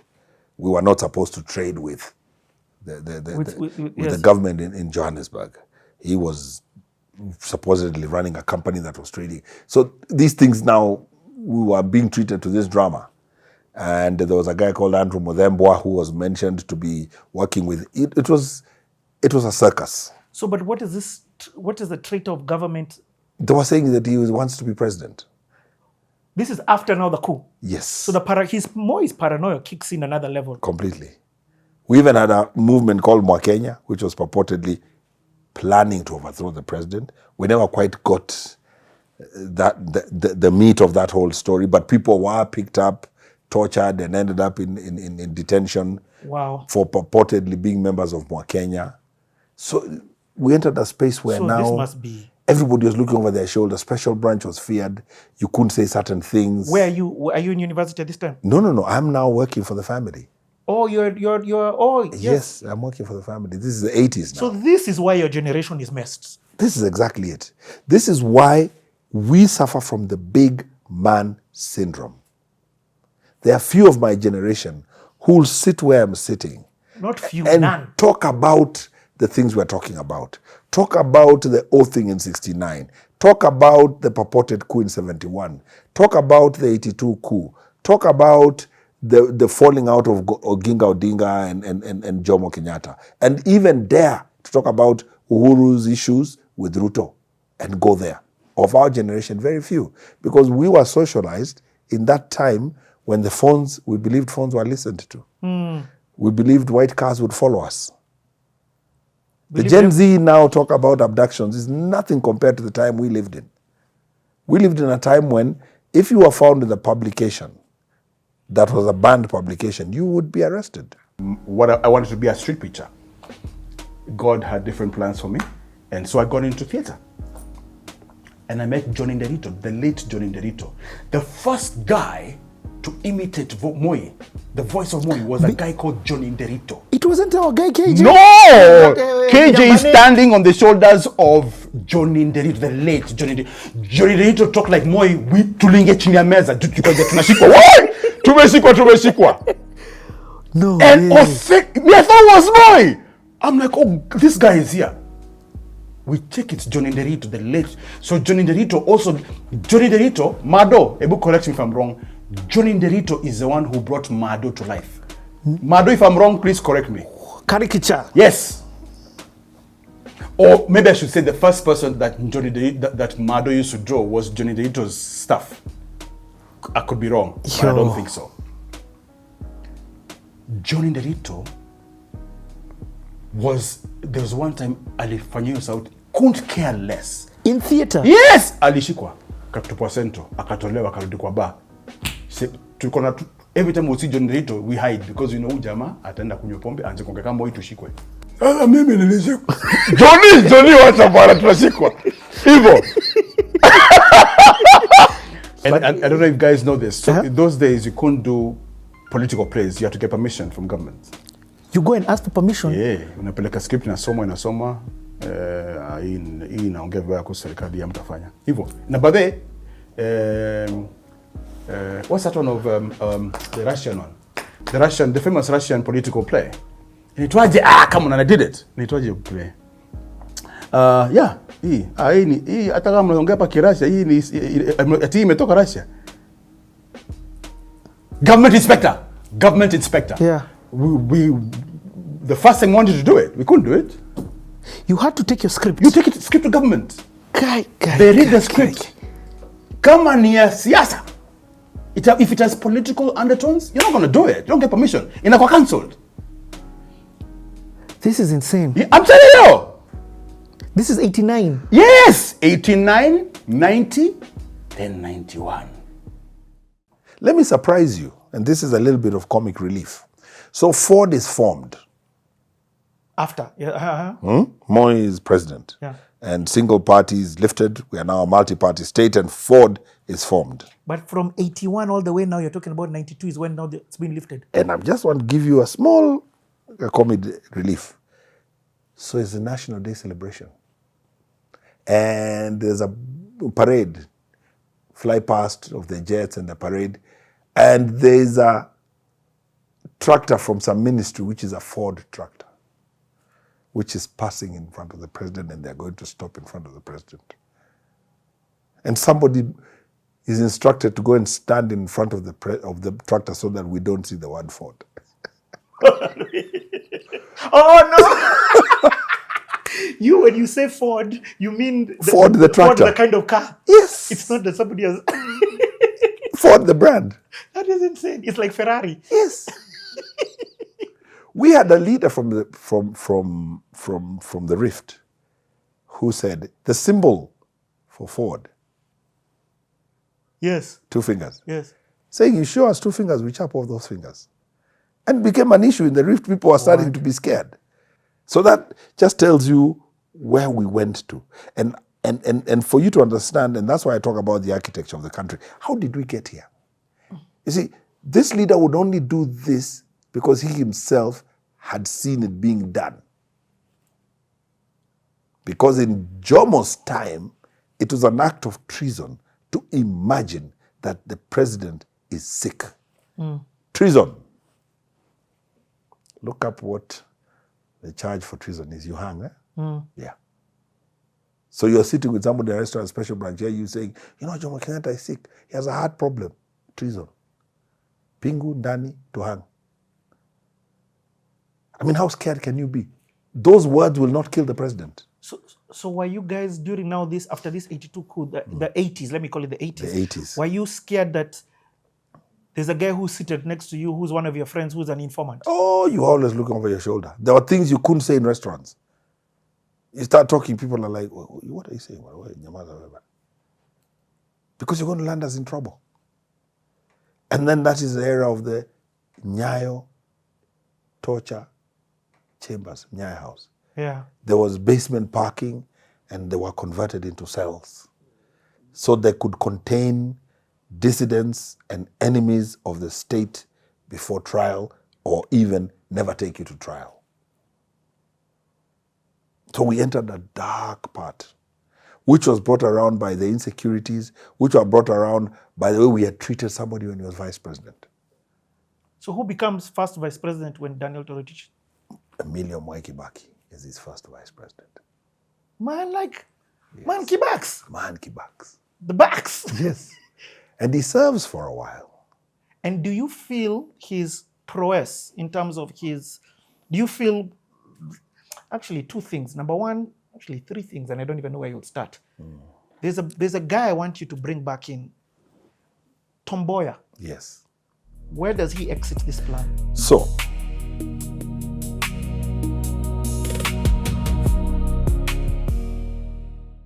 and I want you to put a full stop right there. And then I want us to expound on just what you've said. Expound. The future of Kenyan politics has been dictated by exactly what you've said.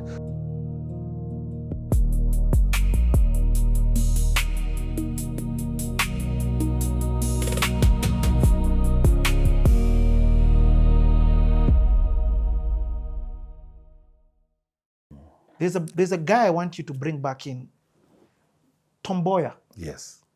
Where does he exit this plan? So, during the presidency of Jomo Kenyatta, there were people who had come with him right up to independence, who are either from the labor movement or lawyers, like Pio Gama Pinto was a lawyer. Tom Mboya was a labor guy. These were guys who helped Jomo navigate that agitation for independence. Eloquent guys, very versed in politics, people who would engage the British, the Americans. So, during the formation of KANU, Tom Mboya was looked at by many as a potential successor to Jomo. Sharp, eloquent guy, very well spoken, and totally loyal to Jomo. But those same guys who are talking about power not crossing Chania must have been very threatened. Because Tom Mboya was from a different tribe. He's Luo. So next thing you know is Tom Mboya is shot in the streets of Nairobi, walking out of a pharmaceutical shop that belongs to an Indian family couple that were his friends, and rushed to Kenyatta Hospital and is declared dead within a few minutes. You know? And the country's almost burning. Violence, particularly in Nairobi and Kisumu during the burial.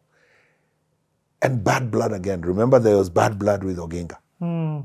Now again there's this bad blood. And all these things were happening because people had started, those around power had started mapping what we call the Kenyatta succession. How do we keep this thing from crossing the river? From crossing the How do we honor our oath? Exactly. How do we keep it in-house? And so in keeping it in-house, it means certain people have to be managed. So that is the story of Tom.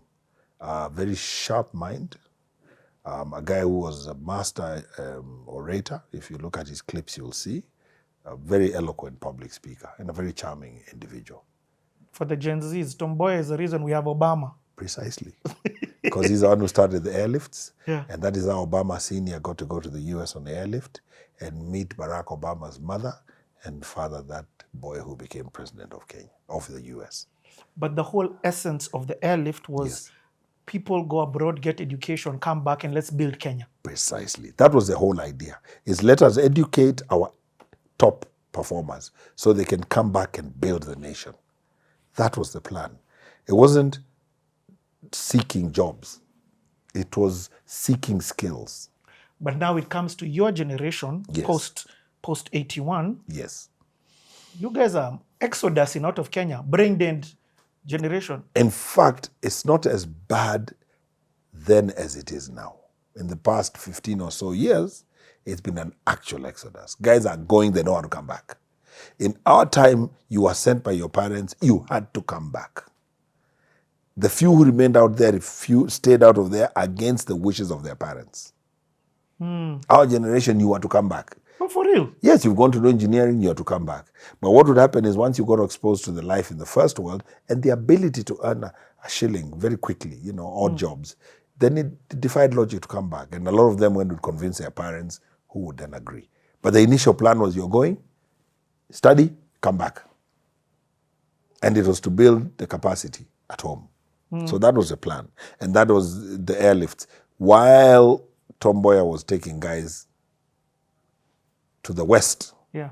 But Oginga was taking guys to the east. And you remember there was the America-Russia wars and the suspicions and KGB and that whole Cold War space. The nations like Kenya were caught in that. So you'd find any leader in Kenya who's leaning towards the Russians is not a friend of the Americans. And so if the Americans have a say in your country, then it is in the interest this man doesn't ascend to any senior position. He has to be contained. Okay, let's bring Raila into this picture now. Yes. Because it's the first time I've heard you mention him from this context. Yes. I've heard his father has left Yes. during the Jomo days. Yes. His father is going to come back Yes. into this mix. But before that, Yes. Raila has already started.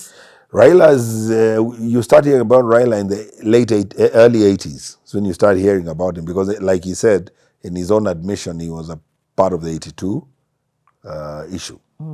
Whether as an architect or as a spectator or as a friend of the organizers, it's not completely clear. But he does say that in his book. And then Raila starts emerging as a thorn on Daniel's skin. This guy is always a radical. So These guys who are put in 81, they're just put in for a couple of days or years or months. 82, Ochuka is executed in jail. Wow. There's a few who are jailed, and then others are jailed and released. Okay. So Raila's wasn't like a Mandela period. It was a short stint. No. Raila was in for 9 years. 9 years? Yeah, I think it was 9 years, because if not, it was 8 years. What? Yes, it was a long period. And his father had been in. So you can imagine, the father is out, then the boy is in. That family suffered from incarceration. So Odinga does his stint, comes out, and soon thereafter forms the party that merged with KANU.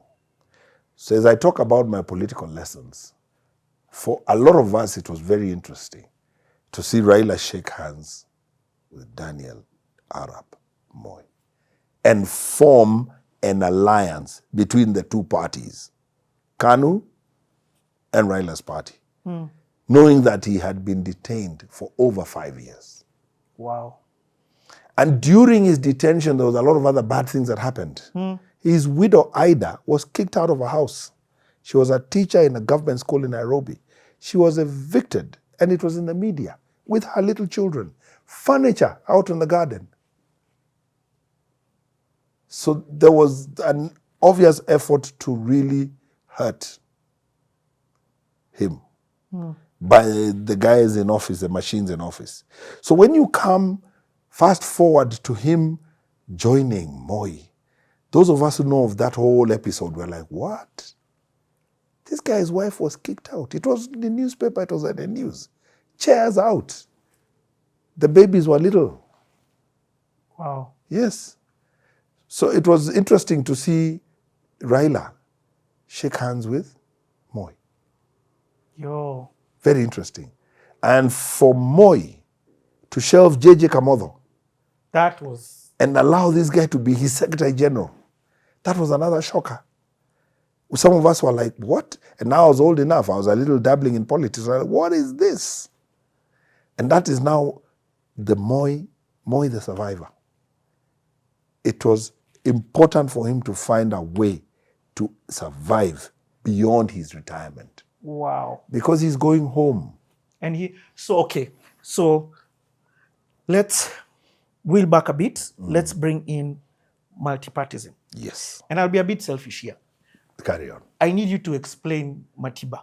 So, I've tried to get the guys. so this is what will happen to Matiba, and it is tragic. Matiba is arrested for agitating for multipartism with his friend Rubia, and they are thrown behind bars, and he's in there for a while, and when he's released, he suffers a stroke. And he's partially paralyzed. And I think he suffered a stroke behind bars just around the time he was released. So he's airlifted by the family to the UK to recuperate and for medical checks. And now the rumor mill, some of this could be fiction, some of this could be fact. We will let the listener decide based on whatever research they want to do. The rumor is that Moi recognizes how powerful Ford is.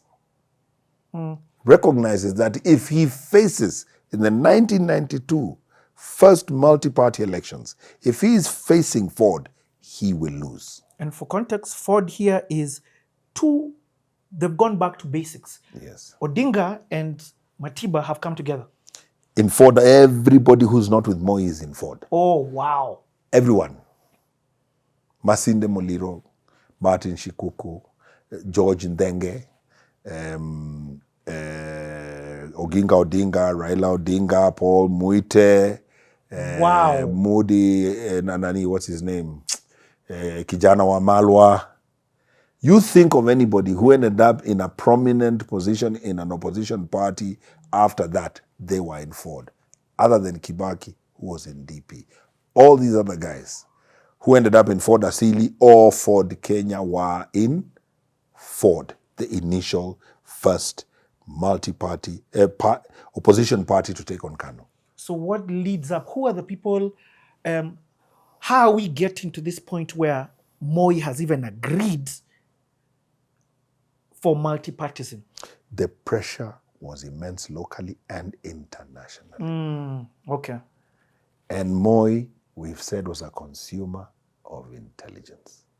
And he must have known he could only hold on to single party power for so long. The world around us was changing. There was agitation in other parts of the world for this opening of the democratic space. And Moi knew this. And so in his wisdom, he decided, let's open this door. Maybe he looked at the horizon and he said, by the time I'm this age, I can retire. Tufungue mulango. But because also what he said, Yes. even me, I start afresh. Yes. You are not going to count the years I've been president. Exactly. So Moi is facing the multi-party wave. And this is the point I was making about people doing their own research. Ford will remove Kanu. If it comes at the election as Ford, Moi is going home in 1992. So what we were hearing, the buzz we were hearing, was that through a particular politician, so that we're not sued, I shall not name, Yeah. a plot is unearthed to convince Matiba that he's good enough to go for the presidency, that he has the necessary support And these politicians happen to be from Matiba's community. So this politician travels to the UK to visit the recuperating Matiba and tells him, the country is waiting for you. You don't need Oginga. And Matiba is not completely convinced, but this is the narrative we hear. So when Matiba flies in, the stories we were hearing were that the government helped mobilize crowds to receive him. No way. To pump his ego. So from the airport, along Jogoo Road, all the way to All Saints Cathedral for prayer session, mammoth crowd. So they're pumping his ego. So of course, that trip getting there and the support base he had, they say, yeah, this thing, we can take this thing. Tutachukua hii. So what does he do? Forms Ford Asili. Okay, hold on. Who was going to be the flag bearer for Ford then? Oginga Odinga. For real? Yes. He was the automatic candidate, senior in age, had been detained, had been a vice president under Jomo. He was the automatic candidate. And the likes of Paul Mwite kept campaigning for that. Paul Mwite was one of two vice chairmen in Ford. And he insisted, this is the man. If you want to remove Moi, it is said that he begged Matiba, but Matiba could listen. Don't, please. Let's focus. Project number one is to get Moi out. Let's focus. So, this thing called Ford Asili is formed. And when Ford Asili is formed, people are like, hey, still, you can't underrate it. Because this guy Matiba is a mover, shaker. But what happened? As we are running to elections used to be held after Christmas in December. Emilio pulled a stunt. Man DP bucks. is formed. DP. Because now you need to split the Kikuyus. For a long time, people used to say DP was Kanubi. We didn't know whether it was true or not. So DP is formed. So now we have Ford Kenya, Ford Asili, DP. Prominent parties. So when you look at the votes that the opposition garnered in 92 and the votes that Moi got in 92, all they had needed to do was to remain united. They had more votes than Moi had. But because they split them, Moi got his second term. So all this is allegedly, but So 1997. And now Moi is not as worried about multi-party. He's settling in now. He's settling in. And he's building, he's fighting, and Kanu is building muscle to face the electorate. Matiba opts out of that election, says he doesn't believe it will be a fair election. The Electoral Commission of Kenya is compromised. I'm not going to vie. So when was the Electoral Commission of Kenya formed? In this 92. 92? Yes. Actually before 92, but now, we're dealing with a multi-party. Yeah. Yes. So. And we're still at that time, constitutional-wise, Yes. we're still running on the same constitution from independence. Yes, we've just changed clause 2A to allow multi-party. Same old constitution, Wow. but we have amended it. And it was amended, it was a delegates thing. The party, which was single party, had a congress in Kasarani, and Moi said, after speaker said, we remain one party, one party, one party. Then Moi stands up and says, no, I've listened to the ground, the world, it's time to open the door. We opened the door. So Yes, man. 2A out, multi-party allowed. What was the vibe that day? Can you remember? Well, the people were surprised. Those who are not in the know, they were surprised. You mean Moi has done this? We've just come from being scared of our phones and everything. Yeah. Our landlines, because landlines were tapped, to this. And this How? is post Saba Saba. This is post Saba Saba. And remember, things were so bad, fax machines were outlawed. You needed a license to own a fax machine because you could receive documents from abroad. You could receive seditious publication from abroad. There were specific magazines that were outlawed in Kenya, considered seditious publication. because they sold a political narrative that went against the rank and file of KANU. Yeah. That's why you guys used to read Reader's Digest. If you were found, there's nothing else to read. there was Africa Confidential.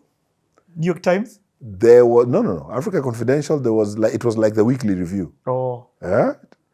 There was another one. There were like 2 or 3 that would hit hard. They would have stories on Kenya, and they would talk about corruption. They'll talk about this person is working with President Moi. This one is working with do. It would name names. So there were seditious. You are not allowed to hold them. So for you to have a fax machine, because people can fax you those documents, was illegal. You needed a license to have a fax machine. Okay, let me ask you, at this time, it's almost crazy to be a fan of Moi. So how are you, even later on, thinking of becoming this guy? We are socialized like that. The big man syndrome. It's who we were. It's the way guys cheered Hitler. It's how you're socialized. Guys cheered Idi Amin before he became a despot. Because the big man syndrome is how, if that's how you're socialized, you're okay with it. We thought these Ford guys are troublemakers. What's their problem? It sounds like there's 2 guys. Yes. There's the believers. Yes. And the guys who are enjoying the benefits of the presidency. And there's the activists. And I want you to put a full stop right there. And then I want us to expound on just what you've said. Expound. The future of Kenyan politics has been dictated by exactly what you've said. We have one cluster of politicians who are loyalists, they comply, they grew up in the KANU ranks, they wait to be anointed, they do not shake the boat, they do not appear too ambitious. You can't blame them. That is how they've grown politically. Then you have this other cluster of politicians who are born by the opposition movement, who all they know is tear gas and hiding from police and combat and organizing mobs and demonstrations. And so when you look at these 2 political groupings, you understand Kenya. In this grouping of the opposition, the strong opposition animals, there were some very upright leaders. But there were also some serious rabble-rousers and opportunists. In this rank of Moi, there were some talented politicians. But because of the way they were socialized, too scared to show their head. And that is where Kenya has been right up to now, from 1992. You have the guy who is waiting to be anointed. So he will not rock the boat. Even when these tear gas sniffing guys are saying you're the man, he's still thinking, is this a trap? Because that's how he's socialized. That's why we've had people like Musalia, Kalonzo and others who grew in KANU who will not push very hard. You can't blame them. I mean, when you look at when Musalia ascended to the ministry, he was in his 20s, Minister of Finance. That's who. So how else does he know his politics? He doesn't know the other politics. When you look at Martha Karua and the others, they cut their cloth by defying Moi. Martha walked out of a KANU rally in her home constituency. People thought she was bad. She wanted to speak. They realized they wouldn't give her the mic. She went to try and represent the president. She marched out with fist up in the air. Those of us watching TV, we thought this lady is mad. So that's who she is. Yeah. And that's what she brings then to the table politically. And that is why she will go to Uganda and Tanzania and represent these guys who are going against the state at the risk of being arrested. But that's who she is. That's how she cut her cloth in politics. That is Raila. They sometimes would fall out because they would say this Raila has crossed. And he's taken money and he's been paid and he's been compromised, he's a traitor. But then I ask, if you've been detained the years Raila have been detained, he's been detained 2-3 times. He does a spell, comes out, does a spell, comes out. If you've not walked in his shoes, who are you to completely criticize him? Maybe it's time for him to have some kidogo soft life, you know? Because you guys are riding on what he's done. He's set a foundation for you guys on war, and you guys are riding it. So it's not too bad, if you ask me, for him to cross over and get a little bit of a soft life. But of course, that is personal opinion. So these two structures of politicians then draw the roadmap for the Kenya we have today. You're telling me there's no other option? You're telling me there's no other option of just a guy just who feels like he's a leader and he needs to enter the place. He's had a soft life. You know what? He doesn't fall in both of the places. Who was this guy who was governor for around your area? Brilliant mind and change. Kivutha Kibwana. Exactly. Yes. Or even the CJ who's Maranga, who's trying to. Yes. So, Kivutha Kibwana comes from the tear gas sniffing class. Yes, okay. He's in that class. So he's a Sabasaba guy. He's a Sabasaba guy. You know, he's a Ofungamano house. Oh, yes, actually. My bad. Yes. Yes. Yes. And this is the thing you must not lose sight of. There are guys in this tear gas crowd that were firm, that would not cross the floor regardless of what you put on the table. There were guys in the anointing crowd Who ain't going nowhere. who are not going anywhere. I'm not boarding. And they are orphans the moment an all-powerful little boy is gone home. They don't know what to do because they are not used to being fatherless. They don't know soft life. Precisely. So what you would find is whenever the two would come together for convenience in a grouping, it wouldn't last long. Martha Raila. It wouldn't last long because you're socialized so differently. And we saw that in NAC. 2003, they formed government. Kibaki has come from Anointing. the anointing crowd. I love this. Some of his lieutenants are tear gas sniffing guys. So these guys tell him, what MOU? With who? Forget it. We wanted to get to power. We are now in power. We owe nobody nothing. Odinga is thinking, Raila is thinking, what do you mean? I managed this crowd that was rebels from Kanu, and you're president. Come on, you have to honor. So Kenyans love accolades on Kibaki as the greatest leader. I agree economically, but I say politically, he set us up for trouble because he betrayed the man who helped get him there, thereby making it possible for future leaders to treat betrayal casually. After all, he's done it. So in future, betrayals became a thing that you could do. Before that was betrayals. It was. Like a JJ Kamoto received it. No, Jomo betrayed Oginga Odinga. It started from day one. It started from there. But now every generation has its own cluster. There's the guys who represent that generation that were adults when Jomo Kenyatta and Ginga Odinga were in a formation. President, vice president, there was a betrayal. There's that generation. It has aged, it has faded. There's another generation now that saw ourselves, Oginga, Raila, Kibaki, MOU, rubbished. So we saw that. Now there's the generation that has seen Uhuru and Ruto go through their shenanigans. So we are just passing on. Wow. It's a cycle. It's a cycle. So that generation that saw Jomo do what he did to Oginga have faded. Those are our fathers. They've passed on. So it would have been good if it wasn't continued, that bad manners. But now it has been done. Kibaki dishonors Oginga, Raila. So now another generation, now I'm in my 60s. So we now grow seeing, it's no biggie. Shafting a guy is no biggie. The end justifies the means. Oh, wow. Yeah, because that's what anybody would talk to, because I was a candidate for MP in that time. So we would sit with politicians from across the divide and they would say, to get to power, it was necessary. Ow. So I remember asking one guy, so why not renegotiate the MOU instead of rubbishing it? Call him to the table, tell him, you know something, this thing was a bit naive. We didn't factor in all the players who would come on board. We have a bigger crowd and a smaller cake. Let's renegotiate. Even that would have been better than what we saw, where Raila could not access Kibaki. A story is told that they would meet when he comes for cabinet meeting. See, they're all in the cabinet. Yeah. Then when he walks out through that door, that's it. Next time you see him is cabinet meeting. You try to access him State House, you don't access him. These are stories we were hearing. Now, when we were in politics, we're saying, what do you mean? We're saying, yeah, these guys can't access Kibaki.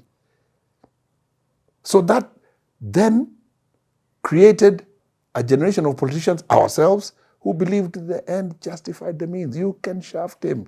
You wanted the presidency. In fact, this is the route to getting it. Yes. This is all part of the plan. So now fast forward, that is 2002. Fast forward to 2022. After you've been told yangu kumi yake kumi. Now you're seeing it again. All of a sudden, the sitting president becomes the chairman of Azimio, an opposition formation, to support an opposition guy for president and disown his own deputy president, who they've campaigned together for the presidency 2002, 2013, 2017, twice. Wow. So what are you telling now the generation, the Babu Owinos and who, the younger leaders?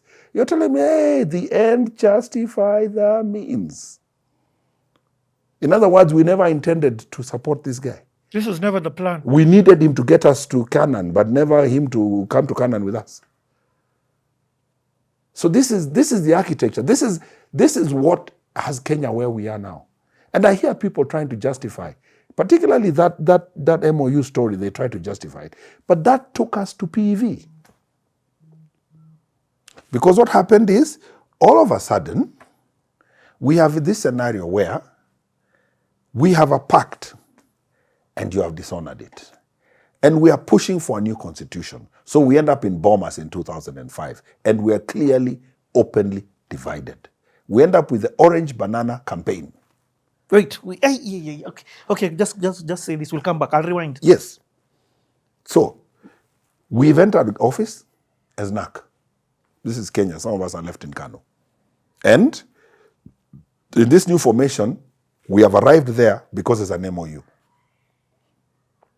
Because remember, there was fear that if we don't contain these guys who've exited Kano and they go back, Kibaki will lose. Okay? Musalia exited and went back and was appointed vice president. Kalonzo exited at the tail end. They were worried he might not exit. So, of course, there was that threat that what if these guys go back? So this MOU made sense. This is what we will do. We will share power, 50%. And Raila will be appointed prime minister. Whatever we need to do to change the law to accommodate that, we can map. Prime minister probably would have meant prime cabinet. It would be like the prefect, like Matiang'i. But there was that MOU, okay? I've always said, and I say it, and I'll say it even now, it would have been easier to renegotiate that deal. It would have been easier to tell Raila, this cake has become too small for the number of the people at the table. We hadn't foreseen this. Let's have a sit down. Let's renegotiate. As opposed to closing the door to him and creating bad blood. Because that built to what you saw in Bomas in 2005 and took us to PEV in 2007. Because hadn't there been this continued bad blood, and let's imagine Kibaki is announced and he's not the winner, do you think we'd be up in arms the way we were? We had already, it's like a storm, tornado. We're building it, Yes. If they had been warm with each other, and then it turns out that Kibaki has been announced as not the winner, it could have been, they could have come back and done another MOU. It wouldn't be like, I'm not chilling another 5 years. Enough of this guy. They would have said, let's couple another thing here. Yeah. They would have said, okay, wewe umenifinya, lakini unasema nini? But now, you have disowned them on MOU, breach of contract. And remember, everybody was scared of what would happen if Uhuru became president with Moi alive. Because they were thinking he would be shadowing this president. So what stops him detaining some Puppet of us? master. Yeah. So it was a scaring scenario to have President Uhuru Muigai Kenyatta with President Moi alive. And Moi had a sharp mind. What does it mean? What are the things they will do with this man shadowing the president? What will happen to the Ogingas of this world? They will finish them politically. So there was that fear. It was a real fear. So this coming together and signing an MOU made political sense to anybody who was worried about the likelihood of a KANU presidency with Moi alive. It made sense. The MOU made sense. And this MOU meant giving Raila, first 50. of all, changing the constitution. You're not giving me vice president. I'm a co-ruler with you, just on different things. It's what happened after 2008. And 50% of government. So these guys who've crossed. How much government was he given now after? They did. So basically, cabinet secretary, all those things. Yeah. You split give me it. 50. Yeah, you do. We sit down and we say, you take infrastructure, which is roads. Give me. I'll take finance. I'll take security. You take agriculture. Yeah. The water. You know. And it's nothing new. It's done all over the world. Okay. So they dishonor that. Then we go to the contested referendum. And the contested referendum ends up with a scenario where the banana appears to be largely Gema. And what was the referendum about? It was about a new constitution. This was stage one of us saying we want to change the constitution. That was the first round. But the reason now Wakina Raila were opposing were for no, it was because, bro, you've just messed us. We're going to show you our power. They are not even contesting the content. They're contesting the idea that you want to present this. We are going to shoot it down. Oh my God. So the yes camp is banana and the no camp is orange. And the no camp show their flex. They flex their muscles. And these guys get scared because they're like, these guys were strong enough to stop a constitution. 2027, we out.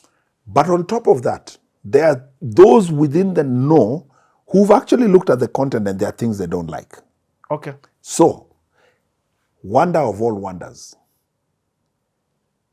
Daniel Toroitich, Arap Moi, Uhuru Muigai, UK, are in the no camp. They're in orange. But they have to be. If government goes right, I go left. They're in the orange. Yes. So, Mudi, Kibaki, Martha Karua, Kiraitu Murungi, and that whole cluster are in yes. But yes appears to be largely populated by Gema political players.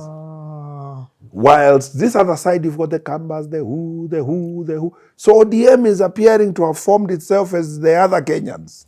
Orange Democratic Movement. Yes. And this was born after they exited. Yeah, because the orange is a symbol, not registered anything. It's just a symbol for no. Okay, yes. And the banana is a symbol for I yes. get it. Yes, I remember. So here we are. And all of a sudden, this cluster in orange is so powerful, they defeat the government side.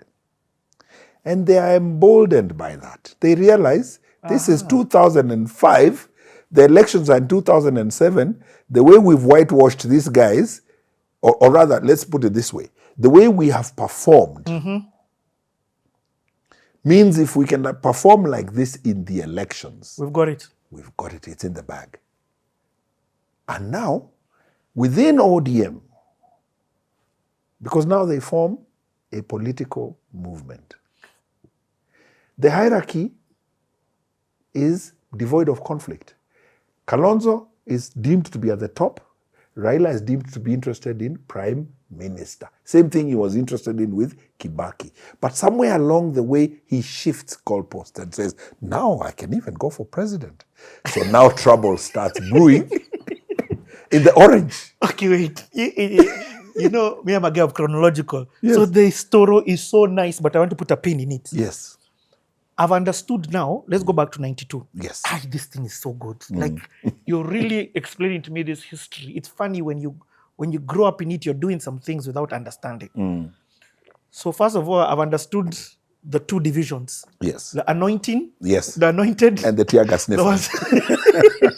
And the tear gas sniffers. Yes. And the sad thing about this is the people are from none. Yes.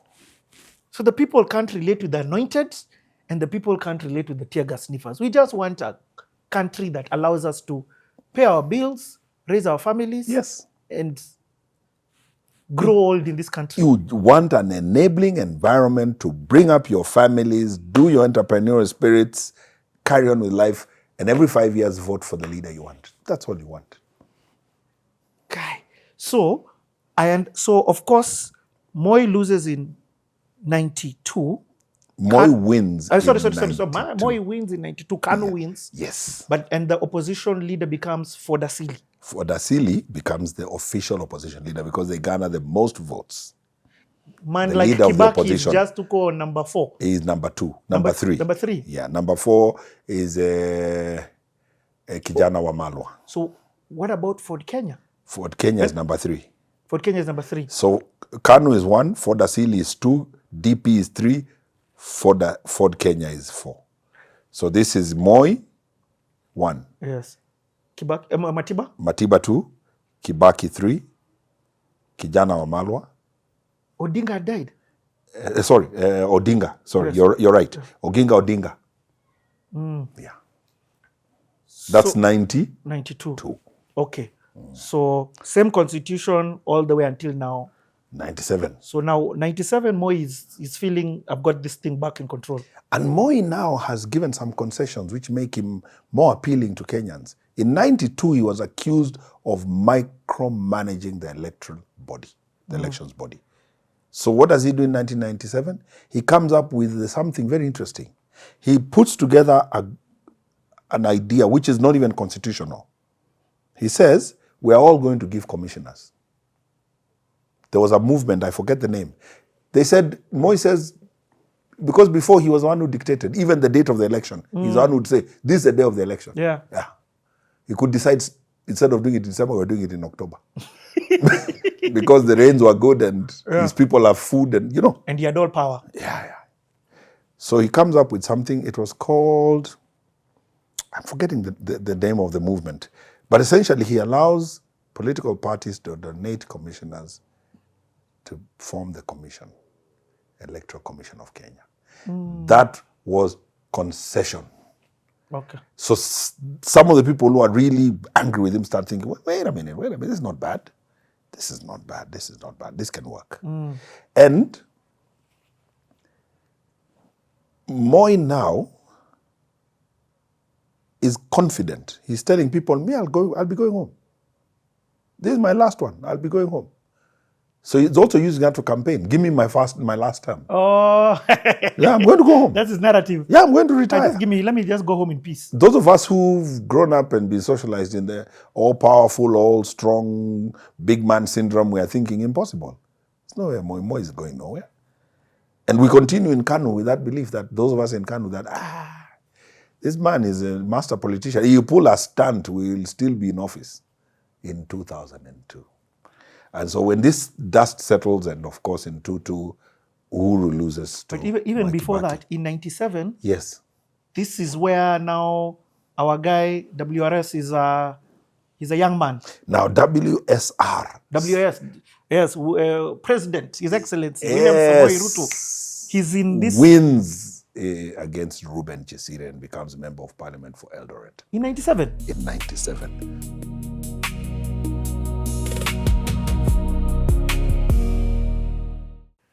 So now you have Moi, Kibaki, Chaitingilu, Raila.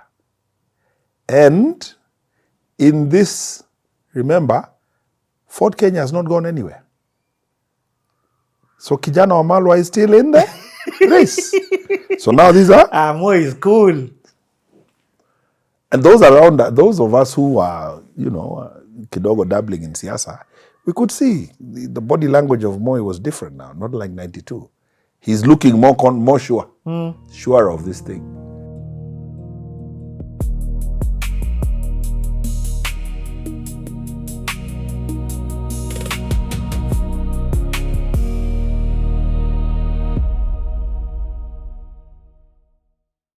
Uhuru loses to But even Mwai before Kibaki. that, in 97, Yes. this is where now our guy, WRS, he's a young man. Now WSR. WS, yes, President, His Excellency, William Samoei Ruto. He's in this... Wins against Ruben Chesire and becomes member of parliament for Eldoret. In 97? In 97. Also, it was in 90. When was he under this Jiraine? Why is Jirongo. It Jirongo? So in 1992, Sorry, Jiraine is KRA.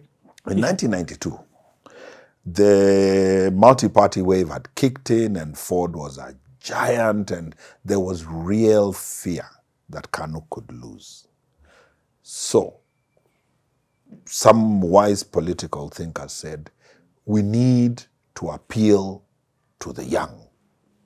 Because some numbers were crunched and the young voter now was a chunk. So Youth for KANU 92 is formed. And when it is formed, YK92. YK92. Okay. Youth for KANU 92. And in that formation, people who represent across the board of Kenya are picked. You have Luyas, Kambas, Kikuyus, Luos. You know, young businessmen, professionals form that grouping. You didn't make it in. No, I was a bit of an outsider. So these guys form YK92, and you must give credit where it's due. Cyrus Jirongo was a good mobilizer, a good organizer. He had good people skills. So he climbs, he's at the helm of this outfit. And these guys have unfettered access to the president. And they are well funded to campaign for Moi. Wow. And they come up with all manner of ideas, merchandising, what have you. And they reach out to people of their generation, the grassroots, where they can. The So Gen Z of the day. the Gen Z of the day. So it builds momentum and traction. But to a lot of people in the opposition, it's deemed as just purely a group of young, entitled political players who have been given a lot of money to play with. They're not serious. So they come in and Moi gets in. And out of that, a clique of politicians who are businessmen are born. And they have access to the top and they are benefiting. And there are many who were in YK92 who made quite a bit of money when Moi was president. Is this the first time we hear of Ruto in terms of political? Now, a lot of people sell that narrative. But to my knowledge, and I could be wrong, Ruto was in YK92, but not a prominent player, not as senior as the Jirongos, Kiprono Kitonis of this world. There was that clique. Kiprono was also part of that thing? They were in YK92. Kiprono was very close to Gideon Moi Okay. for years. So there was Cyrus Jirongo, there was Kiprono Kitoni, there was Peter Belsoy, there was my friend Fred Mosiemi, there was one of Paul Ngei's daughter, there was Tony Kigode. There were quite a number of them, and I knew some of them. And any prominent Kikuyus in that thing at that time? What names come to mind? There was my friend, he ended up working in the same office with June Moi later. We used to call him Freddie, he was in Nairobi school. Forget his second name. There was Freddie, this is from Central, and a few others. Okay. Yeah, there were. It represented across. They pick from all over. And then they had access to Mzee. And they had access to funds. And they were campaigning actively. And so that formation now then gave birth to people who ended up being aspirants in 1997. Some of them became aspirants.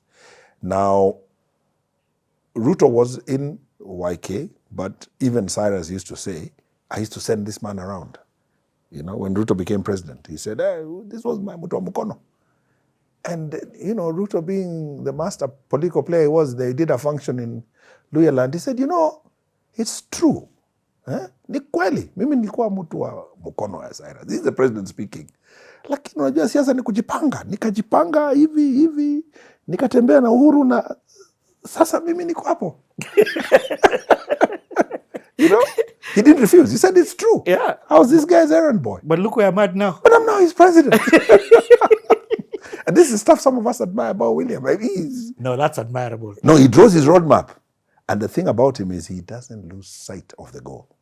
Wow. There could be little obstacles on the way. In 5 years, he's moved from errand boy to MP, defeating who you're saying is a multimillionaire. Yes. In Moi's background. Yes. But let me even tell you what a lot of Kenyans don't know, and I want Gen Zs to listen. William Samoei Ruto has never lost an election. Ever. First time goes for MP. First time goes for president. So, in terms of confidence, he's got sackloads of it. His confidence levels, his belief in his own ability is up there. But has he ever done it as an underdog? He's used to doing it as an underdog. That's the thing. But the underdog gives a hunger and a push in him. Yes. That it's different. Yes. Now he's not the underdog. In fact, you've hit a nail on the head. He performs very well under crisis. So this whole Kalau business is very good for him. He's now in crisis mode. He needed that. He is now under pressure. Yeah. And the more you scare him with Linda Mwananchi, the more lethal he will get. Those crowds that were there last The more lethal you'll get. Because now he will go into the drawing board. He will think through the regions. He will think through the talents in those regions. Who do I know here I've worked with who has got some semblance of strategy we can work with? He will build a formidable team. Because that's who he is. And he will keep sight. I remember an election that I caught wind of, and I was a little close to the people mapping it, and it was very interesting. So Uhuru is president, and William Samoei Ruto is his deputy. And they, as always, appoint people here and there. So they appoint, I believe, Charles Keter as minister. But he was senator. So we end up with a by-election for that seat. So there was a guy on the ground who had been with us in Kanu called Sang, who I hear was really doing well on the ground. He had traction. And I remember sitting with one or two of the guys sitting in the DP's office, what you call Harambee House Annex on Harambee Avenue, where now the DP's office is housed. And a friend of mine was working there. These are people who are working with the president, so I won't mention their names. So we sit in their office and they say, we don't know what to do. Ask them why. They say, we're going to lose this election. We're telling the DP and he's not taking it seriously. So we're two ladies and a friend of mine. They're all working in that office. So I tell them, but you guys, why are you forgetting this man? They said, no, hey, ground in Mbaya, bwana. Told him, how many days do we have to go? They said, we've got about a week, 2 weeks. Told him, bado iko time. They said, what, are you sure? I told him, this guy is going to fold his sleeves. He's going to hit the ground maybe for 3, 4, 5 days. He's going to turn the tide. It's exactly what he did. So when the thing was called, one of the ladies calls me in the evening. I'm at home. Says, Andrew, yeah, how did you know? I said, I didn't know. It's just the way this guy works. He works very well under pressure. When you said this guy, former Kanu member called Sang, was doing very well, it must have been information that he already had. So now the gloves were off. He said, yeah, because my goodness, what this guy did on the ground. I told him, that's a guy. So now fast forward to where we are going. This Sifuna, sijui nani, Linda Mwananchi, one time, sijui Olkalao. You wait and see what it will do. You know what I love about this conversation? Yes. And maybe it's a skill Kenyans need to get. Yes. For a second, be like a mzungu. Yes. And plug emotion. You know what I mean? Because Kenyans and Asians were very, sometimes decision making and emotion, one-on-one. We're joined. In fact, now that you say that, I talk with guys, friends of mine, playing a round of golf, and the conversation of politics, as it does in this country, comes up. Oh, I hate this one. He's corrupt. I say, hey, remove the emotion. Remove the emotion. Oh, he's overboard. No, remove the emotion. Betray the Kikuyu. Remove the emotion. Let's go step by step. Tell me the betrayal. No, you know, this guy campaigned for him. He made him president. I said, who made who president? I said, this guy was a one-term MP. Rigathi was a one-term MP. He himself confesses that William Ruto took him nation. Where was Rigathi at this time, by the way? When does Rigathi enter this picture? Rigathi was a civil servant. He was a DO. Under Moi's time. Under Moi's regime. When Uhuru was vying for the presidency in 2002, he was one of Uhuru's PAs. Advisors. Personal assistant. personal assistant. Eh? Yes, but I never got to interact with him. I interacted with Njau Muturi, and I think there was a guy called Borogo who was somewhere in those formations. But how do you end up in those circles? You don't just become somebody's PA of an anointed one. If you're telling me he's Ruto's PA, I understand. This is what happened. Anointed, only let the anointed in. This is what happened. You must give it to him. He's a strategist, number one. Number two, as a DO, he was part of a group of DOs who served under Moi, who were like special DOs. Moi had come up with a group of special DOs. Around the time we were dealing with all this situation of the Kenya stories, that whole time when there was a lot of suspicion and everybody was looking behind everybody's shoulder, there was a very powerful minister from Nyanza, Bwana Oyugi. You've heard of Oyugi. So Oyugi came up with this genius idea to have DOs who could access the president directly. Wow. So that, remember, Moi loved that grassroots Yes. touch. So he's got the feel of the ground. So these guys were given cars and satellite phones that had direct access to the president. And I believe either he was one of them or he grew as a DO in that time. And what that did is it made him a person who could access these political players. Okay. So how he ended up that close to Uhuru, I can't say. Okay. I don't know whether it was through somebody placing him there or his own maneuvering. But he ended up with close proximity to Uhuru. And then his brother becomes governor of Nyeri, the late Gachagua. Yeah. And you don't need to be told that Rigathi is an aggressive man, a very aggressive man. And I would imagine he brings that to the business world. So he mapped his interest carefully and well in the county, and he obviously made a lot of money. The people say that he's a bully. You'd have to see him to get your payments. I can't speak to that because I don't know. I don't have the information. But I do know that he must have mapped it very well, because he obviously made a lot of money. We saw his mobilizing ability when Ruto was vying for the presidency. He was able to map Central Province well, the women groups well, he mobilized well, and I hear he spent a lot of his money. So he did what Ruto did for Uhuru, he now did for Ruto. He targeted where he wants to go, and he spent money, spent time and energy into getting this man to be president so that he could deputize him. And the gamble worked. I tend to think that he probably was new to that level of politics and so was overly ambitious. And they say when you have access to the king and you're close to the king, you must be very careful. Don't appear too overexcited or even thump your chest as being the kingmaker, because usually the first beneficiary in any political formation is a kingmaker. You're the first person to be sacrificed. And so I think maybe that could be what he did. But I do know that he was a one-term MP. He had not completely cut his teeth at that level.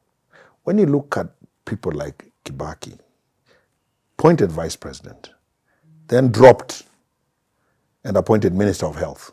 Saitoti appointed as vice president. Kibaki bites humble pie and serves Moi. Doesn't march away. Fast forward later in life, he becomes president. He has played at that level, understands politics at that level, has managed his emotions at that level. Look at Daniel Toroitich Arap Moi. He's appointed vice president to the all-powerful Jomo Kenyatta. He's working under some very challenging times. Tribalism is at its hilt. They're in your face. They're talking about power not even leaving a certain region. In your face, and your VP. They're saying, haitatoka huku. And you're the vice president. You're next in line. And they are serving with you in cabinet. They are serving with you in the political formations. And you know they are saying, hii kitu, haitatoka hapa. They even doing oath-taking to keep it there. And you're the vice president in office. So you're thinking, what am I here? I'm a flower girl. But what does he do? He applies maturity, humility, Lilo, who becomes president? Longest serving president in Kenya. So playing at that level, and I think that's where Rigathi went wrong. He could have survived 5 years easily. He could have.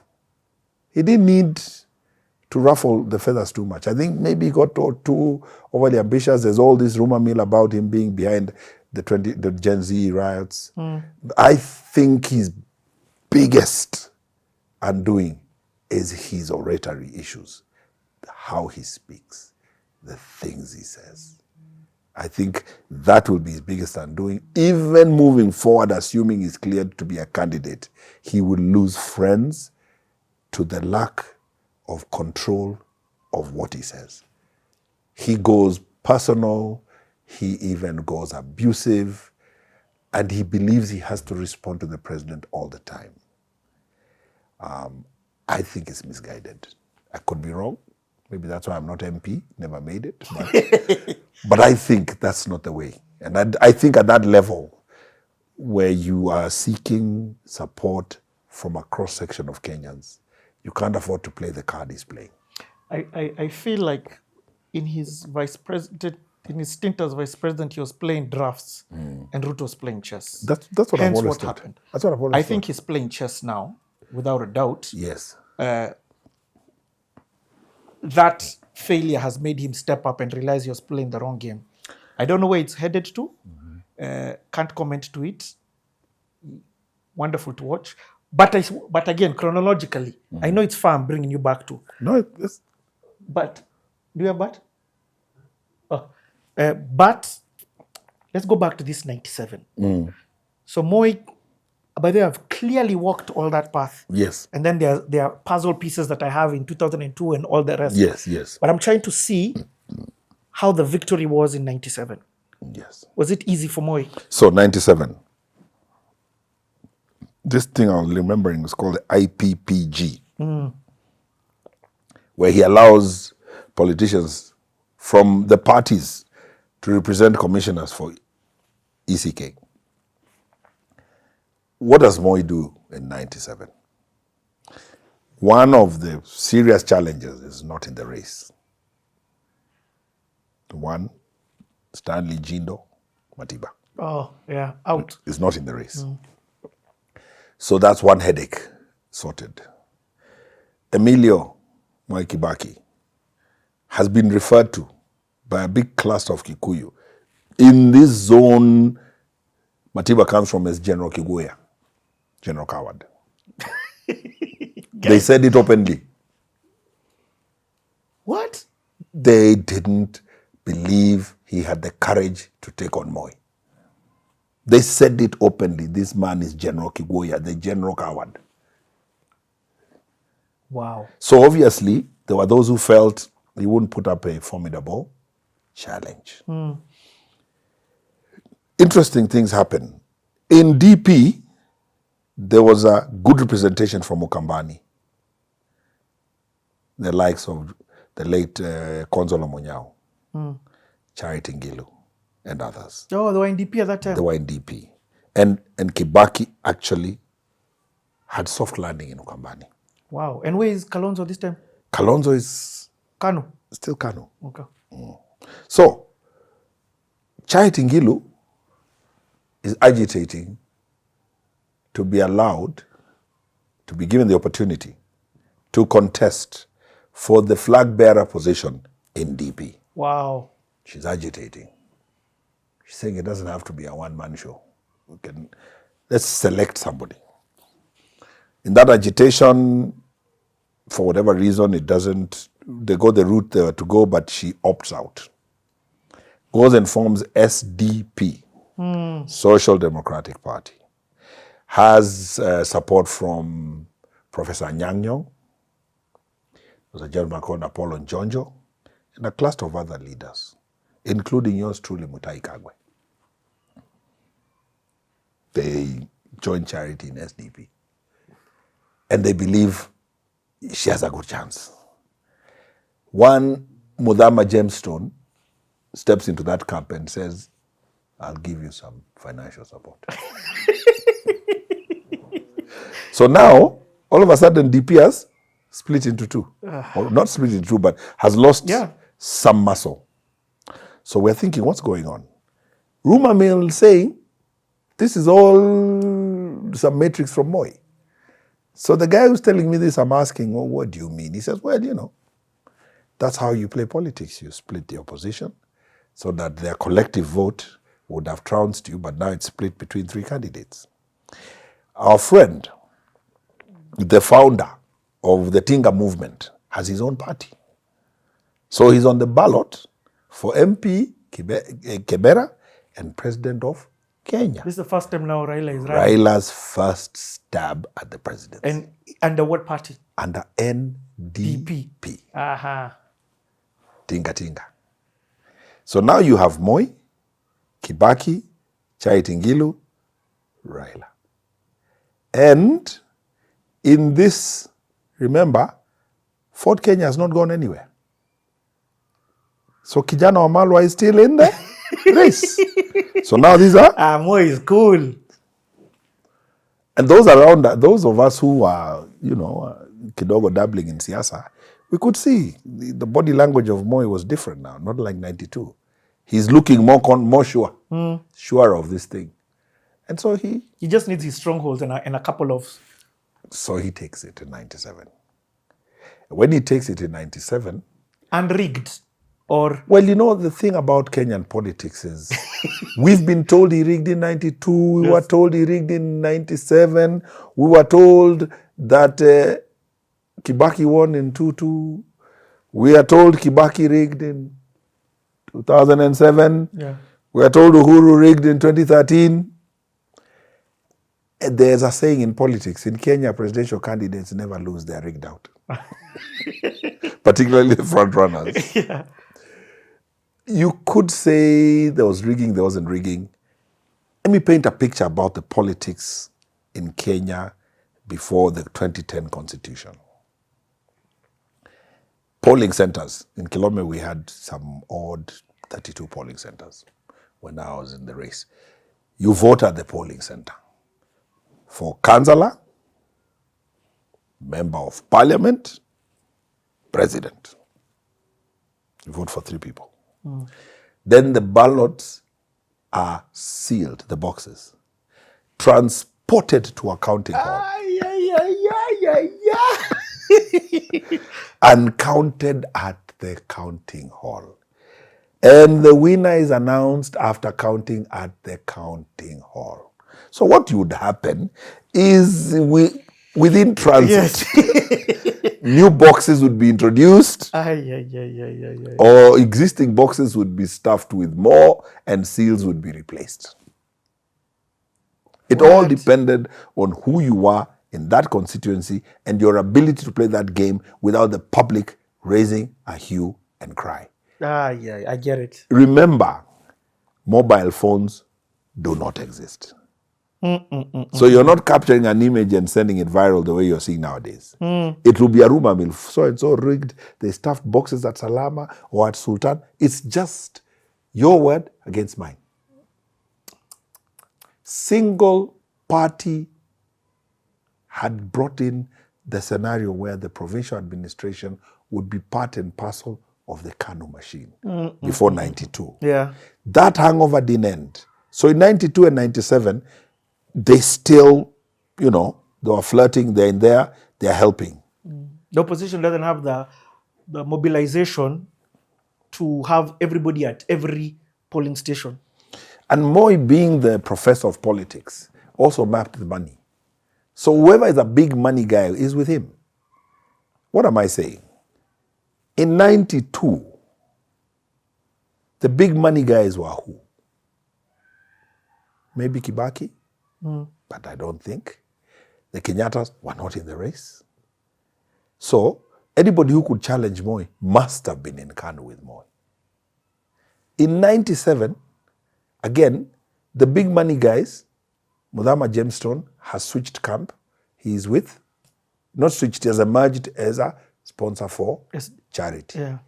Charity's husband was a prominent engineer doing work for government. Rumor is that he was paid good money before the campaign. So the question mark everybody was asking is, if really they didn't want Charity as a candidate, why not, exhaust the money bags the husband has by denying payment? Why would you pay before? So clearly you're encouraging this person to be on the ballot because it serves your interest to split. Oh, wow. Yeah? 2002, the big money, Mudhama in Ukambani, John Haron Mwau, they're in Kanu with Moi. But now the money is not counting. The matrix is different. Yes. Yote yawezekana, Kibaki is in. But people forget. They say Moi lost. I am of a contrary opinion. Moi was not on the ballot. It was Uhuru who was on the ballot. I've always wondered if Moi was on the ballot in 2022, would he have lost? Because remember, the Uhuru candidature created an exodus. Yes. All these guys would not have gone anywhere if Moi was president. True that. They would have waited to be ministers. Okay, and even to come to that era. So I have understood the 97. Yes. Of course, Moi wins. Yes. Who is in opposition? Now, in 97, Raila is in the opposition. He's the one who gets number 2. No, number 2 is Emilio Mwai Kibaki. So this is not the first time he's... Opposition leader. Yes. And he shows us what I was saying. Shadow cabinet. Oh, wonderful. Yes, in 97. He's now... They used to do press conference at the Fungamano House on Koinange Street. It became very popular. Anytime they wanted to issue a statement, they would go to the Fungamano House, the media would be called, they would cover them. Back then, that was what press conferences were, not these rallies we do nowadays. And because of the continued rule by KANU, you needed, under the law then, you needed a permit to address a gathering. So you needed to get a permit to be allowed to address people. So the best you could do is press conference in a hotel or at the conference center or some kind of event at Ofungamano House at the University Hall. Bring your supporters in there, invite the media and address them. That's it. Not what you see today, Sifuna is in Kakamega. That you couldn't do that because you need a permit. So you are resigned to small quarters to address Kenyans. So 7 o'clock news, 9 o'clock news was critical because that's when you'll know if Kibaki said something. Yeah. Yes. Okay. If Moi said something. I want us to end at this 202, but I want us to talk about the 202. Yes. Because I don't want you to rush over all these other years. I hear you. You need to take this same pace. And there's too much that's happened in all this. Yes. But 202, yes. You've talked about anointing. Yes.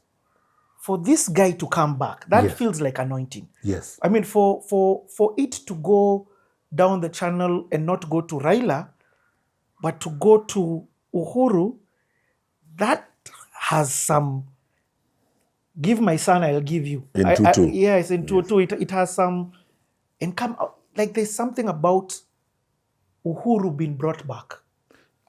And it was said.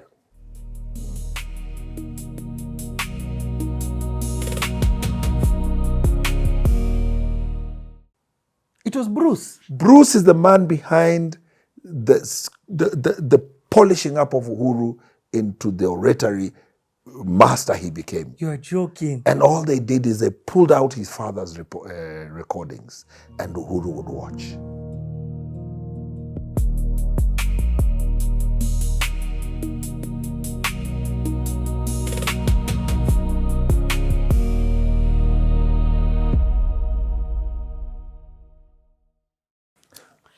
Okay, we're back. Yani, hey, this conversation is so eye-opening. Yes. I'm stopping to look at politicians as this untouchable human being. But also, I'm giving them the respect due to them. Yes. This career choice is not easy. Not at all. You know what I mean? Not at all. This career choice of a politician is not easy. It is not. Whether you're in dynasty, or no, let me not even use the word dynasty. Whether, because I have now even understood what he means by dynasty. Whether you're anointed, Yes. or you're sniffing tear gas. Yes. Whichever space you're in. Yes. Yeah. Okay, so now Yes. I've walked with you nicely from when we gained independence, all the way up until 97. I've seen what's happening. I've even seen Mwai Kibaki's perfect setup Yes. for 202. Yes. Because now, Moi, this is his last 5 years. Yes. So granted, everything's by constitution amendment of 2A, 10 years are going to have elapsed. Yes. We will have a new president. Precisely. Now, walk us. So, you raised a very valid question before the break. Why Moi? Why Uhuru? And this anointing story, how does Uhuru then become the candidate for Kano? And you're wondering why. Because it caught you off guard. It caught all of us off guard. So, politicians are an interesting breed. We must always be the guys who know everything. We're politicians. So when you're hit with something like this, you start digging. Why? Why? You talk to anybody you can. Why? So you hear different stories about the same scenario.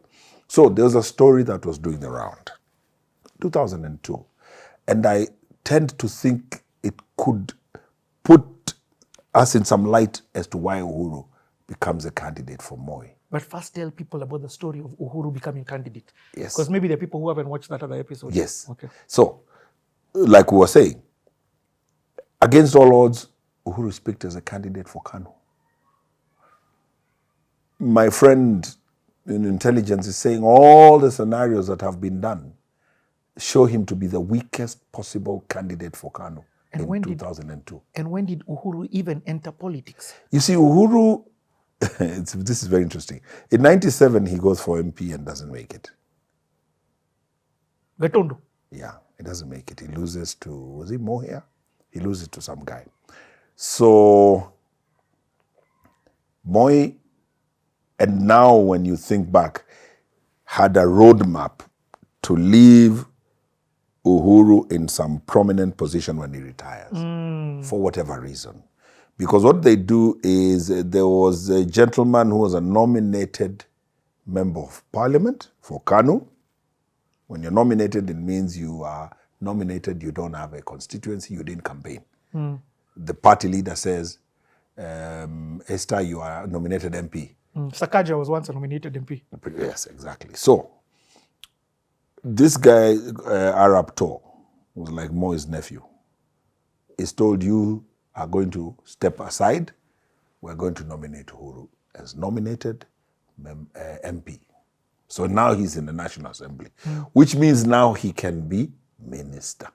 Oh, wow. So he is nominated member of parliament and appointed minister for local government. And as a nominated member of parliament, do you even have a constituency?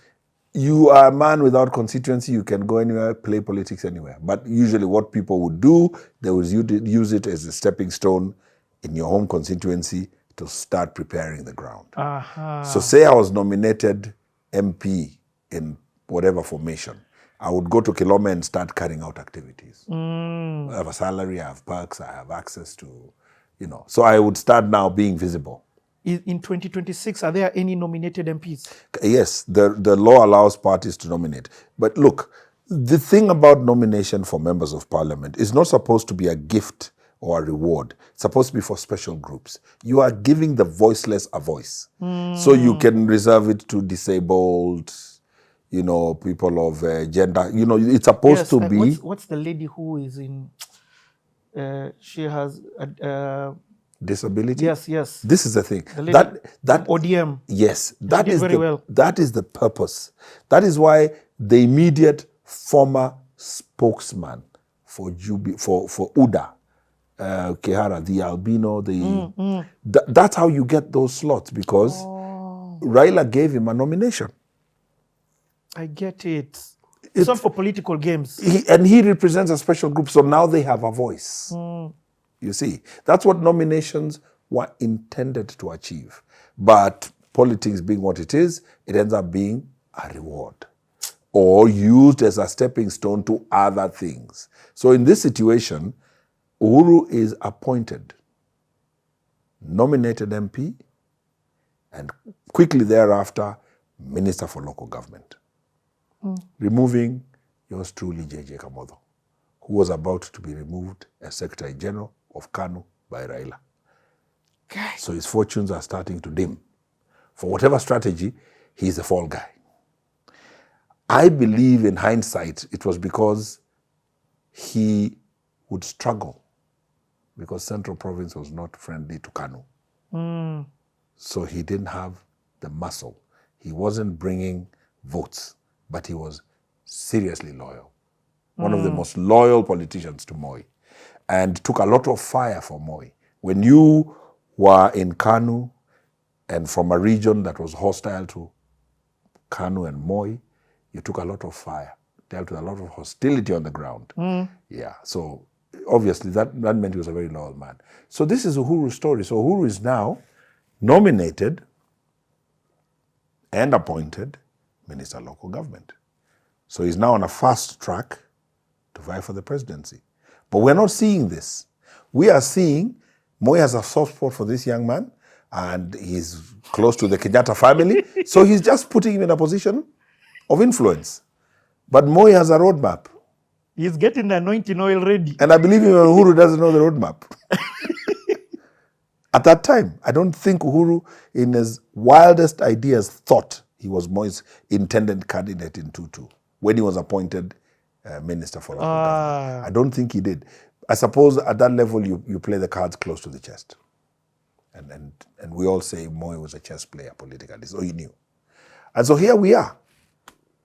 Run up to the elections, and against all odds, Uhuru Muigai Kenyatta is a candidate for KANU, the most likely of the lot.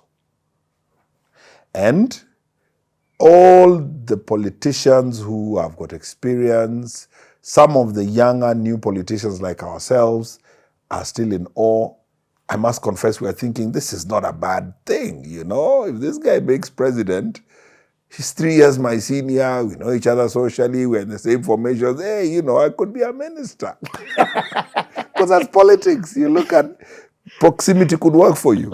So some of us are thinking, well, you know, it's not a bad thing. But the reality is, the back of our minds, we're wondering, can he put up a formidable challenge to this cluster that has migrated? These rebels who've gone. With them in there, could be a chance. But now, the big boys have gone. Saitoti is gone. Kalonzo is gone. Raila is gone. And a cluster of others.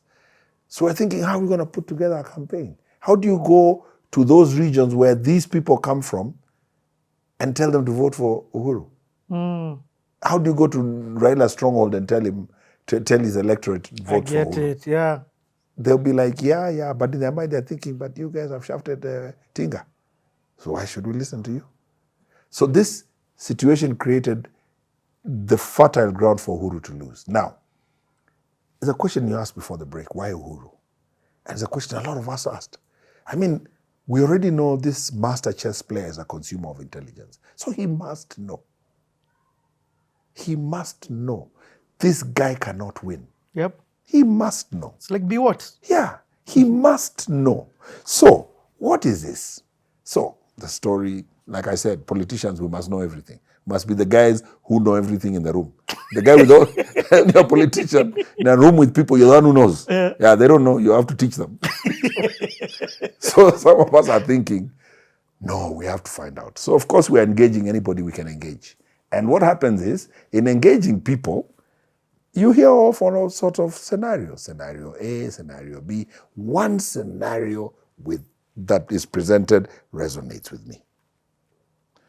Somebody says, number one, Moi, coming from the background he came from, is a traditionalist, values cultural. Those cultural values are important to him. True. Number two, if Jomo Kenyatta had listened to the guys around him, he would have removed Moi as vice president. True. If Moi had been removed by Kenyatta, given the size of his community, given the matrix in Kenya back then, he would never have become president. True. So Moi is in office courtesy of Jomo Kenyatta's favor. So the story that we were told, I was told by a friend of mine who was from the Rift, was that culturally the wazee around Moi were saying, you must rudisha mukono. You're exiting office. What have you done for this family? Yes, they made you president. So what have you done for them? So what does Moi do? Picks the first son, presents him to Kenyans, knowing in his exit, he has elevated him from just a political player to a minister and presidential candidate who cannot be ignored anymore. Something you've said that I don't want you to run away from it. Yes. You said he picks the first son. Yes. But he picks the first son Yes. of the third wife. Exactly. And so does that therefore mean yes, that the family or does therefore mean that Mama Ngina and Moi, in an essence, I would think about it from a dynasty perspective. There was no bad blood or continued amazing relationship even after Jomo Kenyatta left. It is said, and I believe it to be true, that the Kenyattas had unfettered access to Moi from the time he ascended to the presidency to the time he retired. He gave them access. He made sure they were okay. If they were facing any challenges, he would personally make sure those challenges are managed. And more important, if you go into the archives and you look at the photos of Jomo Kenyatta and Daniel Moi, whenever there were children around, you don't see the kids of the older wives. You don't? You see Uhuru, Moho, Ngina, but mostly Uhuru. Uhuru would be there. So he must have been preparing Uhuru to be able to interact with these guys as Jomo. So he knew these would be father figures of this, my son. So it was automatic for Moi that would be the most likely person he would pick. Because he's a man, he'd be there sitting on the armchair with the president. So this is the boy. And so he picks Uhuru. So this is the narrative doing the rounds, particularly in some of our circles. And I tend to think it made sense. Because if you're a consumer of intelligence like the man was, the master chess player in politics, one Daniel Toroitich Arap Moi, you must know this guy can't win. You also must know you cannot arm twist Kenyans to accept him as president. Because you know they'll be held to pay if you force him on Kenyans. And why I say that is when you wind the clock forward a little bit, Moi handed over power against all odds. People thought he would sit on power. He handed to Kibaki. So this man who handed to Kibaki, if you rewind the clock a bit, must have known there's a likelihood this boy will not take it. And if it was purely about winning, then he would have presented the most likely candidate to be the flag bearer for KANU and to take it. So my suspicion has always been that he felt he would be safe in Kibaki's hands. Whether or not there were talks in a closed room, I don't know. He must have felt with Kibaki at the helm, he will be okay. He's okay. Yeah, number one. Number two, he has to leave Uhuru somewhere. That's my feeling. Wow. And that is, I remember when in 2002, the elections have come and gone, and now I didn't make it, but I'm a little bit more entrenched in the political circles. I know more members of parliament. I've interacted with some of them, and particularly from Ukambani, I know them. So I'm invited to parliament for lunch by my friend who had made it in Kitui. He's a recent appointee for ambassador in Uganda, Honorable Kiama Kilonzo, a friend of mine. He's now going for MP again. And he tells me, come for lunch to parliament. Come sit with us. So I go to lunch and he's at a table with 3 or 4 MPs, including John Mutinda Mutisa, my MP. And we laugh about it. And as I'm walking in, they are clapping. They said, Jogoi Mengia. And one of the guys there, one of the MPs for Kambani says, you guys, you're mad. How did you think Uhuru would win? Who told you Uhuru would win? And Kiema looks at the guy and he tells him, politics is like that, my brother, but Uhuru will be president one day. Now look at Kiema, I say, okay, you and I are on the same boat. He says, yeah. He says he has begun now, and he's young. He's now presidential material, now. Yeah. And he has the name recognition, family support, community support. He is known. He is a national figure now. One day he will be president. Kiema Kilonzo in parliament. I never forgot. We laughed about it. We were together in 2013 in the formation when we saw Uhuru rise to be president. And we laughed about it in Bomas. I was telling him, hey, you remember your statement? He laughs. He says, yeah. Told you this guy would be president one day. Kimeingiana sasa. For me, what made me know he was on the path to presidency. It's maybe something not as obvious to many people, but for me, it stood out like crazy. He's Swahili. Yes. That was him being...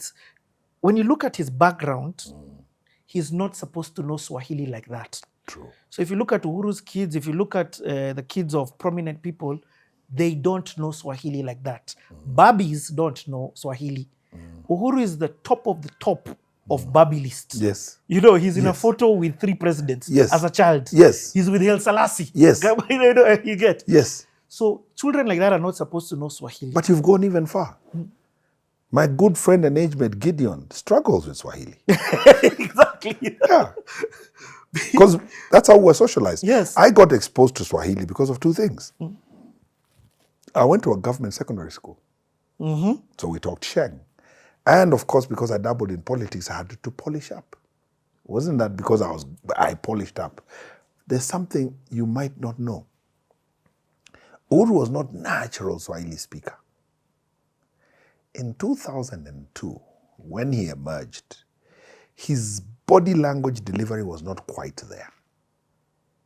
He had the baritone and even the passion. When you're a public speaker, particularly a politician, to emphasize your point, the passion sometimes has to show. And that's one of the things that Kibaki rarely had, which always surprised us. He was able to communicate, but that passion, that emotion was rarely there with him. But Uhuru had it, when he's angry, he's angry, but the delivery was not quite there. There's a gentleman that we're in St. Mary's with called Bruce.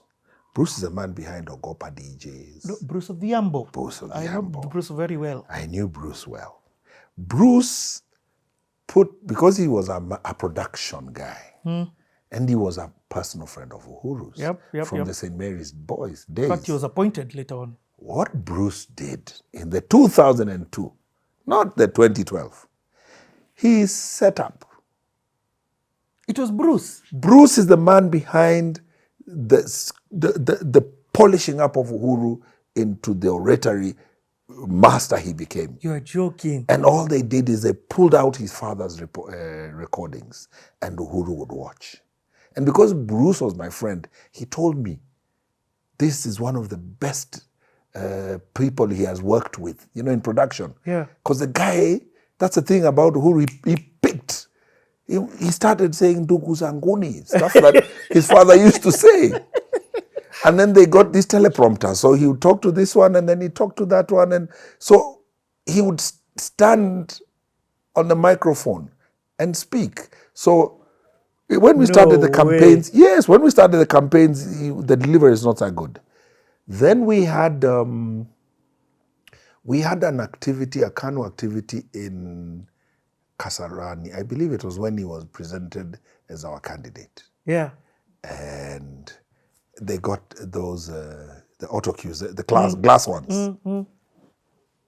And we all went with our delegates. I had my 20 from Kilome. Everybody was sitting with their delegates in the terraces, in the plenary at Kasarani. And the guy's delivery.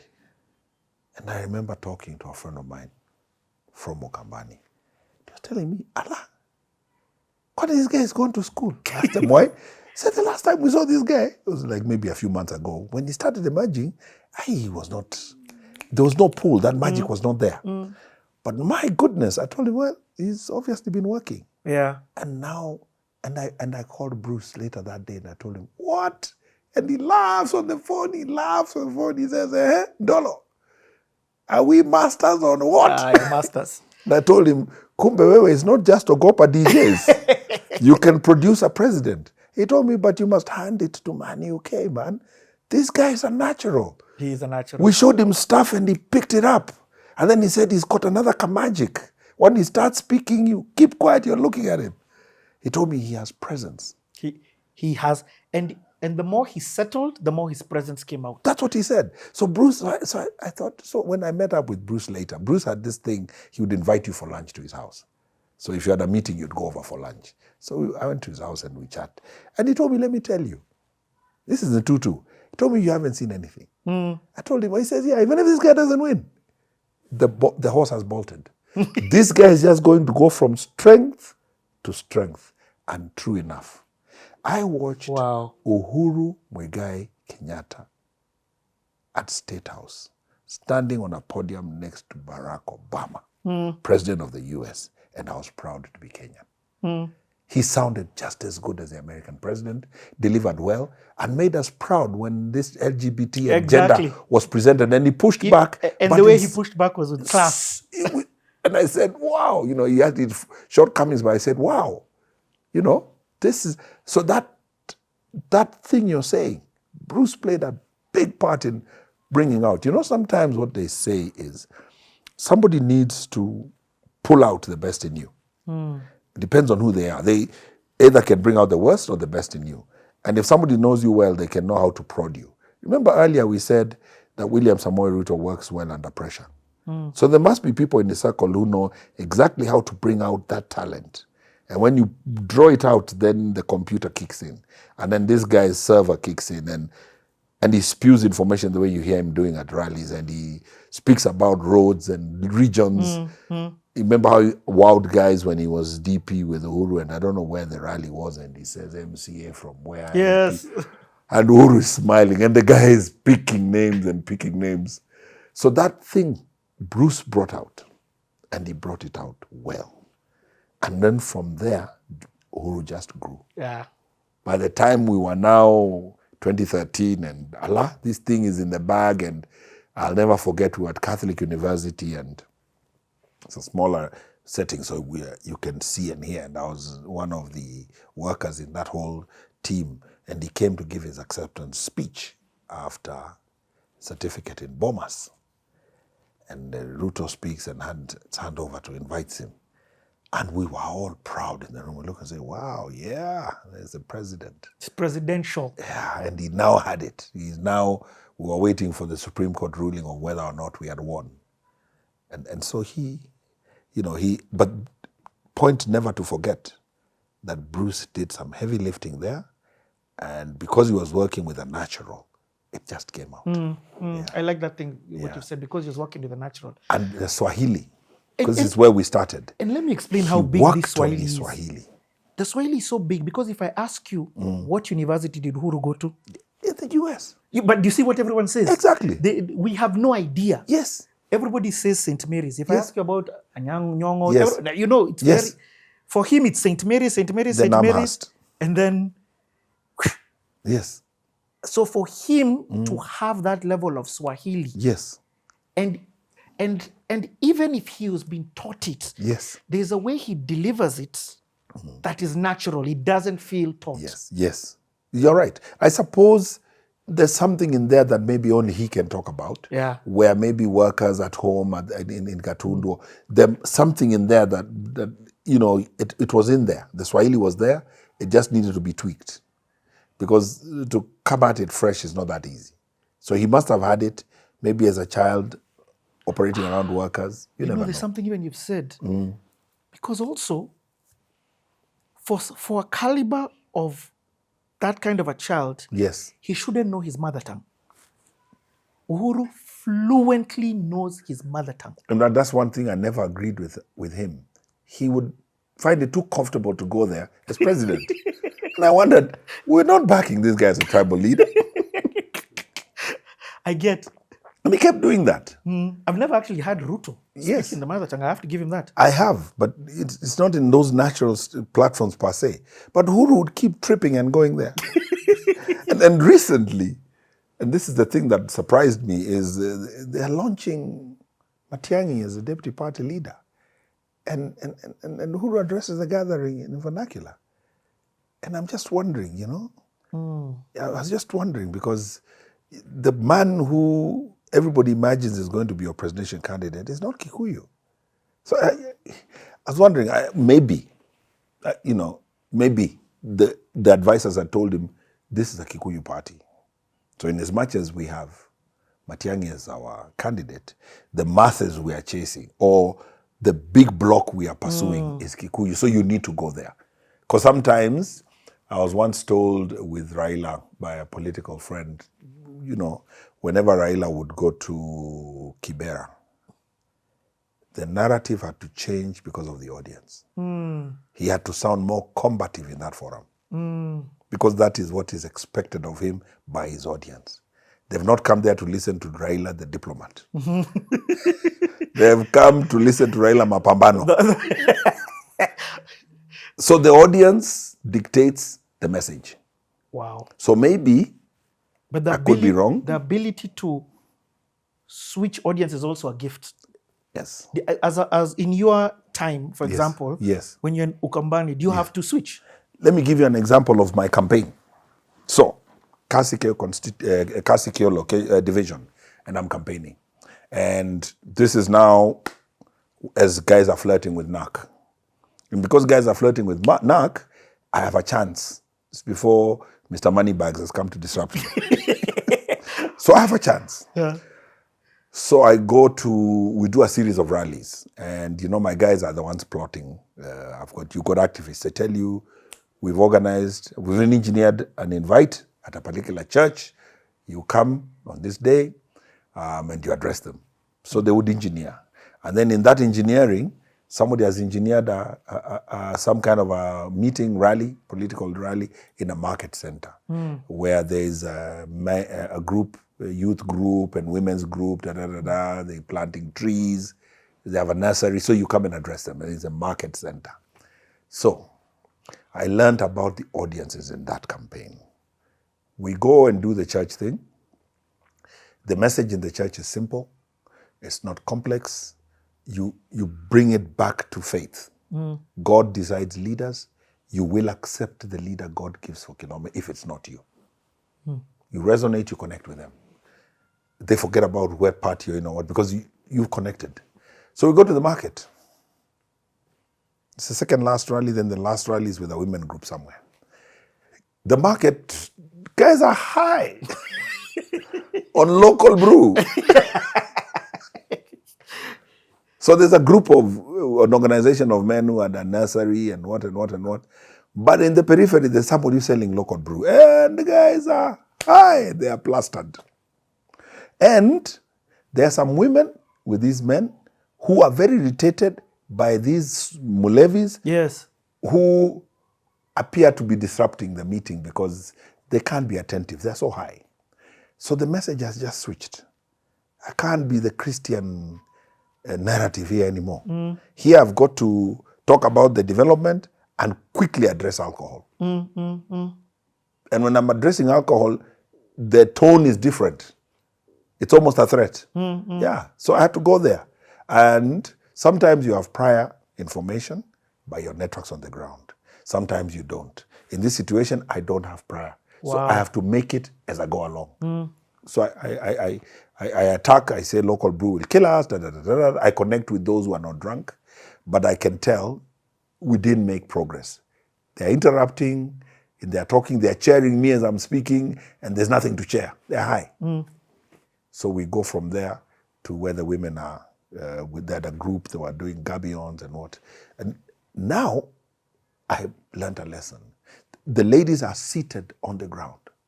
There's grass. They're sitting on the ground as I'm standing addressing. No microphones, nothing. And they're all lasso covered. Headscarf. Look across, wedding ring.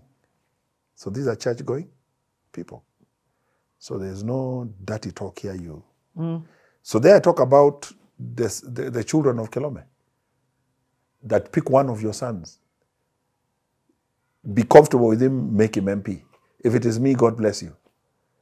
Because that's the audience. Fast forward. Elections have come and gone. Mutinda is back. For you to understand the audience. And there's an outcry. The local brew thing has become a pandemic, and somebody has sold some contaminated stuff, and 17 people have died. Wow. And all of them are from my division, very near the late Tony Ndilige's home, an area I was considered to be a household name. The local councillor, my friend Kadhai, calls me. The guy we had taken to Moi in the by-election. He tells me there's a lot of pain here. In fact, 2 days ago, some of the wives of the men had invaded the homestead where the brew was being stored and torched the home. Something unfamiliar with Kambas. Unfamiliar with Kamba wives and women. No men were in that action. The women burnt the homestead or attempted to burn it. They didn't succeed completely. So he tells me, you need to come. The DC is coming. The DO is going to be here. You need to come. These people want you to speak for them. There's a local assistant chief who's working with a trader and helping distribute the alcohol. Wow. And guys are scared of calling him out because he's local. So you're the guy who has to do it. So now I'm coming to a rally where I have been pre-informed. The material I'm coming to give has been pre-engineered to suit the audience. So it's a big rally. Everybody's come. It's at a riverbed. So guys are sitting on the sand.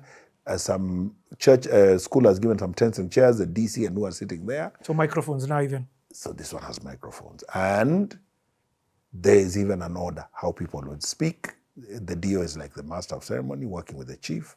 He invites one or two people, invites the councillor. There's no space for me to speak because I'm not the member of parliament. And they're expecting the member of parliament. And these administrative guys do not want to have a fight with the sitting MP. We are now in the NAC government era. He's a NAC government member of parliament.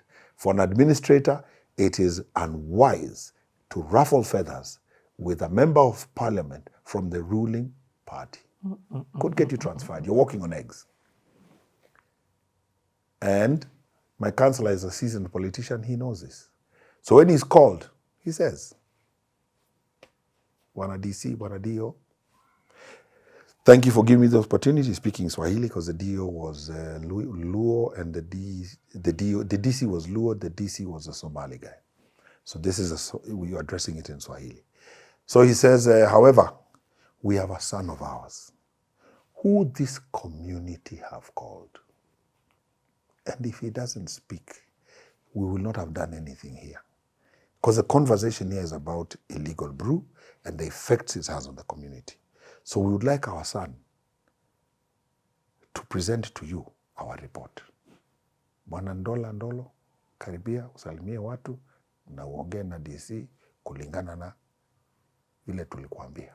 The MP is there?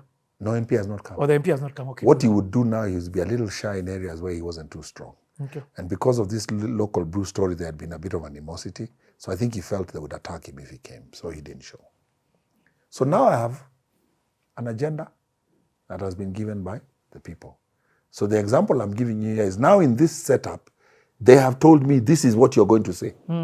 And it's a test. How I deliver dictates how strong I am.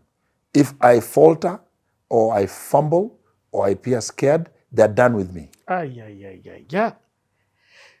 This is you campaigning without you wanting to campaign. And it is not even campaign season. It's a year after. But you mess up here, it will be on your record. They will never forget.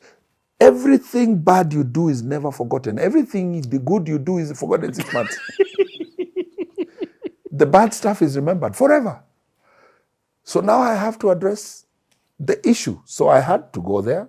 And for me, it was double trouble because I knew the accused assistant chief personally and he was a friend.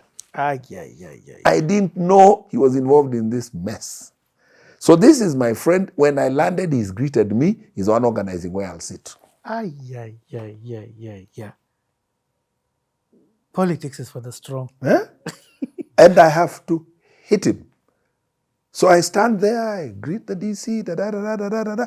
I tell him who I am. I say I was in the previous election. I tell him I lost to John Mutinda Mutiso. John Mutinda Mutiso is my MP. So have no doubt in your mind, I'm not standing here to campaign. And I'm sure if he could, he would be here. And I'm sure he will be in touch with you, Bwana DC. So I'm not attacking, so that we don't lose sight of what the agenda is. The agenda here is not to bash the MP. Is to enlighten the DC on this local brew that is being sold here, and one of his officers is benefiting, and 17 people have died. Okay. So I go there. I tell him we have a problem. And I tell him the problem is people have consumed alcohol from time immemorial. The Kambas and the Kikuyus and our communities have local brew. They cook themselves traditionally. Nobody dies, nobody loses sight. Because this was the time when guys were saying, Umezima taa, guys were going blind. Kumi. That was that time. Because we had lost some and some had gone blind. Ukizima taa, Bas. bado tutakunywa. And some had gone Them guys are blind. going blind. The 17 who had died, others had gone blind. It was a crisis. It was national news. So I go there. I say, our problem is not alcohol. Our problem is somebody selling poison to our people. And the problem is that poison that is being sold, the person selling that poison is making money, educating her children, feeding her people, while our people are dying. In the community, they're cheering out. I say, look, somebody's sitting eating chicken from the revenue of the money they've made here, while we are barring. People are blind. And what is tragic, Bwana DC, is because there's somebody sitting behind you there in uniform. One of your officers in uniform who is escorting this alcohol and giving the traders cover. And I want to clarify, I'm not attacking government. I'm not attacking provincial administration. I'm talking about an individual. Yeah. Then I switch to Kamba. Ask my people, have I sent your message or I stop? They said, no, endelea. Ebu just say it in Kamba. I said, nena vicho woka na mwenda niende. They say, endelea. Sounds better. Yeah, but I was doing that for effect. So Yeah. that the DC doesn't think it's a personal agenda. He recognizes that the masses are the ones with this. So that I don't say nimetumwana. It's just me building my profile. So he picks it. They say, mwana, child, carry on in there. So I tell him, because I tell him na utakubali niongee kimombo kidogo na watu wangu. So I say, nimbaitwe, nina vichovo, ni vichebuka na niende mwana. So I tell him, these people are in pain, as you can see. Wako na uchungu sana. Ofisa wako hapo, moja wa ofisa wako wanauza pombe. Na sio pombe, ni sumu. Hao wakaaji wa huku wanajua pombe. Did the DO know? The DO had rumors. And he was scared of me. He didn't know me well. So he had even said, we are not here for politics, before he invited the councillor. Not here for politics. And then he's saying that looking at me. So I realized he's indirectly he thinks I'm coming to campaign against the MP. So he was almost closing the door to me. But the councillor knew. So when he was called, he said, no, before I speak, this guy has to speak. It's not called politics for nothing. Yeah. Guys are playing. So when I finish, I hand back to him. And he then says, the councillor says, we have no more to say. The message I was to give has been given by my big brother, Ndola. Bwana DC, Bwana DO, thank you for the opportunity. Hands back to the DO. The DO apologizes for the politics, says, I realized I had been misinformed. Nilikuwa nafikiri nikuja kupiga siasa hapa, Bwana Ndolo sikujui, lakini nimekusikia. Na nimeona wewe ni muungwana, tumefurahishwa na vile umeongea, na tungependa kufanya na wewe, ili shida kama isitokee tena. They invite me for lunch after that to the DC. I met the DC, later became a PC and a friend. He retired. We had his number. Once in a while we talk. Yeah. He was very happy. He told me, thank you. You constructive. You are not there to attack the MP. You even excused him.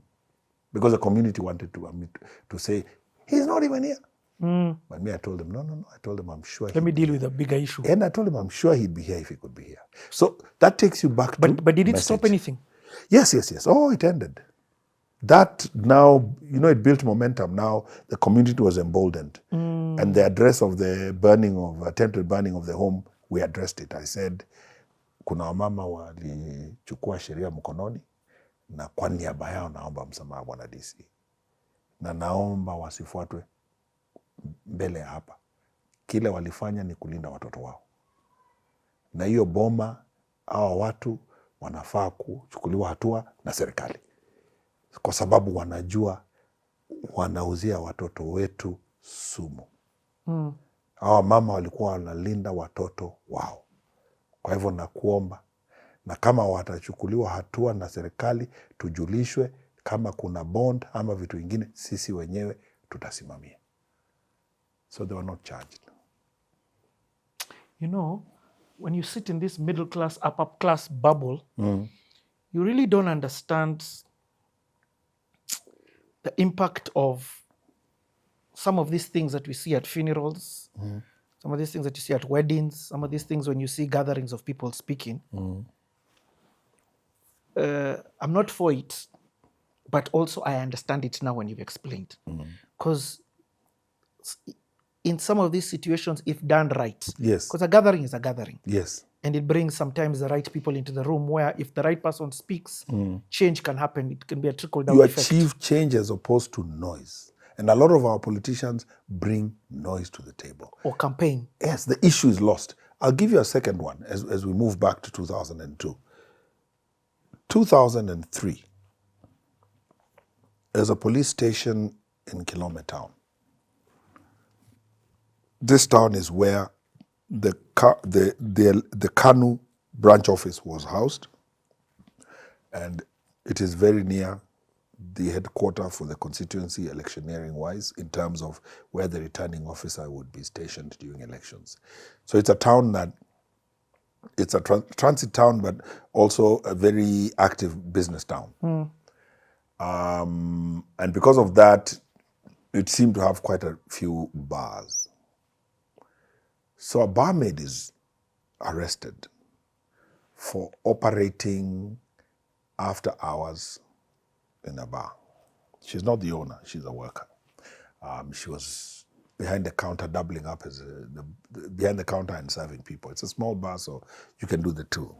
So it's after 11, she's arrested and pushed into the cells. When she's pushed into the cells, one of the policemen comes and negotiates with her. You don't have to sleep in the cell, I'll show you where to sleep. Takes her to police quarters and rapes her. Yeah.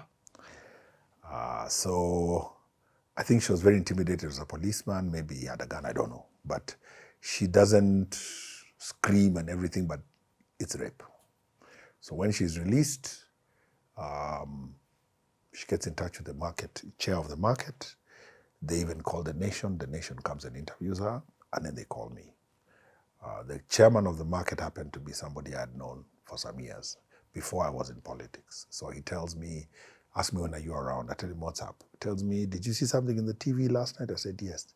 Ask him, whose bar is that? He told me it's Mosau's bar. It's a gentleman called Mosau. So I tell him, oh, what is that? So he explains. And he tells me that girl was so scared. She just panicked. Even now, she's not talking much. And she's not leaving the house because the policeman is just walking free. So he tells me, you need to come and address this issue. So for the record, you're not an MP. No, I'm not. You're a citizen. You're somebody who's vied for there but not won. Yes, but But you're part of the community. And those areas I was strong, so I had quite some traction. So I call my friend who was OCPD. He told me he's heard the story, but the problem is these guys have rushed to media. The girl has not recorded a statement. So she's accusing the guy, but she has not done a statement. And she didn't go for the test, the health test. She went and bathed. So, because guys were saying, oh, they are protecting the one of them. So he told me, legally, there's nothing you can do to this guy. You need a complainant. He's not charged. You can't charge. And she's not done a statement. There's no entry in the OB. She talked to somebody who quickly called the nation, somebody who knew somebody in the nation. So she's saying the laws, we not followed it. So I think, call my friend, Gideon Ndambuki. He's now opposition member of parliament. So I explained to him the situation on the phone. He tells me, you go and see the OCS physically, don't talk on phone. And then after that, you call me. We'll just get the guy transferred. So that's what we did. So this girl has a life. He's not hoovering there. So I sit with the OCS, and I invoke Ndambuki's name, which was powerful. Tell him I was talking to Ndambuki, And now to just manage it, I tell him, and we've also talked with the MP, which I hadn't. And we are on board on this agenda. We need to solve this matter. This girl has got to be able to live in this town in peace. This man is up and down. It's very intimidating. So Ndambuki, I think, talked to somebody in HQ, and the guy was transferred. So it just goes to show you what you're saying, how shielded we are up here. And at this level, a simple thing like that, somebody's daughter has been raped by a police officer, but in ignorance, they've not followed the procedure. There's nothing they can do to the guy legally.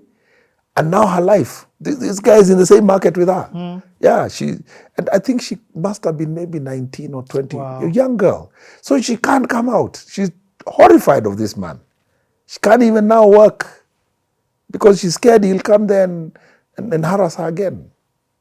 So these are some of the things you get exposed to when you're dealing at the political level, at the ground, the things that the ordinary citizen is exposed to. And it's very sad. And from lack of knowledge, they didn't create the proper foundation to get this man charged.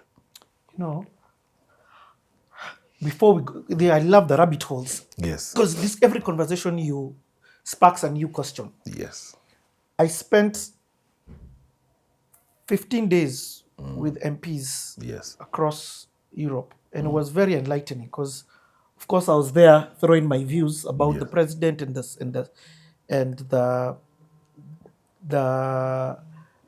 my thoughts on them and what they're doing nothing. Yes. But when you spend the days with them, you then get to see a whole other life. Yes. I remember one of them said, "Look at my phone." Yes. We're catching a ferry from Estonia to Finland. Yes. So he said, in this time, first of all, there's no reception. Yes. So my phone can't ring. Yes. But look at my SMSs. In this time, look at how many SMSs I've received are going to come on my phone. In the 2-hour period from Estonia to Finland, 200 messages came. Can you imagine?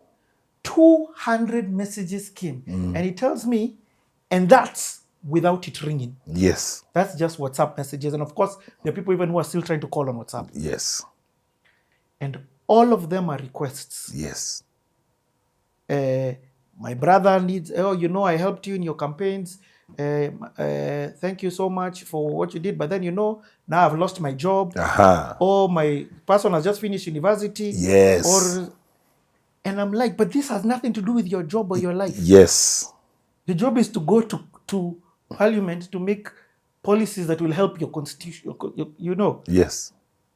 And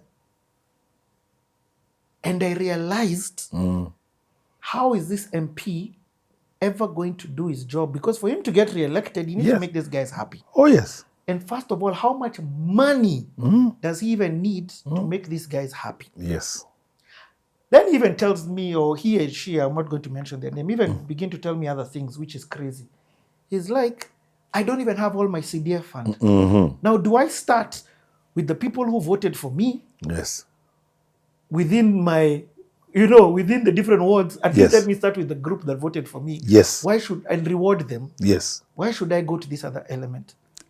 And then last one, and then I'll let you speak on this, because this one, I just was like, what's the solution?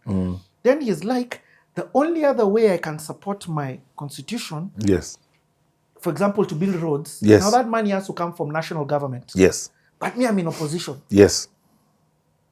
So the only way opposition, even though national government has approved the budgets, the only way they will remove the money disbursement is either when the president is coming or if I align in terms of policy. If now I go and start opposing, because the whole question was about, did you vote yes or no for Rigathi? The only if I said no, there's no. And I was like, how do you be an MP then? Yes. And I think And that goes now, all this story to say, you, Yes. the way you look nice and good-hearted here, the way you've turned me into a believer of you for MP. Yes. The system is not going to allow you to stay good. You can't. It's unfortunate. I look at Muhammad Ali. Yes. The system is not going to allow you, as an opposition of the president or in the opposition, to stay good. And it's tragic because a lot of people enter politics with those intentions to actually do some work. But by the time they're down 2 years, they've said, let's just forget this. Let's just make some money and have some fun. Because everywhere you turn, somebody wants something for you. And they are so entitled. Woe unto you Yep. if you don't provide. Or answer the phone. Yeah. You know, I remember there was a time when between the by-election and general election, like I said, the gentleman who won in Kilome was new in politics, young, not married. My good friend John Motinda Motiso. So you're still finding his ground, his bearings. So I meet up with a cluster that had been working with me, that were very close to the late Tony Ndilinge. And they rubbish him. It's probably 3 months after the by-election. They rubbish. They say, this guy, we made a mistake, da-da-da-da-da-da-da.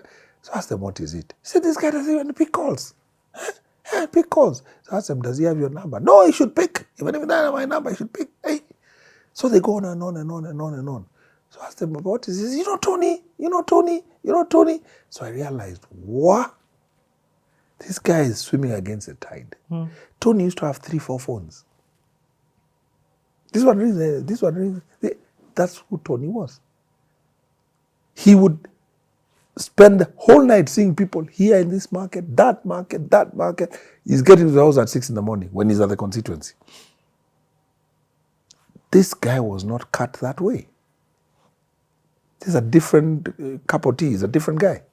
So he suffered. And I started saying, hey, what would I have done if I'd won as MP? Because now these are my supporters, but the competition, the complaints are unrealistic. I'm thinking, they're complaining about phone calls. He doesn't pick calls. So that is their complaint. And yet you don't know. Is he in parliament? Is he in the bank? You don't know.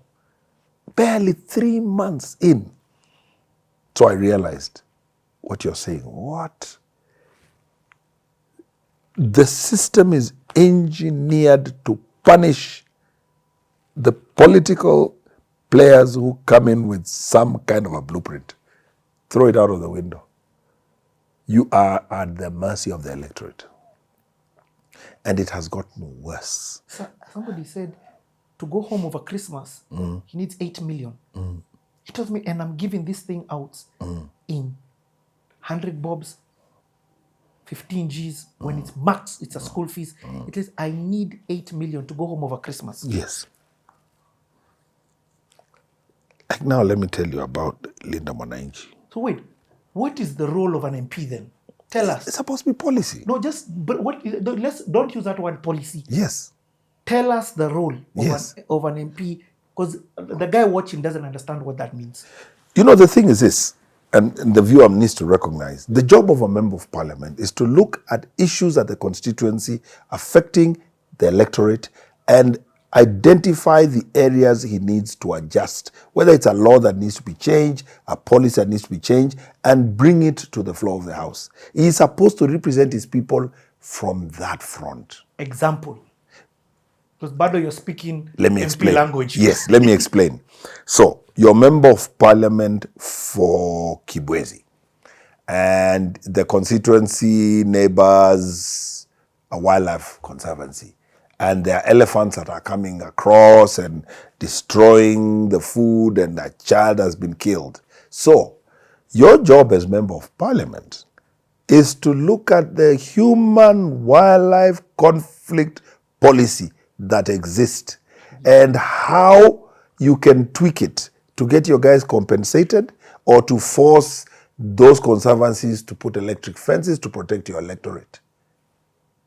Another example, there's an oil spill, like there was one in Kibwezi, of the pipeline, some damage, an oil spill. Water has gone and it is in the river. So the river is contaminated. You're a member of parliament for that constituency. You have a job, one, to make sure that the Kenya pipeline does everything it can within the scientific considered approaches to recoup the sand, collect, harvest, remove it, deal with the environmental degradation that is going to affect your people, and even where necessary, come up with some kind of a medical clinic that comes to address the people who could already be affected by that oil spill. That's your job as MP. And then after that, look at the law surrounding those issues. Does it have gaps that allow a company like Kenya Pipeline to go scot-free after doing that? Is there a fund within government to address those issues? So you bring to the floor of the House that debate and you say, this is what has happened. On the ground, you've got your data, you know how many people are affected, Those are the things you're supposed to do. In Nairobi, what should an MP do? So, Kilimani area, for example. Yes, service provision. Okay. What services are entitled to the residents of Kilimani? And where do those services come from? If it is county government, then the job of the MP is to make sure the MCAs are pulling their weight. We've had this issue about approvals, skyscrapers everywhere. Those are the things you're supposed to look at. And if there's a gap within the approvals and the rules and the laws within the county government, then he looks at how to address it at the national level and say, look, this is not on. We don't have the sewerage to deal with the high rise. We don't have the roads to deal with the increased population. That region is choking. How are these approvals being done? If somebody has dropped the ball, draw their attention to this person. And where necessary, can we change the law to accommodate this problem? These are some of the things you're supposed to do. Okay, let me ask. This whole thing of the forests and a park being built in that, is that where now the MP comes in? That he's supposed to work in conjunction with the county government guys, because these guys need approvals. To do that work, they must have had approvals. Those approvals come from the county government. Okay? So there's an MCA for that area who should address the issue. But at the same time, as a member of parliament, he can draw this issue to the National Assembly, and the National Assembly can even come up with directions to the point of even saying, stop everything. Now, the National Assembly has the power to summon those investors before specific committees to come and explain yourself. Where are your papers? How are you doing this? Have you done an environmental impact assessment? How does this benefit the immediate communities? Why should you allow to do this project? Tell us what you're doing. Is there a CSR program you're doing? How is the community going to be affected, positively or otherwise, by this project? What are the benefits? Okay. So when we are hiring, this is a good question. What should a voter look for Yes. when deciding Yes. whether an MP is best for them? Yes. So, a bit of a difficult question, because sometimes they will present a good image and then when they are in office do nothing. So, obviously, you need to know who you're voting. So, who is this person? What does he stand for? It's difficult because it requires some level of research. Maybe people don't have that capacity. So sometimes you go by gut. That is where this party affiliation thing comes. If you have a strong political party in your region with an astute political party leader, then you can lean on that. You vote in this man knowing you're going to hold the party leader at account. You tell him, this guy of yours is joking. But it's still difficult for the electorate. How do they reach this guy? So at the end of the day, is why we look at CVs. We look at, academic background, what was he before, what has he done. In the old days, I used to see people pick politicians who had worked in civil society space, they had been in the charitable organizations. They had driven agendas that benefited the communities on the ground. So that tended to be what people would look at. Oh, this person has been working with Action Aid, or they've been working with who? They've been working here with us for the last 6 years. We've seen their work. We want now to make them MP. We've seen what they've done. They are good at sourcing organizations that can support the community. So it's complex. Bottom line for me is if you are voting somebody and you've never heard him speak in parliament, he's not involved in any policy statements or agendas or push, then you voted the wrong person. And you should send him home in the next election. Because then the next guy will know this is the bare minimal acceptable position. If you're not doing this, you will not survive. You know, it's so complex. And It's very complex. And one of the reasons why I think it's so complex, because on one hand, you've explained Polycarp Igave. Yes. But then when the guy entered into the forest, Yes. he realized this is not the place for him as a monkey. This Yes. forest is too much. It's too much. It's got some other baboons that are just too much. And even when I think of Sakaja's deputy, Yes. I mean, he was a guy Wabsa. But not to say he's not doing anything, and also not to say he's doing something. It's just so complex. I tell you what, and it's interesting we're talking about Nairobi and Sakaja. I am of the opinion that Nairobi is too large for a governor. There's too much going on. Capital city, too large a budget. It should be central government. They should abolish this thing we call Nairobi County. Completely. Come up with a unit that is going to be managed by central government. It is too mind-boggling. What does he touch? What doesn't he touch? From sewer, storm drain, approvals, dumping, contaminate, slums upgrading. What do you touch? Crime, healthcare. What do you touch? What don't you touch? And do you have the capacity? Do you even have the human as a person? Do you have the human capacity to do that? As an individual, as Esther, as Andrew, do you even have the ability, the capacity? It's too much. The numbers alone, what you need to collect, what you need to spend, is too much. It's too much. It's a small country. Yes. It's not small. You've hit the nail on that. It's a country. It's a country. So you're making decisions that you're a fish out of water. I don't think, if you ask me, these cities we have, Mombasa, Nairobi, shouldn't be run by a politician who is beholden to MCAs, who decide to extort you when they want to go to China for benchmarking. You can't. 3 years down the road, you've done zero. And you know, we all go there and say, oh, Sakaja Wanta, but do you understand the mechanics for him even to get anything done? Where it has to go by the time he gets approvals to do what he wants. It's madness. You want us to go the buddy way. The way, the way Uhuru decided Sonko sign here. Yes. Today. Yes. And give it back. But it worked. Yes. For a time. But how did we end up there? We ended up there because, and I was in that formation in Jubilee, we were so hell-bent on getting the necessary vote in Nairobi that we needed Sonko to deliver. Whether or not he qualified to do the heavy lifting that Nairobi required was secondary. And that is where we fail. Wow. We are so interested in the vote. It is such a cutthroat contest to get in. These votes matter. Governors' vote matters. Women rep vote matters. So you will pull people who will manage the grassroots and what have you. Do they have the capacity? Because Nairobi's management is not politics. You cannot run Nairobi as a politician. You will get nowhere. It's too big to be run by a politician. You need a manager who has a team of managers who are experts in their field. You can't address the cleaning up of the river through politics. You can't address the dumping of waste by the industries to the river through politics. It's got to be through people who understand what they're saying. People who know how to contain these factories.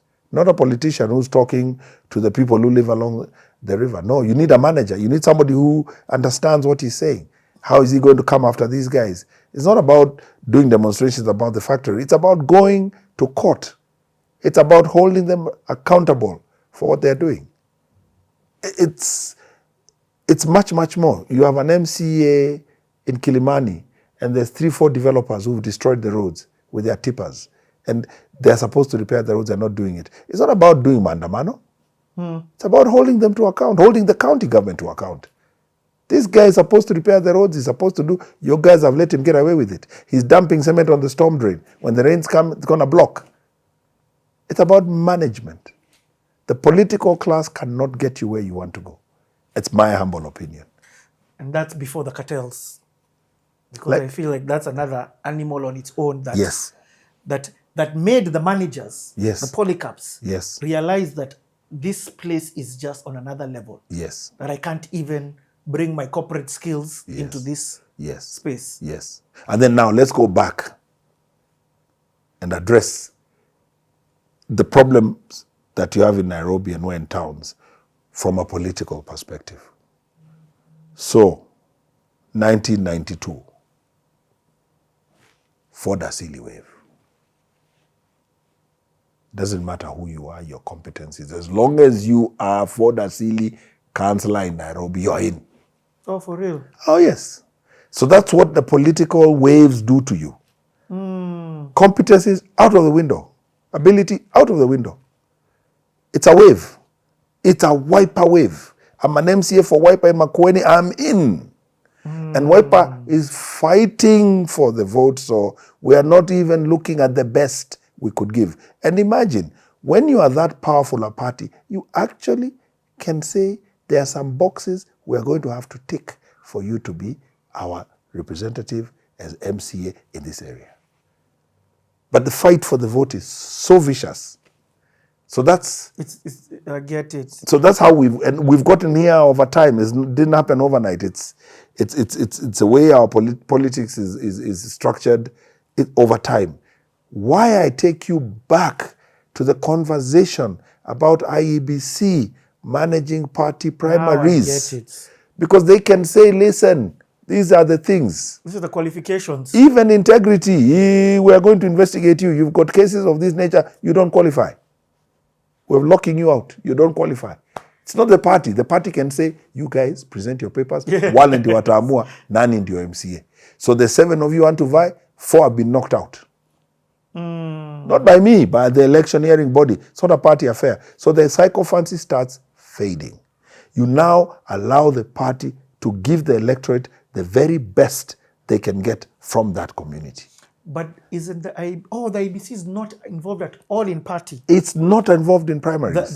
Yes, in primaries. It only comes in now because, like, I remember Sonko in the case when he was going for Mombasa. Yes.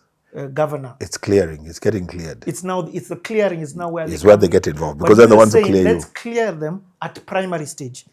So parties should say you need an what's it called again? It's not even- it's- certificate for the primaries. No, Okay. this is what we should do. Change the Electioneering Act and say, you are only going to be cleared to be on the ballot after you have achieved IBC vetting. But before you do IBC vetting, the party will present you. So Wiper will say, these are our 7 guys who want to be MCA in Watertown. Boop. Then IBC, you're out, you're in. That now becomes a flag bearer for the party. If the party wants to hold primaries, They already have after approved. clearing, they've got 3 guys approved. I get it. Now those guys come and compete. Now, and this sounds mind-boggling when you think about it at party level. Ignore the party level. This is what IBC does. IBC comes and says, we are going to hold primaries on specific days. And on those specific days, we pick a primary school ground or whatever. We have Jubilee Primary there, DCP here, UDA there, in the same field, in the same day. What do you need to do the primary? You need to have been cleared by IEBC. For you to be cleared by IEBC, you have to have proved you are a bona fide member of that party. So the party verifies you. You are a member of the party. It says, yes, tick, tick, tick. You've ticked the boxes. You clear to be one of our candidates. Now go to IBC for clearance. IBC clears you. It makes sure you tick all the boxes legally. You satisfy all the rules. Then now you're handed back to the party. Party is told, these are the guys we've cleared. These are the guys we've not cleared them. Same way we do, when you're a candidate, you're told proficiency in English, da da da da. So now IEBC has done that. So they've made sure you tick the boxes, they throw you back to the party. So now the party, if it's UDA, it has 2 guys, DCP has 3, so and so, da da da da da da. Polling set up in one field, managed by IEBC the entire exercise. You come, you present, they announce the winners. They say the winner of the primary for Wote, for Waipa, is John so-and-so, so-and-so, with so many votes. Next, the winner for UDA, da-da-da-da-da, is so-and-so. The winner for so-and-so, so-and-so. What have you done? You've just started cleaning up this process. You are now allowing IEBC to have 5, 7 candidates for various parties coming to the ballot to contest that seat who have been cleared at some level. There's some level of quality coming on board. You do that 2, 3 elections, but you change the system. And you know what happens? The guys who don't qualify, stop vying. They don't vie. They know I won't get past that threshold. Because nilikula pesa ya shule. Those guys will complain to IBC, I'm out. The way we've had judges and others, say, yeah, I'm out. Because what happens is when the person presents himself, you publicize that Andrew wants a seat. Anybody with any objection to the party, they come to the party. So if a Manuda member, they come to the UDA. They said, I don't want Andrew. Why? He did 1, 2, 3. So UDA looks at it, says, this is not for us to clear. Go to IBC.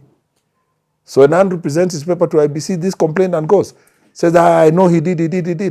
IBC then has the power to say, for example, before you come here, certificate of good conduct. Yeah, exactly. And let it be taxpayer. There's a cost to us changing the toxic nature of our politics. We pay for it. Let taxpayers pay for that exercise. It's once in 5 years. Remove the chaff from there. And it's life-changing. And that is the stuff. And now I want you to visualize you do that with just one election. You tell me what you end up with as an MCA, as an MP. And what they know is that next time I'm on the ballot, in these 5 years, the stuff I've done will come to haunt me. The stuff I've done in 5 years. See, I've cleared, yeah. But in these 5 years, the stuff I've done will come to haunt me again. So this chapter 6 we did of leadership integrity now is working. Because right now it's a paragraph in the Constitution. It's not working. We've got people who are supposed to be behind bars on ballot papers.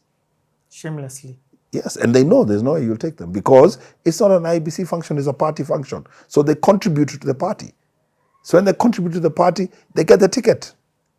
And parties do not have money. And even if they do, maybe that's not where they want to spend on that whole exercise. So what do? We don't want to do primaries. Andrew, you guys go in a room and talk. So 3 of us talk. I tell the guys, me, what do you guys want? Million, give you million. Walk away. I get direct nomination. Gender number 1, I'm collecting 3 million. I have to reimburse my 3 million. No, it's not 3, you're collecting 3.5. No, just to start with. We've not even talked about what I'm spending to campaign. Just on that front alone, I'm down 3 million. So I've got to raise 3 million. So it's loop-sided. This thing is flawed from the beginning. It's flawed from inception. And the political class are beneficiaries of the flawed system. They are not going to talk about it. Nobody who's got political, serious interest will say what I'm saying. Because they benefit from that flawed system. Yes, they benefit from that loop-sided system. It works for them. There are a couple of people who are becoming millionaires, multimillionaires, right now, just because of the amount of people who want to vie. So the amount of money that is being paid for just the opportunity. Let me give you a simple scenario. Today you own a party. So you and I register a party, it is cleared, you're chairman, secretary general, okay? So we publicize ourselves well. A guy goes to UDA, finds that the people he's challenging for the ticket, they are heavyweights. He can't beat them. He wants direct nomination. He has a feeling he can beat these guys. Comes to us. We have a nomination fee of 250,000 per member of parliament. So if we get 20, 30 odd guys, we've got a few million. That's how it works. Oh, man. You make money because there is no party that will give you nomination without paying a nomination fee. Yeah. Now fast forward to the psychophancy agenda. So now I am Raila Odinga. And I am presidential candidate in Nyanza. Just my name alone is victory for you. How much is a ticket now? Not even that. You are vying in Homa Bay. You need to engineer for me to come for a church function or for a soccer match. All you need to do is sit next to me the entire afternoon. The perception by the crowd is that huyo ndio mtu wa baba. This thing, see, it's a lucrative business for some So people. I give Baba 1 million, donate to the party for a project of his choice. I pay his air ticket to Kisumu. I make sure I'm on that flight. I make sure the cars we're using, they may arrange. We are going together. We land at this thing. I'm Baba's guy. Done and dusted. The other guys run for the hills. So I've just purchased it. So what did I spend? Maybe 5, maybe 10 million? What's my first order when I get into office? Yeah. So this thing is rotten before it starts. And all the guys we will get to talk to who are in politics, you will get to talk to, media gets to talk to. That is how it is, that's the architecture of our politics. And the psychophancy thing has destroyed any semblance of integrity in politics. Because now it's a question of loyalty. So you're not loyal to Kalonzo, therefore you're not a Wiper candidate, therefore you have no chance in Ukambani because it's a Wiper agenda. And the guys who know what they're doing sell, in the old days it used to be 3-piece. That's what they used to say. President, councillor, MP, wote ni wa chama moja, tunataka 3-piece. That's what they used to say before 2010 constitution. So they don't want mix and match. Hatutaki kuchanganya. Ati councillor ni wa KANU, MP ni wa DP. No. The same thing. No. Tunataka 3-piece. And it sold very well. So the electorate, no. I'm not going to mix this thing. Ati because I think this guy is better for councillor and this guy is good for MP and that's my presidential. No, it's one. I don't care about the quality. As long as it's DP all the way. As long as it's KANU all the way. As long as it's Ford, it's Ford, regardless of qualifications or anything. So you eliminate this by creating some level of vetting. You know, when you said it the last time we shot, I listened and I knew I don't know. Najua sijui. Yes. So I was just quiet. My inner system was like, no. Yes. My inner system was fighting it. But now when you've explained it like this, yes, I'm like, it makes perfect sense because an MCA is an extremely powerful person. A women's rep is an extremely powerful person. Just because they're last on the list doesn't, in fact, some of these people are even more influential for you than the president. How do you get insecurity in Kileleshwa? Let's pick an area, for example. All of a sudden, there's a lot of crime. You know the guy who was abusing me on social media? I know. He is the MCA for here. Yeah. So let's just, for purpose of conversation. Yeah. So somebody says, oh, in the last 6 months, we've got a lot of crime in Kileleshwa. Why is it? There's a sprouting of kiosks. And these kiosks are the riverbeds where, so, you know, there's a lot of illegal activity going on. Selling of bangi, miraa, yeah? Are these kiosks licensed? Yes. By who? The county government. So the MCA sits in the county government assembly. So they have the power, the policies. They can say, we are going to come up with a design for kiosks where you cannot sleep in the kiosk, like the ones you have at Nairobi Hospital. It is not an abode, it is a shop. Roll a shutter, you close it, you go. By this time? You come and open. Because crime, even from the 70s and 80s, they realized when you have a kiosk which is a dwelling, is one of the reasons there was quite a bit of crime in some areas. Because the guy runs, he steals and runs, gets into the back, gets into the kiosk. In front, the kiosk is locked. So to you, you pass looking for the thief. He's in the kiosk. So, you know, that kind of conversation. There's a sprouting of a slum.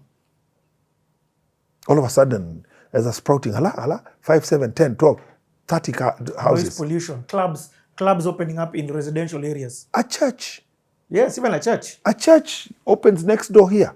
I'll give you an example. If you go to Vet Lab,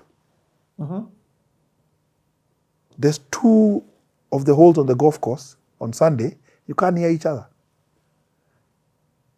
The church, the PA system. And you're wondering who they are preaching to. The guys in the church? Or a guy a kilometer away? It's marketing, bro. Just the other day we were saying... Can't be silent. Yeah, the other day we were saying, at Karen, a friend of mine was saying, you've made it in life. You've arrived. Worked hard, corporate world, businessman. You've bought half an acre. You've put up a house. You're out of pocket, 100 million. All in approvals, Nini, consultants. You've arrived, landscaping and everything. And then somebody opens a wedding ground next door. And you're a guest to all the weddings. He's running from the day he opens.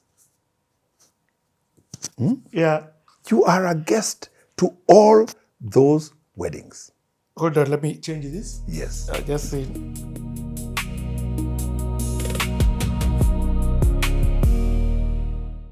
He does an MOU, and this is the thing that you must never forget, that keeps making Raila the giant he has always been. He never struck a deal for himself alone. Wow.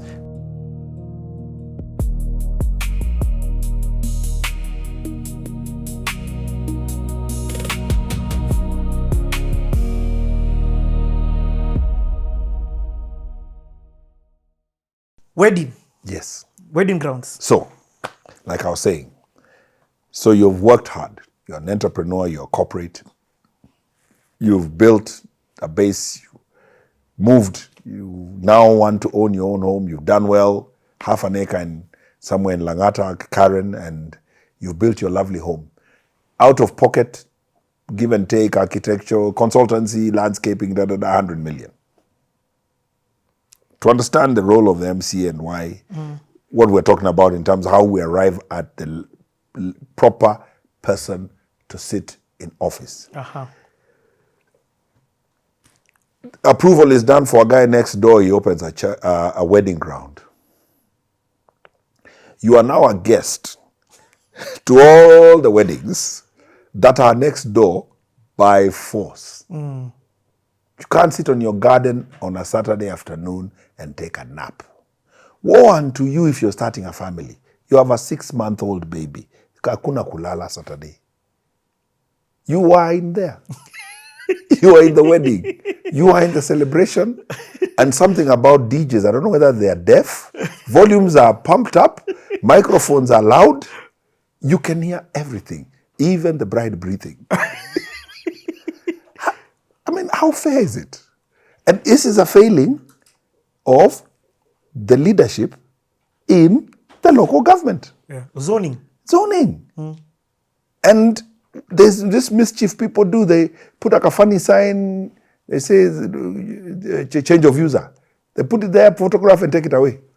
Because the neighbors are supposed to be involved in public participation when you want to change a user from residential to commercial. Let me even shock you.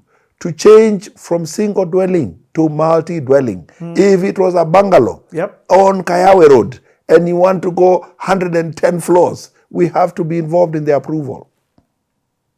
It's not just about services. We, your neighbors, have to agree. You're going to block my sunlight. Yeah.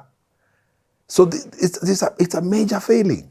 And it starts from us identifying the different tiers of leadership. Because of some warped approach, because of something that happened over the last several decades, we are all focused on the presidency. All the conversations you hear, anywhere you sit in a social space, people are talking of politics. It's about Ruto. Will it be Ruto? Will it be Musalia?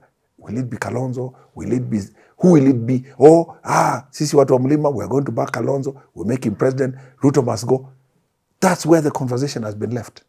And down here, it's rotting, continue to get rotten. Services are not changing. 99% of the voters in Nairobi, if you ask them to identify the positives that have happened in terms of approval, infrastructure growth within Nairobi over the last 5 years, they probably can't identify the good or the bad. And because they don't focus there, they don't even know the name of their MCA. And this is the guy who goes to the county assembly and makes decisions for you. Whether there will be a road cut through a school field, whether there will be kiosks licensed. So I won't even dare open my mouth and say public participation, because if they don't know the MCA, public participation is even a rumor. Because it's you to do the public participation, you can tell your MCA no. That's not part of what we have agreed for this area. Exactly. He works for you. Yes. Okay, we have taken a rabbit hole. And this rabbit hole, I love it because it's a very, even this what we're doing is a very Kenyan thing. Yes. To sit down and have conversations about our political landscape and our issues and also our successes. Yes. It's a thing Kenyans do. I tried to run away from politics for a long time, but I brought you because at least I can have a sober, level-minded, intelligent person to have conversations about this. Yes. This pivotal time, I want us to go back because I always think about Gen Zs who were being born in 2022. Yes. No, 2002. 2002. So explain to us, let's go back there. Now, take it from Moi has decided it's Uhuru. Now walk us through all the way up until the breakup. Yes. Yeah. Yes. So The breakup between? NAC. Aha. So Actually, even go beyond the breakup. Let's go into the referendum. yes. So my guy is picked. Man UK. Man UK is picked. And our good late friend Bruce kicks in. And we have a candidate. He builds, he picks on his talent, tweaks it, and guy's oratory skills, Nini, the product image is good. There's a serious pushback because of the political class that believed they had better qualifications to be the flag bearers. So serious pushback. And that leads to the exodus we're talking about and the shift, and we are back. Who was going to be Uhuru's VP? Well, the talk then was Musalia. Oh, huh. And because he had already been appointed for a few months by Moi, the feeling was he would then continue. Oh, Musalia at that time was VP. He was VP. What happened is when the exodus happened and the Kanu side now was, obliterated of talent, Yeah. Moi then appointed Musalia vice president for a few months before the election. Was Saitoti alive? Saitoti had crossed. He was with Raila and the others. Wow. Yes, he had crossed. Saitoti died in Died. NAC. He died in NAC. He died in. He was Minister for Interior, and his assistant minister, who they died in the chopper together, Oro Jode, was also with him in NAC. That's where he died. He didn't. He had already crossed over and joined the Kibaki formation and been appointed minister in the NAC government. Okay. Yes. So it's Musalia? Yes. Musalia is vice president. Now remember, in that constitutional dispensation, you are not presenting yourself as presidential and deputy president. It was just president, yes. It was president. And then you could appoint and change. Precisely. If you wanted to use the choice of VP for campaign, you could say, nah, me so-and-so would be. But in reality, we were voting for one man. Well, we were not voting for the duo. Exactly. And on the ballot, it was an image of the president. And then he could shop. And what would happen, of course, is you use it as a fishing rod. The vice presidency, fishing bait. Yeah. Everybody's waiting. This guy is going to be president, he'll pick me. So that kept you. Oh. Yes, it's kept you in. That kept you in. Yeah, kept you in. Moi is vying for the president in 97. He's going for his second and final term. He doesn't have to appoint the vice president he's come with to the election. He could appoint a new man. So you're all there hoping. It could be me. Yeah. It could be me. And then remember, in the formations that were happening then, unlike now where you're voting for two people, he didn't need to present you so that you can then ascend to the deputy president position because you brought votes. It was his campaign. So he could pick a Pokomo to be vice. Okay. Could pick a Somali. He could pick a Kamba, Luya, And he could fire. Kipsigis, and he could fire. Okay. Could pick and he could fire. The way he dropped Saitoti. He could even sit without a vice president, which he did for, I think, 13 months. Okay. Yes. Moi was a And then chess player. reappointed Saitoti again after keeping us hanging. So what happens in that 10, 12, 13 months when he doesn't have a vice president? Everybody's flirting with him. Because it could be me. It could be me. There's a chance. There's a chance. There's it's a me. crack. Yes. So you're all, best behavior. Politicians love cracks. What? Openings. Opportunity. So this is now how we go to the elections eventually. I remember in 2005 we lost, 2004, we lost Pete Mboya in a bike accident. He died somewhere on Wayaki Way. And we had been chatting politics with him a bit. So before the accident, after the elections in 2002, in 2003, I bumped into him on Mwindi Bingo Street outside the stairs that was very near Totoria. I'm walking, he's walking. Hey, Andrew, yeah, Peter, a long time. So he says, hey, how's it going, man? Politics, you threw your hat in the ring. I wasn't ready. Told him I thought I'd see your name for Beta. He says, no, I was not ready, later. Then he makes an interesting comment. He says, I met UK the other day because they were closer. And I was very surprised. I even told him off, asking Pete why. He says, he's looking, beaten, like he's depressed about getting the votes he got. This guy came second on his first attempt with a sizable chunk of votes. So I never looked at that. I said, yeah, you're right. He said, yeah, put yourself in his shoes. You're number 2 on your first attempt. You've just opened the door to eventually climbing to number 1. Yep. And I'm very humbled. When we buried Pete in Beta, because I went for the burial, Uhuru actually said it in his tribute. He said, at a time when he was thinking he was a bit low and all, Pete, told him, come on, guy, wake up, man, smell the coffee. You came second. You came second. You're going to be president. So just to show you, he didn't perform the way he expected. Because of association and affiliation to Moi, he assumed he would win, and a lot of us thought so. But he did well on his first attempt, coming from outside, because new MP, minister, barely. I mean, in less than 3 years, this guy was from outside, That's incredibly fast. to presidential candidate, That growth was... to second to the official leader of the opposition. So he concedes, because this was the first time we saw somebody conceding. Yes, and this is the thing that we must say that Kanu bequeathed us. With all love or hate Kanu did 2 things for us. In 2002, the man who lost went before the nation, conceded. The man who was leaving office handed over power, had the courage to go to Uhuru Park, booed, handed over power, bequeathed Kenya a culture of conceding when you lose. Bequeathed Kenya a culture of handing over power to the next in line when the Constitution demands that of you. We must always remember Moi for that. We must love or hate Uhuru, remember him for conceding in True that. Because that then created, like we were saying, politics is about examples, that this is how you're supposed to behave. When you move forward to 2027 and PEV, best candidate ever for president, economist, you name it, the right talent for presidency, presented the wrong example. The swearing in. Even the way they managed that whole process, and we went to PEV, it was unnecessary and it was dangerous. And we are lucky to have come back from that intact. And there's more to it than what we say.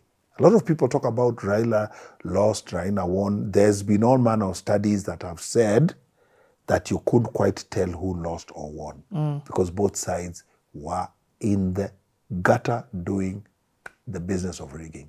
Both sides. Okay? Because obviously Kibaki commanded a bigger block of voters. If you rigged at 10% with his blocks, and Raila rigged at 10% in his blocks, 10% of 2 million and 10% of 500,000, it tells you. The one with the bigger block will obviously perform well. So we saw abnormal numbers, 98% voter turnout, 100% voter turnout, something that is scientifically impossible. Yep. But there's a deeper thing that Kenyans don't talk about. And I've always said it to people, and people disagree with me whenever we talk politics. And this is going to sound a little bad, but sometimes some things need to be said. When you have a scenario like we had in 2007, 2008, and you have people coming out onto the streets with machetes, and you have people purportedly taking on other people based on political groupings or tribal groupings. At that point, at that level of crisis, the monopoly on violence belongs to the state. Allow me to elaborate. If 2,000-3,000 people are killed by uniformed officers, you will not have tribal clashes. You will be saying this government is bad, it's killed people. But woe unto you if 3,000 people die and it is youth from this side and youth from that side coming at each other with machetes. You have tribal clashes. You've planted a seed that will take you decades to uproot. Because we are tribes. So at a time, at the height of the chaos, the monopoly of violence should belong and should have belonged to security. It is going to sound ruthless, but the police or the army or whoever was deployed needed to be the ones who came at this with a hammer. You come out with a hammer. 82, we saw curfew. Moi didn't dilly-dally after the 82 coup. Dawn to dusk curfew, shoot on sight. Stay in your houses. So there was too much dilly-dallying in 27. The moment people knew things were erupting, they have said, curfew immediately, shoot on sight. And then you deploy police. There'll be some raping, there'll be which is unfortunate because chaos breeds chaos. But the monopoly of violence at that point belongs to the state. You guard yourself from the fallout that comes when it is gang against gang. And there we lost it. And we are so lucky, and a lot of people don't say it, to have come out of 2008 the way we did. And love or hate the two players, the fact that they came together and shook hands before the world and formed a government together is a blessing for the country. That activity of 2007, 2008 is what led me to support Jubilee in 2013. If for nothing else, that we had a Kikuyu candidate for president and a deputy president for Kalenjin, and they were working together. For me, that was enough. Because they were bringing the country together, and there was hope that this election will not be a repeat of what we had. So for me, that was enough. It was good that we had the campaign machine like Ruto, and we had a charismatic guy like Uhuru. It was good, But you were just going for basics now. And basics for peace. Exactly. And it was good that they were young. So hopefully they were going to usher in a slightly different way of doing things because of their age. Because that's the other thing. There's a place we are going to when my generation can do no good for Kenya because we are still beholden by tribe. Because that's how we are socialized. So there's a time you get to, and it's time for a different crop of leaders to step up and bring a different narrative. The only problem is we keep being dragged back there. When Rigathi, who was 2 years younger than me. Younger? Yes, he's Ruto's age, born in 66.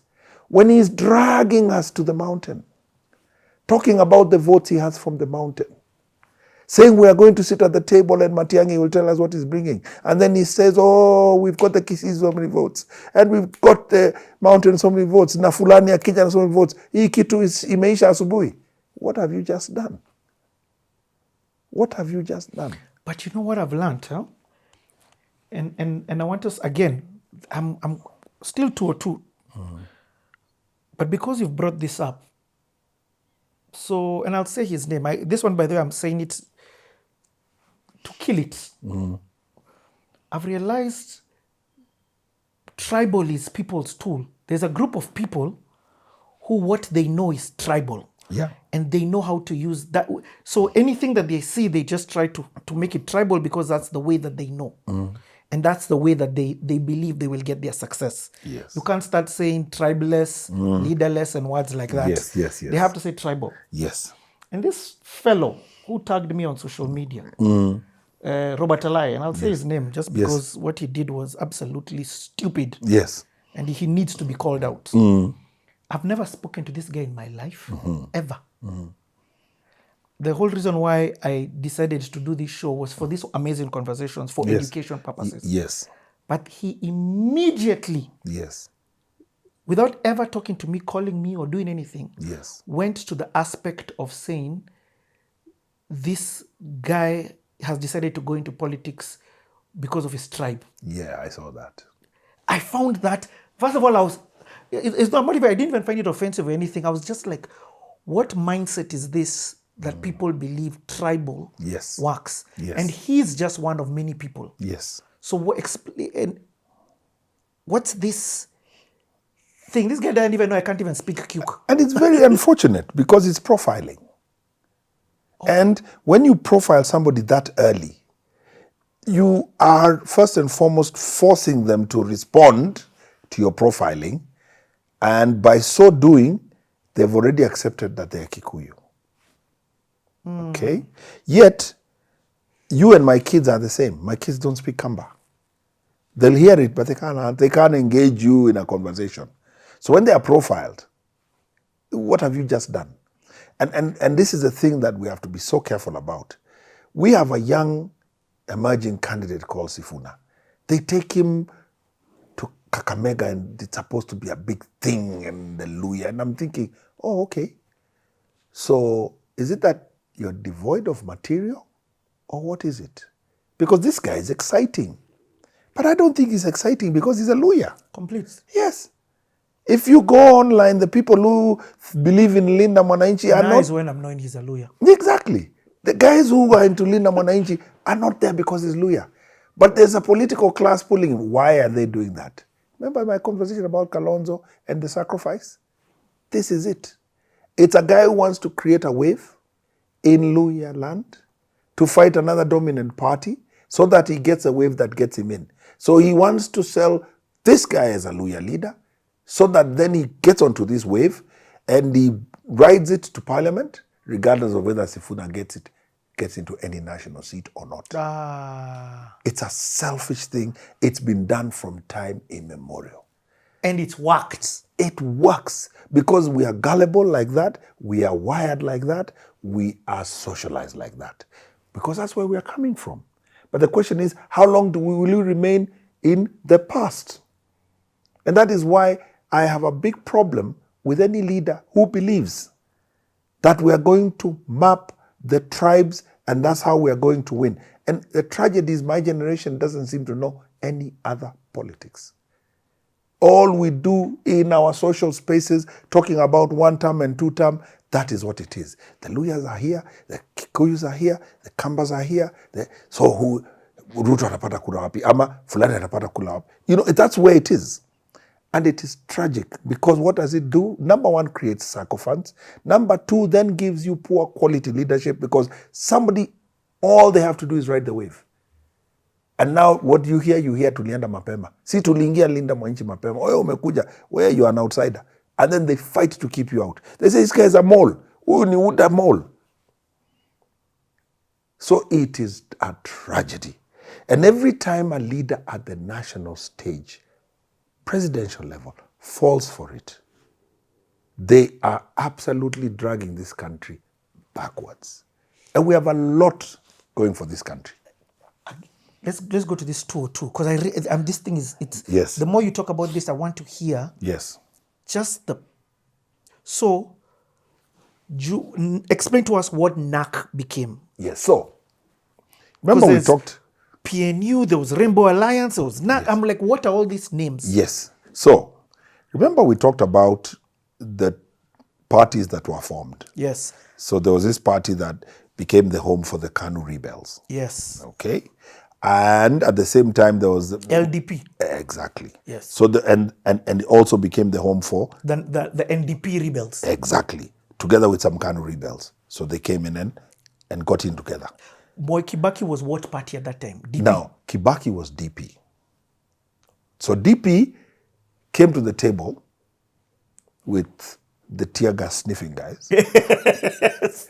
SDP Uh-huh. and Kivutha Kibwana's party. I believe it was NAK.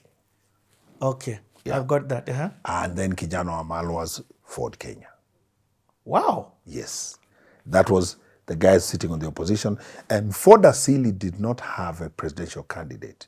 But the likes of Shikuku and others were still party members and pushing it. So with George Ndenge and others. So, and I think it was Bawazir from the coast or something. There was a cluster that had been in the original Ford. And when Ford splintered into two, they went on with Asili and left Ford Kenya with Kijana and others. So there was Kijana, which is Ford Kenya, Ford Asili. Charity? Then there was Charity's SDP. Then there was Kivutha Kibwana's NAK. And there was Kibaki's DP. So these guys now were a formation. And what is that formation called? This formation was called NAK. Oh, It was riding under Kivutha Kibwana's party, okay. NAK. And as NAK, and these other guys came together, NARC was born. Now which are the... Oh, Si Raila, Yes, Kanu I get rebels, it. Yes, wako hapa, NAK wako hapa. So this NRC animal is where the two came and landed. so who then was Rainbow Alliance? That was them. Remember, NARC was a National Rainbow Coalition. Oh, I get it. And their symbol was the rainbow. I get it. Yes. Borrowed from some coalition in Europe somewhere. Okay. Yes. So that was it. And- National Rainbow Coalition. Yeah. So, and when they come together, Yes. that's when that's when now they decide Kibaki Tosha. Yes. So now what happens is when they come together, there's a political party that is with them but not yet formed a coalition called Ford People, which was formed by Simeon Nyachai, pretty much appearing to have a Kisii following. Yes. Yeah. So they're together. But in these formations, everybody believes they are the candidate. Satoti believes he's a candidate. Who was Saitoti Njau? He had come from as VP from Kanu, Yeah, but and he had been a strong contender in Kanu. So he believed he was not a bad choice. And there are many who felt maybe it's not a bad choice. So then Kalonzo believed he was a candidate. Wow. Charity thought, why not? Kijana Wamalwa, why not? And Raila. Raila Odinga, why not? Simeon Nyachai, why not? So there's a video that is shown of them standing on the podium at Uhuru Park. And they are doing this. They are holding hands doing this. And those of us in Kanu looking at that in the news is now when it became real to You're me. that panicking. No, it was real what my friend had told me we're in the opposition. Now it was real. The chickens were home. Because when I look at that lineup, It's insane. It's like Michael Jordan's dream team. yeah, in fact, that's a word. That was the dream team politically. I looked and I said, what? The horse has bolted. We are in the opposition. And it doesn't Because you have matter. Man UK and Davidi. And it doesn't matter what anybody thinks Moi can do, what rabbit he can pull from the hat. Yeah. This one is gone. But they still haven't said who.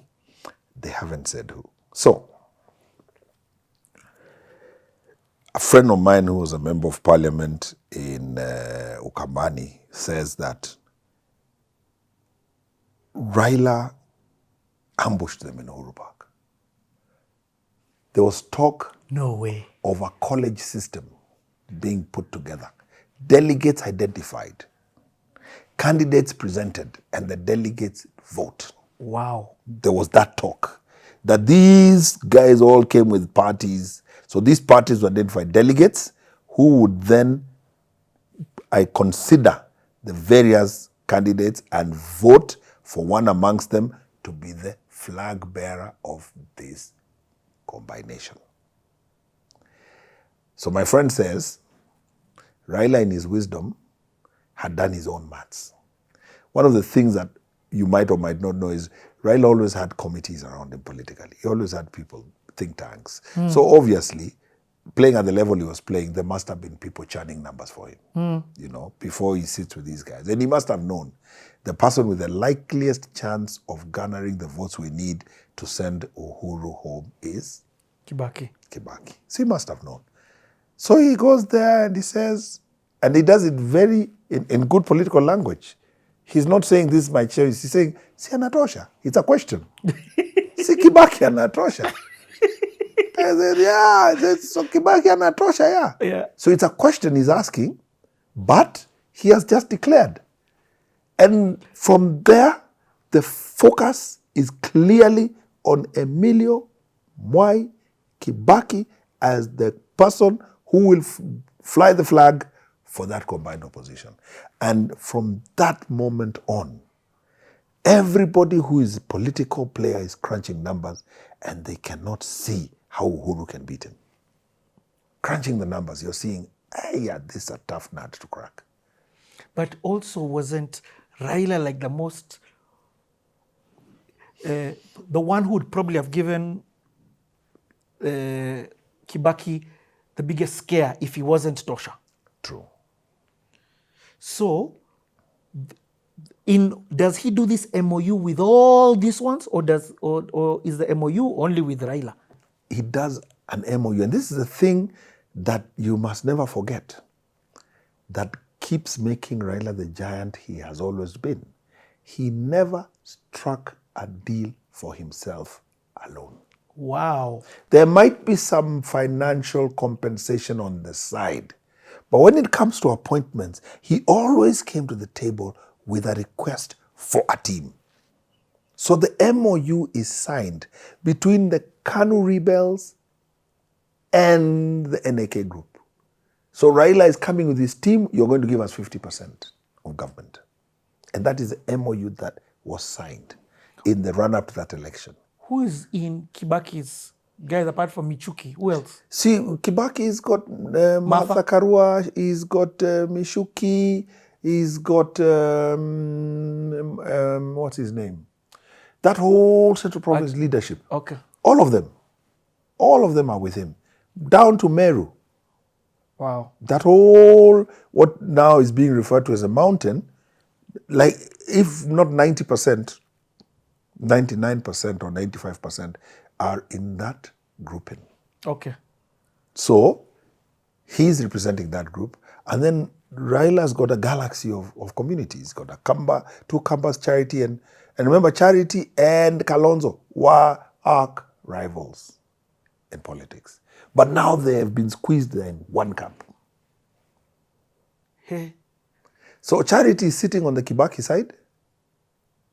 Kalonzo is sitting on the Raila side, the KANU side. Yeah. And when they go to now the elections, of course, it's a landslide. And they take the presidency. Now, distribution of government. So the mischievous guys around Kibaki start dismantling whatever perceived expectations were there. No way. So now, see, you want to give Luo Nyanza some seats. So now they give somebody like Raphael Tuju a cabinet position, but he's not aligned with Raila. But this message they're selling Kenyans is that, see, it's a Luo. Yeah, it's a Luo. But he's aligned with Kibaki. No way. So those are the games now. From day one? Yes, that's what got Raila angry. And then they don't give the 50%. They don't follow through. Who did they give VP? VP was Kijana Wamalwa. And that's, was that a Raila guy? Tear gas sniffers. And so Raila is a tear gas sniffer, but he's in KANU. But what did they give Raila? Raila is given Minister of Energy. Charity was, of course, given because Charity on this side, she gets Minister of Water. Kalonzo gets Minister of Foreign Affairs. A docket he had done very well in previously. Okay. So it was almost automatic, no negotiation. Kijana is Vice. Interior is Mishuki. Yes, I remember. From this side. And then, they distribute the seats. But they've shortchanged the MOU deal. They've rubbished it. And like I say... They also gave Martha... Martha was just... There was water. Water, then later on went to justice. Yes. So now, all of a sudden, we have a government, yes. Kanu has been defeated, yes. But there's bickering in there. There's bickering. These guys have shortchanged us. This is not what we agreed. And what it meant at that point... We're co-ruling. And also, there's a bigger issue. There were whispers and conversations that Kibaki would be a one-term and leave it for these other guys, for Kalonzo, Raila. They would do. That was the narrative. So, of course, what does it mean? If he's already dishonoring the MOU, forget about the one-term narrative, which was not written anywhere, unlike the MOU, which was a contract. That was just stories we are hearing. It could be, it could not be right, but there was that talk that it would be a one-term president. But the MOU was written. MOU was a document, and the signing was a media event. What? It was a media event. All the principals... Pre-election. Pre-election. All the principals came and signed it. You see, that activity in alone is a major earth-moving campaign statement in itself. For guys watching on TV to see Charity sit and sign a document, Kalonzo sit, those guys are in the same camp. Kamba locked. Where are you going? I know. You see Raila sitting, signing that document. You see Kibaki signing. Lua saying, hala, we're in the game. Then you see, others signing. Kijana. So the only guy who bolted, Ford people. Simeon Nyechai. He refused. Yeah, he said, hapana. In fact, his slogan was, watu wengi, wengi sana. So in Israel, they say, watu wengi, wengi sana, and we are many. So, Ford people bolt. It presents possibilities for candidates who are unhappy with the primaries to get a ticket. One of my good friends, Kiema Kilonzo, becomes a beneficiary of that opportunity. In Ukambani, the bickering between Kalonzo and Charity has not died down. They're still bickering, but they're in one formation. They've signed an MOU. They are going to be in one government. They are campaigning for Kibaki, but on the ground, they are competing for dominance. Who is still going to get more MPs? Because Charity has her own party, and Kalonzo's formation wants to bring in many MPs. But on the ballot paper, what name are you going to see? There's no rainbow coalition. You're going to see the party names. On the ballot paper, the presidential candidate is a candidate of NARC. The MP candidate is NARC. What? See, you've signed a coalition. That ticket, that means you're in. NAC, you're in. Councillor, NARC. No way. Yes. So the primaries or the selection, call it what you want, for the flag bearers for NARC is extremely competitive. So my friend Kiema Kilonzo goes for the ticket, and in the maneuverings on the ground, he doesn't get it. But he's sure it was his to have. So he goes to Ford people, gets a ticket, and he comes and wins on Ford people. He beats the NAC candidate in that constituency in Kitui. Wow. Confirming that he was a popular candidate. He beats them under Ford. And he's in Ford people, which is not a part of this coalition. Yes. So what does he use? He uses his obvious ability on the ground to campaign, and obviously the other factor was that he is seen to be aligned with Kalonzo, who was a popular man in that region. So Kiema is in on Ford people. And that happened in a few constituencies. What was the final outcome? These guys take like, how many seats were there? 200? There were 200 seats. I can't remember the number, but I can tell you for free that NARC walked away with Majority.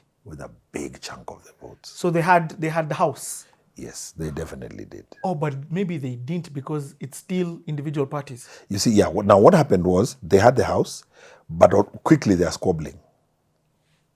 And as we come to 2005 referendum, Is when you truly see. KANU has joined the Orange. The Orange is NDP. Now LDP. Exactly. Yes. So, how long after this victory does Raila and exit? So they're together in 2002, 2003, they form government, squabbling, referendum 2005, yes side loses, no side wins, which is the Orange. So, but that means they're already out. This, by the time 2005 is coming, it's a referendum, they're still part of government. However, after that referendum, Kibaki reorganizes government and he removes these guys. oh, wait, just, hey, let's go back. This is crazy. So they NARC wins. Raila, kila mtu, Rembo Alliance. Yes.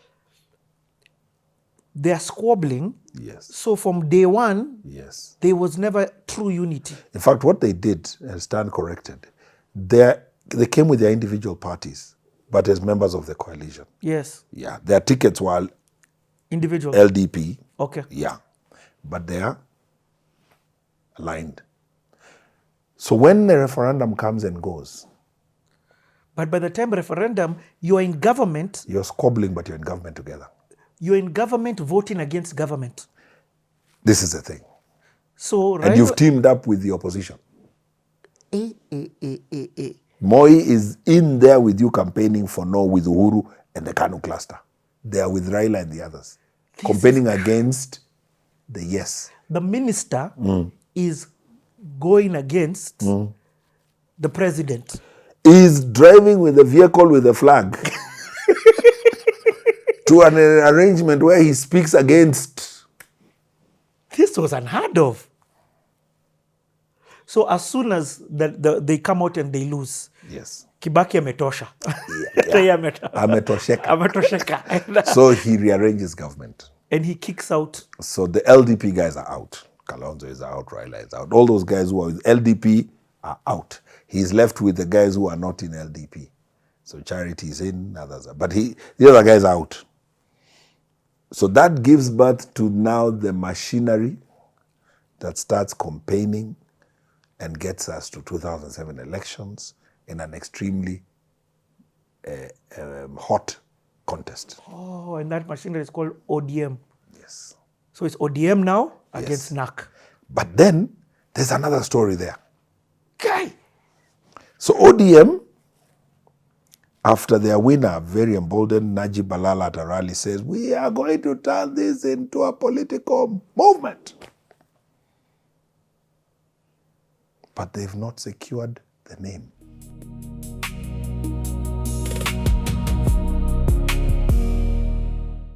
The formations around Kibaki are still bitter. They didn't want to share government. The formations around Raila are bitter. They believe they won and it was stolen. So there's bad blood in this government.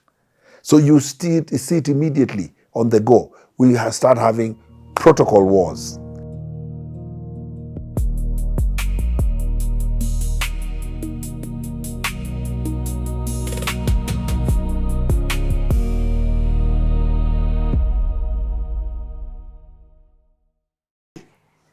So ODM, after their winner, very emboldened, Najib Balala at a rally says, we are going to turn this into a political movement. But they've not secured the name. Premature statement. So some wise guy registers ODM, gets a certificate, puts it in a drawer and keeps quiet. So they go and search, they find ODM is not available. So the senator, the current senator for Makueni, Juan Maanzo, goes and registers ODM Kenya with a symbol of an orange and half an orange. Chungwa plus, as they call it in Swahili. Yeah. That was the slogan. So they register it. He takes a certificate, puts it in the drawer. But it's publicly registered. Yeah. But now they are agitating. They are saying, we own the instruments of the party. Raila has to allow Kalonzo to be the presidential candidate of this formation. What? So now they've left Kibaki. Now they're fighting amongst themselves. There's bickering. But they're still together. But there's bickering. So, somewhere as we go down the road, the guy who has a certificate for ODM wants to cash. Yeah. You can't make this thing up.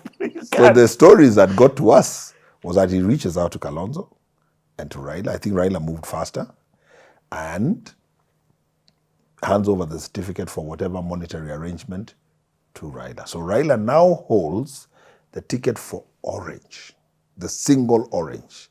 Kalonzo is holding ODM Kenya. So Raila proceeds to form a party called ODM, Kalonzo ODMK, which eventually gave birth to Wiper. Guy. But now in that election, it is ODMK. Raila ODM. And the campaigns begin. As we enter the final cycle, Kalonzo is supreme in Ukambani. He's on the ballot for president. So he's sweeping anything. And the ODM Kenya. ODM Kenya. So he's sweeping anything and everything in Ukambani. He's popular. And in regions where we have presence, coast, and where he's making a showing. And for context, the Kambas are the third largest group? Or yes. Third, fourth, sitting there. Between who? So the Kikuyu, the Luo, the Luya, the Kamba. Okay. So. And then the Kalenjin? The Kalenjin. You know the Kalenjin, it was a wisdom of Moi to put them in a basket. They were always Tugen, Keyo, Marakwet, Kipsigis. Oh. But when he came to power, after Kenyatta's death, recognized that they were handicapped on numbers, forced that coalition formation, and even went on a little later as president to come up with Kamatusa, to bring the Maasai into this formation as cousins of the Kalenjin. Because it's a game of numbers. This thing is crazy. Yes. And then remember, if you want to move business on the floor of the house, you need the numbers.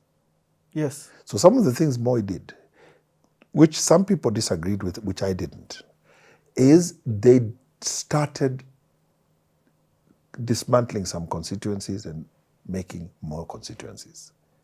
Because he believed population alone was not the qualifying factor for constituency. So you'd have a constituency with a large population, you'd have another constituency with a big geographical ground. So he did that so that he was not going to be extorted on the floor of the house by the bigger communities. It's called gerrymandering, is it? So he managed that mathematics very well. So that's illegal though. No, you see, the thing is this. It's political genius. Not only that, if you go to a place like Marsabit, the population is maybe not large, but you find the constituencies 200 kilometers this way, 200 kilometers this way. And they're pastoralists. So you have to map where the manyatas are. Mm-hmm. So you'll find even the services, it's impossible to get to the people. So some of those factors, but of course you needed numbers on the floor of the house. Because then if you don't do that, then the large tribes will sit on you. Because they have the population on the ground and they have the numbers in the floor of the house. Is that this whole one man, one vote debate? That debate, which is a dangerous one. So he did that. So as these guys are building up to the campaign, ODM is picking a lot of traction, becoming a big monster, building. And there's a little something that happened there. We rewind the clock a little bit. So, certificate of ODM is in somebody's drawer. This is insane. And now, my good friend and Senator Maanzo has registered ODMK, Chungwa Plus. It's in his drawer. Raila is in a catch-22. He doesn't have the instruments of ODM, and ODMK, the instruments are being held by somebody else, and this is a formation they hope to run with. Remember, the orange is important because it won the referendum. So there's recognition with the masses. So you need to come with that product. You need to come with that brand to the ballot. So for Raila, it's important that it's an orange, whether it's Chungwa Plus or Chungwa. It's important. So some people say, no, we have to set up our own party. Somebody comes up with a fantastic idea. Born of a vehicle Raila had been lent by a political player called the Hammer. So they say, we have a chama called the Hammer. The one Junior renovated. Yes. He wants to put into a museum. Yes. So it says, Hammer, ho, ha, ho. There's a rally in Tononoka in Mombasa. There's now bad blood brewing because Manzo is holding on to these instruments. So in Tononoka, some guys even have an effigy of a hammer. Since Kalonzo is speaking, they're booing him. Nyundo, Nyundo, Nyundo, Nyundo. So there's bad blood developing and testing the waters. Like I said, Raila always had people who are managing think tanks. I think somewhere in that formation, they must have told him the symbol of a hammer is a wrong symbol. Yeah, you look like you're coming at this as a bully. So they drop. They don't drop it officially, but you just notice they're not talking about the hammer anymore. And I suspect the timing was also in such that he must have already secured the orange from the guy who had registered it initially. Guys are just too sharp. The chess game is being played. So now Trademark, copyright, patent, yes, IP. So Hammer is shelved. So now let's fast forward back to where we were. So now we are in the throes of the campaign. Raila picks the votes he picks. And who is Kalonzo's running mate? Who is Raila's running mate? Remember? And it's not new constitution, but then are they thinking of saying They've not appointed. Or they've not? It's just a guess game. It's Solomon at this time. It's a guess game. And then now new dynamics have come up. In the 2002 elections, absolute greenhorns are trouncing established names. Such as? Nicholas Biwott is trounced by a 30-something-year-old journalist. He's out. Musalia Mudavadi is trounced by a guy called Lakaranga. He's out. And many other guys who are bigwigs in Kanu. They're being chapwad. They're out. Yeah. Because of that NAC, Yozea thing. People now, their big boys are going home. Where is Ruto at this time? Ruto is, then doesn't lose. Remember I told you, he's never lost an election. He's back. Eldoret. He's back. He's back where? MP. Eldoret. Remember, he's not vying for any presidential anything. He's member of parliament. Under who, Kanu? Under Kanu. Him and Uhuru are in Kanu. Uhuru wins his first win in Gatundu. Yes. He's now member of parliament Gatundu. And chairman of? He's vice chair. In 2.5 is when he becomes chair. Oh yes, because Moi is still there. In the campaign I worked with Biwott, he now becomes chair. And Moi retires to shadow the party. And Ruto becomes Secretary General. Secretary General of Kanu. Okay. So now there's this animal called orange. It's building ground. They have flirted with Kanu, but each has maintained its identity. But as we get nearer to the election, other formations are coming up. Kanu, Chairman Uhuru, is flirting with Kibaki. So the cluster that is Ruto join ODM. Hold on. Ruto Secretary General Kanu joins ODM and with a cluster of his Rift Valley members of parliament. And Uhuru goes to Kibaki. So Uhuru does not vie for the presidency in 2007. Remember? Yes. Yes, he joins Kibaki. So Kanu is has a pact with NAC and DP. NAC now becomes Charity Ngilu's party. Hey, just hold on. Stop. She's a party leader of NAC. There's a lot you're saying. So, Ruto is in Kanu. Ruto is in Kanu, Secretary General. Secretary General. Yes. Uhuru is in Kanu, Chairman, yes. Now, these two go separate ways. You're saying Ruto goes to ODM. Yes. Ends up an ODM candidate in the 2007 elections. But in the run-up, he's campaigning for Raila. In fact, the vote block that Ruto brought on board made it possible for Raila to be appointed prime minister. Because he came to the table with serious muscle. He's become a man right now. He's become a man. Ruto brings serious muscle to the table. Musalia Mudavadi, who had fallen, vice president, loses to Akaranga, joins ODM. And goes now with the lawyers. And becomes a candidate in ODM in 2007 in the PV election and wins as MP. He is back on ODM. Uhuru now doesn't split the Kikuyu vote. Yeah, he goes So he to goes Kibaki. and he's not even, is he running MP? Uhuru is still back in the race as MP and wins. But he's, the Gema have, That formation now is the mountain strong. has decided to become one. It's become one. Charity Ngilu, who was aligned to Kibaki, she's in ODM. This is insane. Vies for her seat, wins as an ODM, or rather, let me put correction. Vies for her seat in this formation and wins with her party NAC, but in the ODM formation. Man Stevo. Man Stevo has his own party called ODMK. Chungwa Plus. Courtesy of Manzo, who put the certificate in a drawer. So he comes as presidential candidate with his own party. And comes number 3. So number 1 is Kibaki. Yes, I Number 2 is remember Raila. because of what he did now after Number this. 3, yes. And immediately he comes number 3. Very quickly, he is offered the vice presidency. This is before the peace talks that gave birth to the government of national unity. He very quickly joins Kibaki, becomes vice president of Kibaki, post-PV, to legitimize Kibaki's win, because now Kibaki has slightly heavier numbers than Raila, because the Kambas have come on board. But because the violence is not stopping and the international community are concerned and they send eminent personalities to come and negotiate, we end up with a mixed grill. Just hold on. That was so wrong. I'm just thinking from my perception. Kibaki offered him the VP Yes. after the Yes. results have been announced. Yes. As the negotiations for peace are ongoing, Kalonzo is announced vice president. They're still negotiating with this ODM group. Why would he do a rookie move like that?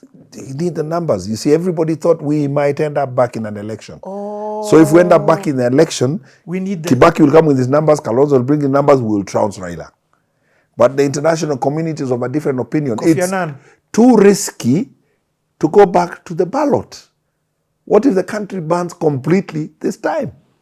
It's not a risk worth taking. You guys share power. So, Kibaki, Raila, sit down. No, I can imagine the anger Raila must have had. Even the humility he has to go back to the table with Kibaki is something. This story needs to be told more. And what they did, which is very interesting, the talks kept collapsing because there were hardliners on every side. On this side, Ruto was a hardliner. On this side, Martha Karua was a hardliner. They were not able to agree on anything. Martha and Ruto. Yes, opposite side, hardliners. Serious hardliners. Why isn't it? Because the principals now have stepped back, their people are the ones talking. So they're hardliners. Ruto is saying, we won. You stole our election. Martha is saying, Kriegler is saying there's no winner. Or rather, the observers are saying there's no winner. We can't tell who the winner is. But we think we won. And we are president. And we have instruments of office. We've been sworn in. So, Kofi Annan decides, I think I need these two guys in a room alone.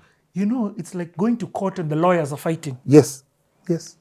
So let's remove the lawyers. Let's bring the... So these two are put. And a retreat is held somewhere in... Naivasha. No. in this side of the state lodge, which is in Kiganjo. You know that area? There's a state lodge somewhere there. Yeah. There's a retreat that is organized, and these two guys are left in a room. What? And they talk and they come out and say, they shake hands and say, we have a deal. We've decided how we'll split this thing. We've agreed. Raila will take these ministries. Kibaki will take these ministries. Kofi Annan comes and says, there's too much noise. Here we will never get any progress. Yes. When it's not the core principles having a conversation. Exactly. So? Remember, the first eminent personality to come was Kofur. Former president of some country in West Africa. I forget the country. Kofur came. Yeah. And Mishuki says, I don't know what this guy's coming to do. He's welcome to have tea, but our business is our business. Our internal, we don't need this guy to come and tell us what we're going to do. So they realized it's not as easy as they thought. So the former president of Tanzania, Kikwete, the guy who had been Minister of Foreign Affairs, steps in. Then we have a bishop from South Africa, Desmond Tutu, steps in. Mandela's wife, Winnie. Machel. Oh, Machel. Oh, yes, the former president. The other, yes. Steps in. Kofi Annan steps in. So now we have a cluster of, and there's another former president of Tanzania who also steps in, besides Kikwete. So we have now a cluster of eminent personalities. So temperatures are cooled a little better. And now they're engaging. The talks are being held in Serena, and it's back and forth and back and forth. They look like they have making a breakthrough back to the drawing board. And because of the tension in the country, Kofi Annan is addressing the nation daily, giving progress reports. But even his energy is looking like it's getting sapped, because you can tell he's not making progress. But he's selling hope, because he realizes as long as we're selling hope, the country remains intact. So, managed. How long does this take? I can't remember exactly, but it took a bit of time. A week or so? No, even longer than that. So then they end up in a room and the two principals agree and they come out and we have a deal. And now they go to parliament because there was no provision for prime minister. So they had to amend the constitution to accommodate the new seat they have negotiated. But to amend the constitution, did they have to now do a referendum? No. This one was executive. It could be done by parliament under the rule. Yet. Remember, we are not at 2010 yet. Yes. We're in the old constitution. So they go, and because they are now agreeing, it's unanimous. Yes, it's fast. Yeah. They get all their numbers to vote for it, and they make the necessary changes. And the cabinet is expanded overnight to... Kibaki had talked about a lean cabinet as an economist in his campaign slogans. That's what he sold. We don't need more than so many members of parliament. We don't need so many, ministers, assistant ministers. That was his rallying cry as an economist. We need a lean government. We need to spend less. But now all of a sudden, that was not tenable. So it balloons like to double what he was offering. We have departments like the immigration department, which was a department becoming a ministry. My friend, the late Kajwang, becomes the first minister for immigration. So government is expanded, and we now have a big animal. And then the problems begin of the Nusu Mukate government. And Raila becomes prime minister. Prime minister. With a deputy. Musalia Mudavadi becomes deputy prime minister on this side. Uhuru Kenyatta becomes deputy prime minister on the Kibaki side. Uhuru was deputy prime minister? Deputy prime minister and minister for finance. And it brings bad blood between him and Martha Karua, who believes she did the heavy lifting. And then there's also our man, Steve-O, who's vice president. He's vice president. Kalonzo Musyoka. Yes. He's the first one out to live in this house. Yes. The first one to live at the tail end. There was two deputy prime ministers. Representing each arm of the coalition government. On this side, the expectation was William Ruto, who had done heavy lifting to get Raila the votes that brought him to the table. But they gave it Musalia. There was some bitterness, but I suppose WSR, being WSR, he could see over the mountain. He's still a journey to go. He's younger than these guys. We will continue fighting. But he does get a ministry. Oh, he gets Ministry of Agriculture and performs well. There was a maize scandal they tried to throw on him, but Later on, it wasn't completely clear whether it was completely him or what, but he performs well in agriculture. But my God, we were at the brink of war. We're at the brink of war.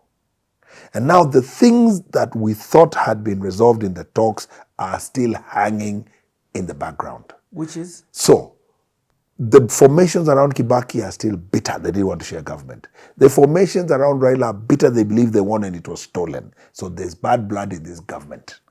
So you see it immediately on the go. We start having protocol wars. You have a presidential function. The MC calls Kibaki, Kalonzo to speak. Kalonzo says the PM speaks first. PM says, no, Kalonzo is junior to me in hierarchy. So you have protocol wars. In my opinion, completely unnecessary. But those are the things we're treated to. So that starts becoming the issue. On Raila's side, he has a full team of advisors and everything. Karoli Omondi, who is now with Linda Mwananchi, is his number 2, is his PA in the office. And the famous Miguna is his advisor. And Miguna is pulling no punches. So when they sit in cabinet, Miguna is saying Raila should sit at the helm. He should chair the meeting. He's the prime minister. Kibaki akae kwa hiyo kiti ingine. Squabbles like that now emerge.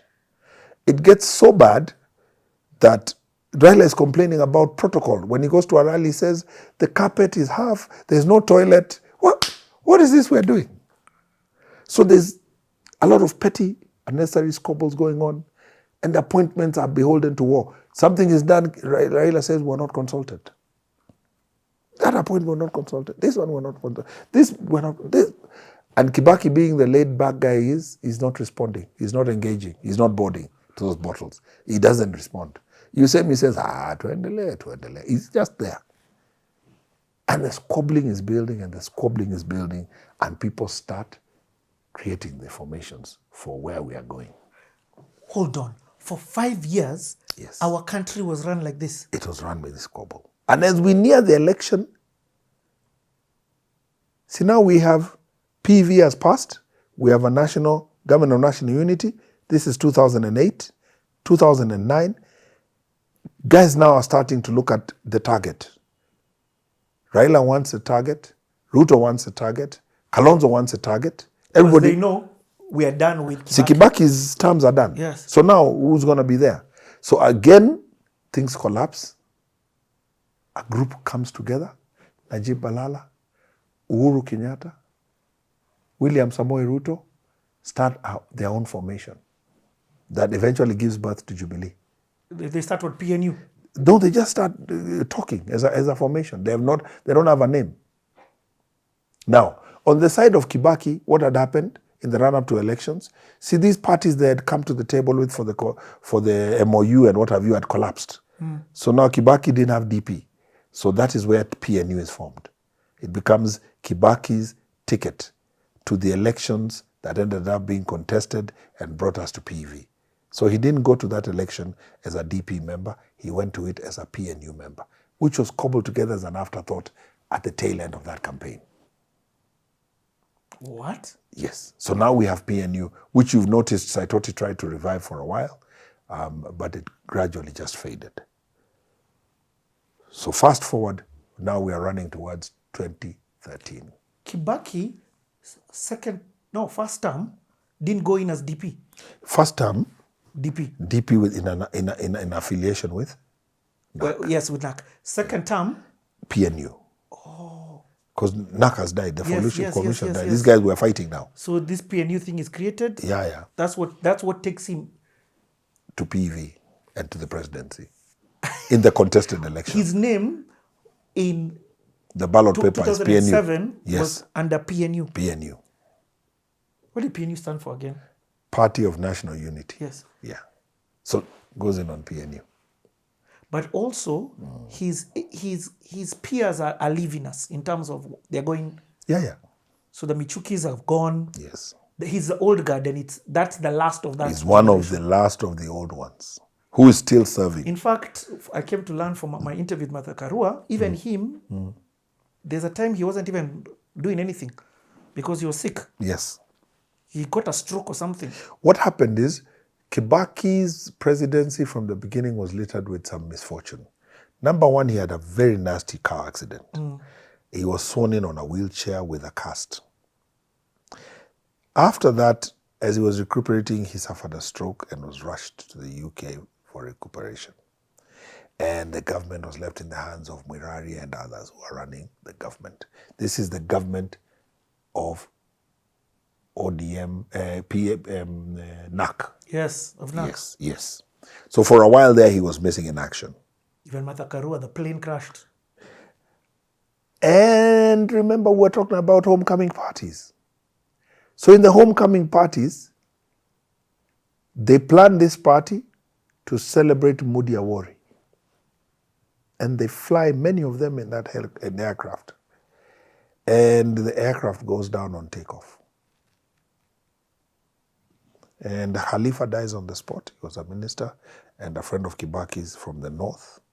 Martha Karua ends up in hospital. I think Raphael Tuju was in that aircraft. So a few of them get seriously injured. One in particular, who was an activist for Kibaki, ended up dying after years in a ward bed. A lady from somewhere in Central Province. She suffered seriously, and the husband always blamed the government for abandoning them after that incident.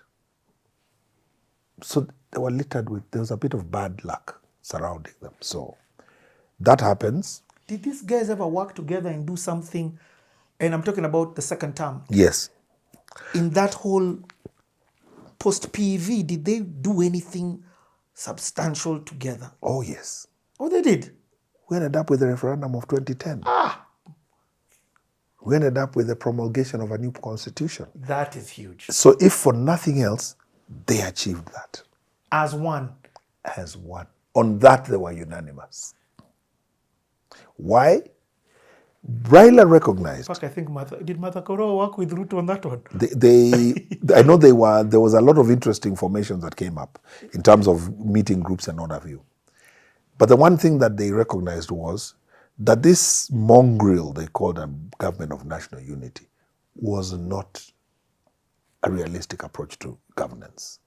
And that they needed a new constitution that would address winner takes on agenda. That's why they came up with this position where the leader of the opposition is actually in government because he has a salary with the perks and everything. Unlike before where you fend for yourself. So now that it was captured, it was in the structure of government, it was accommodated. And then of course we came up with the 42 county governments, which I believe was a mistake because it was driven largely by taking care of guys politically in terms of tribes and all, followed the old district boundaries that existed. We had just about 47 districts before we went county. So they followed that. I would have thought it would have been done the other way around.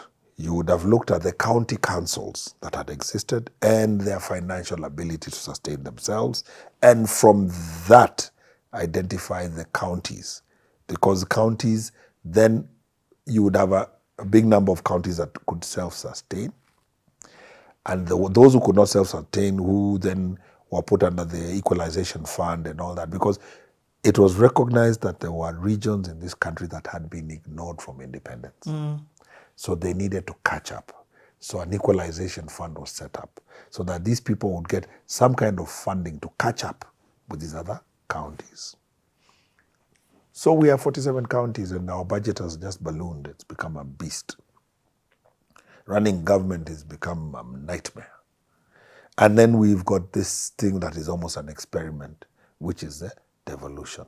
We've got 47 governments that all have capacity, are supposed to have capacity to procure services, to pay salaries. And overnight, it's a balloon that we can't even contain. And that takes us to the first multi-party devolution elections in 2013. Okay, let's stop there. Let us stop there. Yes. Let us stop there. Yes. The time right now is 8:29. You know, we can talk until midnight. I know. We can talk until midnight, but we'll be talking. Give it a break. We need a break, and we are going to come back whenever we come back. Yes. To continue this. Yes. But If you guys are watching, throw your feedback. If you've got things you want to correct us on, throw your feedback. If you've got questions, throw them in. If you've got pointers to add that you think maybe we've not said, throw it in. But before we go, Andy, I've got to tell you, first of all, thank you. Thank you for being of that generation and coming to pour your heart out and share of just the amazing journey that this country has gone through. Yes. If somebody is watching this, I want you to do a parting shot. Yes. We'll come back. You promise to come back? Oh, yes. You promise to come back? We have to. Yes. I am of the generation who are the parents of Gen Z. So if for nothing else, we have to hand over to them some knowledge that gives them a roadmap to where we are going because of where we are coming from. Unless they understand where we are coming from, they will make the wrong decisions in terms of where we're going. The other reason I'm doing this is because I'm extremely worried about the tribal narrative that is being reintroduced again. Because it's a selfish narrative by a cluster of politicians who can only succeed by fragmenting the country. And it takes us nowhere. Somebody said something very interesting the other day to me as we conclude. When you say the Kambas, or you say the Luo, or you say the Kikuyu, if you were to carry out a DNA test in those communities, how many of those children are actually pure Kamba, pure Kikuyu, pure, given the dynamic nature of this country?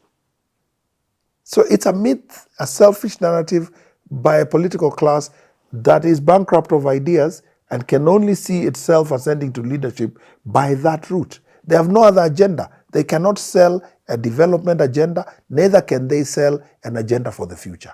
We can't keep this country beholden to a 5-year cycle. We are fixed on a 5-year cycle. We can't think beyond that. Some of the biggest projects, Kibaki said 2030, people thought he was mad because we can't think beyond 5 years. I'm involved in a project that is, working on the former LAPSET project. I mean, phase 1 is 10 years. That's where we need to think as a country. That is where we need to go. And we're not going to go there if the political class holds us 5-year cycle, tribal narrative, tribal matrix. It's taking us nowhere. And the beneficiaries are not the people. It's not the people. It's the guys who end up in office with the perks and what have you. And then it's our time to eat, which is another problem we have.